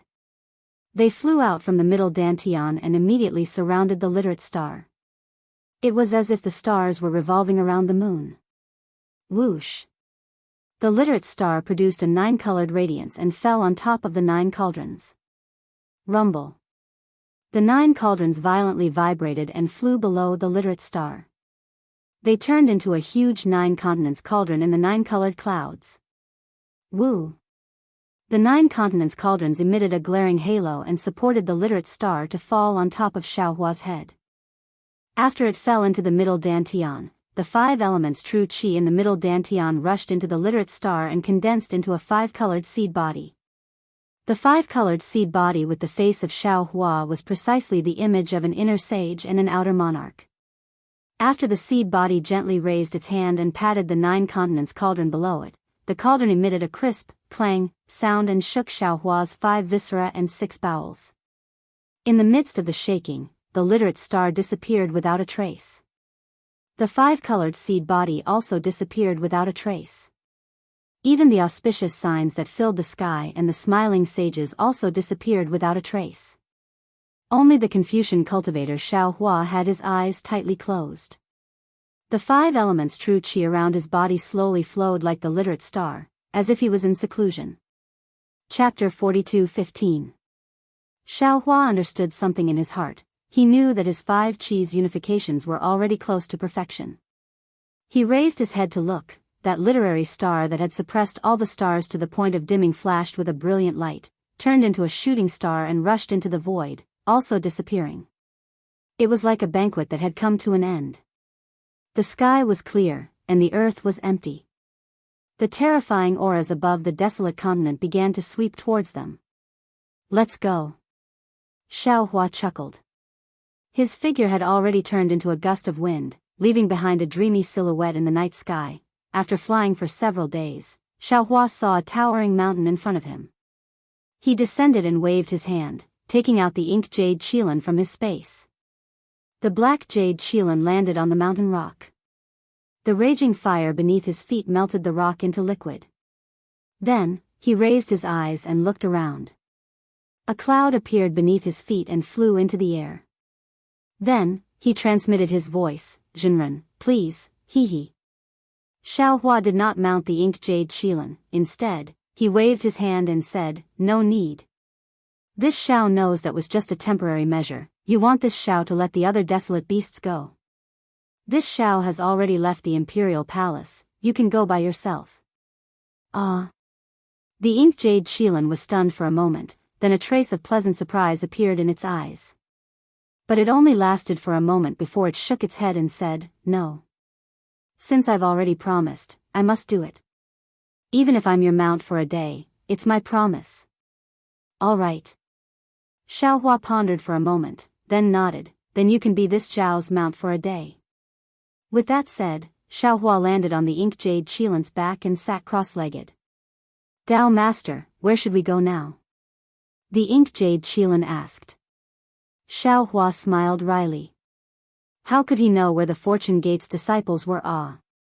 Moreover, Xiaohua was currently in seclusion, he couldn't disturb him for no reason. "Go find the heaven-devouring beast." Xiaohua casually sent a voice transmission. "Heaven-devouring beast? Oh, I understand." The inked jade qilin was dazed for a moment, then immediately understood. There was no need to determine the direction, a cloud appeared under its feet and it flew towards a certain direction. After flying for a while, the inked jade qilin thought of something. It opened its mouth, and a long crystal flew out. Xiaohua knew that it was obtained in the imperial palace. He waved his hand and caught the crystal. As soon as the crystal landed, a strange voice immediately rang out in Xiaohua's mind, 100 years, heaven connecting peak, divine artifact arrives. Oh. Xiaohua was taken aback. His gaze landed on the crystal, but he saw that the crystal was sparkling and translucent. Inside the crystal, there was a sparkling light, but that was it, there was nothing else. Xiaohua used his divine perception to scan it again. This crystal was still ordinary, and he couldn't see anything strange about it. Xiaohua asked the inked jade qilin via sound transmission, "Tongtian Peak, where is it?" "I don't know." Black jade qilin answered without hesitation, "None of the mountains on untainted land have names." "That's strange, what does the gatha inside the crystal mean?" Xiaohua frowned and transmitted his voice. The black jade qilin shook its head and wagged its tail. "It's very simple. 100 years later, a divine artifact will appear on the heavenly connecting peak." "Nonsense." Xiaohua laughed and scolded, "I naturally know this sentence, but the key is that no one knows where Tongtian Peak is, so how can we find the divine artifact?" "I don't know about this." The black jade qilin replied, "There's still some time before the 100-year deadline. Maybe we can go out and look for it. Take this crystal stone." Xiaohua threw the crystal in front of the black jade qilin's head and said with a smile, "Maybe this divine artifact is yours. Daoist, you can go by yourself." The black jade qilin didn't catch it, but shook its head and said, "I also obtained this crystal before, and it also mentioned Tongtian Peak. Previously, I was too frivolous, thinking that the entire untainted land was our world. But in the last 10 years, I calmed down and carefully thought about it. Only then did I realize that I was too shallow. Those powerful beasts didn't bother to lower themselves to our level. We only bullied some weak beasts. Not to mention the entire untainted land, we were nothing even in this area of 1,000,000 miles. We were able to enter the imperial court a few times and obtain some weapons, but those were all things that other beasts looked down on. And this time, for that inexplicable thing, we almost all lost our lives. This so-called Heaven Link Peak is probably an extremely dangerous place. How can we possibly survive if we go there with our strength? When I obtained the crystal before, I even discussed with the black sky white tiger how to find it. Now, I'm determined not to go. Hearing the black jade Xilan's words, Xiaohua really had a feeling of, a scholar who has been away for 3 days must be looked at with new eyes. But thinking about it, the black jade Xilan followed the other 4 little beasts of the untainted land all day long and acted domineeringly on the untainted land. Who would teach them? I unintentionally imprisoned him for 10 years, precisely giving him the opportunity to meditate and let him see himself clearly. This harvest is more important than obtaining some weapon. Good. Xiaohua slightly pondered, clapped his hands and said with a smile, if you have this idea, your future is immeasurable. Alas. The black jade Xilan heard and couldn't help but sigh. It shook its head and said, I really don't dare to think about the so-called future. To tell you the truth, I did bully that sky-devouring beast some time ago, but I only wanted to snatch a weapon from him and obtain the cultivation method from the weapon. However, my luck wasn't good, and the others weren't good either. We obtained some weapons, but we never obtained the cultivation method from them like in the legends. At this point, the black jade Xilan said self-deprecatingly, if you didn't mention sky-devouring beast, I would have long forgotten about him. On the untainted land, there's only the strong preying on the weak. There's no such thing as bullying. Xiaohua's heart moved as if he thought of something, but he held his chin with his hand and was somewhat hesitant. He didn't speak. It wasn't just a day since he arrived at Sky-Devouring Beast's lair, but unfortunately, Sky-Devouring Beast wasn't there. Xiaohua released his divine perception and scanned several tens of thousands of li, but he didn't find any trace of Sky-Devouring Beast. Xiaohua shook his head slightly, knowing that his fate with Sky-Devouring Beast should be over. He floated down from the black jade Xilan's back and patted its head. Although the black jade Xilan slightly tilted its body to dodge, Xiaohua's hand still fell. After patting it a few times, Xiaohua said, your so-called cultivation method, this old man has it. And it's absolutely suitable for you to cultivate. Really?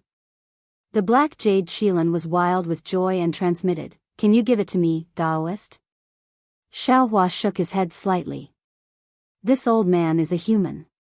My human race has a saying, cultivation methods can't be imparted lightly. Moreover, this old man doesn't understand you, so how can I give such an important thing to you? Then. The black jade Xilan was somewhat anxious. Then, how about I follow you and be your mount? This old man is different from you. I won't stay in the untainted land for long. Xiaohua evaded. And you belong to this land. I can leave with you. The black jade Xilan answered without hesitation. You don't understand. Xiaohua still shook his head. The place I want to go is beyond your imagination. There aren't any untainted land beasts there, and there isn't such a vast and boundless untainted land. Moreover, that place is full of humans like me, so many that you don't dare to believe it. They might not kill you, but they might use you to kill others. Especially, that place doesn't have such good cultivation conditions as the untainted land. Then why don't you impart the cultivation method to me? The black jade Xilan didn't understand and asked. This way, I can cultivate here. Teaching you the method to kill the heaven-swallowing beast is the same as me killing the heaven-swallowing beast. Xiaohua could only explain like this. So I can't easily pass this method to you. How can it be the same? Understand that I killed it. If I don't teach you, you naturally can't kill it. But because I taught you, the heaven-swallowing beast was killed by you. This is the karma I'm talking about. I don't understand. If you don't want to teach, then forget it. Xiaohua smiled bitterly and said, if I don't want to teach, I'm afraid I won't even tell you. I just want to let you know that in this untainted land, you may be free and unfettered, but you will never be able to stand at the peak of all living things. If you leave with me, perhaps it will be far more difficult than you think. But when you have the chance to return here, you will discover that the previous peak is merely a mud ball under your feet. However, this difficulty will make you lose your life, will make you regret, and will consign you to eternal damnation. I'll go. The ink jade Qilan's blood boiled after hearing Xiao Hua's words, and it shouted without any hesitation. Xiao Hua smiled faintly, and an unfathomable expression appeared on his face. He transmitted again, "Don't be anxious, slowly think about it. This old man probably won't be able to leave for several decades. During this period of time, follow this old man. It won't be too late for you to make a decision after this old man leaves." "All right."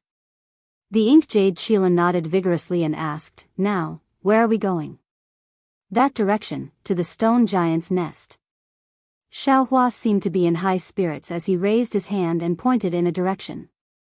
"That's right," abducting a ink jade Qilan back to the hidden immortal land as a mount, sitting on the back of a demonic beast race great sage, his grandmother, who would dare to challenge Daoist Xiao.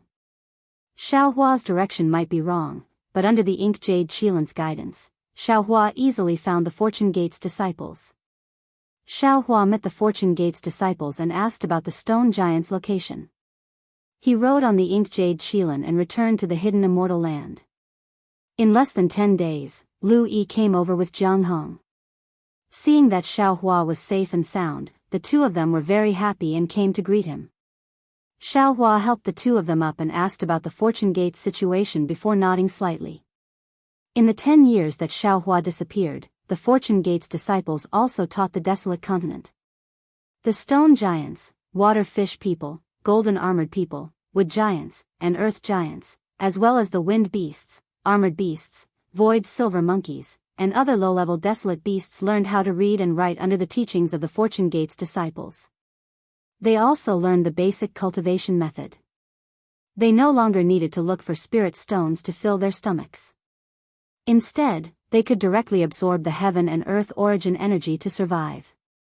They also didn't need to gesticulate, but could communicate with words.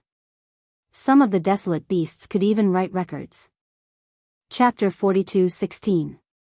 In the beginning, the Fortune Gate's disciples were taught by laying them flat, but later they felt that this method was too slow, so under Wang Bianfei's suggestion, they decided to teach them by scattering seeds. This was to divide the Fortune Gate disciples into many groups and scatter them all over the desolate mainland like fire seeds. Then, they would educate the surrounding desolate lands' variant races. When these variant races learned how to read and write, and how to cultivate, the Fortune Gate disciples would lead these variant races to other places to educate them. This method of teaching that a single spark could start a prairie fire spread across the entire desolate mainland like a star storm. It was precisely because of this that Confucian cultivator Xiao Hua was able to accumulate enough merit points to teach the All Saints Point Out literature in 10 years. Hearing Lu Yi and Jiang Heng's words, Xiao Hua nodded and praised. "The ancients have said, many people gather firewood to make the fire taller. If Master did this alone, I don't know how long it would take. It is really this old man's fortune to have disciples like you. Isn't this all thanks to Master's teachings?" Louis laughed. "If Master didn't establish the Fortune Gate, how could us disciples be where we are today?" "Master." Jiang Heng, who had been wanting to ask, finally found an opportunity to ask, "Where is disciple's master?" "Disciple, master is fine." Dragon vein Xiao Hua's voice came from Xiao Hua's body. "Wait for master to cultivate for a few more years, then I will be completely healed." "Yes, disciple understands." Hearing dragon vein Xiao Hua's voice, Jiang Heng was completely relieved. She looked at the black jade Qilan under Xiao Hua and smiled. "This is master's new mount, right?" "Not yet."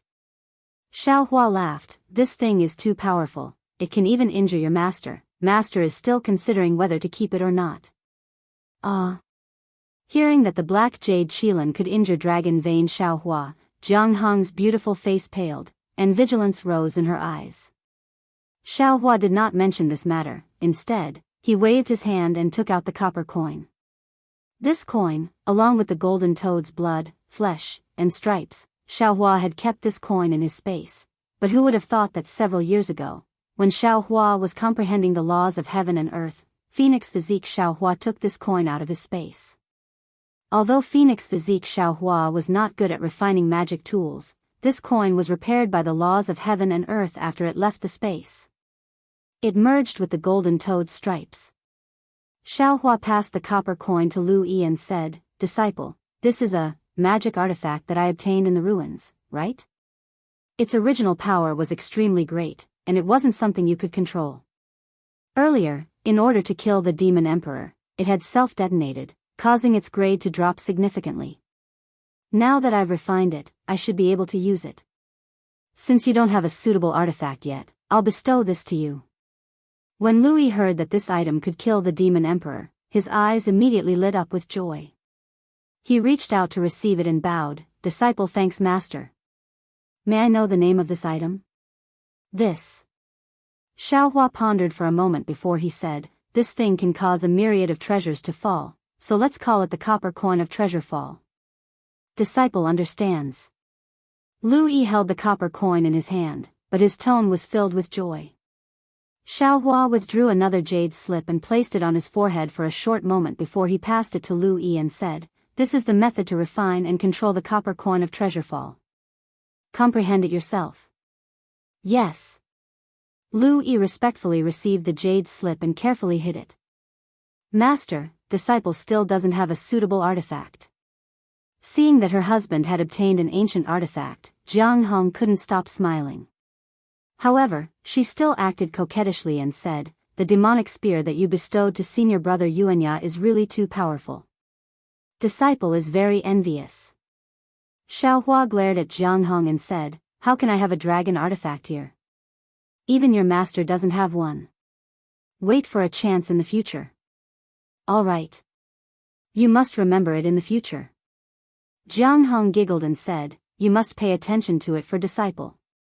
"Oh, that's right, master." Lu Yi naturally thought that Jianghu was being petty. At this moment, he interrupted her and took out a few spatial rings from his bosom and handed them to Xiaohua. "These are the things that disciple obtained from this continent in the past 10 years. Xiaohua took the spatial ring and saw that there were many things inside. Some were ordinary giant trees, some were rare spirit grasses, some were strange materials, and so on and so forth. Xiaohua casually glanced at the spatial rings and said, "Not bad. The things here can't be found in the hidden immortal continent. No one knows what they will be used for in the future. All of you can do whatever you want to him." He, disciple will do just that." Lu Yi covered his mouth and laughed.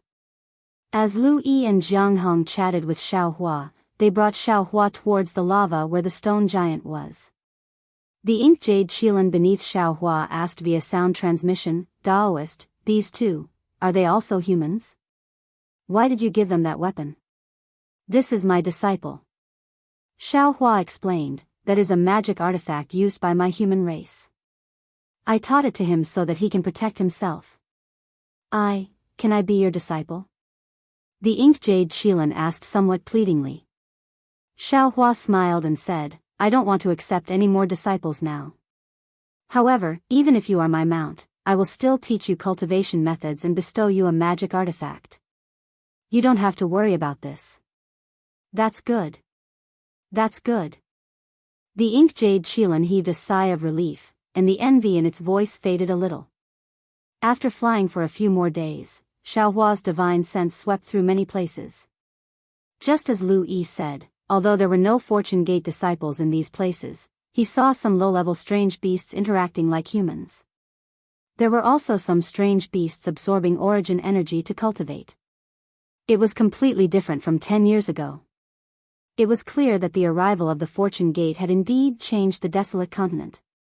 Seeing that Lu Yi's words were true, Xiaohua was even happier and praised him. Just as Xiaohua rewarded Lu Yi and Jianghu with some cultivation methods and secret techniques, his brows raised. The green-robed Xiaohua's voice sounded in his ears, "Fellow Daoist, why are you only back now? I's transmission array has already been completed." "Good." Xiaohua's heart dropped. He looked around and said to Lu Yi and Jianghu with a smile, "You two bring the ink jade Qilin to the stone giant's lair first. Master still has some matters to attend to, so I will be back soon." "Yes, master." Lu Yi and Jianghu bowed to send Xiaohua off. Xiaohua gave some instructions to the ink jade Qilin before disappearing in a flash. "Fellow Daoist, After Xiao Hua's figure left, Lu Yi and Jiang Hong looked at each other. Lu Yi smiled and said to the black jade Qilin, "Are you willing to let this poor Daoist teach you how to speak words?" Xiao Hua teleported to a mountain peak, which was precisely the place where he had crashed into the mysterious desolate continent. On the side of the mountain ridge, there was still a small hole there. However, before Xiao Hua could stabilize himself, caw. A few bird cries came from the inside of the cave. A goshawk-like bird of prey flew out from the cave. This bird of prey looked at Xiao Hua with extreme vigilance. It was not in a hurry to spread its wings and fly high. Instead, it surrounded the cave and sat cross-legged, as if it was preventing Xiao Hua from snatching its territory. If it were not for the terrifying aura on Xiao Hua's body, this bird of prey would have already attacked him from the sky. "You beast!" Xiao Hua didn't know whether to laugh or cry. He glared at the bird and scolded, "This hole was created by this old man, you still dare to leave? Namo Maitreya Buddha." As soon as Xiao Hua's voice fell, Buddha Bodhi's figure quietly appeared beside Xiao Hua. He put his palms together and said, "This poor monk greets you." Xiao Hua turned his head to look at Buddha Bodhi. There was no change compared to 10 years ago, but Xiao Hua was clear in his heart that the number one teaching merit on the desolate continent should be Buddha Bodhi's. Moreover, Buddha Bodhi must have obtained a lot of merit with the help of Namo Maitreya Buddha's Buddha light. Since the Confucian cultivator Xiao Hua could obtain the all-living beings point song, Buddha Bodhi must have obtained even more. It was just that the cultivation of Buddhism was different from that of Confucian cultivators, so the Buddhist vision did not appear on the desolate continent for the time being. However, thinking that the more merit Buddha Bodhi obtained, the closer Namo Maitreya Buddha's Buddha fruit would be to Buddha Bodhi, and the less the pitiful Jiang lure would obtain, Xiao Hua's heart ached for no reason. "Greetings, great master." Xiao Hua put away his distracting thoughts and bowed in return. Caw.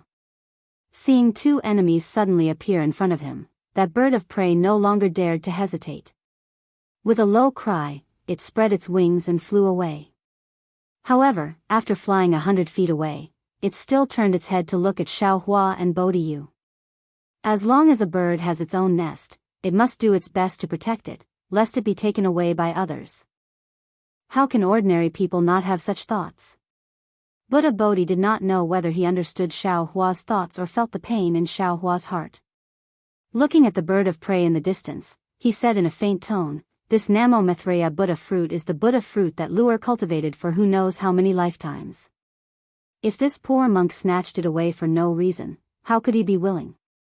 Therefore, Sandalwood, you don't have to worry too much. This poor monk has already thought it through. When this Buddha fruit returns to the hidden immortal continent, I will definitely return it to Luer. Then I will go to the blood sea on the Een side of the space and transform into a devil." Buddha Bodhi's words had actually been said long ago.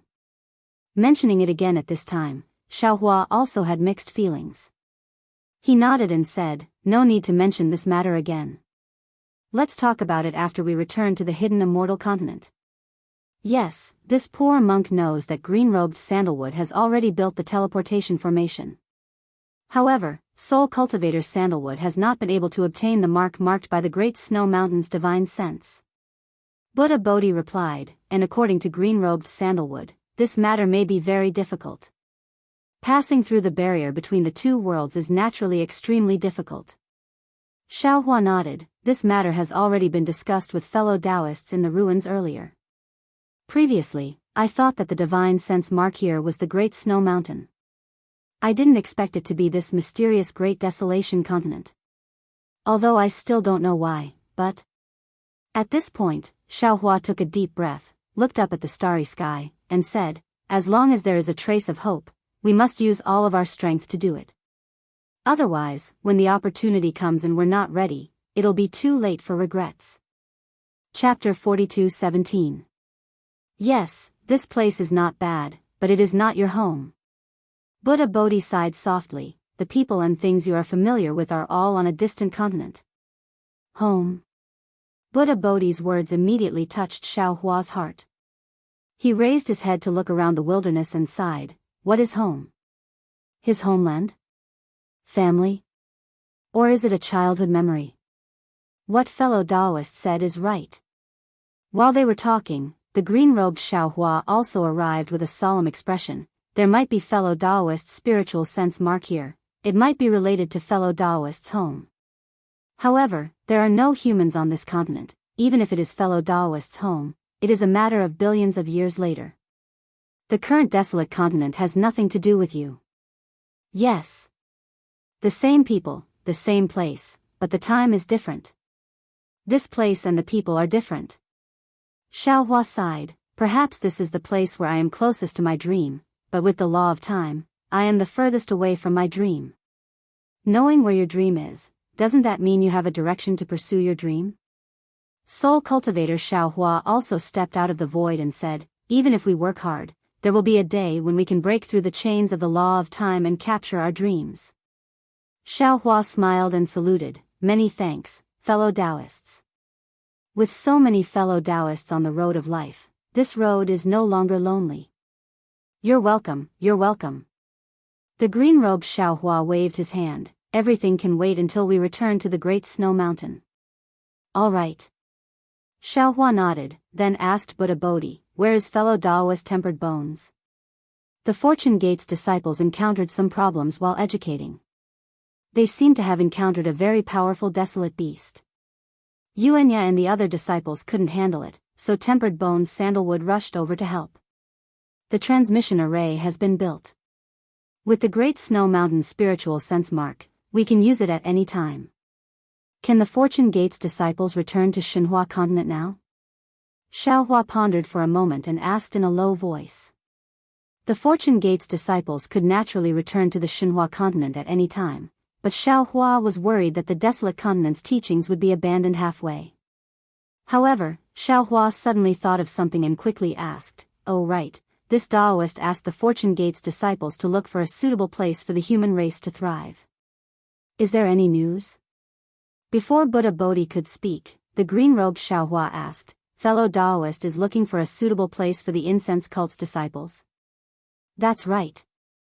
Xiaohua explains, the disciples of the Fragrant Order came from the ruins. Their techniques are different from those of the hidden immortal continent. They might not be suitable to follow us to the hidden immortal continent. It's not that it's not necessarily. It's definitely not suitable. The green-robed Xiaohua resolutely and decisively said, when we arrive at the hidden immortal continent, how can the incense cult's orthodoxy be preserved? If they weren't killed by the Confucian cultivators, then they would die because they couldn't adapt to the environment of the hidden immortal continent. The desolate continent, the Shao. Cloud desolate heaven and earth Shao. The world heavenly world. The best part is that there are no sects fighting with the incense cult here. Unfortunately, the desolate continent is very different from the ruins. Buddha Bodhi shook his head and said, there are desolate beasts everywhere. How can there be a place for the human race? If the incense cult's 30,000 disciples were placed here, they would become the desolate beasts' food in a few days. We can help them build a defensive formation. Soul Cultivator Xiaohua interjected. Help for now, but not forever. Xiaohua ancestor Xiaohua disagreed. How can a defensive formation help the incense cult defend against the endless desolate beasts? Not necessarily. Soul Cultivator Xiaohua retorted, if the defensive formation is strong enough, and the incense cult's disciples can cultivate into a few high-level cultivators before the formation collapses, they may be able to establish a foundation on the desolate continent. Not likely. Buddha Bodhi said, this monk has been enlightening the desolate continent for more than a decade, so I have some understanding of the desolate continent. If the Fortune Gate's disciples are not strong enough and do not have the advantage of numbers, it will be very difficult for them to take even half a step on the desolate continent. Xiaohua's original intention was to ask Buddha Bodhi, and now that he heard Buddha Bodhi's words, he somewhat understood. However, he still asked, so, in these years, the Fortune Gate's disciples have not found a suitable place for the human race to reproduce? Yes. Buddha Bodhi nodded, then said, as for the Fortune Gate's disciples, they have spread the fire seeds of enlightenment everywhere the human race can reach. With these fire seeds, the prelude to enlightenment has already begun. Since the prelude has already begun, the person who started the prelude is naturally no longer needed. Xiaohua had already asked Xiaohua about the situation of the Fortune Gate's disciples, and from Xiaohua's words, he understood the significance of the Fortune Gate's disciples spreading the fire seeds.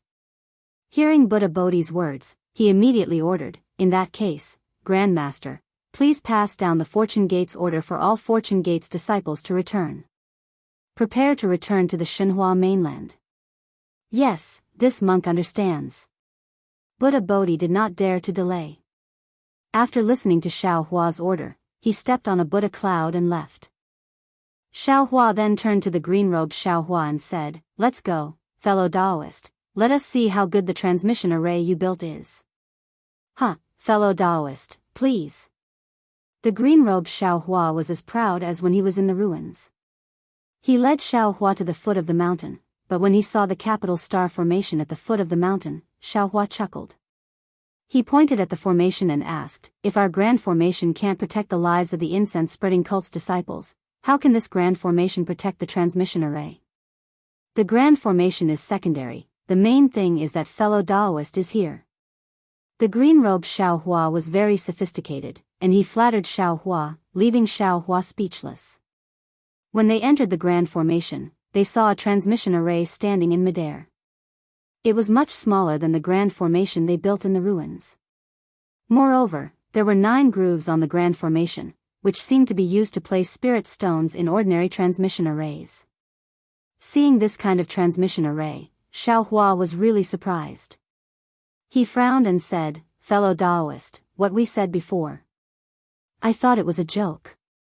To be transmitted from the Great Desolate Continent to the Great Snow Mountain, we have to pass through realms. This realm is even more solid than the Moon God realm and Tai-Bai Star realm, that could be the barrier between the higher realm and the lower realm.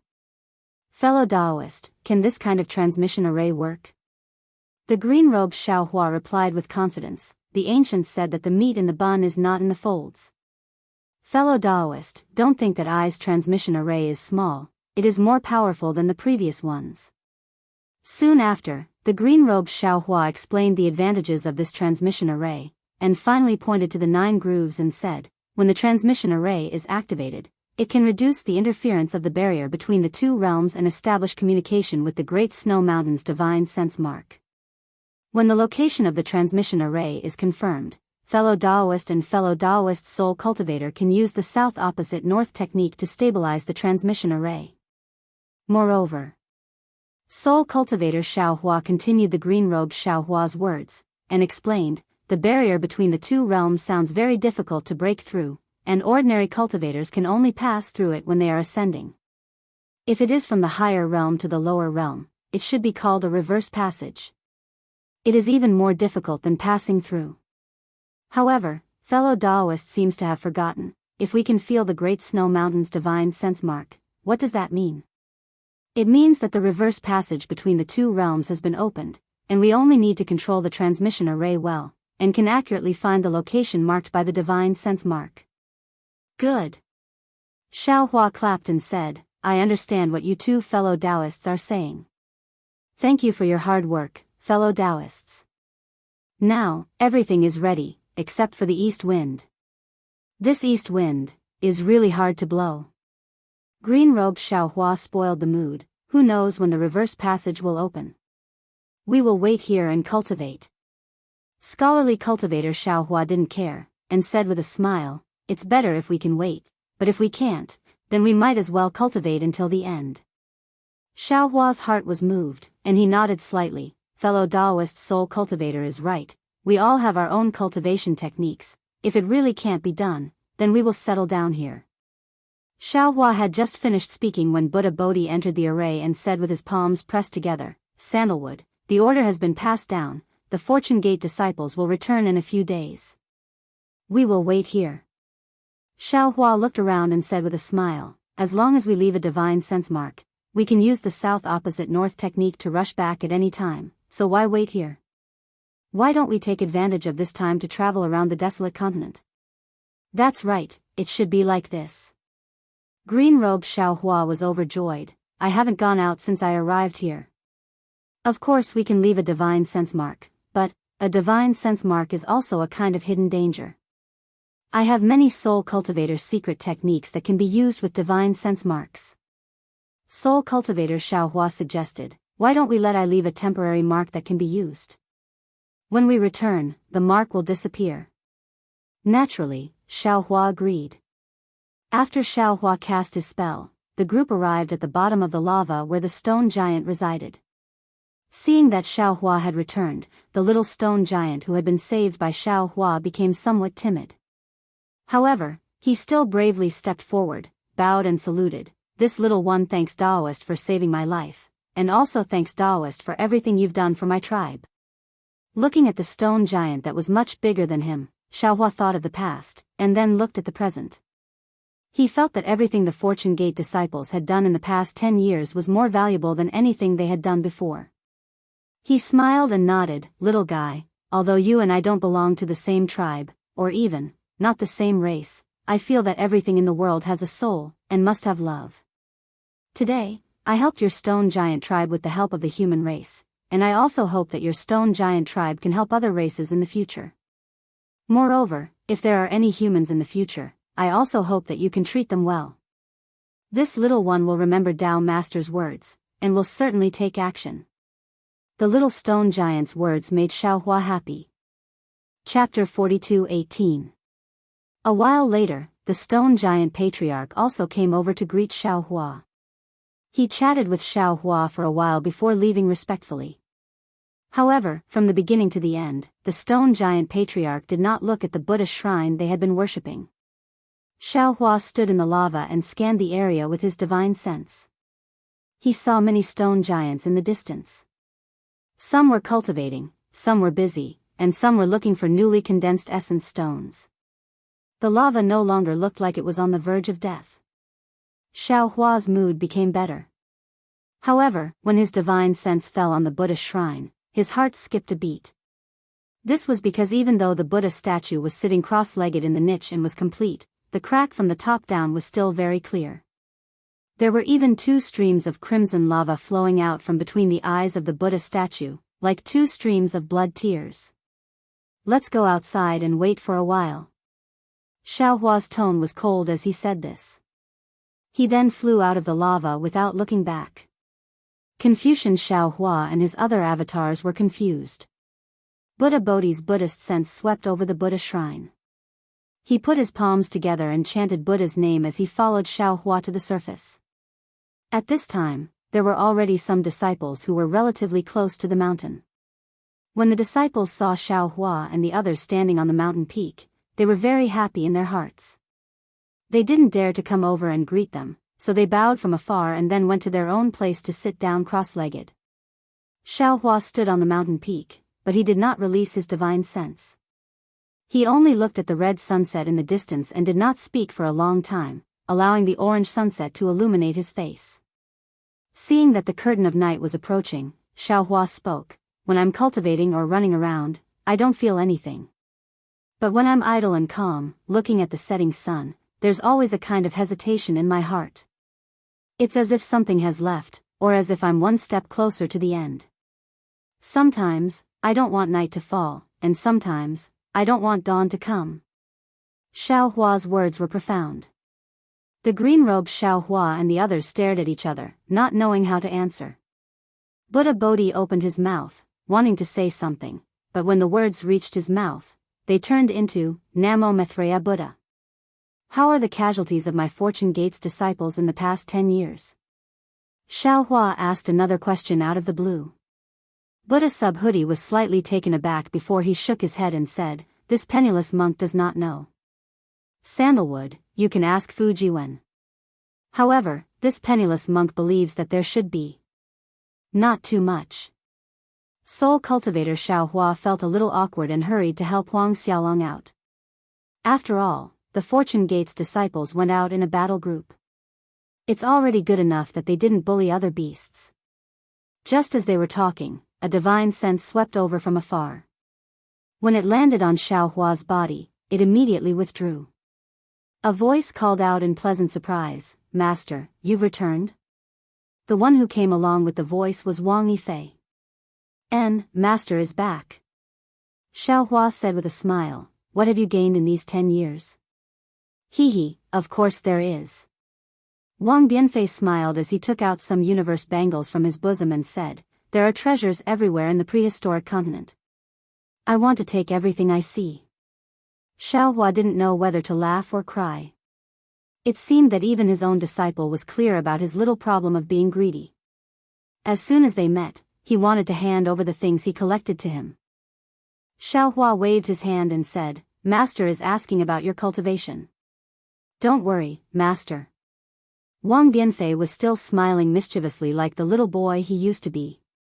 He answered, others may not know about this disciple's talent, but how could Master not know?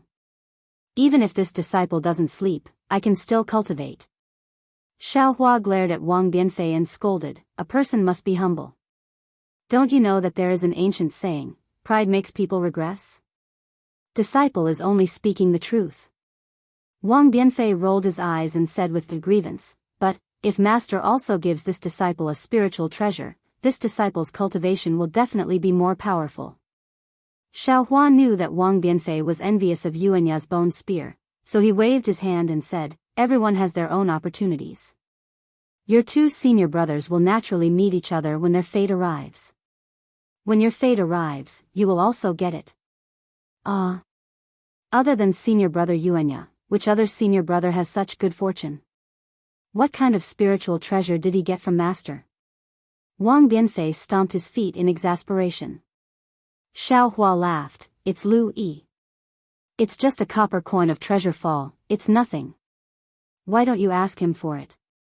Wang Bianfei had always had a similar temper with Lu Yi. Hearing that Lu Yi got a treasure, other than envy, he didn't have any other thoughts. He still begged, Master, you are too biased. This disciple still doesn't have a suitable spiritual treasure. There are so many good things in your Kunlun immortal realm, can't you give this disciple one? As he spoke, Wang Bianfei handed the heaven and earth bracelet in his hand to Xiaohua and said, this disciple will exchange these things, okay? TSK. Xiaohua waved his hand, keep these things for yourself. Don't you know what a spiritual treasure is? How can it be so easy to get it? At this point, Xiaohua smiled and said, how about this, if you find a dual cultivation partner, I can consider giving you a spiritual treasure. Master, are you sure? Wang Bianfei jumped up again, there is no human race on this primeval desolate continent, where do you want me to find one? Are there few female cultivators on Xinhua continent? Xiaohua asked curiously, don't you like any of them? I don't feel anything, I just don't like them.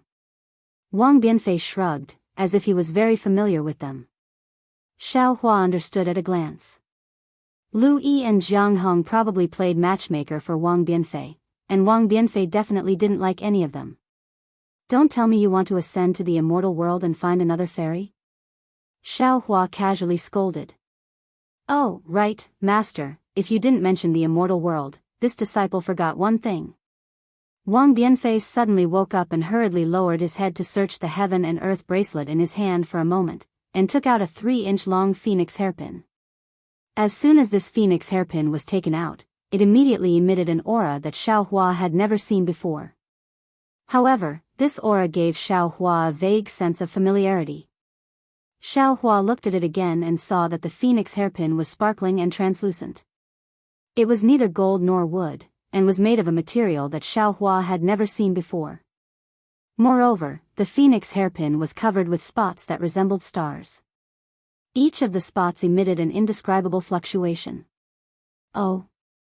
Xiaohua was slightly stunned and asked curiously, what is this? Where did you get it from? This was picked up by this disciple from a huge tree in a valley 3 years ago. This disciple doesn't know what it is, but this disciple. Wang Bianfei's face was slightly red, and he whispered, after this disciple got it, he occasionally met an extremely beautiful female cultivator in his dreams. She seemed to be trapped somewhere and wanted to say something to this disciple, but this disciple couldn't understand a single word. Oh. Xiaohua was greatly surprised. He raised his hand, and the phoenix hairpin fell into his hand, and he said, you wouldn't be like Fuji when meeting an immortal palace female official imprisoned in this phoenix hairpin, right? However, when Xiaohua's divine sense swept over it, the phoenix hairpin seemed to be invisible, and his divine sense couldn't detect it at all. Xiaohua thought for a moment, and raised his hand.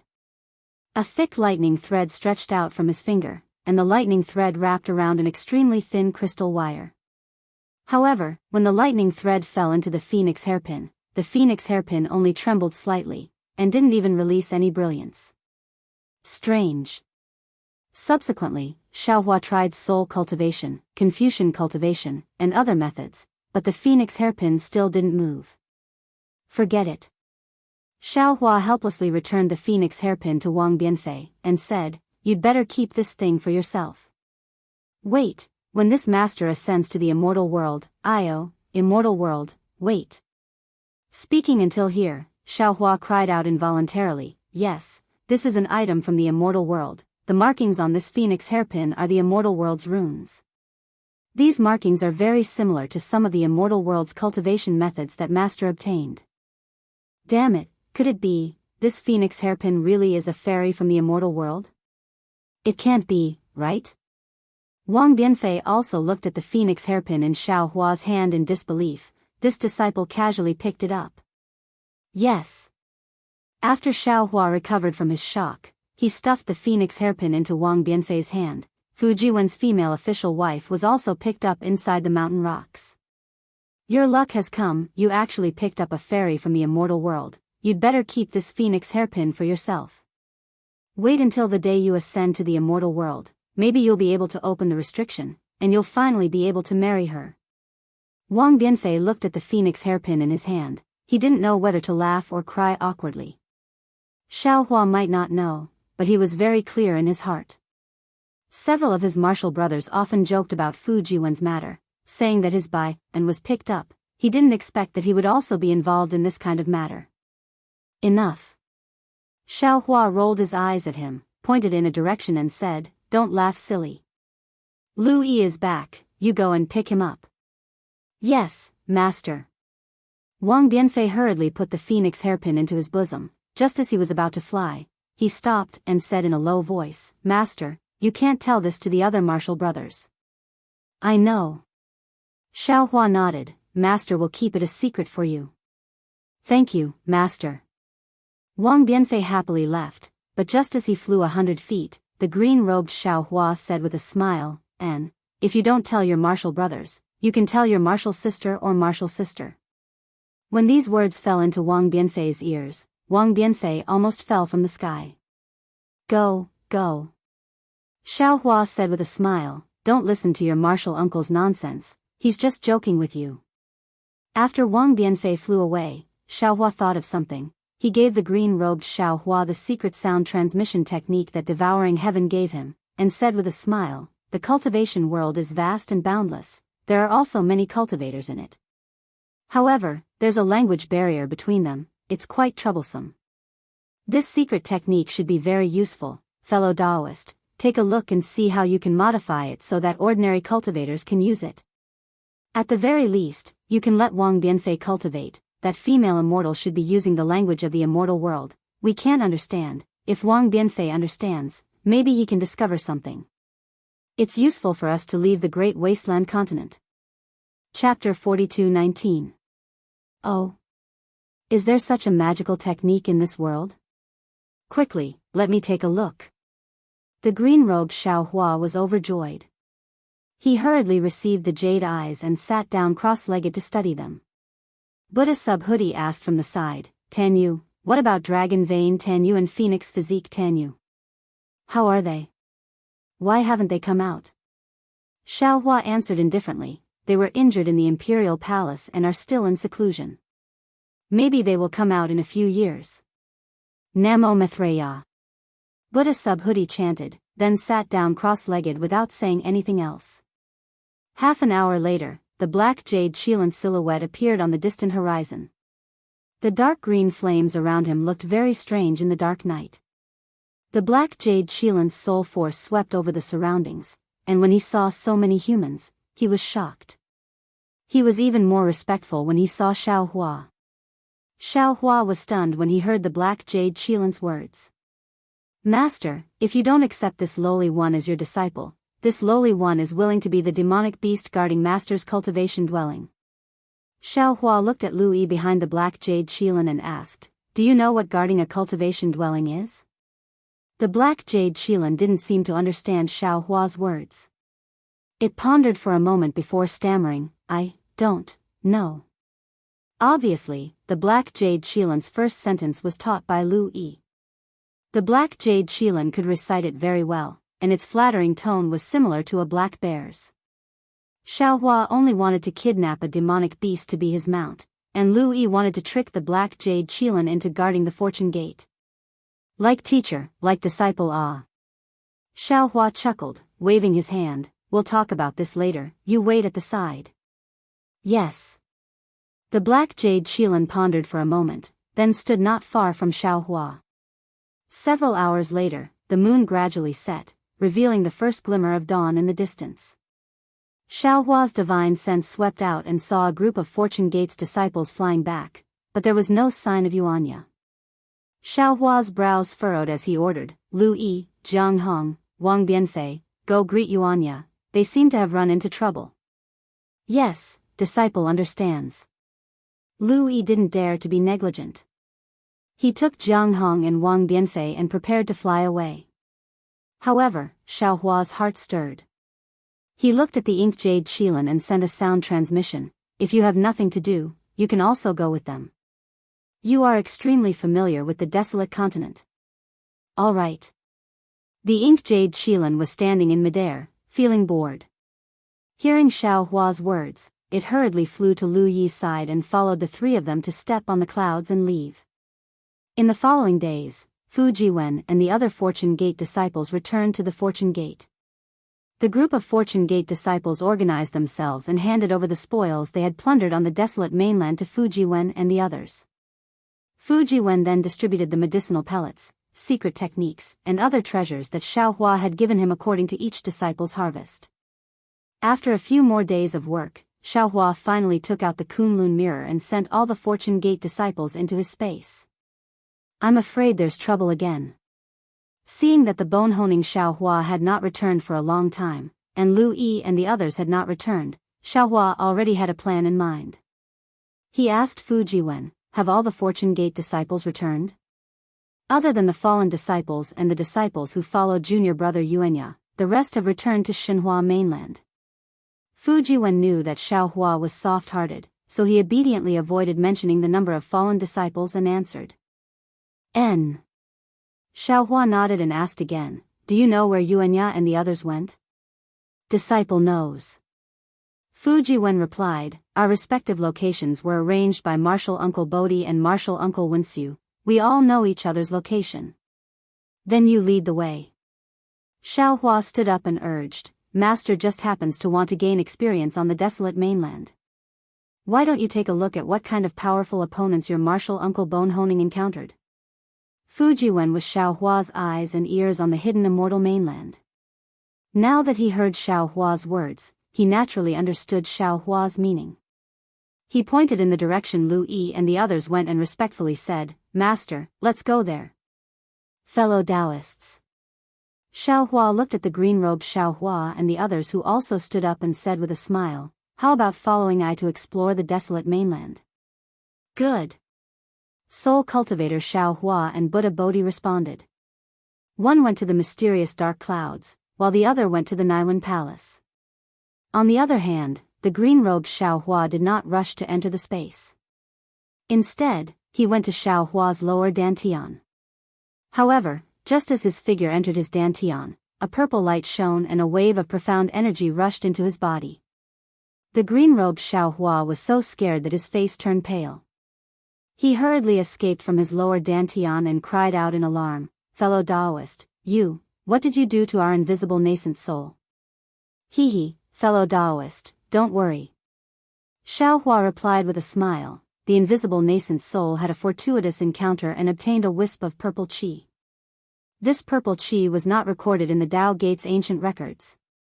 It should be an item from the upper realm. The invisible nascent soul just came into contact with this item and has already stepped into the late stage of the Mahayana realm. It can enter the tribulation at any time." "Oh, it should be said that it is not too far away from the ninth tribulation. You are still not familiar with this purple chi, so you naturally can't control the invisible nascent soul. The green-robed Xiaohua pondered for a moment and asked in a low voice, "Fellow Daoist, do you think our luck is too good? This kind of divine item is rare even in the upper realm, but we actually obtained it so easily. Don't tell me you don't know that this item is related to the heavenly Tao. Even if our luck is good, it is also a blessing in disguise." Xiaohua said with a smile, "If not for the heavenly prison's tribulation, how could you and I come here? For us cultivators from the lower realm, everything on this desolate mainland, including the stones under our feet, is precious." "That's true," the green-robed Xiaohua said. Xiaohua's mind entered the space. "I will first modify this sound transmission technique and see if I can comprehend the profound meaning released by the invisible nascent soul. Then, I will try to control the invisible nascent soul." After arranging several clones, Xiaohua's mind came out of the space. He looked at Fu Jiwen who was flying in front of him and said, "Just fly like this." "Yes." Fu Jiwen replied, "It should be in this direction." "All right." Xiaohua waved his big sleeve and covered Fu Jiwen with the heaven and earth sleeve technique. Then, his figure swayed, leaving behind a string of afterimages. Xiaohua teleported into the distance. Unfortunately, after a few times, Xiaohua had no choice but to let Fu Jiwen out and let him point out the direction again. That Fu Jiwen indeed had this ability. No matter how complicated Xiaohua's teleportation was, he could still find the direction without any sign of getting lost. In fact, Xiaohua couldn't be blamed. The entire desolate mainland was filled with incomparably huge mountain ranges. On top of the mountain ranges were craggy rocks and occasionally huge trees. There wasn't much greenery, most of them were needle-shaped leaves that were greenish-yellow in color. Any cultivator who flew thousands of li and took a closer look would find that the scenery was not much different from before. Other than the blazing sun in the sky that allowed them to identify the direction, other aspects were really hard to identify. "Master." After flying for several days, Fu Jiwen said in a low voice, "This desolate mainland is a little strange. Disciple feels that wherever it is called a lower realm, the 5 elements of heaven and earth are abundant and balanced, and the yin and yang energies are clearly separated. Why is the water element energy here so scarce? How did this desolate mainland form?" Xiaohua had naturally thought about it. He smiled and said, "Master also thought about this that day. But this place is different from the hidden immortal mainland. It is a higher realm, and there are many mysteries that we don't know. Anyway, we won't stay here for long, and the Fortune Gate won't establish a sect again. Why should we care so much?" "Yes, disciple understands." Fu Jiwen was already used to Xiaohua's laziness. While nodding his head, he thought of something and hesitated slightly before saying, "Master, disciple doesn't know if junior brother Lu has reported to Master." "Oh? What is it?" "When Master met him earlier, he told Master a lot of things." "I don't know which one you're talking about." Xiaohua urged his body and didn't pay much attention to it and casually replied. Fu Jiwen sighed and said, "AI, it seems like Lu Yi didn't mention it to Master. After this guy got married, he started to have many thoughts." "Hee, isn't that normal?" Xiaohua secretly laughed and replied with sorrow in his heart, "There is a saying in the ancient times, after getting married, one forgets his mother." Although Jianghang's character is very good, she is after all a dragon and also a woman. Her heart is definitely small. Lu Yi must have discussed some things with you and the other senior brothers and also reported to Master. Now, the first person he wants to find is Jianghang. Some things involve the interests of the family. Jianghang will think a lot, and he may not report to Master. Hee, don't worry, when you marry Bai, and I'm afraid it will be the same." Speaking of this, Xiaohua's heart naturally thought of Fairy Hongxia who was far away in the Xiaoyu continent. Wasn't it because of Fairy Hongxia's small heart that things got to this point? After not seeing each other for hundreds of years, what was the difference between her and Xue Xue? Some things can be left unsaid, but some things can't be reported. Fu Jiwen had never seen Xiaohua's dual cultivation partner. Seeing that Xiaohua's words were full of experience, he knew that Master felt something and smiled slightly. Moreover, women are different from women. Bai En is a female official of the Immortal Palace, so she should be very clear about this. Xiaohua knew that the woman Fu Jiwen was talking about should be Xian. He didn't explain and asked, what does Louis want to report? Is it the dispute between the Yu family and the Lu family? That kind of small matter happens every day in the Xinhua continent. What kind of trouble could the elders of those two families cause with them keeping watch in their families? Fu Jiwen's face turned serious as he replied, this kind of small matter is not worth mentioning. Oh. Then what is it? Xiaohua frowned slightly. Previously, Louis mentioned to Disciple that when he just came out from the Xinhua continent, he had a feeling that he was being spied on. Fu Jiwen replied, it's just that this feeling of being spied on was really vague, and even disappeared in a flash. Louis wasn't sure, so he didn't dare to report it to Master. Chapter 42:20. Fu Jiwen peeked at Xiaohua's reaction and continued, however, Disciple feels that we should be careful since we are far away from home. Although Master's magic power is boundless, even a wise man can make mistakes. If Disciple finds anything, it's better to tell Master as soon as possible. Therefore, Disciple asked him to report to Master, but he felt that if he could find it, Master would definitely find it too. Moreover, there are many strong people in the Great Desolate Continent. It's normal for some strong people to spy on us.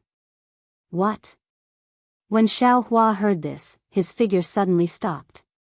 The feeling of teleportation was like a stormy wave crashing into Fu Jiwen's Naiwan palace.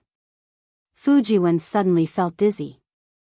Of course, with Fu Jiwen's cultivation, this dizziness only lasted for a moment. When the secret technique circulated, Fu Jiwen immediately returned to normal. When did this happen? Later, did Louis find anything else? Xiaohua naturally knew about Lu Yi's talent. This kind of strange talent was innate, not acquired through cultivation. What Lu Yi could detect, he really might not be able to detect. Moreover, after he arrived in the Great Desolate Continent, he did not find any consciousness secretly spying on them. If there was a great enemy nearby, Lu Yi found such a strange situation and did not report it, it was really a crime worthy of death. Fu Jiwen saw Xiaohua's face change greatly and hurriedly comforted, Master, don't worry. This is something that happened when we just started to educate the strange beasts. It has been more than 10 years now, isn't there nothing wrong?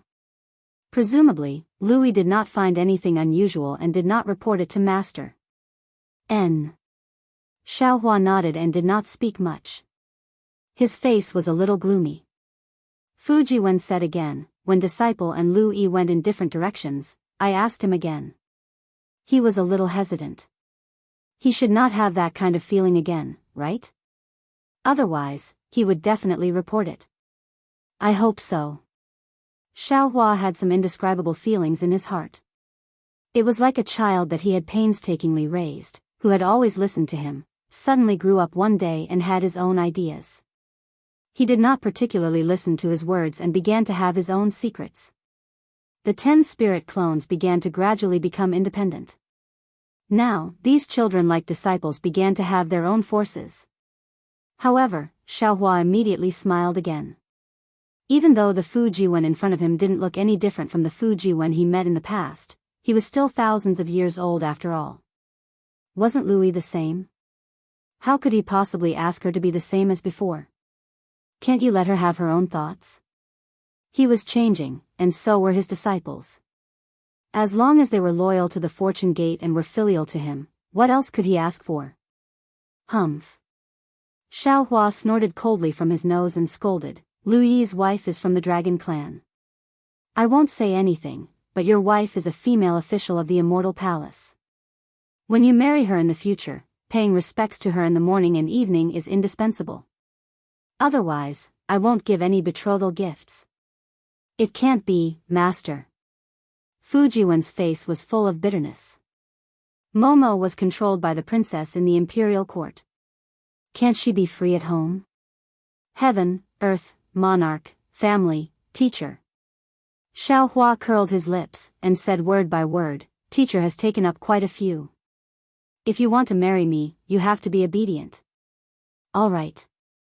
Fu Jiwen naturally didn't understand the true meaning of Xiao Hua's words, but seeing that Xiao Hua's mood had improved, he could only agree with a bitter face. After a few more days passed, Xiao Hua's divine consciousness swept across the mountain peaks in the distance. He narrowed his eyes and said, "Disciple, go back to Shenhua continent. Master will help your uncle master." "Yes, master." Fu Jiwen had long been used to being carried around, so he casually agreed. Xiao Hua took out the Kunlun mirror, and in a flash of light, Fu Jiwen was sucked into the space. 10,000 li away, there was a plain rarely seen in the desolate continent. The land stretched as far as the eye could see, and at this moment, it was covered in thick vines. These vines were bronze in color, and there were faint cloud patterns on them, as if they were natural patterns.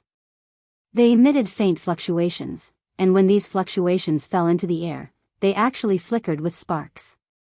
The vines were scattered with broken stones and wood, and it looked very messy. Among the broken stones, there were many bones and flesh. Some of these bones were very big, while others were very small. Occasionally, there were a dozen or so human skeletons hidden among these bones. These human skeletons were without a doubt Fortune Gate's disciples. In the sky above the vines and bones, within a radius of several hundred li, there were loud battle cries. Thousands of lizard-like beasts surrounded and attacked several hundred Fortune Gate's disciples. At this time, the Fortune Gate's disciples were in a battle formation, each of them holding a magic artifact and spirit artifact.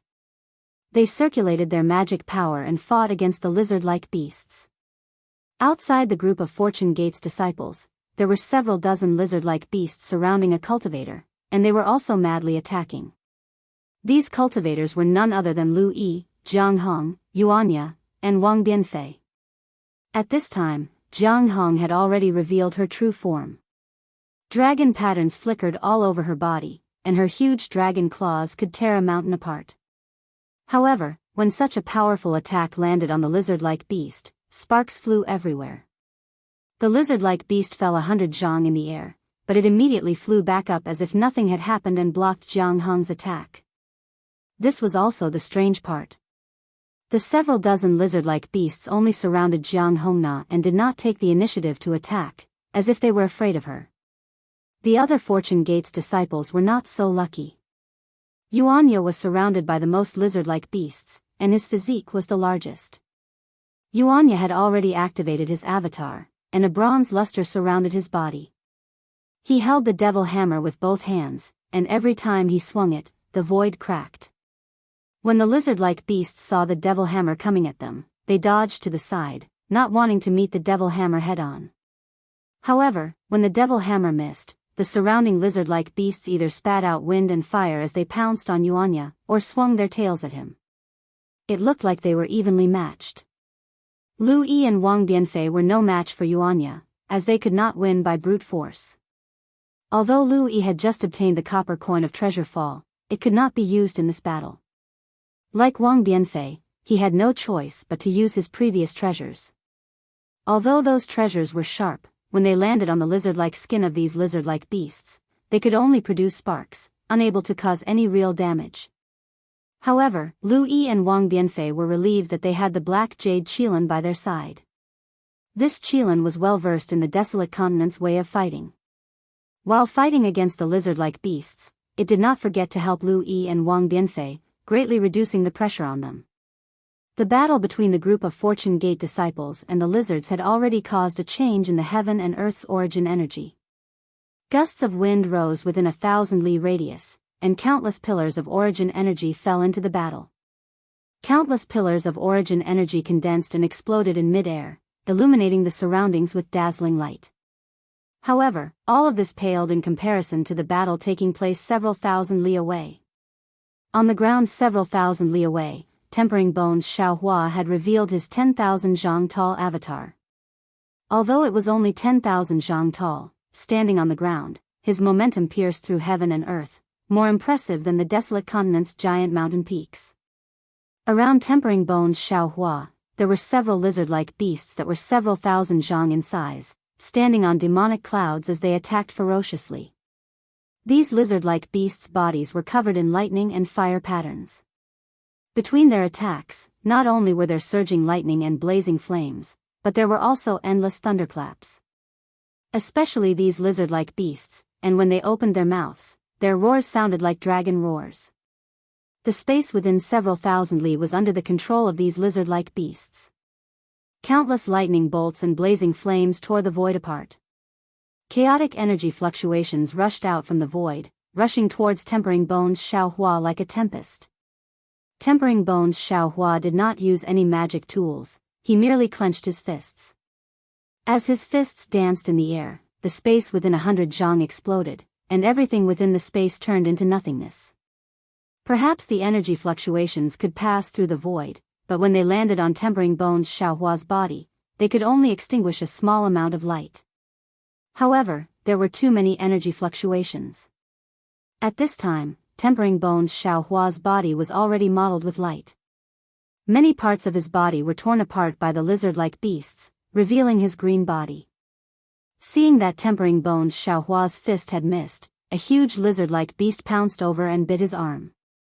Tempering Bones Xiaohua's wrist hooked and hit the lizard's chin in a split second. The lizard's body was flipped over, and the lizard's tail swept across Tempering Bones Xiaohua's waist with a paw. Tempering Bones Xiaohua's body was unstable, and he staggered slightly. Beside him was a hill that was several hundred zhang tall. This hill in the eyes of ordinary people was just a pellet in Tempering Bones Xiaohua's eyes.